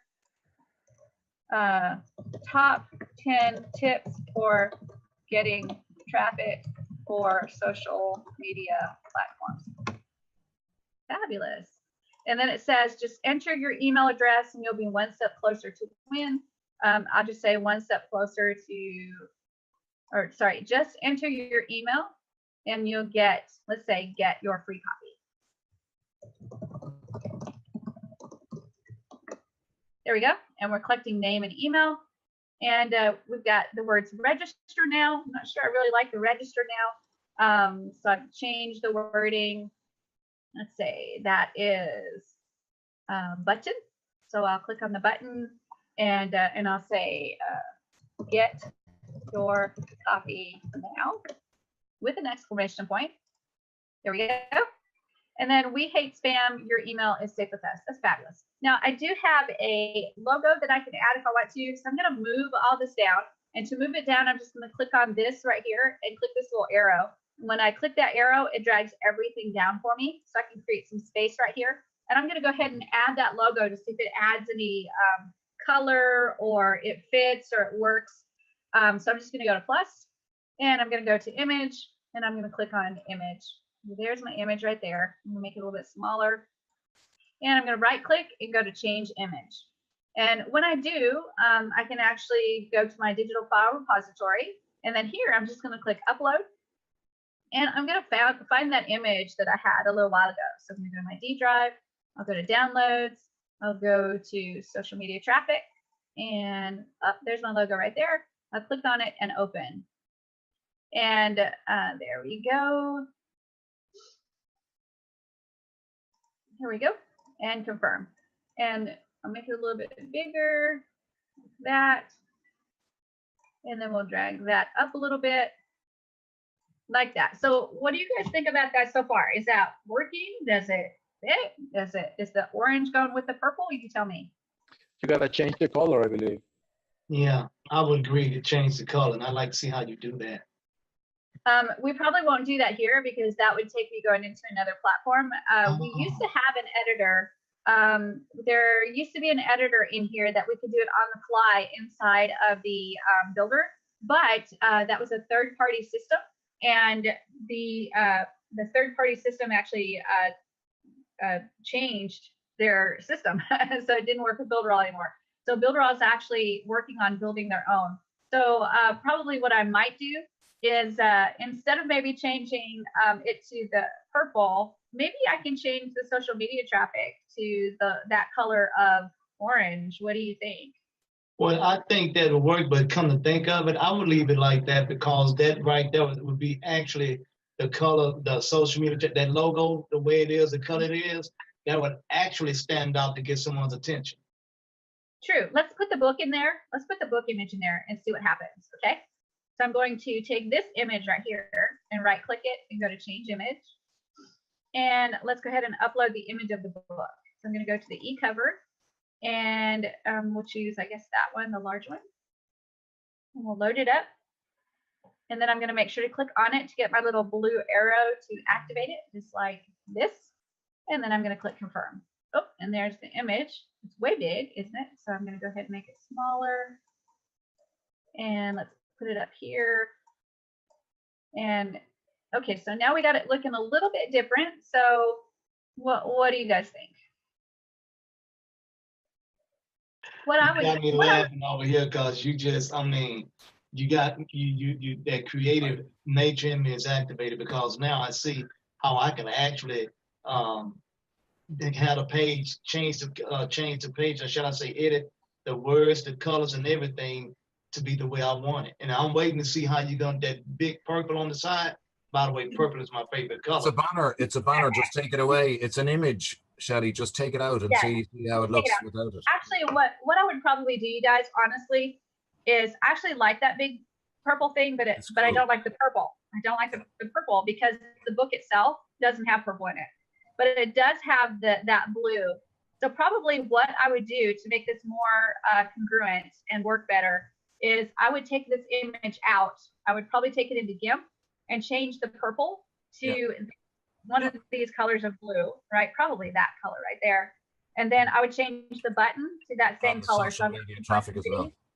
Yep. And then the social media traffic, I would change to blue. So I've got a lot of continuity within there. Also, if you go to social media, the website, it's actually got a lot of blue. So you'd actually be creating even more continuity as you went from the opt-in page to the actual sales page. So that is what I do. But I would change the button. I would change the button to the social media color. So now you got that button stands out even more. So you got orange. That's a good idea. So you guys get the idea. I absolutely cannot take the time to pull it out and show you guys how to edit those. That would be a whole nother boot camp on how to pull images out and edit like in GIMP or something like that. But it can be done with a little bit of training. And let me look at your eyeballs because I want to tell you this. You can use any photo editing software. There's Photopia out there. There's GIMP. I used to use another little one that was really good, but I can never remember the name of it. There's Photoshop, which is expensive. There's Canva, actually lets you do some really neat things. So there's a ton of ways that you can edit. My favorite is GIMP because it's free. I'm all about bootstrapping. And there are about 50 billion videos on how to use Canva. So, not Canva, but GIMP. So if you're interested, it's gimp.org. Very easy to use. And well, I take that back. It's not easy to use, but it's easy to learn because there's a lot of stuff out there to teach you. And when you're talking about changing a color, you literally just click the little magic wand. There really is a magic wand. You click the magic wand, click the color you're trying to get rid of, and it gets rid of it. And then you do the little paint bucket and pick the color you actually want. And then click inside there and it'll fill it in with the color that you want. So it really is that easy. So play around in GIMP. That's something that you're interested in. But also remember that we're not tied to this template. You can create your own template, your own images, your own backgrounds. If you want it solid white, you can have it solid white. If you wanted it solid black, you can have it solid black, whatever you want to do. We're just kind of cheating because we have a limited amount of time. But you guys, once you start playing in it, you're going to get creative and you're going to say, I don't need no stinking template. I can do it myself. And you'll get really comfortable doing it yourself, and you'll decide what your style is and exactly how you want to do it. So, so go ahead, David. I just shared a little link there to Tilt Shift Maker. Right? Did you ever try that one? That is not. That is so cool, right? Say you've got an image and you want the background, not you want the foreground or certain parts of the picture to stand out. It makes it stand out like a 3D image. It's absolutely incredible. And cool. also you can save the images in smaller. You don't have to save them in 2000 or whatever pixels, right? You can bring them down to 640 and make it a smaller image. So it's down to kilobits when it's up. There's a ton of those out there. So yeah, it's just a matter of finding what you like. Yep. Yeah. All right, so I'm going to jump back in and we'll take a look at what we've got so far. So we've got the social media traffic logo. We're going to pretend like I spent a ton of time to make the colors match. And so now we're looking at this opt-in form, and we need to make sure that the opt-in form is set up correctly. But what do I need to do to make sure that I save this stuff so that I can get back to it later? So I'm going to click save, and we're going to go ahead and name it. So I'm going to call it social media traffic. Perfect. And I'll just say freebie. That's great. So I'm going to click send and save. And now everything is saved. Does that also help on the keywords? Well, this is just a temporary name. I may change it later and actually attach a domain to it or a subdomain. I might throw this into a website, a different website. This is a very fluid thing. I'm just technically just building here. That's all I'm doing. Okay. I'm not even really thinking about the name of the website or nothing. We're just building right now. Okay. So the next big thing that I have to do is actually get ready for mailing bots. Okay, what about linking it? What about linking it? Linking it to, oh, I think we froze. I think that he was asking what about linking it to mailing bots, and that's what we're going to do next. And we're going to link it to the affiliate link in just a few minutes. So really the next big thing we have to think about is mailing bots and collecting that name and email. So I'm going to just go into mailing bots really quick. You guys, this is a down and dirty demonstration, so I'm not going to give you a lot of details, but I'm going to go into mailing bots. So I'm going to click that and jump right into mailing bots. And all I'm going to do is create a subscriber list. So I can do that right here. So I'm going to create a new subscriber list, and I'm going to put social media traffic freebie. And I'm just going to copy that and paste it, and then continue. And that takes me into the settings for this. And for this particular item, I have the name already, display name, description, and then I have to decide if I want it to be a double opt-in list or a single opt-in list, and then a double opt-out or a single opt-out. When you're creating a list, you're going to get a much better list if it's a double opt-in, because they have to do two things to be able to be confirmed on your list. And that is to first fill out the opt-in form, and then second, confirm their email. So you want to always do a double opt-in list. But what that means is you're going to have to explain to them somewhere that they have to confirm to be able to get their document, right? They're going to have to be able to confirm to get their document. So I'm going to go ahead and leave it a double opt-in. But for you guys, well, we'll just go double opt-in. And then I'm going to go next. And here's the fields that I want. And remember, on the opt-in form, what I'm trying to collect is an email and a name. So I'm going to go ahead and make sure email is selected. And then I'm also going to create the first name field.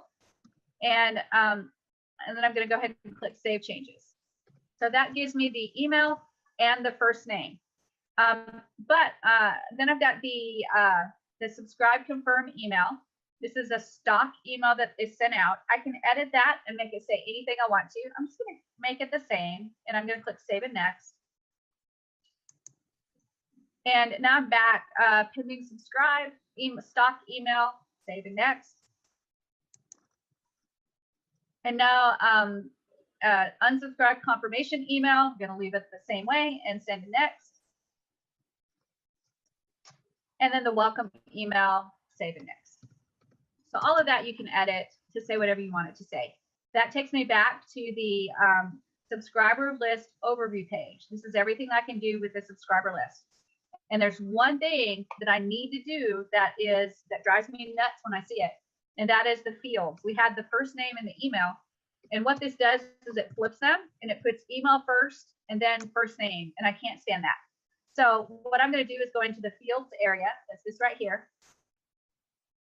And it's got email first and first name second. I hate that order. So all I'm going to do is actually just change the order. I'm just going to go to sort order and call the email field as the second one and the first name field as the first one. And then also you want to make sure that you look at whether it's required or not. The email is required. I'm also going to have the first name required. So they have to give me a first name and they have to give me an email or they're not going to be able to fill out the form. And then I'm going to click save. And now my mailing list is ready to go. Now, I don't have any emails in there yet. That's a different boot camp.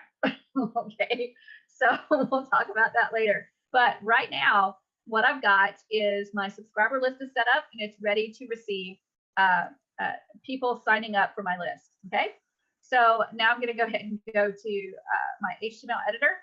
And right here where the opt-in form is at, I'm going to right click it and I'm going to go to configure. And I'm going to choose mailing boss. And then there's my list right there, social media traffic freebie. I'm going to click that. And it is now connected. So anybody that fills this out, they are now connected and they will be added to that subscriber list. But there is something else I want to add, which is right here where it says we hate spam and your email is safe with us. I'm going to copy that little blurb and I'm going to type in there, be sure to access your email and confirm to get your copy of social media traffic. All right, so what I've done is I've given them instructions that tell them you need to confirm your email to be able to get this particular item. That way we can choose to deliver it by email instead of sending them to a page where they can download it, okay? Because what we want to happen on here is that when they click get your copy now, instead of going to a thank you page to download, we don't want to take any chances and have them not go to the affiliate offer. So we're going to send them straight to the affiliate offer. Okay. So I'm going to save what I've got so far, just like that. And so now I got to figure out what I want to do with this footer. And I'm going to go ahead and take the, well, maybe I'll make a copy of the logo and I'll bring it down here. And where this logo's at, I'll bring it down and just make it smaller. And we'll shrink it up a bit like that. And then copyright, we'll put 2019. And then we'll put whatever our company name is. We'll call it Social Media Explosion. And then it's got a link to the legal pages. So I'd have to go in and edit these legal pages to make sure that they say exactly what I want them to say. And then I'm probably going to change the color of this to that white color. So I'm going to right click on the footer and go to appearance and change the appearance to white. So it's kind of a grayish color now. We'll do white. Oh, that's perfect.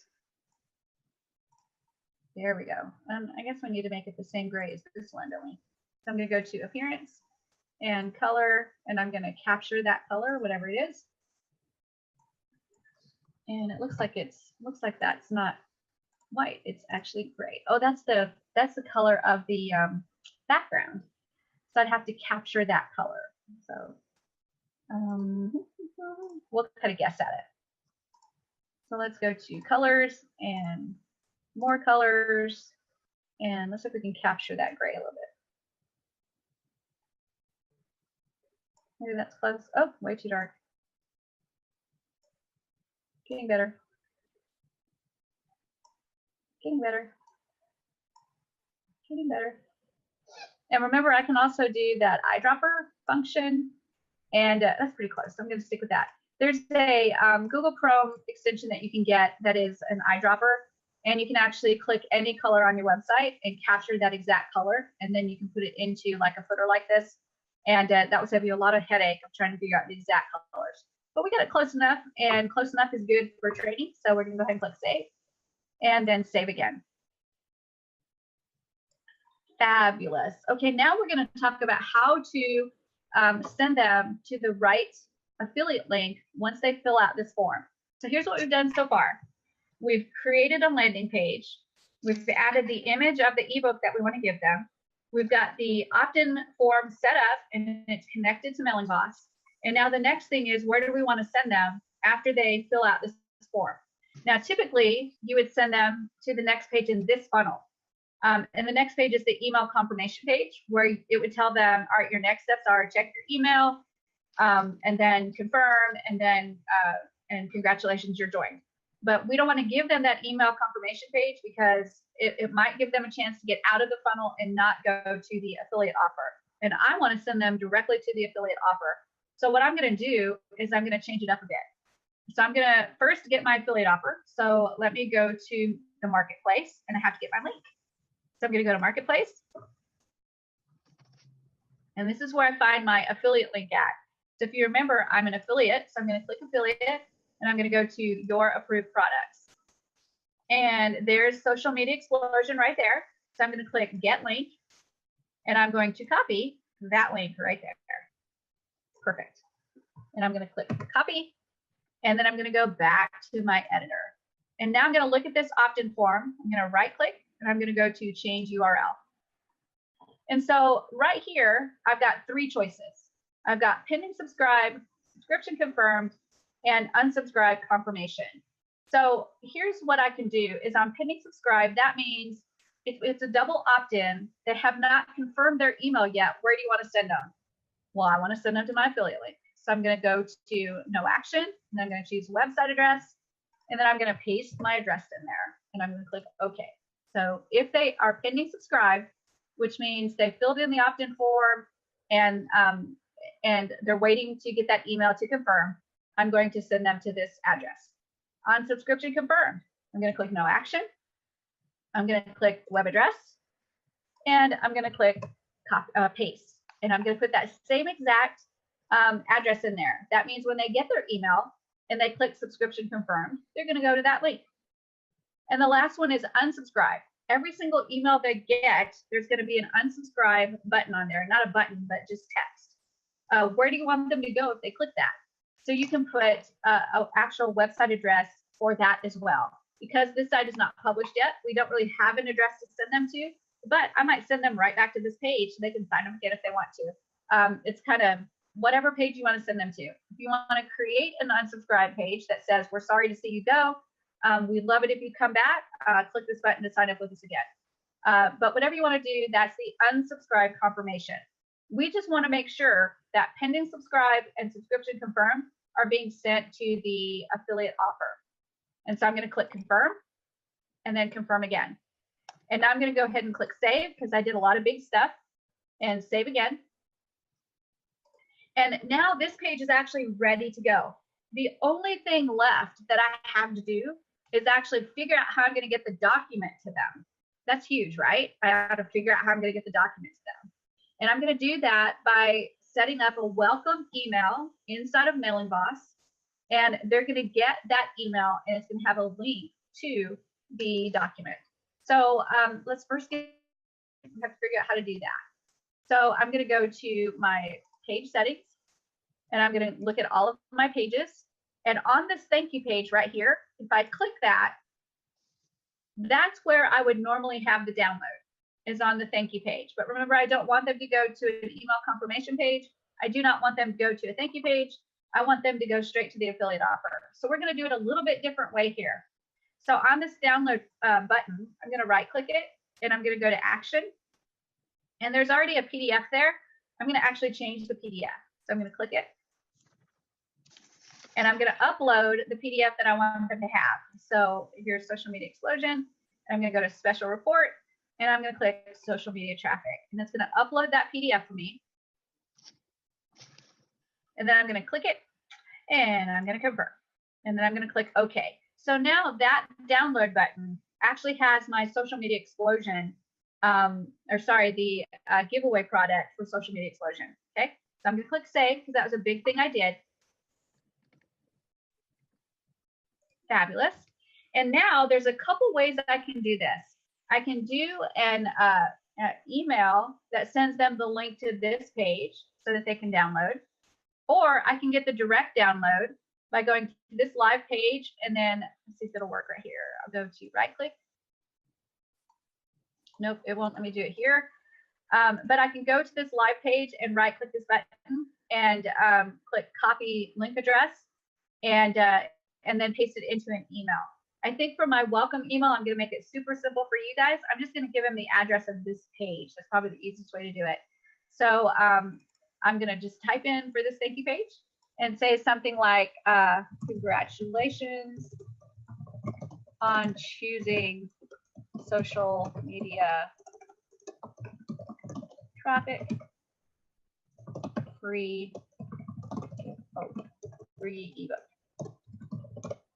Okay, so I've got that in there. I'm going to change this by pulling it down a little bit. I'm going to center this, and we'll scooch it up, and scooch it up a little bit. And then maybe I'll add an image of it so they remember what they were getting. So I'm going to go ahead and add an image. Put that there, right click it, go to change image, and click that book. And we'll make it a little bit smaller so it's not craziness. Like that. We'll drop that footer down a little bit. Oh, we got to make the banner a little bit bigger, which is great. And then there's the footer. We'll drag it up a little bit. All right, so that's it. That's the thank you page. So I'm going to go to save and save again. And there we go. So now there's a couple things that I need to do.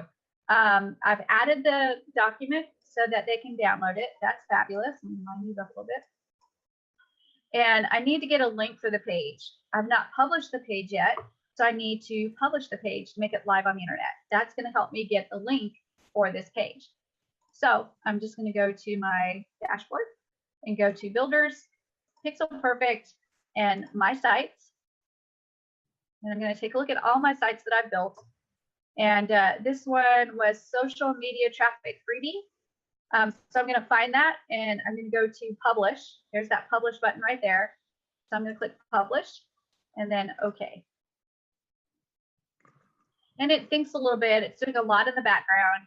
And once it's done thinking really hard, that gray turns to blue. So if you notice that that is blue now, that means I can click right on it, and it's going to take me to the live version of the website. So this is what it's looking like right now. That's actually really cool. I like that. So how do I get to that thank you page? So I make sure I have the right link to the thank you page. To do that, I'm going to go into my editor, and I'm going to go into my page settings to see what the address of that page is. So there's the thank you page. I'm going to click the gear, and there's my address right there. So I'm going to just copy that and go back to the live version. And I'm going to put at the end of the actual URL for the website, I'm going to click / and then paste that address for the page. And when I do that and click, it takes me straight to the page. So this full link is what I want to add to my email. Okay, so I'm going to click on there and copy it, and I'm going to put it in a Word document, or not a Word document, but a notepad, so I don't lose it. So there we go. I've got it. And now I'm going to go into MailyBoss and actually create a single email, a welcome email in my email sequence. So I'm just going to go to create a new campaign. And for that, I'm going to say a welcome email. Welcome email for social media traffic freebie. And then here I need to choose what list is it attached to, and it's going to be attached to the social media traffic freebie. There we go. I'm going to click continue. And there's a few things that we have to set up here. So the campaign name, and then we have to choose, is it a regular email or part of an autoresponder? A regular email is a one-time email on a specific date at a specific time. So we don't want a regular email because if somebody signs up after that date, they won't get the email. So we want to set it up as an autoresponder, which means it's going to be set up based on what day they joined. That email will go out. Okay. We don't need to set up a sequence. It's already attached to the right list, which is social media traffic freebie. We don't have any segments. We don't have a lead score that we're looking for. We don't want to add any tags. So really the only thing we need to make sure on this one is to make sure we choose autoresponder. And then I'm going to click save and next. And now I'm going to say who is it from and what's the email address that I want to use, the from email and the reply to email. And then I'm going to put a subject. Congratulations. Your free social media traffic ebook has arrived. There we go. That makes it easy. So I'm going to click save and next. And this is the actual email. Now you're going to go in and change this to say whatever you want. There's some really neat elements you can add here, so you can click and drag them in. You can make a lot of changes, but I'm going to make this super simple. I'm going to say thank you for our email list. Here is your social media traffic ebook. Go to this page and download.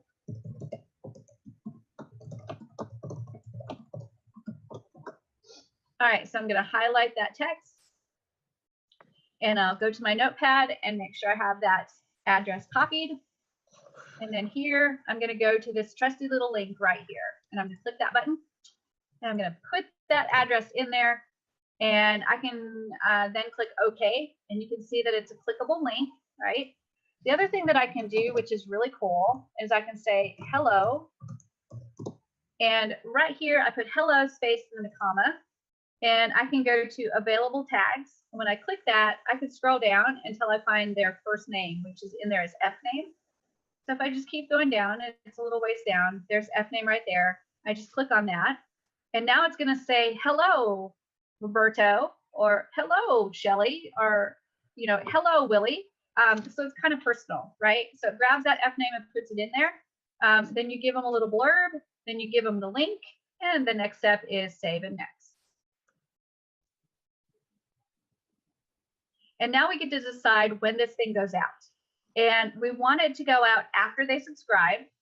We want it to go out on 0 days, which means it's going to go out immediately. As soon as they sign up, it's going to go out. So that's how we set it. It's after they subscribe, 0 days. And then we want to send this to future subscribers. You have the option to send to current and future subscribers. But for us, we don't even have any subscribers yet. So we can set it to send to future subscribers and we'll be good to go. Then there's some information right here. You just want to double check it to make sure everything looks okay. And then I want to go ahead and click save and activate. This is another important thing. Each individual email has to be activated. If it's on pause, it won't send. So you want to click save and activate to save everything that you've changed and to activate the email. So now this email is ready to go out and it will send based on when the person subscribes, and it's going to send 0 days after they subscribe. So it's going to technically send it immediately. Now, when we talk about immediately, in Builderall terms and in Mailing Boss terms and any other autoresponder, immediately doesn't mean immediately. So it means that what it's going to do is it's going to queue it immediately. But that queue may be really long, so it may take 5 or 10 minutes to actually get sent. So I want to make sure you understand that, because when you sign up for some of these things, you're like, oh my God, where's the welcome email? Come on, give me my link. But that's what happens, is it ends up actually being queued immediately. But if there's a lot of emails waiting to go out, it may take it a little bit to get sent out. But believe it or not, we've actually completely set up our funnel. We should be able to go through this funnel completely, and we should be able to get access to the free lead magnet. It will automatically send it out per email. We'll get sent to the affiliate link sales page, and then they can choose to buy that social media product. We've actually completely set up the whole thing today. We bypassed all of the other pages in there except for the legal pages. Remember, we left those at the bottom. So if they want to look at the legal stuff associated with what you're offering, you can put that information in there for them. And everything is ready to go. Do you want to test it out? Let's test it. Okay. So I'm going to go to share. I'm going to go back here and we'll see if we can go to the home page again. So this is the main page, and I'm going to go ahead and hit refresh to make sure that I've got the newest version after I've saved. And so this is what the website's looking like right now. It's pretty simple. One of the things that I might do that is just a design issue is I might scrunch up that logo a little bit and push it up so that most of the page is on the screen. So it takes up like the whole area of the screen instead of it being kind of chopping off part of the book and even chopping off part of the opt-in form. Okay, so I might shrink things up just a little bit and scrunch it up just a little bit, but that's probably the only thing besides the color that I would change. So now that we're on here, let's go ahead and fill it out. So my first name is Shelly, and my email is skydivingdiva@yahoo.com. And this form is actually, it looks like you're going to have to do some work to do the colors in here because it starts off as gray and then it's showing us a really light gray. So you'll have to go into the settings and actually fix that. Easily fixable, no problem. You right click the opt-in form and start working on the colors, the appearance. But I'm going to go ahead and click get your copy now. And let's see what happens. It's going to subscribe, and then boom, I'm here at social media explosion. So it did exactly what it was supposed to do. I got the person's information, and now they went to my sales page using my affiliate link. And if you look right here at the very top, there's my affiliate ID. So if the person buys off of this page, Tabitha will get credit because this is her affiliate ID. Okay. But now let's take a look at email because that's the next big thing we need to make sure is working. So I'm going to go to Yahoo and I'm going to check my email. So I'm going to go email.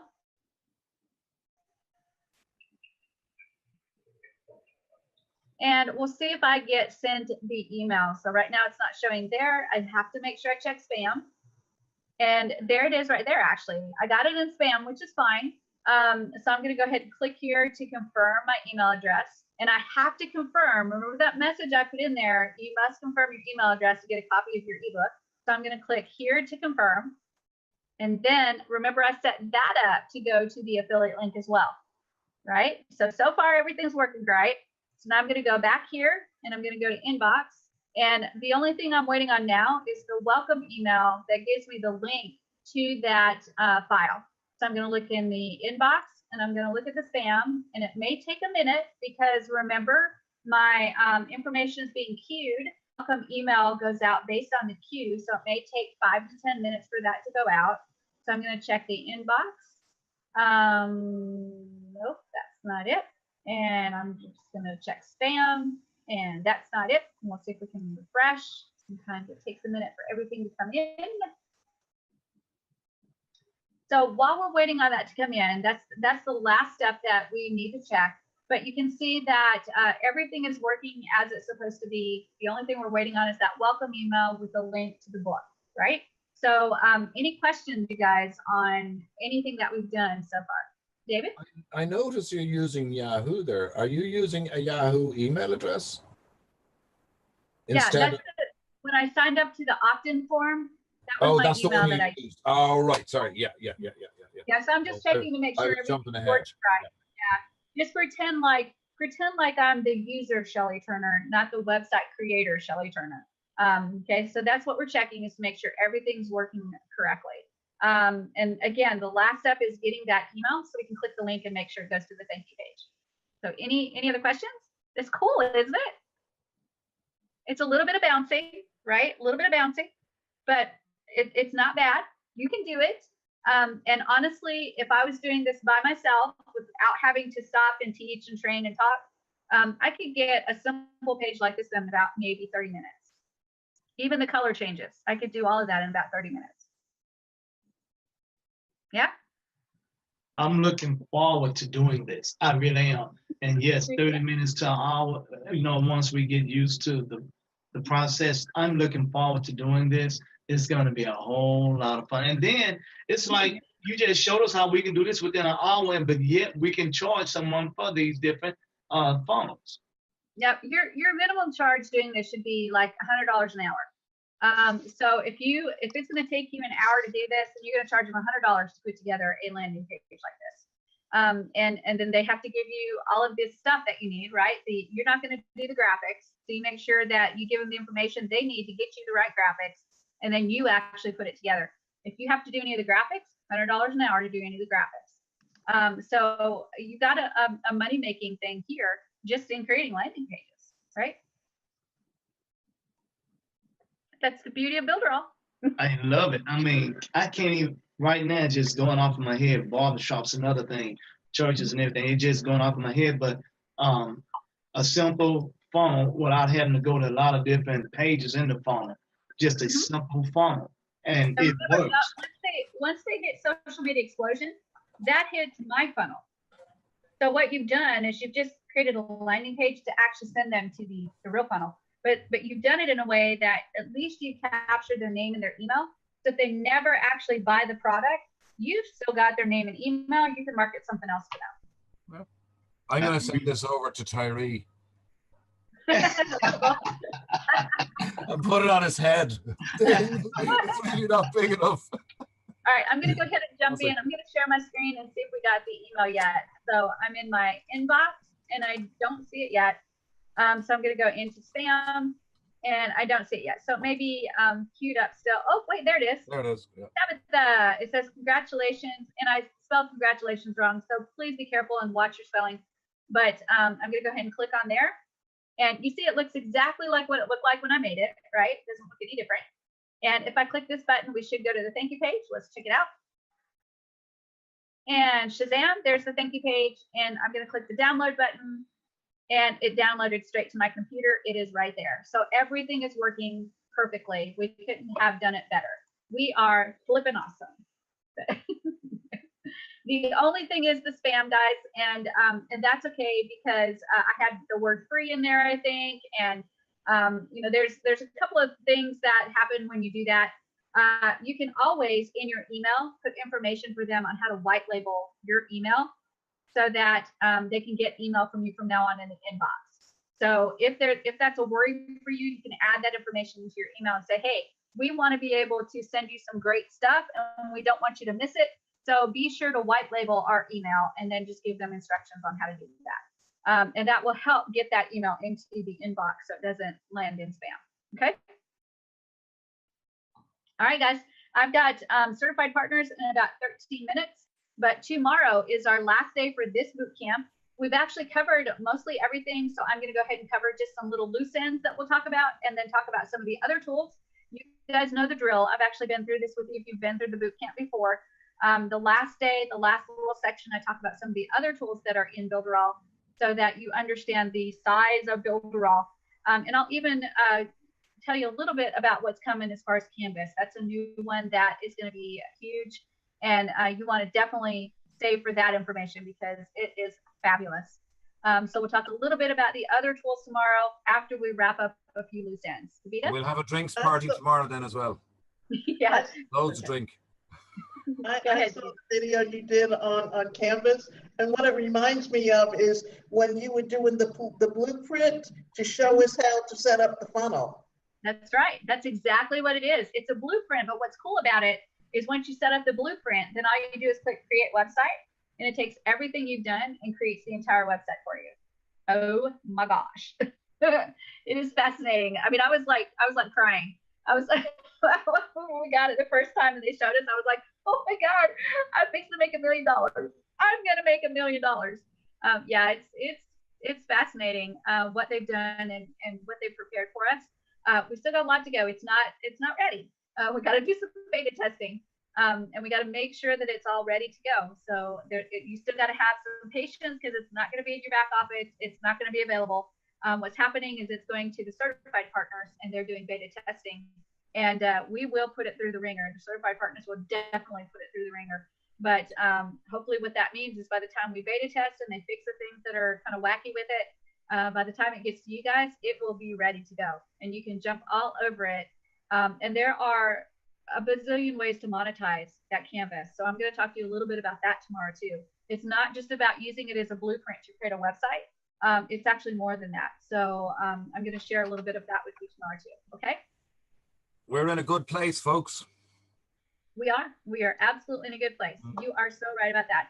Also, we're getting ready to put some funnels together, and I posted in the 7-day boot camp and asked people to do reviews for me, and that kind of got lost in the shuffle, and people started to write what they didn't like about the boot camp, which is great. That's great input.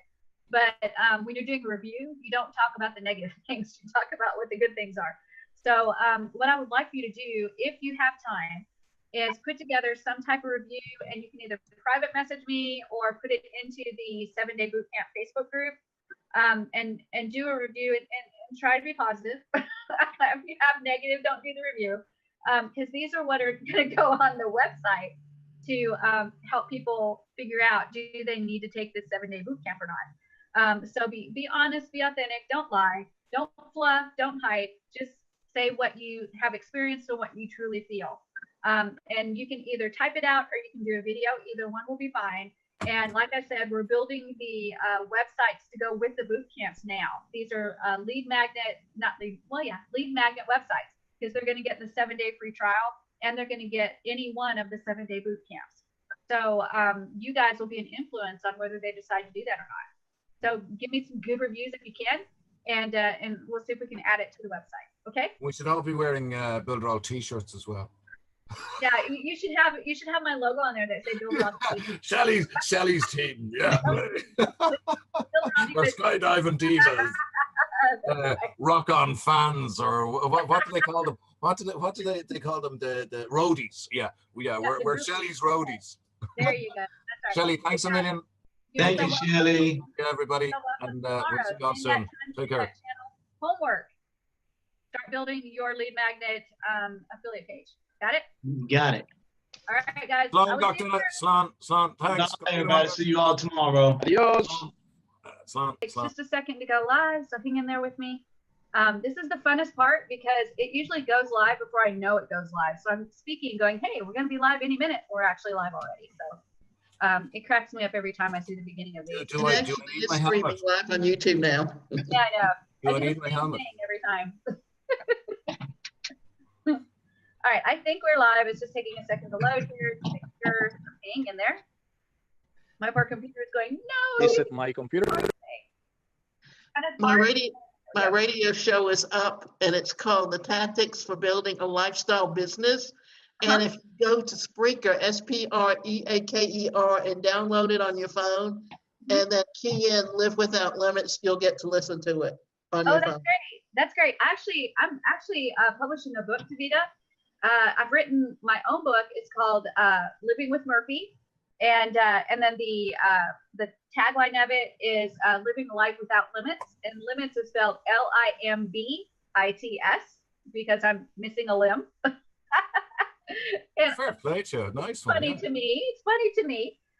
But it's all the stories of what it's like to become an amputee, and all the fun things that are involved with once you're missing your leg, some of the things that you do. And it's absolutely hilarious, you guys. I've got some funny stories in there. But it's just a fun way for me to present what it's like to be an amputee. And I will share with you a little bit of the book. My favorite thing about being an amputee, for sure, is I get half-price pedicures now. I mean, I just don't know what could be wrong with that. I just don't know what could be wrong with that. Well, I usually have to pay for 2 pair of shoes because I wear different sizes. Fair play to you. What were you saying, Davida? I said I usually have to pay for 2 pair of shoes because there's a 3-size difference between one foot and the other. I used to have to do that too. I don't have to do that anymore because I can have whatever size foot I want to. But yeah, it's great. So yeah, life is really, really good living with Murphy. Murphy's actually the name of my prosthetic leg, and he was named after RoboCop. So, just to give you a little bit of insight to my experience being an amputee. Anyway, we've got a few questions. There's a few questions that we had come up, and I wanted to make sure that we were live so that you could ask the questions and we could get those answers to everybody. So I think, Tyree, you had a couple of them for me, so fire away, dude. Okay, the first question I have is, I was looking through the templates since we're going over like lead magnets and everything, and I was looking through the templates, and I didn't see a few that I feel like would be a benefit. And so I wanted to know if we could suggest templates. If so, who could we suggest them to? And that's the first question. Yeah, and that's an easy answer, and the answer is absolutely yes. There's a couple things you can do. Build it yourself. You can design your own template and then actually submit it and say, hey, here's a template that I know I need and other people might need it. So I would love if you take a look at it, maybe add it. That's an option.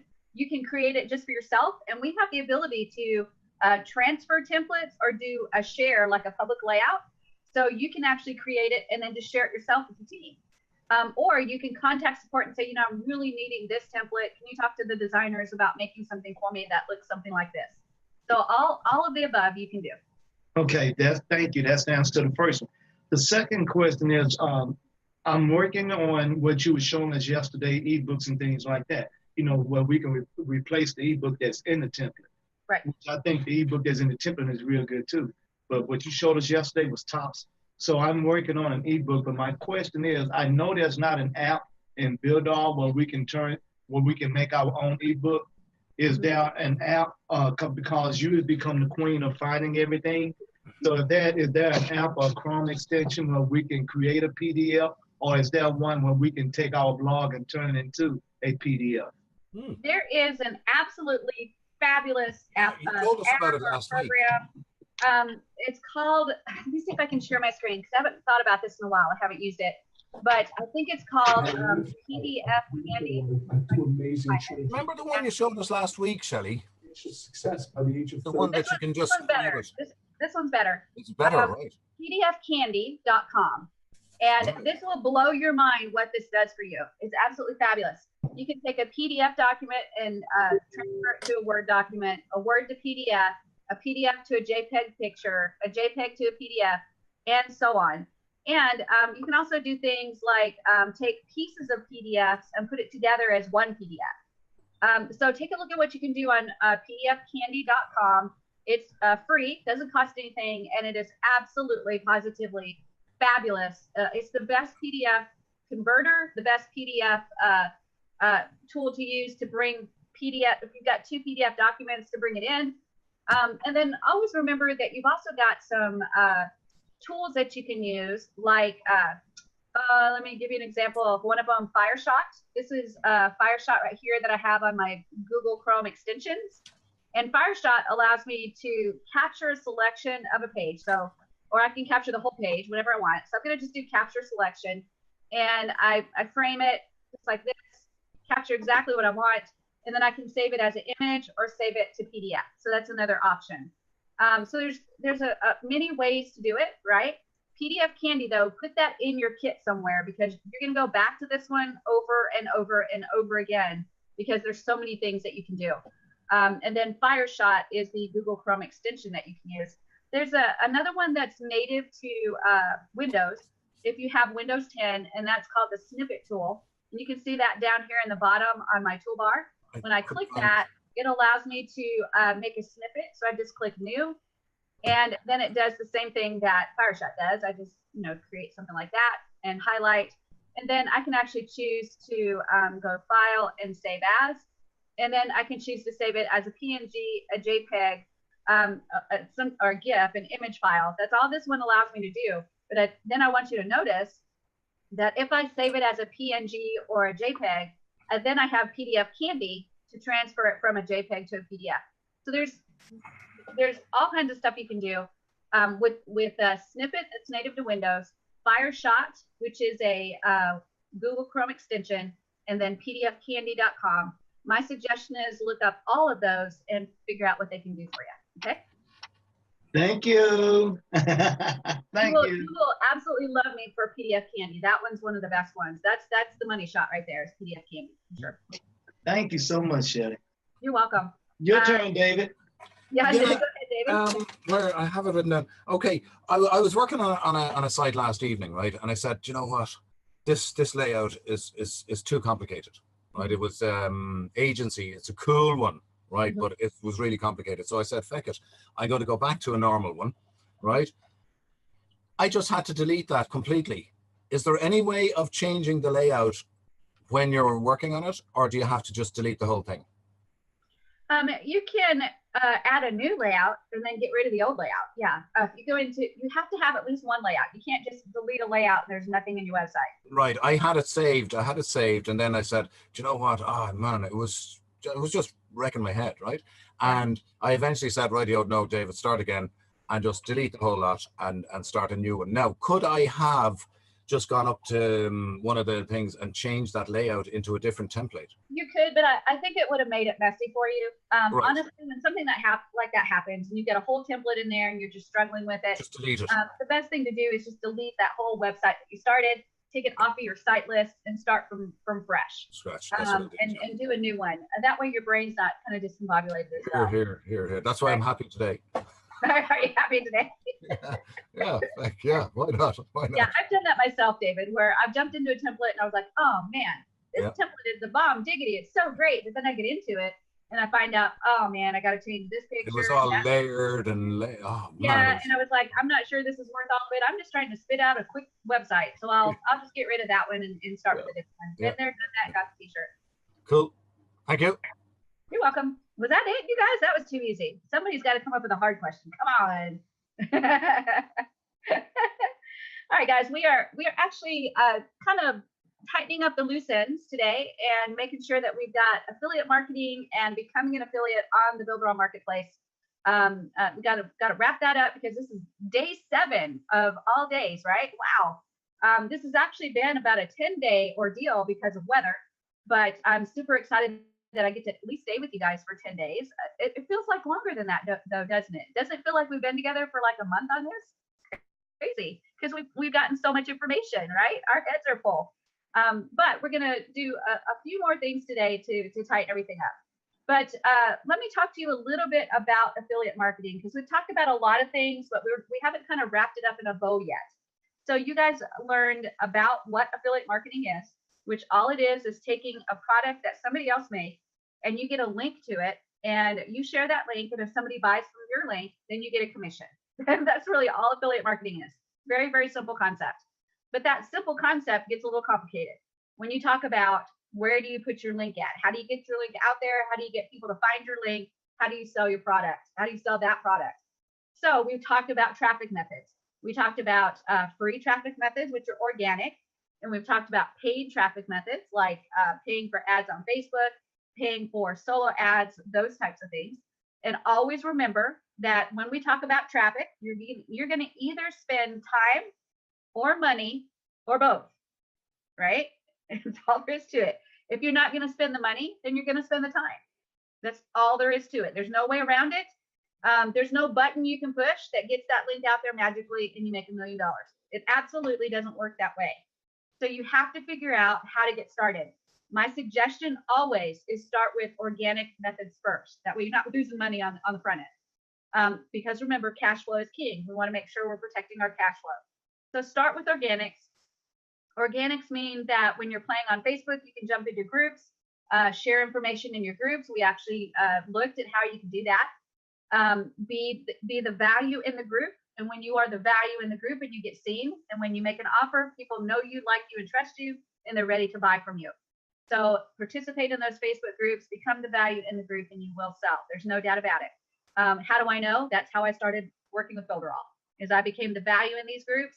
People started to get to know me. They liked me because, I mean, who wouldn't? And then once they liked me, they decided, I think I can whip out my credit card for Shelly. She's pretty trustworthy.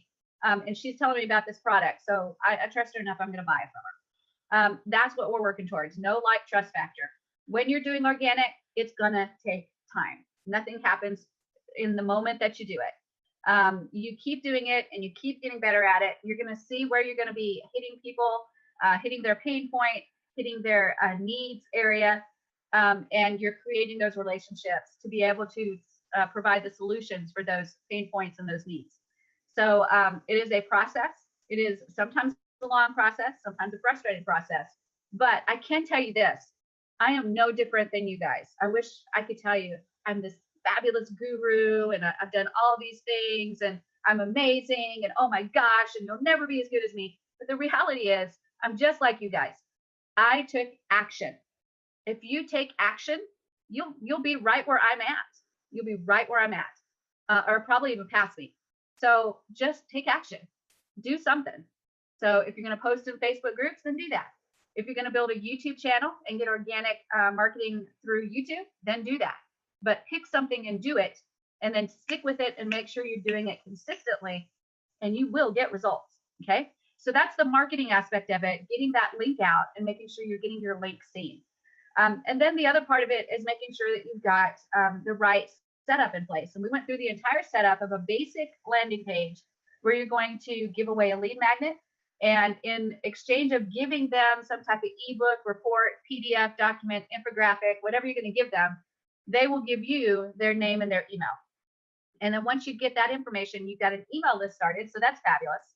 And then you're going to send them straight to your affiliate offer where they can actually purchase that product that is related to your lead magnet, and you'll get a commission off of that sale. So that, again, we did that yesterday, went all the way through the process. I don't want to offend anybody, but this is a common saying that I have. So please don't think that I hate cats, but there are more than one way to skin a cat. So the way we did it in yesterday's training is one way, right? There's many different ways. I could probably do a 20-day boot camp and every single day show you a different way we can create a landing page. So what I want to challenge you to do is when you're going out there and you're looking up JVZoo stuff, because some of you still buy from JVZoo, and that's okay. And you're looking up Builderall stuff, and you're looking up any other products, pay attention to the pages that you're hitting. Pay attention to them.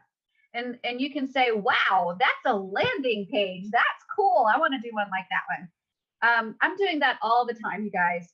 Having that brain on when you're going through this process. Learn to market from other marketers. So everything you do, look at it through the lens of a marketer. And if you see something that you like, it's okay to steal it. I'm telling you, it's okay to steal it. Steal that idea, make it a little bit better, and make it yours. Where did I get that idea?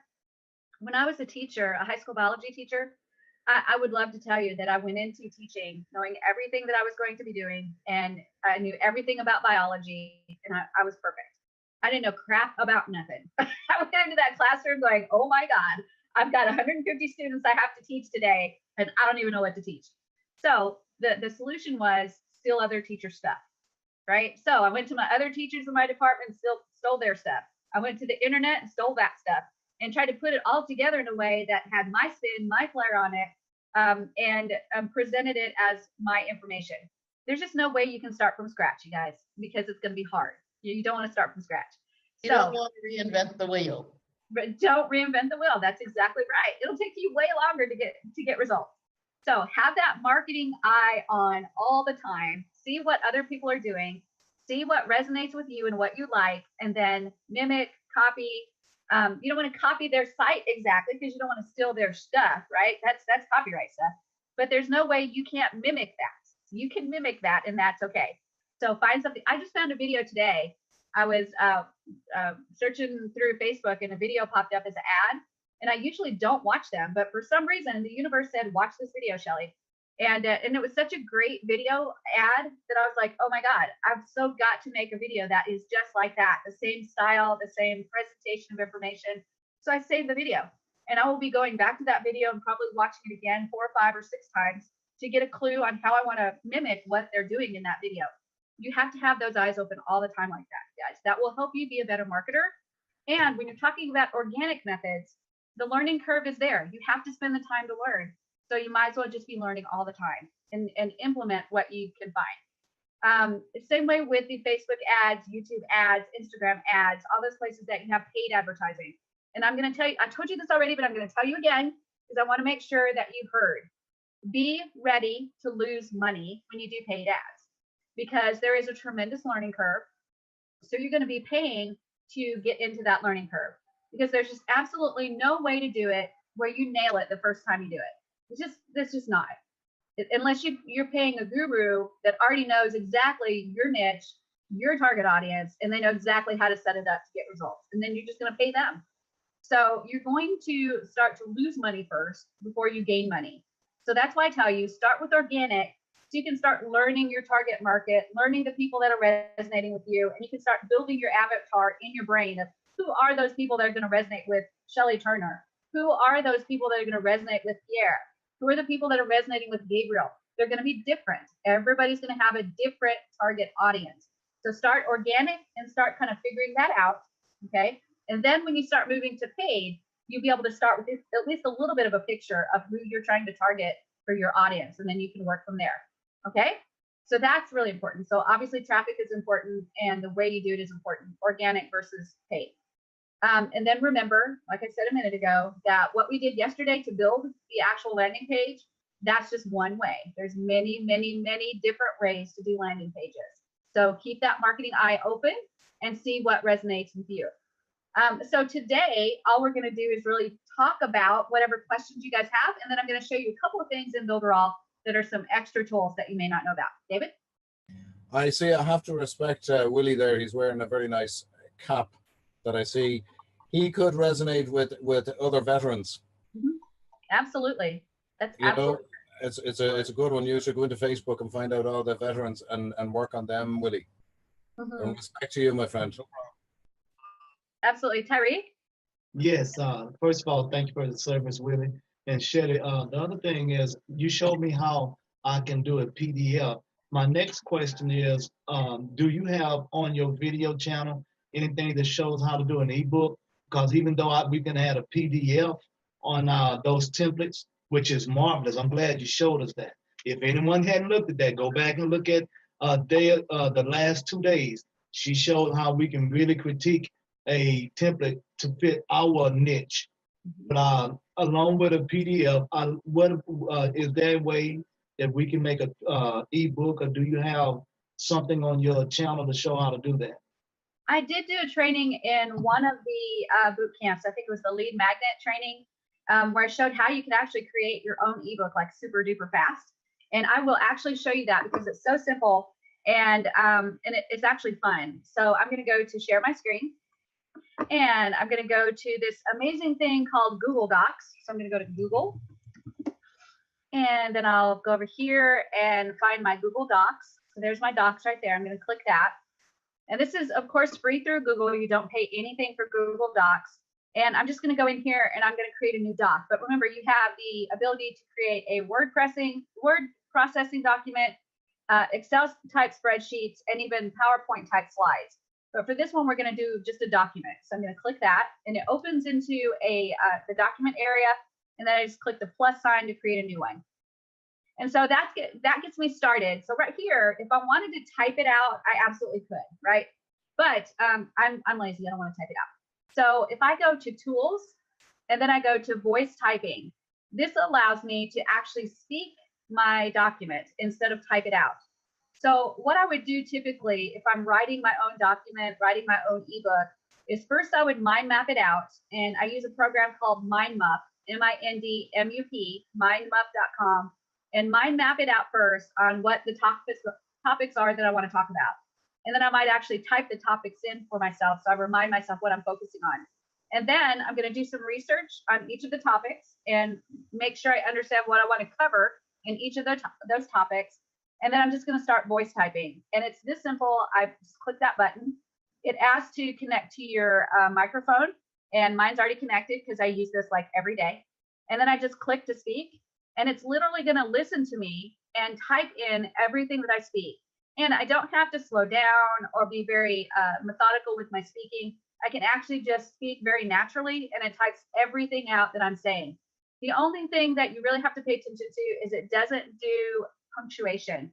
So if you want punctuation in there, you have to add it in. For example, at the end of the sentence, you can say period, new paragraph. And it will do that for you very, very easily.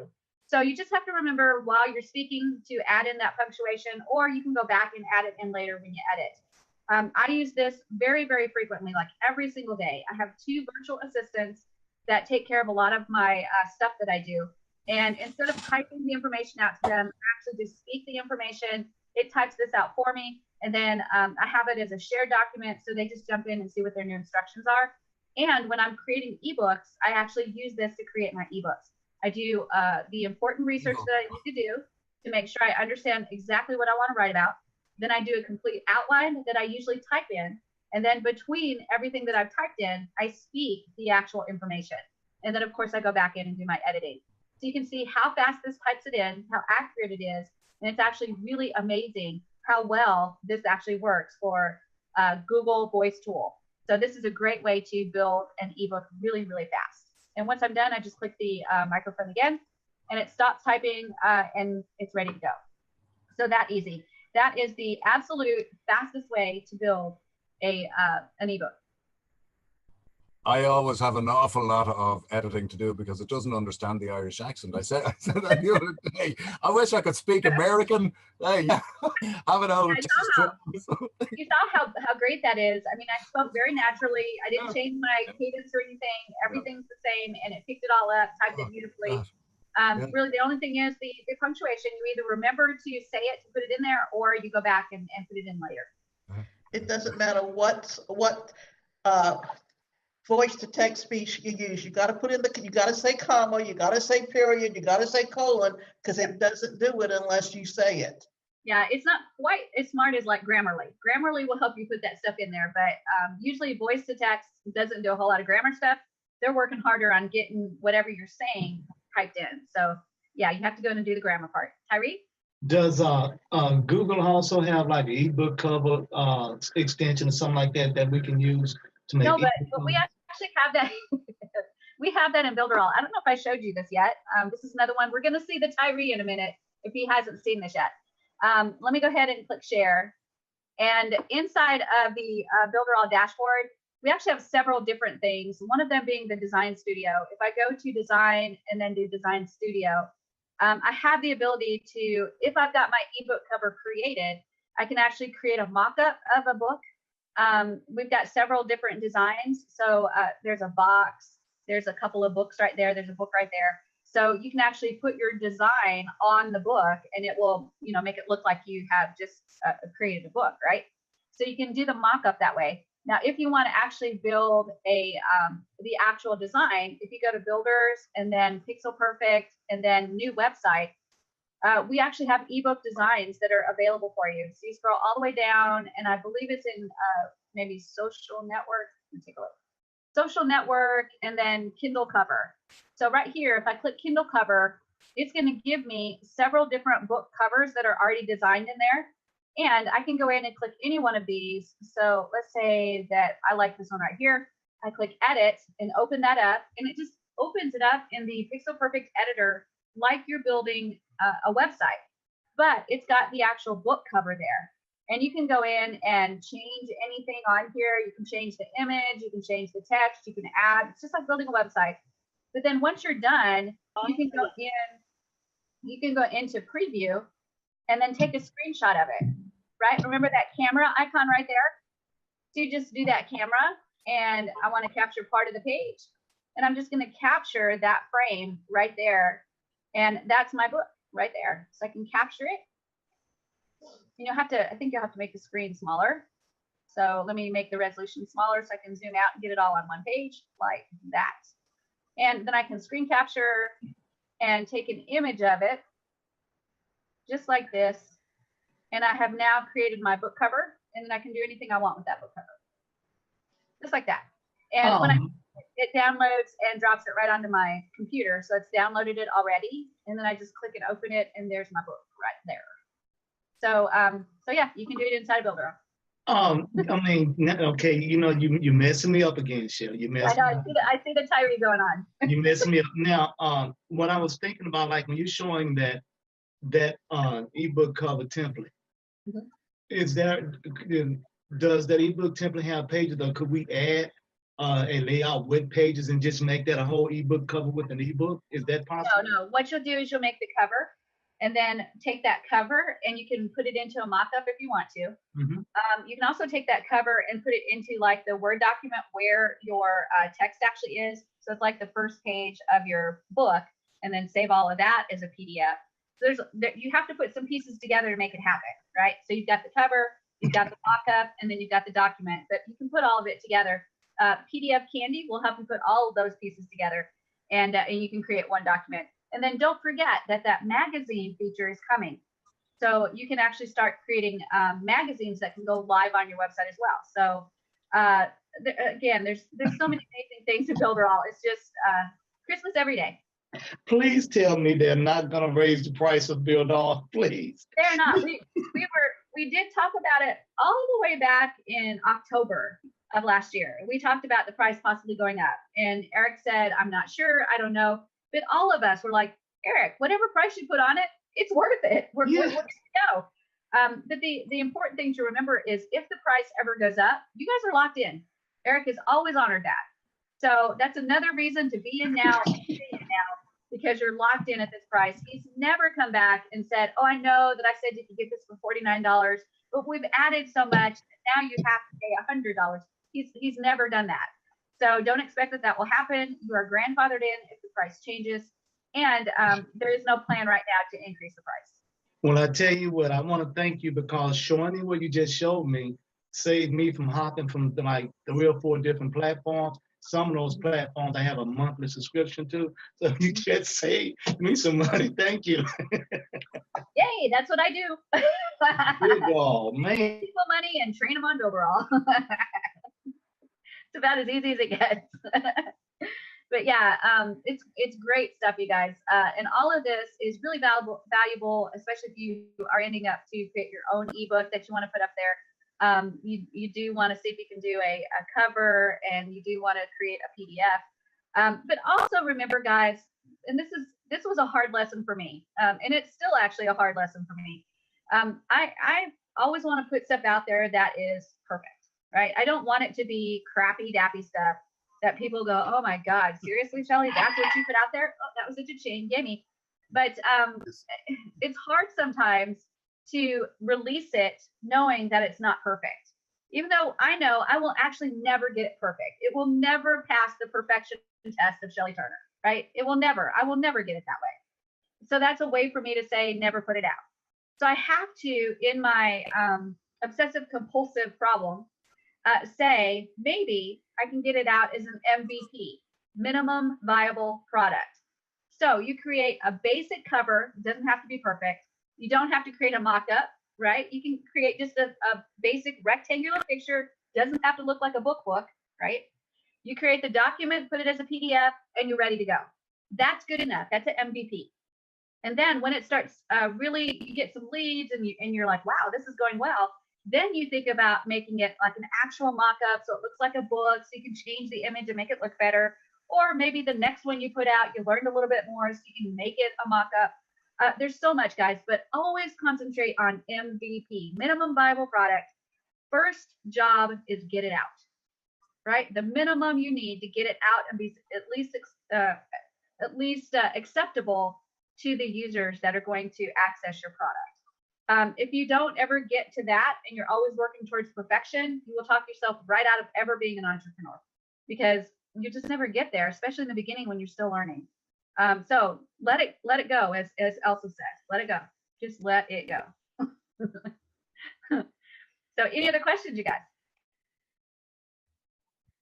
No, only thing I can do is just clap. That's a good one. That's a good one. All right, guys, let's talk about a few things. David looks like he's got some ideas going on. That's great. So I'm going to jump in and I'm going to talk about the some of the tools that we have on the dashboard so that you guys can hopefully learn some new things that you can do besides just affiliate marketing with Builderall. So that's what we do on the last day of our boot camp, is just take a big picture look at Builderall in general. So I'm going to go to share my screen, and I'm going to go into this Builderall dashboard. And always, always, always, if you want to get back to the main page of the dashboard, you can just click that Builderall octopus icon right there, and that'll take you all the way back to the main page.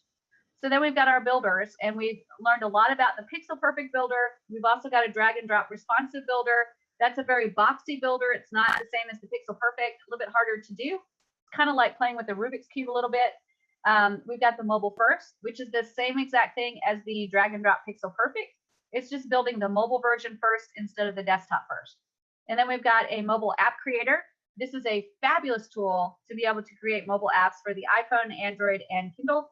And I've done a lot of training on this as well. And I did a training just, gosh, a week ago, 2 weeks ago, that was probably a $5,000 training on how to create mobile apps and then add menus for restaurants inside the mobile app so that the customer, the user, can actually order online from the restaurant and then go pick it up and eat. So yeah, App Creator is fabulous what you can do with it. The Mailing Boss autoresponder. If you don't know what an autoresponder is, that is a way to set up an email system so that you create a series of emails, and every time you get a new person to sign up for your list, those emails go out automatically based on the days you want them to go out. So if you want a welcome email to go out immediately when they sign up, then the welcome email goes out. You don't have to do anything to make that happen once you set it up. If you want the second email to go out on the second day, then voila, on the second day, the email goes out automatically. What the autoresponder does is it allows you to keep in touch with the people that signed up for your subscriber list.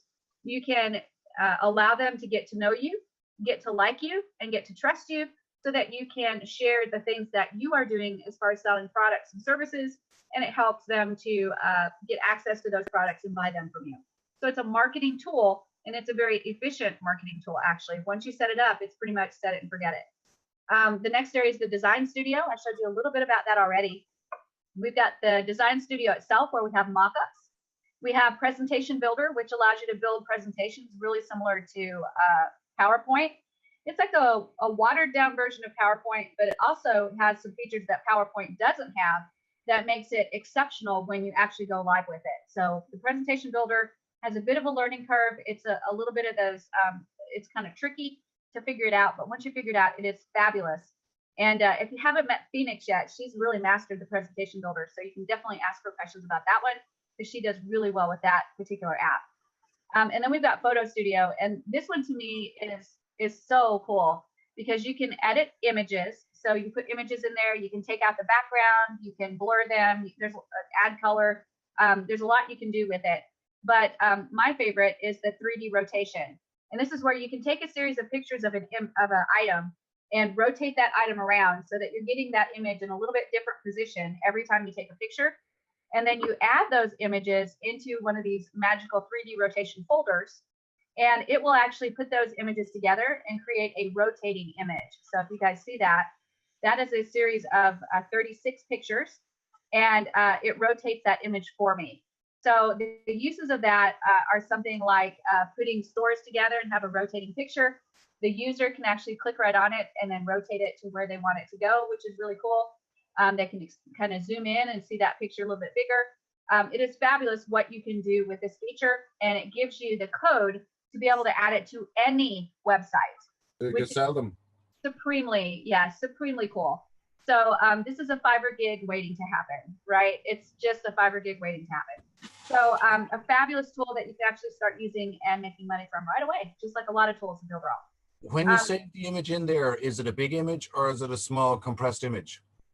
It is the same size as whatever you put in there. So that'd be 36 images, so it'd be a fairly big file then at the end, would it? It's actually not that big, and plus you're not pulling the rotating image off. You're getting HTML code, and you're adding the HTML code to the website. So it's the code. Oh, right, yeah. So it's it's not the image isn't actually on the site. It's actually code that's got it. All right. Exactly. Yep. And then there's another cool feature right here. We've got the iTunes and we've got Google Play. You can actually take the images with your phone, and then using this app, you can send those images straight into here. You can send it straight from your phone. So again, just supremely smart technology where you can use your phone to take the images and then transfer the images using the app into here, so that then you can manipulate it with the Photo Studio. So just absolutely fabulous tools. Again, Fiverr gig waiting to happen. So check that out when you get a chance. Sorry. Go ahead. To get that image working right, is it 36 images you have to take, or is there a certain? Yeah, that's a great amount. It's 36. 36 is an acceptable amount. That would be 360 degrees. So that means about every 10 degrees you would get the picture, right? So every 10 degrees you take a picture. Turn it 10 degrees, take a picture. Turn it 10 degrees, take a picture. So you're going to need a couple of tools to be able to do that. Something like a $5 Lazy Susan from Dollar General or Dollar Tree will do the trick. Now, what's that in European terms or Irish terms? A Lazy Susan. That's just a platform that spins, and you've probably seen these in kitchens where they put like spices in a chair, or in a Chinese restaurant, you know yeah, that's it, where they spin it, right? Oh, that's a cool idea, and then put the item in the middle. That's right. And then you rotate it. That's right. That's it. I had a Tyree moment. How do you call it again? Lazy Susan is what we call it here. I don't know why Susan is so lazy, but that's what it's called. But I have like 2 of them because in my spice cabinet, I have my spices on there. So I can just spin it around to find the spice that I want instead of trying to dig behind everything and find it. So if I ever need it to take some rotating pictures, I have it. And it could be something as easy as a pizza tray. Yeah, something like that. That's exactly it. That's it, David. That's exactly it. Yep. So something like this, really, really simple. You put your item on there and then mark off the 10 degrees rotation, right? And then just rotate every 10 degrees, take a picture, take a picture, take a picture. And then you upload those to the app, and then using the app, transfer them to Builderall, and you're ready to rotate them. It's that easy. It's really cool. That's a cool one. That's a big one that I have for outside. Yep, it's great. That is absolutely great. So that's the photo studio. And also, we've got video stuff that we can do. So if I go to the videos area, I've got animated videos, and this is like the explainer videos where you have the hand come in and it draws out pictures or it draws out text. So you can do those. You've got images in there that are moving images. So you can actually get people that are running or get people that are typing on the computer. And you can use those animated videos to actually create a full animated presentation. And it is fabulous. Now, the learning curve on this is a little bit high. I would call this between intermediate and advanced. So it takes a minute or 2 to learn it. But again, 5 gig waiting to happen. If you learn it well enough, you can actually create some bomb diggity animated videos and charge a pretty penny for them, actually. So check that area out. Then we've got floating videos. And floating videos are super cool. You can take any video, if it's got like a green screen background or a blue screen background, and you can use it to take that blue screen or green screen out. So I actually found an elephant on YouTube that had a green screen behind it. So what I did was I actually went in there and removed the green background. It didn't get all of the green. I probably could work a little bit harder to get more of the green. But when I click play, you'll actually see the elephant come walking in, and there's the green background is actually taken out. Hopefully it's loading it, so give it just a second to load it. But and what I did with this is I did a demonstration where I took a picture of a jungle and then put the elephant in that jungle, like walking through the jungle, and it looked like he was like in the jungle. So then I could have taken a picture of a highway and put the elephant in the middle of the highway, and it would have looked like he was walking on the highway. It's really that cool, and I want you to think it's not playing, so I'm not sure why it's not playing, but we'll pretend like it is. But you imagine an elephant walking across the screen with no background, right? So you guys can imagine that. But let me tell you the value of this. Let's say that you're presenting some information about something and you want your body on there, but you don't necessarily want any kind of special background. You just want the background to be clear, transparent. You want your body floating on that web page. So you can talk to them, but there's no real background behind there except for the website. So you can use this to remove that green screen or remove that blue screen, and it's only you floating on the top of that website and you speaking.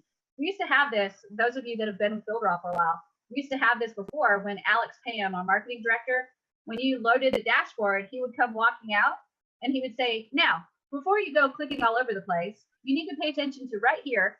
So he was explaining the steps on what you need to do to get started with Builderall. We removed it because it drove us nuts. But the effect of it was really, really good, right? It was really good. It looked like Alex was walking out and was a part of that website. And then he'd kind of walk out of the screen and disappear. But then as part of his body would appear, like from the waist up. Are you still here? Why are you still here? So it's a really innovative way to use that feature to show him and give them instructions and just kind of keep it interesting. So it's really neat. The floating video is a cool, cool tool. We really like it. It's just that when you're in the dashboard so much and you have to click in and click out, click in, click out, and Alex was saying 100 times, now, before you start clicking all over the place, and that's about how long it took me to get to stop the video. I would always hear, now, before you start clicking all over the place, click. Could use it on the contact page. Yeah, you can use it. Giving them instructions, or yeah. If they were signing up to something, you could say, make sure to follow the instructions. Yeah, some people can take simple David, like, hey, I'm David, and I'm here to give you instructions on how to get started. So how do you start? Just click the button below. Yeah, that's simple. Yeah. So I think it's great and it's really fun to use. So that's the floating video tool. Again, guys, that is money in the bank. So if you figure out how to use it and figure out how to set it up, it will actually be a Fiverr gig waiting to happen again. So lots of neat stuff. Where do you get the green screen? Like, I have such a small little place here that I don't know. I'm trying to figure out something for myself. But anyway. Oh, I see what you mean. A green screen as far as to use behind you. Yes. Amazon has a great one that's about $50. It folds like up. Willie has it there behind him. Actually, I have one that let me find it on Amazon. Hold on a second, and I'll show you exactly what I have because it's very inexpensive. Amazon.com and blue screen, blue, green, foldable. There we go. And let's see, that's not it. That's not it. That's not it. Oh my gosh, it's pulling up the wrong things. Holy crap. So let me go green screen and see if that works. Green screen. That's not it. So we'll just go green screen. All one word, I think. There we go. That's this area, and then that's the one that I bought right here. Oh wow! Right. This one is great. It's 5 feet by 7 feet, so it's huge, and it's $40. And it literally, you fold it up, and it goes into a little round container that you can carry with you. So it's got a carry pack, and it's tricky to fold up though. I have to basically go through a physics class. Oh, look at Roberto. Yeah, there you go. Wow. But yeah, that is fabulous, and I can pack it and take it wherever I want to go. So $40, and you got it. And one side is green, and the other side is blue. Ah, right. Okay. Cool. So super simple. You can pack it up when you're not using it, and mine is right here, but it's complicated to get it out. But it's right here, and I actually I have a stand for it. I bought a stand, and I'll stand it up behind me, and I can actually use that. So I could squeeze it in here. Yeah. Nice. Yeah. And here's why I like this better than the one that Willie has. Although the one that Willie has is fine too. It's just that if you get a one that's material, then you can see the and that creates shade, which creates different colors of green, which are harder to remove. So if you have just a flat one like this, the shade is a lot better, and you can remove it because it's closer to one color. It's not actually one color, right? It's a lot of different shades of green, but it's less shades than if you've got like a material one that has creases in it. So that's been my experience. I did have a material one, but I did not like it trying to remove the green. So I bought this one, and this one's been way better. So that is a suggestion for sure if you need a green screen. All right, so we've got the video stuff covered. And now let's go to apps. This is the magical area for sure. We've got browser notifications. So if you want to set up notifications to notify people about meetings or trainings, or just notify people about sales, you can have them sign up for browser notifications, and they will get a notification in their browser of whatever message you're sending out. This is a superpower, so you don't want to abuse it, for sure. But it's really cool how this works, and it's simple to set up. Then you've got the SEO on-page report tool. This allows you to take a look at your SEO settings on a specific web page and see if you're hitting well on keywords. And if you're not, it will tell you why you're not hitting well on keywords and give you information on how to make it better. This is another Fiverr gig waiting to happen, because you can actually run this SEO keyword tool on any website. And then when you get the results, you can expand the results, take a screenshot, and send it to your person. So literally $25 real quick, right in your hands, and it took you 5 minutes to do maybe. We've got a click map. This allows you to see the areas on your website where people are clicking. So you can see the hotspots on your website, and it's an analytics tool. So if you've got a couple buttons on a website and you're seeing that they're clicking one button over the other, then maybe you want to change your button styles a little bit. So it just kind of gives you a way to analyze what's happening on your website. Then you've got chat review. This allows you to create a chat box inside of your website so people can actually give you messages, they can review, you can talk back and forth to them. It's actually kind of like a Facebook box on your website for commenting and posting. So it's really, really cool. And it allows you to create engagement on the page. We've got the auto post tool. This is where you can actually auto post to different, like Facebook.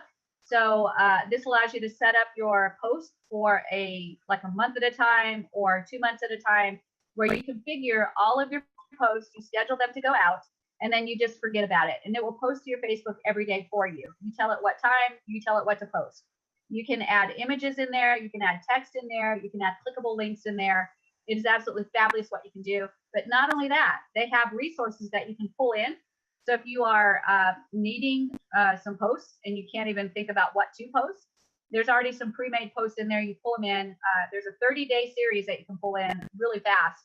And all you do is change it to put your link in there for what you want for Builderall, and you're ready to go. You've got 30 days of posts for Facebook. It will only post to a Facebook page, not a group. But if you have a Facebook page and you want some engagement, then that's a great tool to use for sure. I use it and set up my posts for 30 days in advance. So I spend one Saturday a month doing all of my posts for the entire month. Facebook chatbot is a way to set up a chatbot for Facebook, and you can also share that chatbot on your website. And chatbots are huge right now. If you haven't checked into chatbots, you need to, because they're a way to automate engagement with customers. So let's say that Roberto came to my website and my chatbot popped up. I could have information about Builderall in there. I could have my link in there. I could have training in there about Builderall. I can have it all set up so that it engages with him, and he chooses what information he wants based on how I set up that chatbot, and he can go through it. It's almost like I have a virtual assistant. It's not like living or breathing. It's actually just a chatbot. And it gives him all the information that he needs to get started with Builderall, including signing up. And the fabulous thing is that Wasili, who has really been an instrumental part in developing this chatbot, has created an entire Builderall chatbot for you already. So if you want to do a Builderall chatbot, you do not have to create it. It's actually already created. You can pull it in, attach it to your Facebook page, change it to put your information in there, add it to your web page, and you're ready to go. And all the instructions are there. If you've got Builderall Business, all you need to go do is go into the Builderall Business community. That's the area that has free training.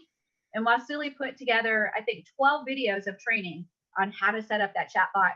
And you can pull the one that he's created in for you, and it will be ready to go. It's absolutely fabulous, you guys. So check it out. That chatbot, let me give you some perspective here.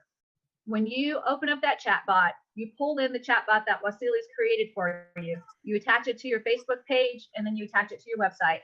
That's worth about at least $5,000. I'm not kidding. That's a $5,000 value to you that's done for you. And it's ready to start taking people and signing them up to Builderall. So take advantage of it. I got it. Go ahead, Willie. I said, I have it. I'm having an issue with the configuration. Yeah. It has the menu and everything. You know, all you have to do is go around and follow it.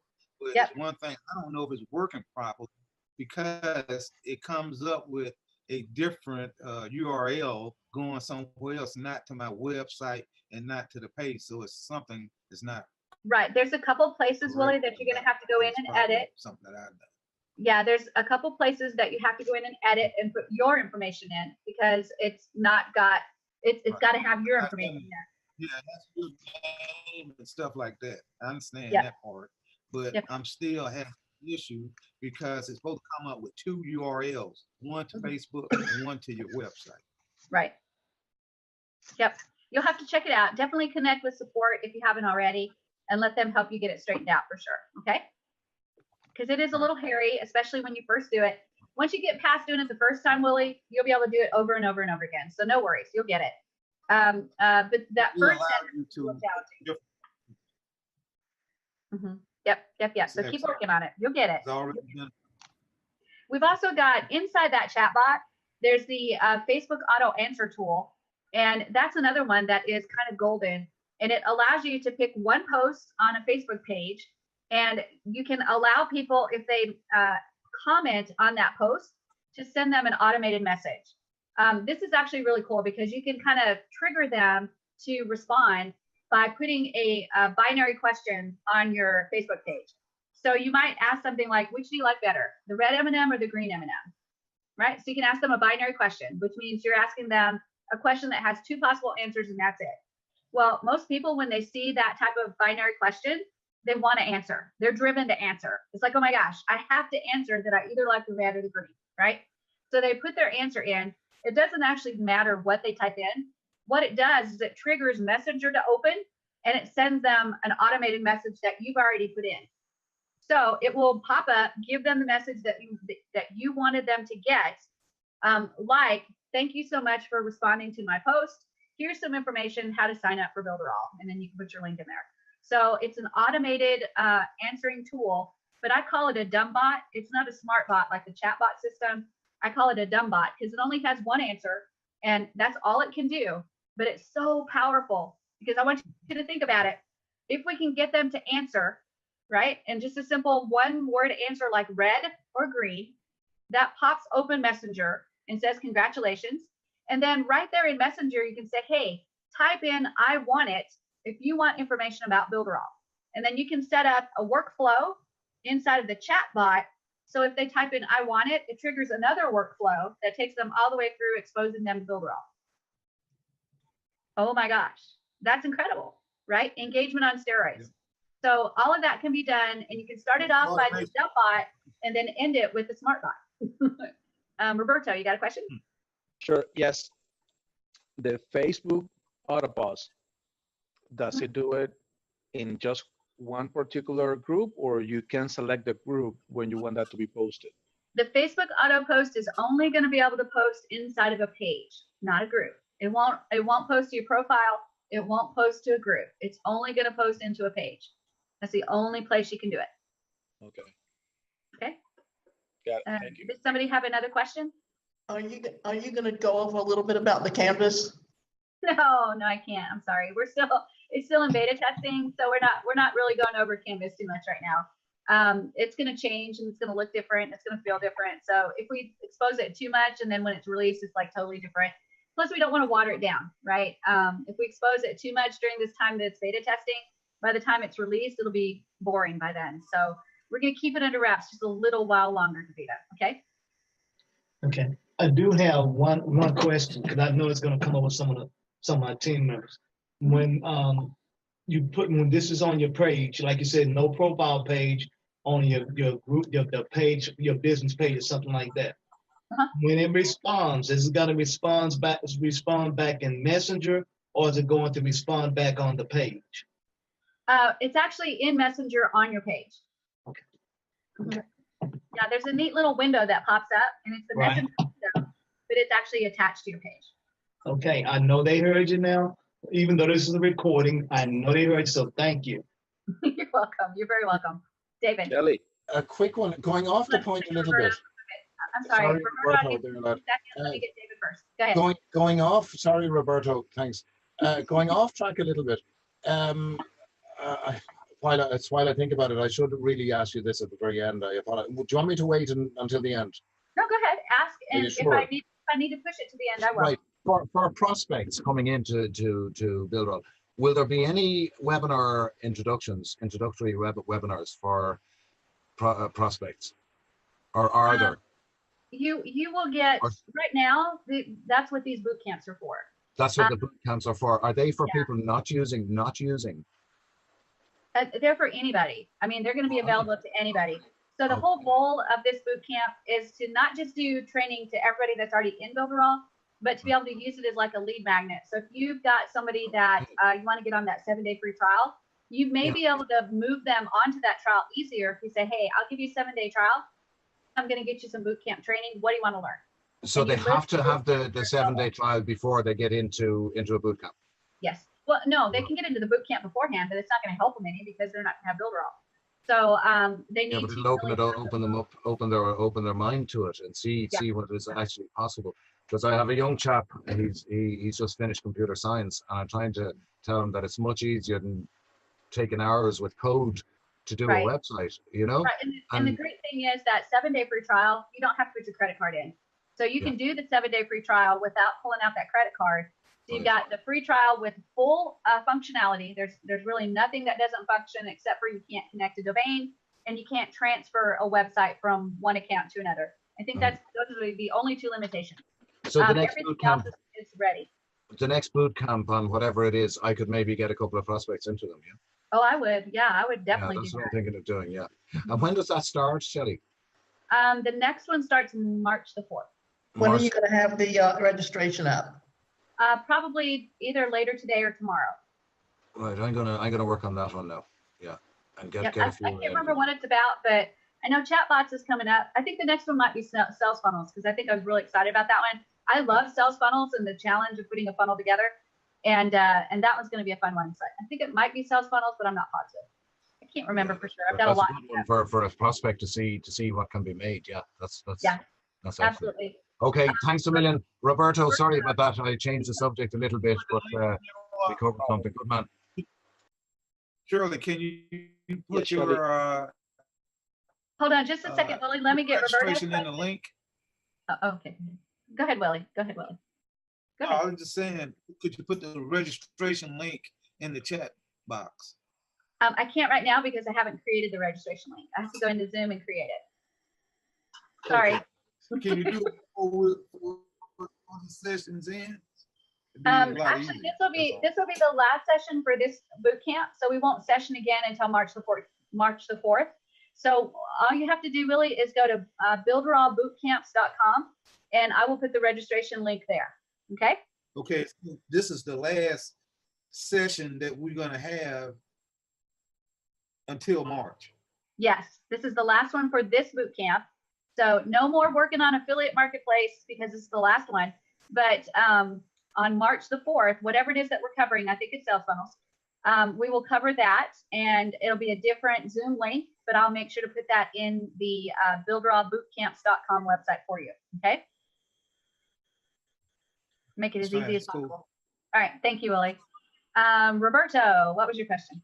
Yes, that share locker. Yes. Can you tell me a little bit more about it?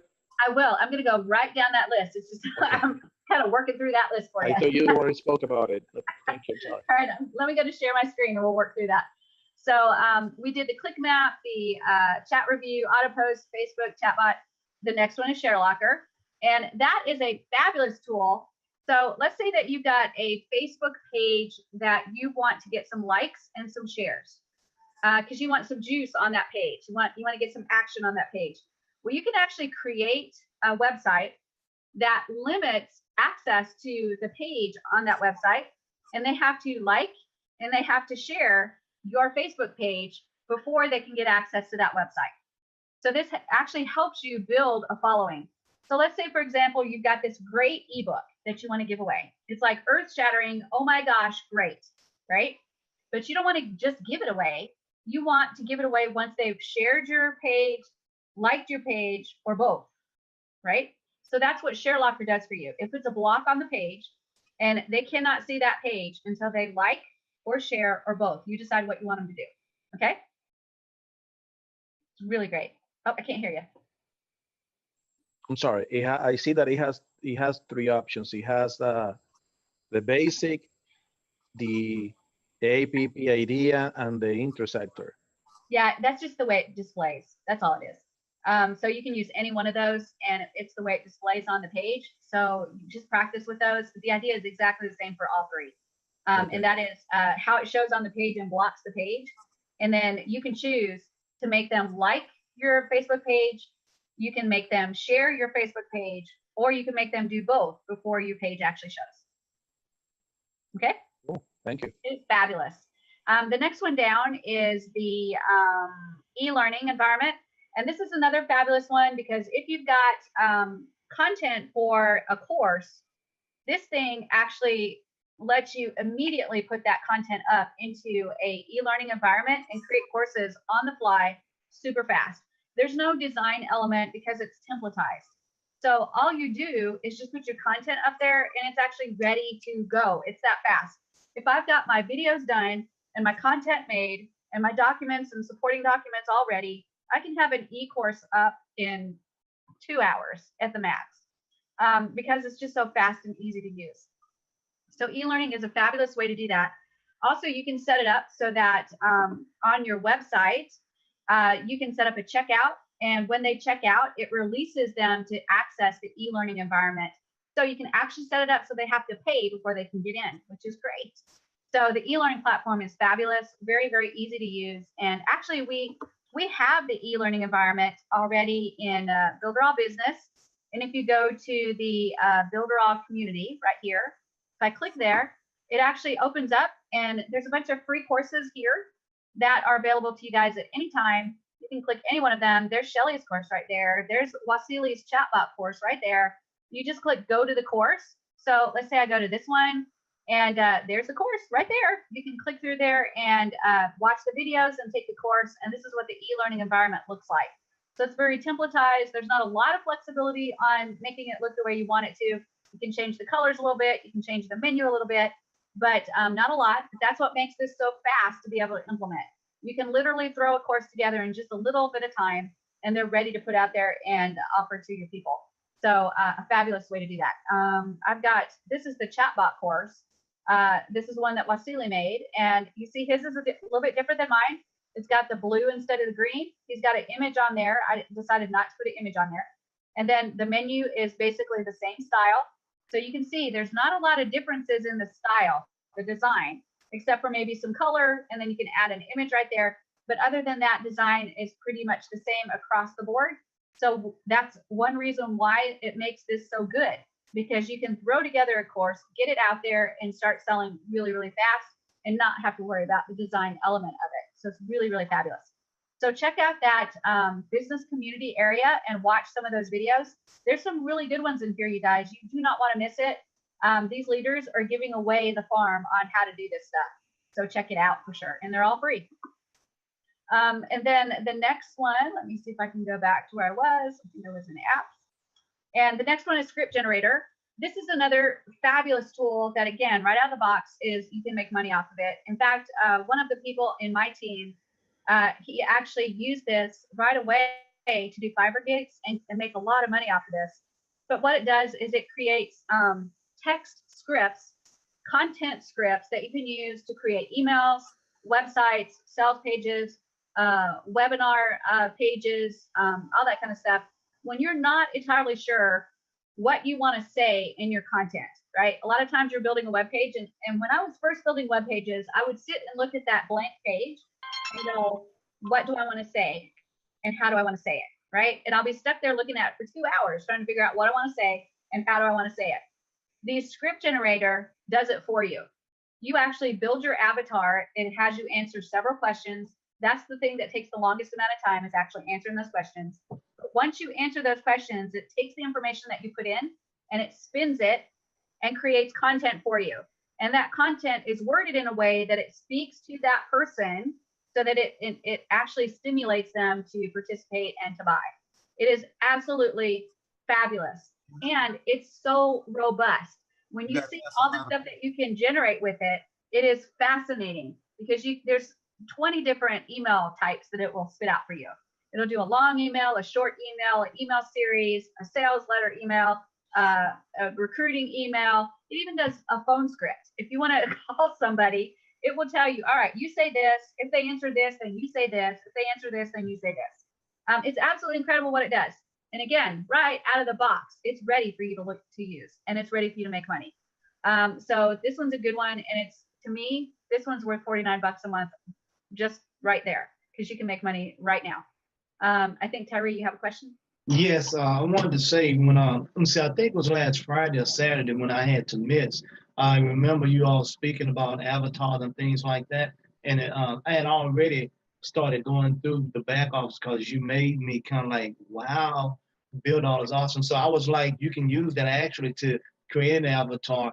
All the different questions that you were going over could be answered right there. And what I like about it, the emails that the person has to have, the 7 emails to get started, they can do that there. But the other thing I like, it allowed me to set up a webinar script, and not just a webinar script, but a way I can use it as a chat to be able to put that in the ghost, for ghost. Yeah, that's right. Yeah. That's good. So that's fabulous. Yeah, and let me tell you the way to monetize this right now. The easiest way to monetize this, it's a easy Fiverr gig. And all you do is take all those questions that are in that when you're creating your avatar, just type those questions out, put them into a Google form, and then connect that Google form to a spreadsheet so that when they fill this stuff out, it goes into a spreadsheet. And then you open that up and you say, I will do scripts for you. And this script is going to be $25. This script is going to be $50. This script is going to be $15. Put some prices on it. And then send them, when they buy, send them to that Google spreadsheet, have them fill it out. So they're doing all the work for you. You're not doing the work. Then all you do is take that information, copy it in, generate the script, get it to them, and you've just made $25 or $50 or whatever it is. That stinking simple. Really, really, really. Yeah, and you can start selling that like today. Tyree's doing the Tyree.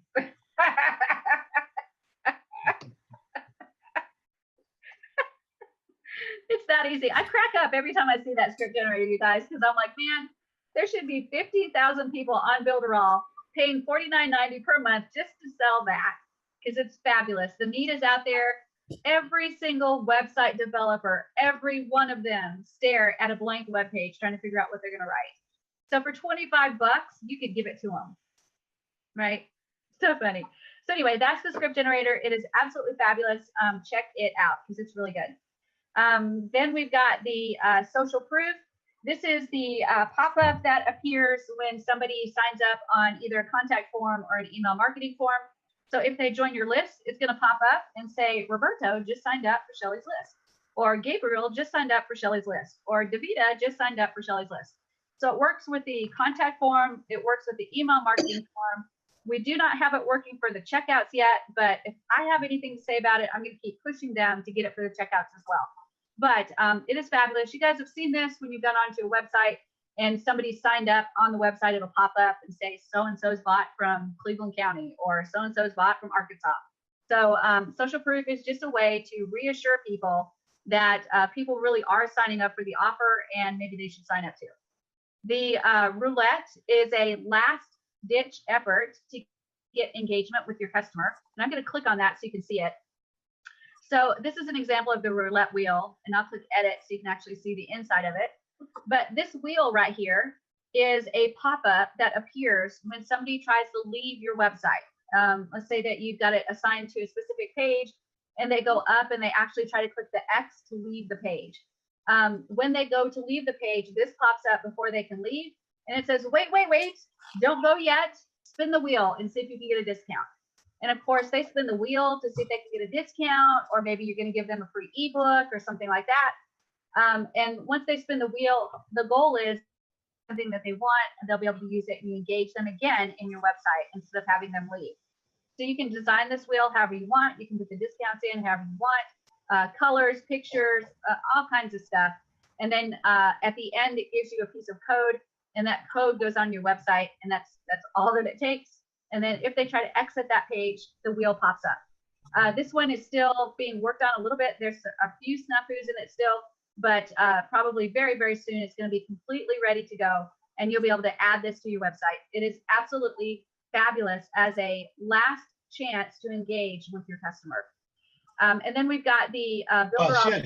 Shelly, a question on that, because I checked that out too, and I was like, wow, there's so much you can do with that. But I couldn't, maybe I was putting in the wrong information, but I couldn't find a video. Is there a training or tutorial video on that? Not yet, because there's still enough glitches in there that we don't have a good training video on it. So as soon as those glitches are taken care of, I will make sure that there's a training video on it, and we'll get it out there so that people can see it. Oh, look, I just made some money. I love it. Thank you, Shelly. You're welcome. Yeah, but we'll get it out there as soon as it's ready. One of the glitches that I'll tell you about is when you go to add it to your page and it pops up, the buttons are in Portuguese. So not everybody speaks Portuguese, so we need to fix that. So that's one of the things that they're working on. But it is this is a fabulous tool. And again, anytime you can get customer engagement, you're doing good. So this is just a last chance to get them to engage in your website. The next area is the Builderall Zap. This is actually where you can send WhatsApp messages out to people that have WhatsApp. Where I'm from in Mississippi, WhatsApp is not that big, but like in Florida, when I went down to Orlando, everybody had WhatsApp. So you can use this as a tool to actually send out messages to people that have WhatsApp, and it's almost like an SMS, text messaging, but it goes into the WhatsApp program, the WhatsApp app. It's free to use, and if you have their information, you can add it in there and send them information. So it's really cool. So yes. That's a way to engage. I tell you what, Shelly, I saw the training. You had, I think you did one last night, and yeah, it was last night on the Tuesday night. So I use that to communicate with two friends of mine that's in Pakistan. So it amazed me. Yeah, that WhatsApp right there allowed me to communicate right from my Builderall back office with my friends in Pakistan because they use that a lot. Yep, it's fabulous. It really And is. it's free. Easy to Yes, set it's up. free. Yeah, The yeah. only thing is, yeah. And the only thing Yeah, is you can free is that, contact, go ahead. Sorry. you can contact people through WhatsApp anywhere without paying. That's why it's so popular, because if you go on Skype, you got to pay to call someone. That's right. And you can make groups as well if you want to on your own phone. That's right. Yeah. So Yeah, guess what link they got to set the trial? that's good. Yeah. That's fabulous. I love that. So yeah, the WhatsApp is absolutely fabulous. The next one is the video wrapper. I've actually done a demonstration of that. All that is, it's a fabulous tool again, where you can take any video and wrap it with a little bit of color and some text, and then it saves as an MP4 video on your computer, and then you can take that video and actually put it anywhere you want to. So you can upload it to YouTube, you can put it on Facebook, you can put it anywhere you want to. So just a way to create some really cool looking videos that you can get out there. I had fun last night. I think I did this demo last night, and put together a really quick video and downloaded it. And I was like, when I looked at it this morning, I was like, I think I'm going to use that. So even though I did it as a demo, it was a really neat video. So it's easy peasy to use, and the effects of it are fabulous. So check it out. It's another one that's worth the price of admission. The only way you're going to get the video wrapper is if you have a Builderall business account. Any other account is not going to have it. And then the Instagram autoresponder, this allows you to set up, instead of Facebook auto posting, you've got Instagram auto posting. And it will let you set up automated messages on Instagram. And Instagram right now is kind of a hidden gem. It's very inexpensive to advertise on Instagram. It is actually growing in popularity again. I think it went through a phase and then it died off, and now it's going through a phase again. So definitely check that one out. That may be a way that you can market Builderall pretty easily. I had someone contact me that they wanted me to pay them to do my advertising on Instagram. Oh yeah, there's a lot of agencies out there that do that. And here you go. You can create your own agency. In fact, I can advertise to do it for other people now. That's right. That's exactly it. So the next item is SMS, or text messaging. And that actually does cost, because anytime you send out text messages, it's going to have to go through a provider to be able to make that happen. But the cost is negligible. I've been sending out messages, and they've been actually about not even a penny a piece. So I put $20 in there as my balance, and you see I've only spent 7 cents. So it's not very much at all. But in here, you can create categories of groups of people. So I have all my ambassadors in one group, business owners, digital marketers, everyone in a group, and then web presence. I can actually add people in here. So I've got my name in here as added, and then there's an SMS pricing table. So it's going to tell you what is the cost of the messages that go out per message. So if you're going to send to Algeria, that's going to cost you 9 cents a message. So you may not want to send to Algeria, because that's going to add up. But if you go to the US, which let me type the United States in. So United States. So there's the United States right there. And it costs 0.008 cents. So it's not even going to cost a whole penny to send out a message for SMS. And so you can definitely see the pricing and be able to tell there what you want to do as far as sending out messages. The sending of the SMS is super easy. You just click send SMS, and you can either send to the groups that you set up or send to individual people. You put the message in there, and then you click send. And y'all, it's instantaneous just about. Doesn't take it very long at all, and it's very efficient. And again, you want to watch that balance. If you need to buy credits, you just click buy credits, and the lowest dollar amount is $20, but you can spend $200 in credits if you want to. $200 is going to last a long time though, so you probably may not have to go that high in the very beginning. But it's a fabulous way to send out messages, but this is one that you want to use restraint, because as tempting as it is to send every single minute of every single day, they will block you. And they'll be like, yep, no more messages from Shelly. She just messages me too much. She is too needy. So you want to use incredible restraint with this and message them maybe once a week, once a month, a couple times a month. Don't overuse this because they will get tired and they will block you. Okay. This absolutely is a superpower because you're right on their phone, personal messaging them when you send this message. So just be careful. Kelly, Go ahead. do I need to do anything else before I don't show Instagram, or that is a SMS? Yeah, it may not be on there because it's still being developed. I think they're still working on it. So it'll show up in your dashboard really soon. I think it's still in development.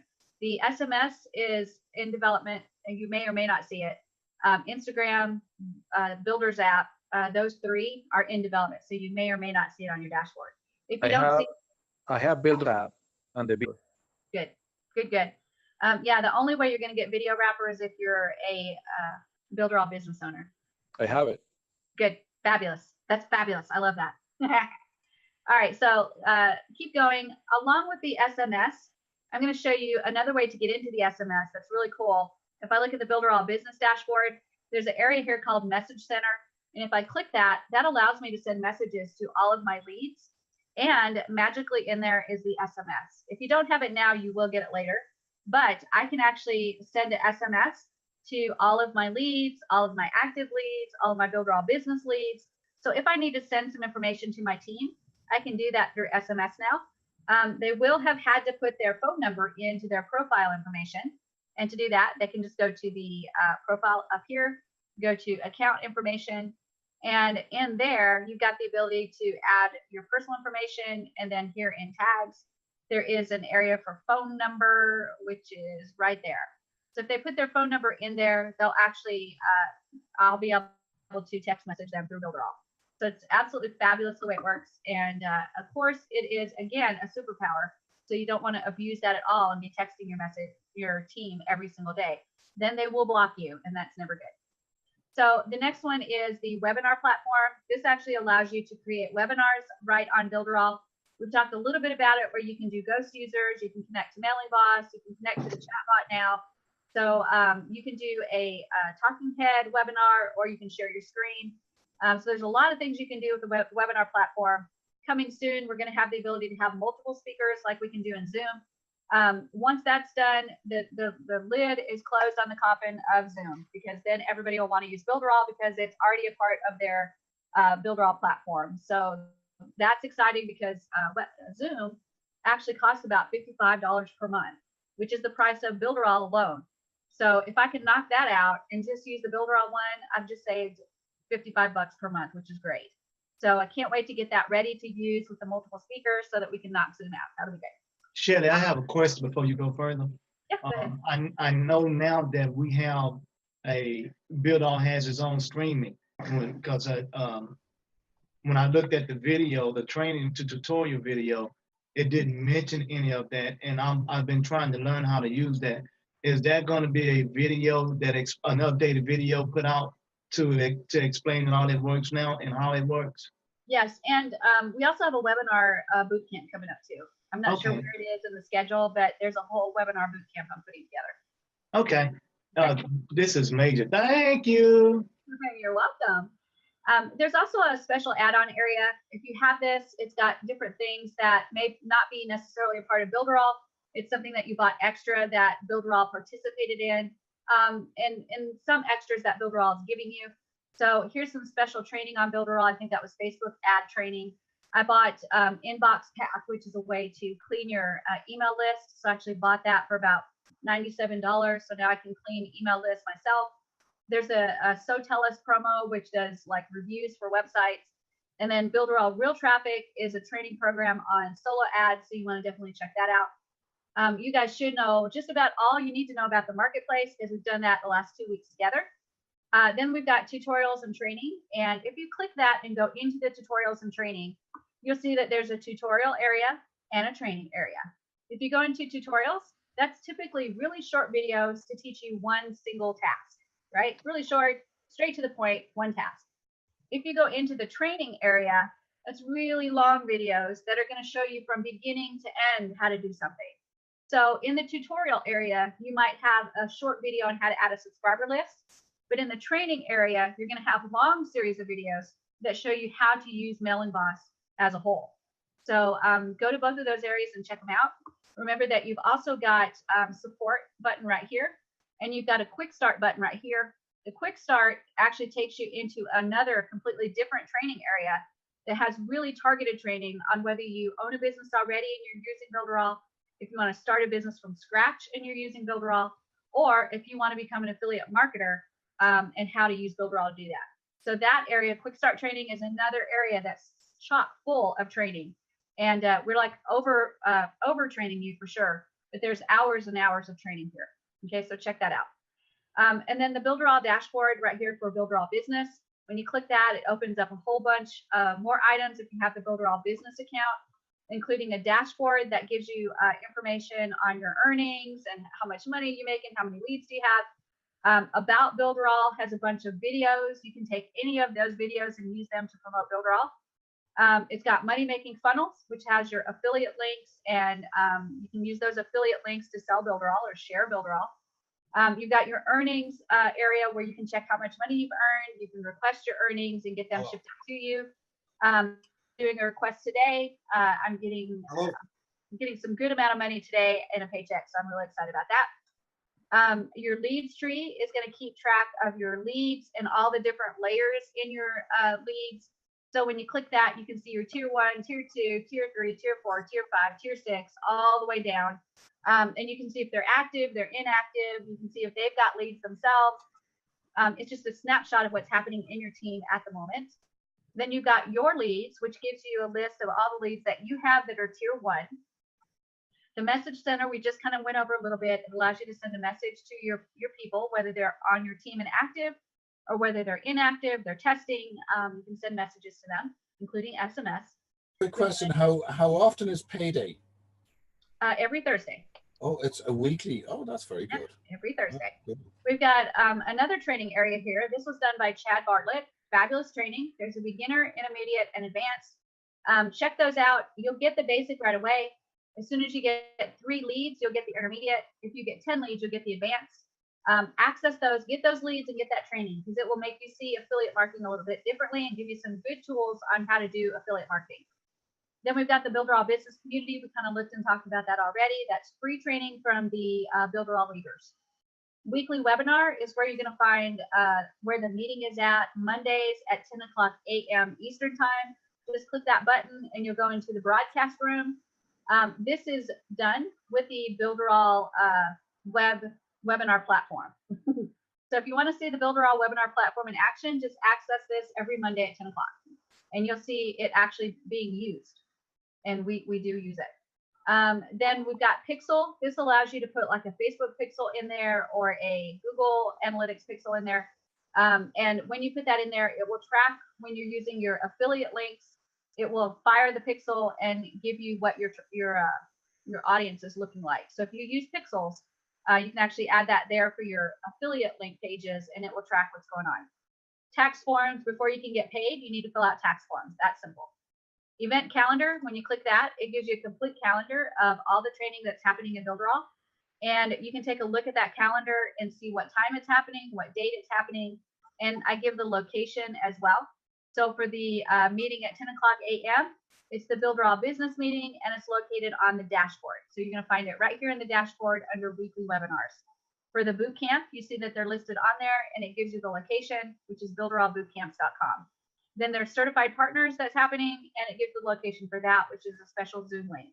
So here's all the training for this week. Tomorrow I have off. I'm so excited because I'm going to get a root canal again. So yeah, tomorrow's going to be an exciting day. But Friday, we've got an ambassador meeting. So if you're an ambassador, you would find that. And if you'll notice, it's in the Builderall Leaders Facebook group. So we'll actually stream that live into that Facebook group for them. So again, you see the date, the time, and the location. So check that out and stay tapped into those trainings. That's going to make a difference on whether you're being successful with Builderall. I can't see them, unfortunately, not yet. Not yet. The next one is Elements. And when you click that, it's going to take you to a page that gives you tons of resources pre-made and ready for you to use. So if you'll check it out, you get a copy of the logos. There's the colored logo and then just the plain white logo. You get all of the standard colors that we use for our Builderall websites, company websites. You have all the standard fonts that we use for our websites. You can download those and install them. You get images that are free for you to use. You just download them and use them however you want to. You got fan page stuff, so you can download those fan page banners and use them for Facebook and stuff like that. You've got YouTube covers. You can download those and create YouTube channels. You've got PowerPoint presentations. You can pull those in and edit those a little bit and use them yourself to do your own webinars. You've got business card designs. So you can literally pull those, edit them, and then create your own business cards through something like Vistaprint. Facebook and Instagram banners. So these are images you can pull down and use on Facebook or Instagram. Flyers. I actually used these when I was doing my live training at the local library. I did a 4-week training, and I used these to put the banners together. I printed them out and put them all over town. And then I actually made a PDF and put them on local marketing places on Facebook. And we were slam full. We couldn't fit another body into that room. And it was all because those flyers looked so professional. They looked really nice. People were really excited about the training I was doing, and it was free. They got the free trial, which at that time was 30 days, not 7 days. And so they got 30 days free of Builderall. They got the free training, and so many of them upgraded into Builderall because of that. So that is another great idea, is to make some flyers. Doesn't cost very much to have a few printed out. I had 10 flyers printed. And so it cost me, I think, maybe $10. I think they were $1 a piece because I had them printed in full color on glossy paper. I put them all around Batesville. And then I did local media marketing to the Facebook groups that were local to Batesville. And again, I had a full room. We did not have a spare seat. We were pulling seats from other rooms to be able to accommodate the people that came in. And they all got in, of course, for Builderall for free. And then a large percentage of them actually stayed in Builderall, and they're still in. Then we've got some shared images. You can grab these and use these wherever you want. Email swipes. We have a email swipe right here that you can download, and then an email swipe system here. Download it. Make sure to change it up a little bit, switch it up a little bit, make it yours. Put your flair in there. But these are pre-made sequences, so you don't have to sit in front of a blank computer and figure out what you want to type in. They did it for you. And then we've got some videos. These are great videos that you can use to promote Builderall. So these are not really long. They're good explainer videos that actually talk about Builderall and what Builderall is. You can grab these videos and you can republish them to YouTube on your channel. You can add them to Facebook. You can do whatever you want with them. You can edit them, pull pieces out, and put them into your own videos. These are yours to use as long as you're not doing anything illegal or immoral with them. You can do that. So that is the Elements page, and these are all for you to help you build your business in Builderall. You've got a sponsored area, so you can see who your sponsor is. Here's where you can access your support tickets. If you're an ambassador, which is by invitation only, you can get ambassador information here. There's a legacy area, and these are the older things in Builderall that they can't get rid of, but they do need to find a place for them. So all the older stuff that doesn't really have a home, this is the redheaded stepchild, is the responsive blog builder. Then you've got an earnings calculator, and that allows you to kind of calculate the money you can earn with Builderall. Certified partners, that's a fabulous page that shows you all the certified partners that are in Builderall. I want you to notice that I am number 2. But as you go down, you can see all these fabulous people. These are all here to help you, but they're not here to help you for free. So if you need a website built or you need some one-on-one training or something like that, find someone that you just think you resonate with, contact them and ask them how much they'll charge you to maybe do one-on-one training or give you some help in a specific area. Don't expect them to do it for free because they spent money to be certified. So they deserve to be paid. They had to get certified and they had to go through a test to be able to get certified. So they did put the work in. So if you contact them, expect them to charge you a fee for doing something for you, okay? And then the last one is support. That's where you click to go into support and submit any support issues that you may have. So as you can see, Builderall is a huge platform. Sometimes it's easy to get locked into one bubble or one area, but the reality is that there's a huge platform out there that has a ton of things for you. Shawana asked, is it possible to get your training on how to create an app for a restaurant with a menu? Shawana, I'm not here if you're still here, but if you're not, you can see it on the replay. It is actually on YouTube. So if you type in Builderall Restaurant Menu App, it will pull up a couple different trainings. Each of those trainings are about 1.5 hours or 2 hours long. They're really long because it's really involved. But check it out. It is absolutely fabulous. It's definitely about a $5,000 training. And when you get that information, you will be able to do some amazing things, not just with apps, but you can use what I teach you to put menus into websites as well. So if you're building a restaurant website and you want to add their menu in there so that people can order through the menu, you can do that from this training. So check it out if that's something you're interested in. Very, very valuable information and worth it if that's the direction you want to go. Roberto? Shelly, I have 3 inactive leads on my account. Would you tell me how can I contact them from the inside and let them know about the next coming? Yeah, let me show you. I'm going to share my screen, and I'm just going to go into the message center. So I'm going to go into Builderall Business, and I'm going to go into Message Center. And when I go there, there's a category right here called inactive leads. So I just click that, and everybody that's inactive is going to get the message that I put right here. And I can send it by email. I can send it by desktop notification. I can use the Builderall Zap, which is WhatsApp. So if they have WhatsApp information in there, I can send it through there. I don't know if you'll have this on your message center yet, Roberto, but I do. It's the SMS. So if they put their phone number in there, you can check mark that and it will text message them. And then also if they speak a different language, Google will actually translate it for them as well. So you want to check mark that just to make sure that if it's a different language, they can understand it as well. So you put your message in there. I always do copy to me to make sure that I get a copy as well so I can remember what I sent. And then once I put my message in there, I just click send, and it's going to send that message to all your inactive leads.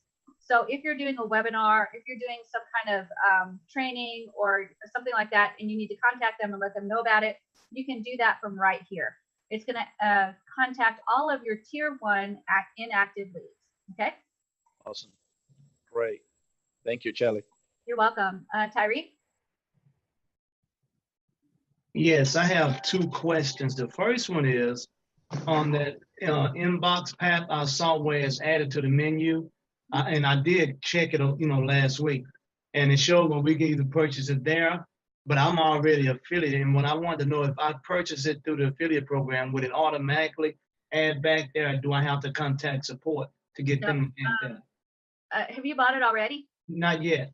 Buy it through your affiliate link and do it now, because somebody mentioned the other day, it's like I saw somebody mentioning in support and in the development area. It was like, oh my gosh, did you guys know that we can buy using our own affiliate link and get the discount? To me, that's good. I like that, because if I'm selling a product and I have affiliates that are buying it, that means they're going to try my product and hopefully give me a good review. So to me, that's good. And I'll definitely trade that discount that they get for a review. That's fabulous. But they may change that in the future. They haven't said they will, so don't quote me on it. But get it now to make sure that if they do change it, you don't miss out. And when I do get it, it'll automatically add to the menu in the back office. I'm not sure if it automatically does. If it doesn't, if you buy it and it doesn't add it, just contact support and keep your receipt information, and they'll add it. Okay. Now my other question is a question that was asked to me by a team member in the back office. What the training is, the basic, intermediate, and advanced. That 2 questions on that. Do they have to be have Builderall Business? They have access to that? That's the first question. Yes. Okay. The second question is on the intermediate, because some of them have the basic, but the ones that didn't have the intermediate or the advanced asked me in order to get it. I know it says you have to have 3 leads. It'll show you that at the top in a little red window. Right. And they were asking me, does those 3 leads have to be paid leads, or could they be leads from people that opt in? I don't think they have to be paid leads. I think they just have to be leads that are not inactive. So seriously, all they have to do is just create the advanced requires 10 leads. So create 10 fake leads and they'll get in. Okay, because when they look at the basic, better if they get real leads. It's better if they get real leads. But if they're just bound and determined to get that training without putting the effort in to get leads, they can put fake leads in. Well, for those that got the basic and they went through the basic training and saw how they learned stuff that I literally had to pay for, right? that really pumped them up to wanting to get the leads to get access to the other training. They couldn't believe it was for free. It was some of the stuff that I'd already been teaching them. So I could not answer that question, but I told them I knew a diva that could. Yep, absolutely. That training is fabulous, by Chad Bartlett. And I believe he is either number 2 or number 3 in affiliate sales for all affiliates in Builderall. So you're going to get top-notch, really good training by one of the best that Builderall has, and it's all free. Yes, and that other training, the solo ad, the gentleman that does the solo ads. Yeah, that's Mark Hayton. Yes, Mark, and I influenced them to go, like you said, check that train out. So I did, and I'm like, oh my God, here we go again. Yeah, it's fabulous. It's absolutely fabulous. You're right. Yes. And he did some good training on how to put your emails together too. Yes. Absolutely fabulous training. And again, he's a solo ad guy, but he's giving away the farm on what he's telling you to do. He's giving away great information at no charge. So if you never buy his solo ads, you get a good $1,000, $2,000 worth of good training on how to do emails. Yeah. So it's absolutely fabulous. Yeah, I'm like, Builderall has become, forgive me for saying this word, David, but that you know that word. Yeah. That has become that killer, because I'm like, Yeah. Here. all this stuff that I paid them folks, Yep. my people and me are getting it for free. And I'm like, they are actually giving this away for free when you get the business. No way you can fail. So eventually that other site gonna be non-existent. Mm-hmm. Yep. If people use it, that's the key. They will. Once we get No, Canvas, yeah. you guys, it will be a done deal. We'll be the leader, the industry leader. All right, Yes. guys, I have to go to certified partners. We are actually starting in 7 minutes. So let me tell you from the bottom of my heart, I have enjoyed so much spending this week with you learning how to be an affiliate. The previous week with you learning how to be a seller on the affiliate marketplace. And remember that March the 4th, we'll start the next boot camp. And just be watching on builderallbootcamps.com. I will put the new course up there and how to sign up and everything so that you can get notifications. And I've had a absolute fabulous time with you guys. You guys are awesome individuals. So thank you so much. And I will see you again in. Thank you, Shelly. We love you, Shelly. Shelly, it's always fun to learn with you, my girl. Thank you, Shelly. We love you. You I are the have best. withdrawal symptoms now for the next couple of weeks. I know. Y'all We'll just see you rest next a little Tuesday, bit. anyway. Rest a little bit from seeing Shelly every day, and then we'll catch up on Monday. All right. Okay. Thank you, Shelley. All right, Bye-bye. Adios, guys. Have a good one. Have a good one. Bye, bye, bye, bye, bye.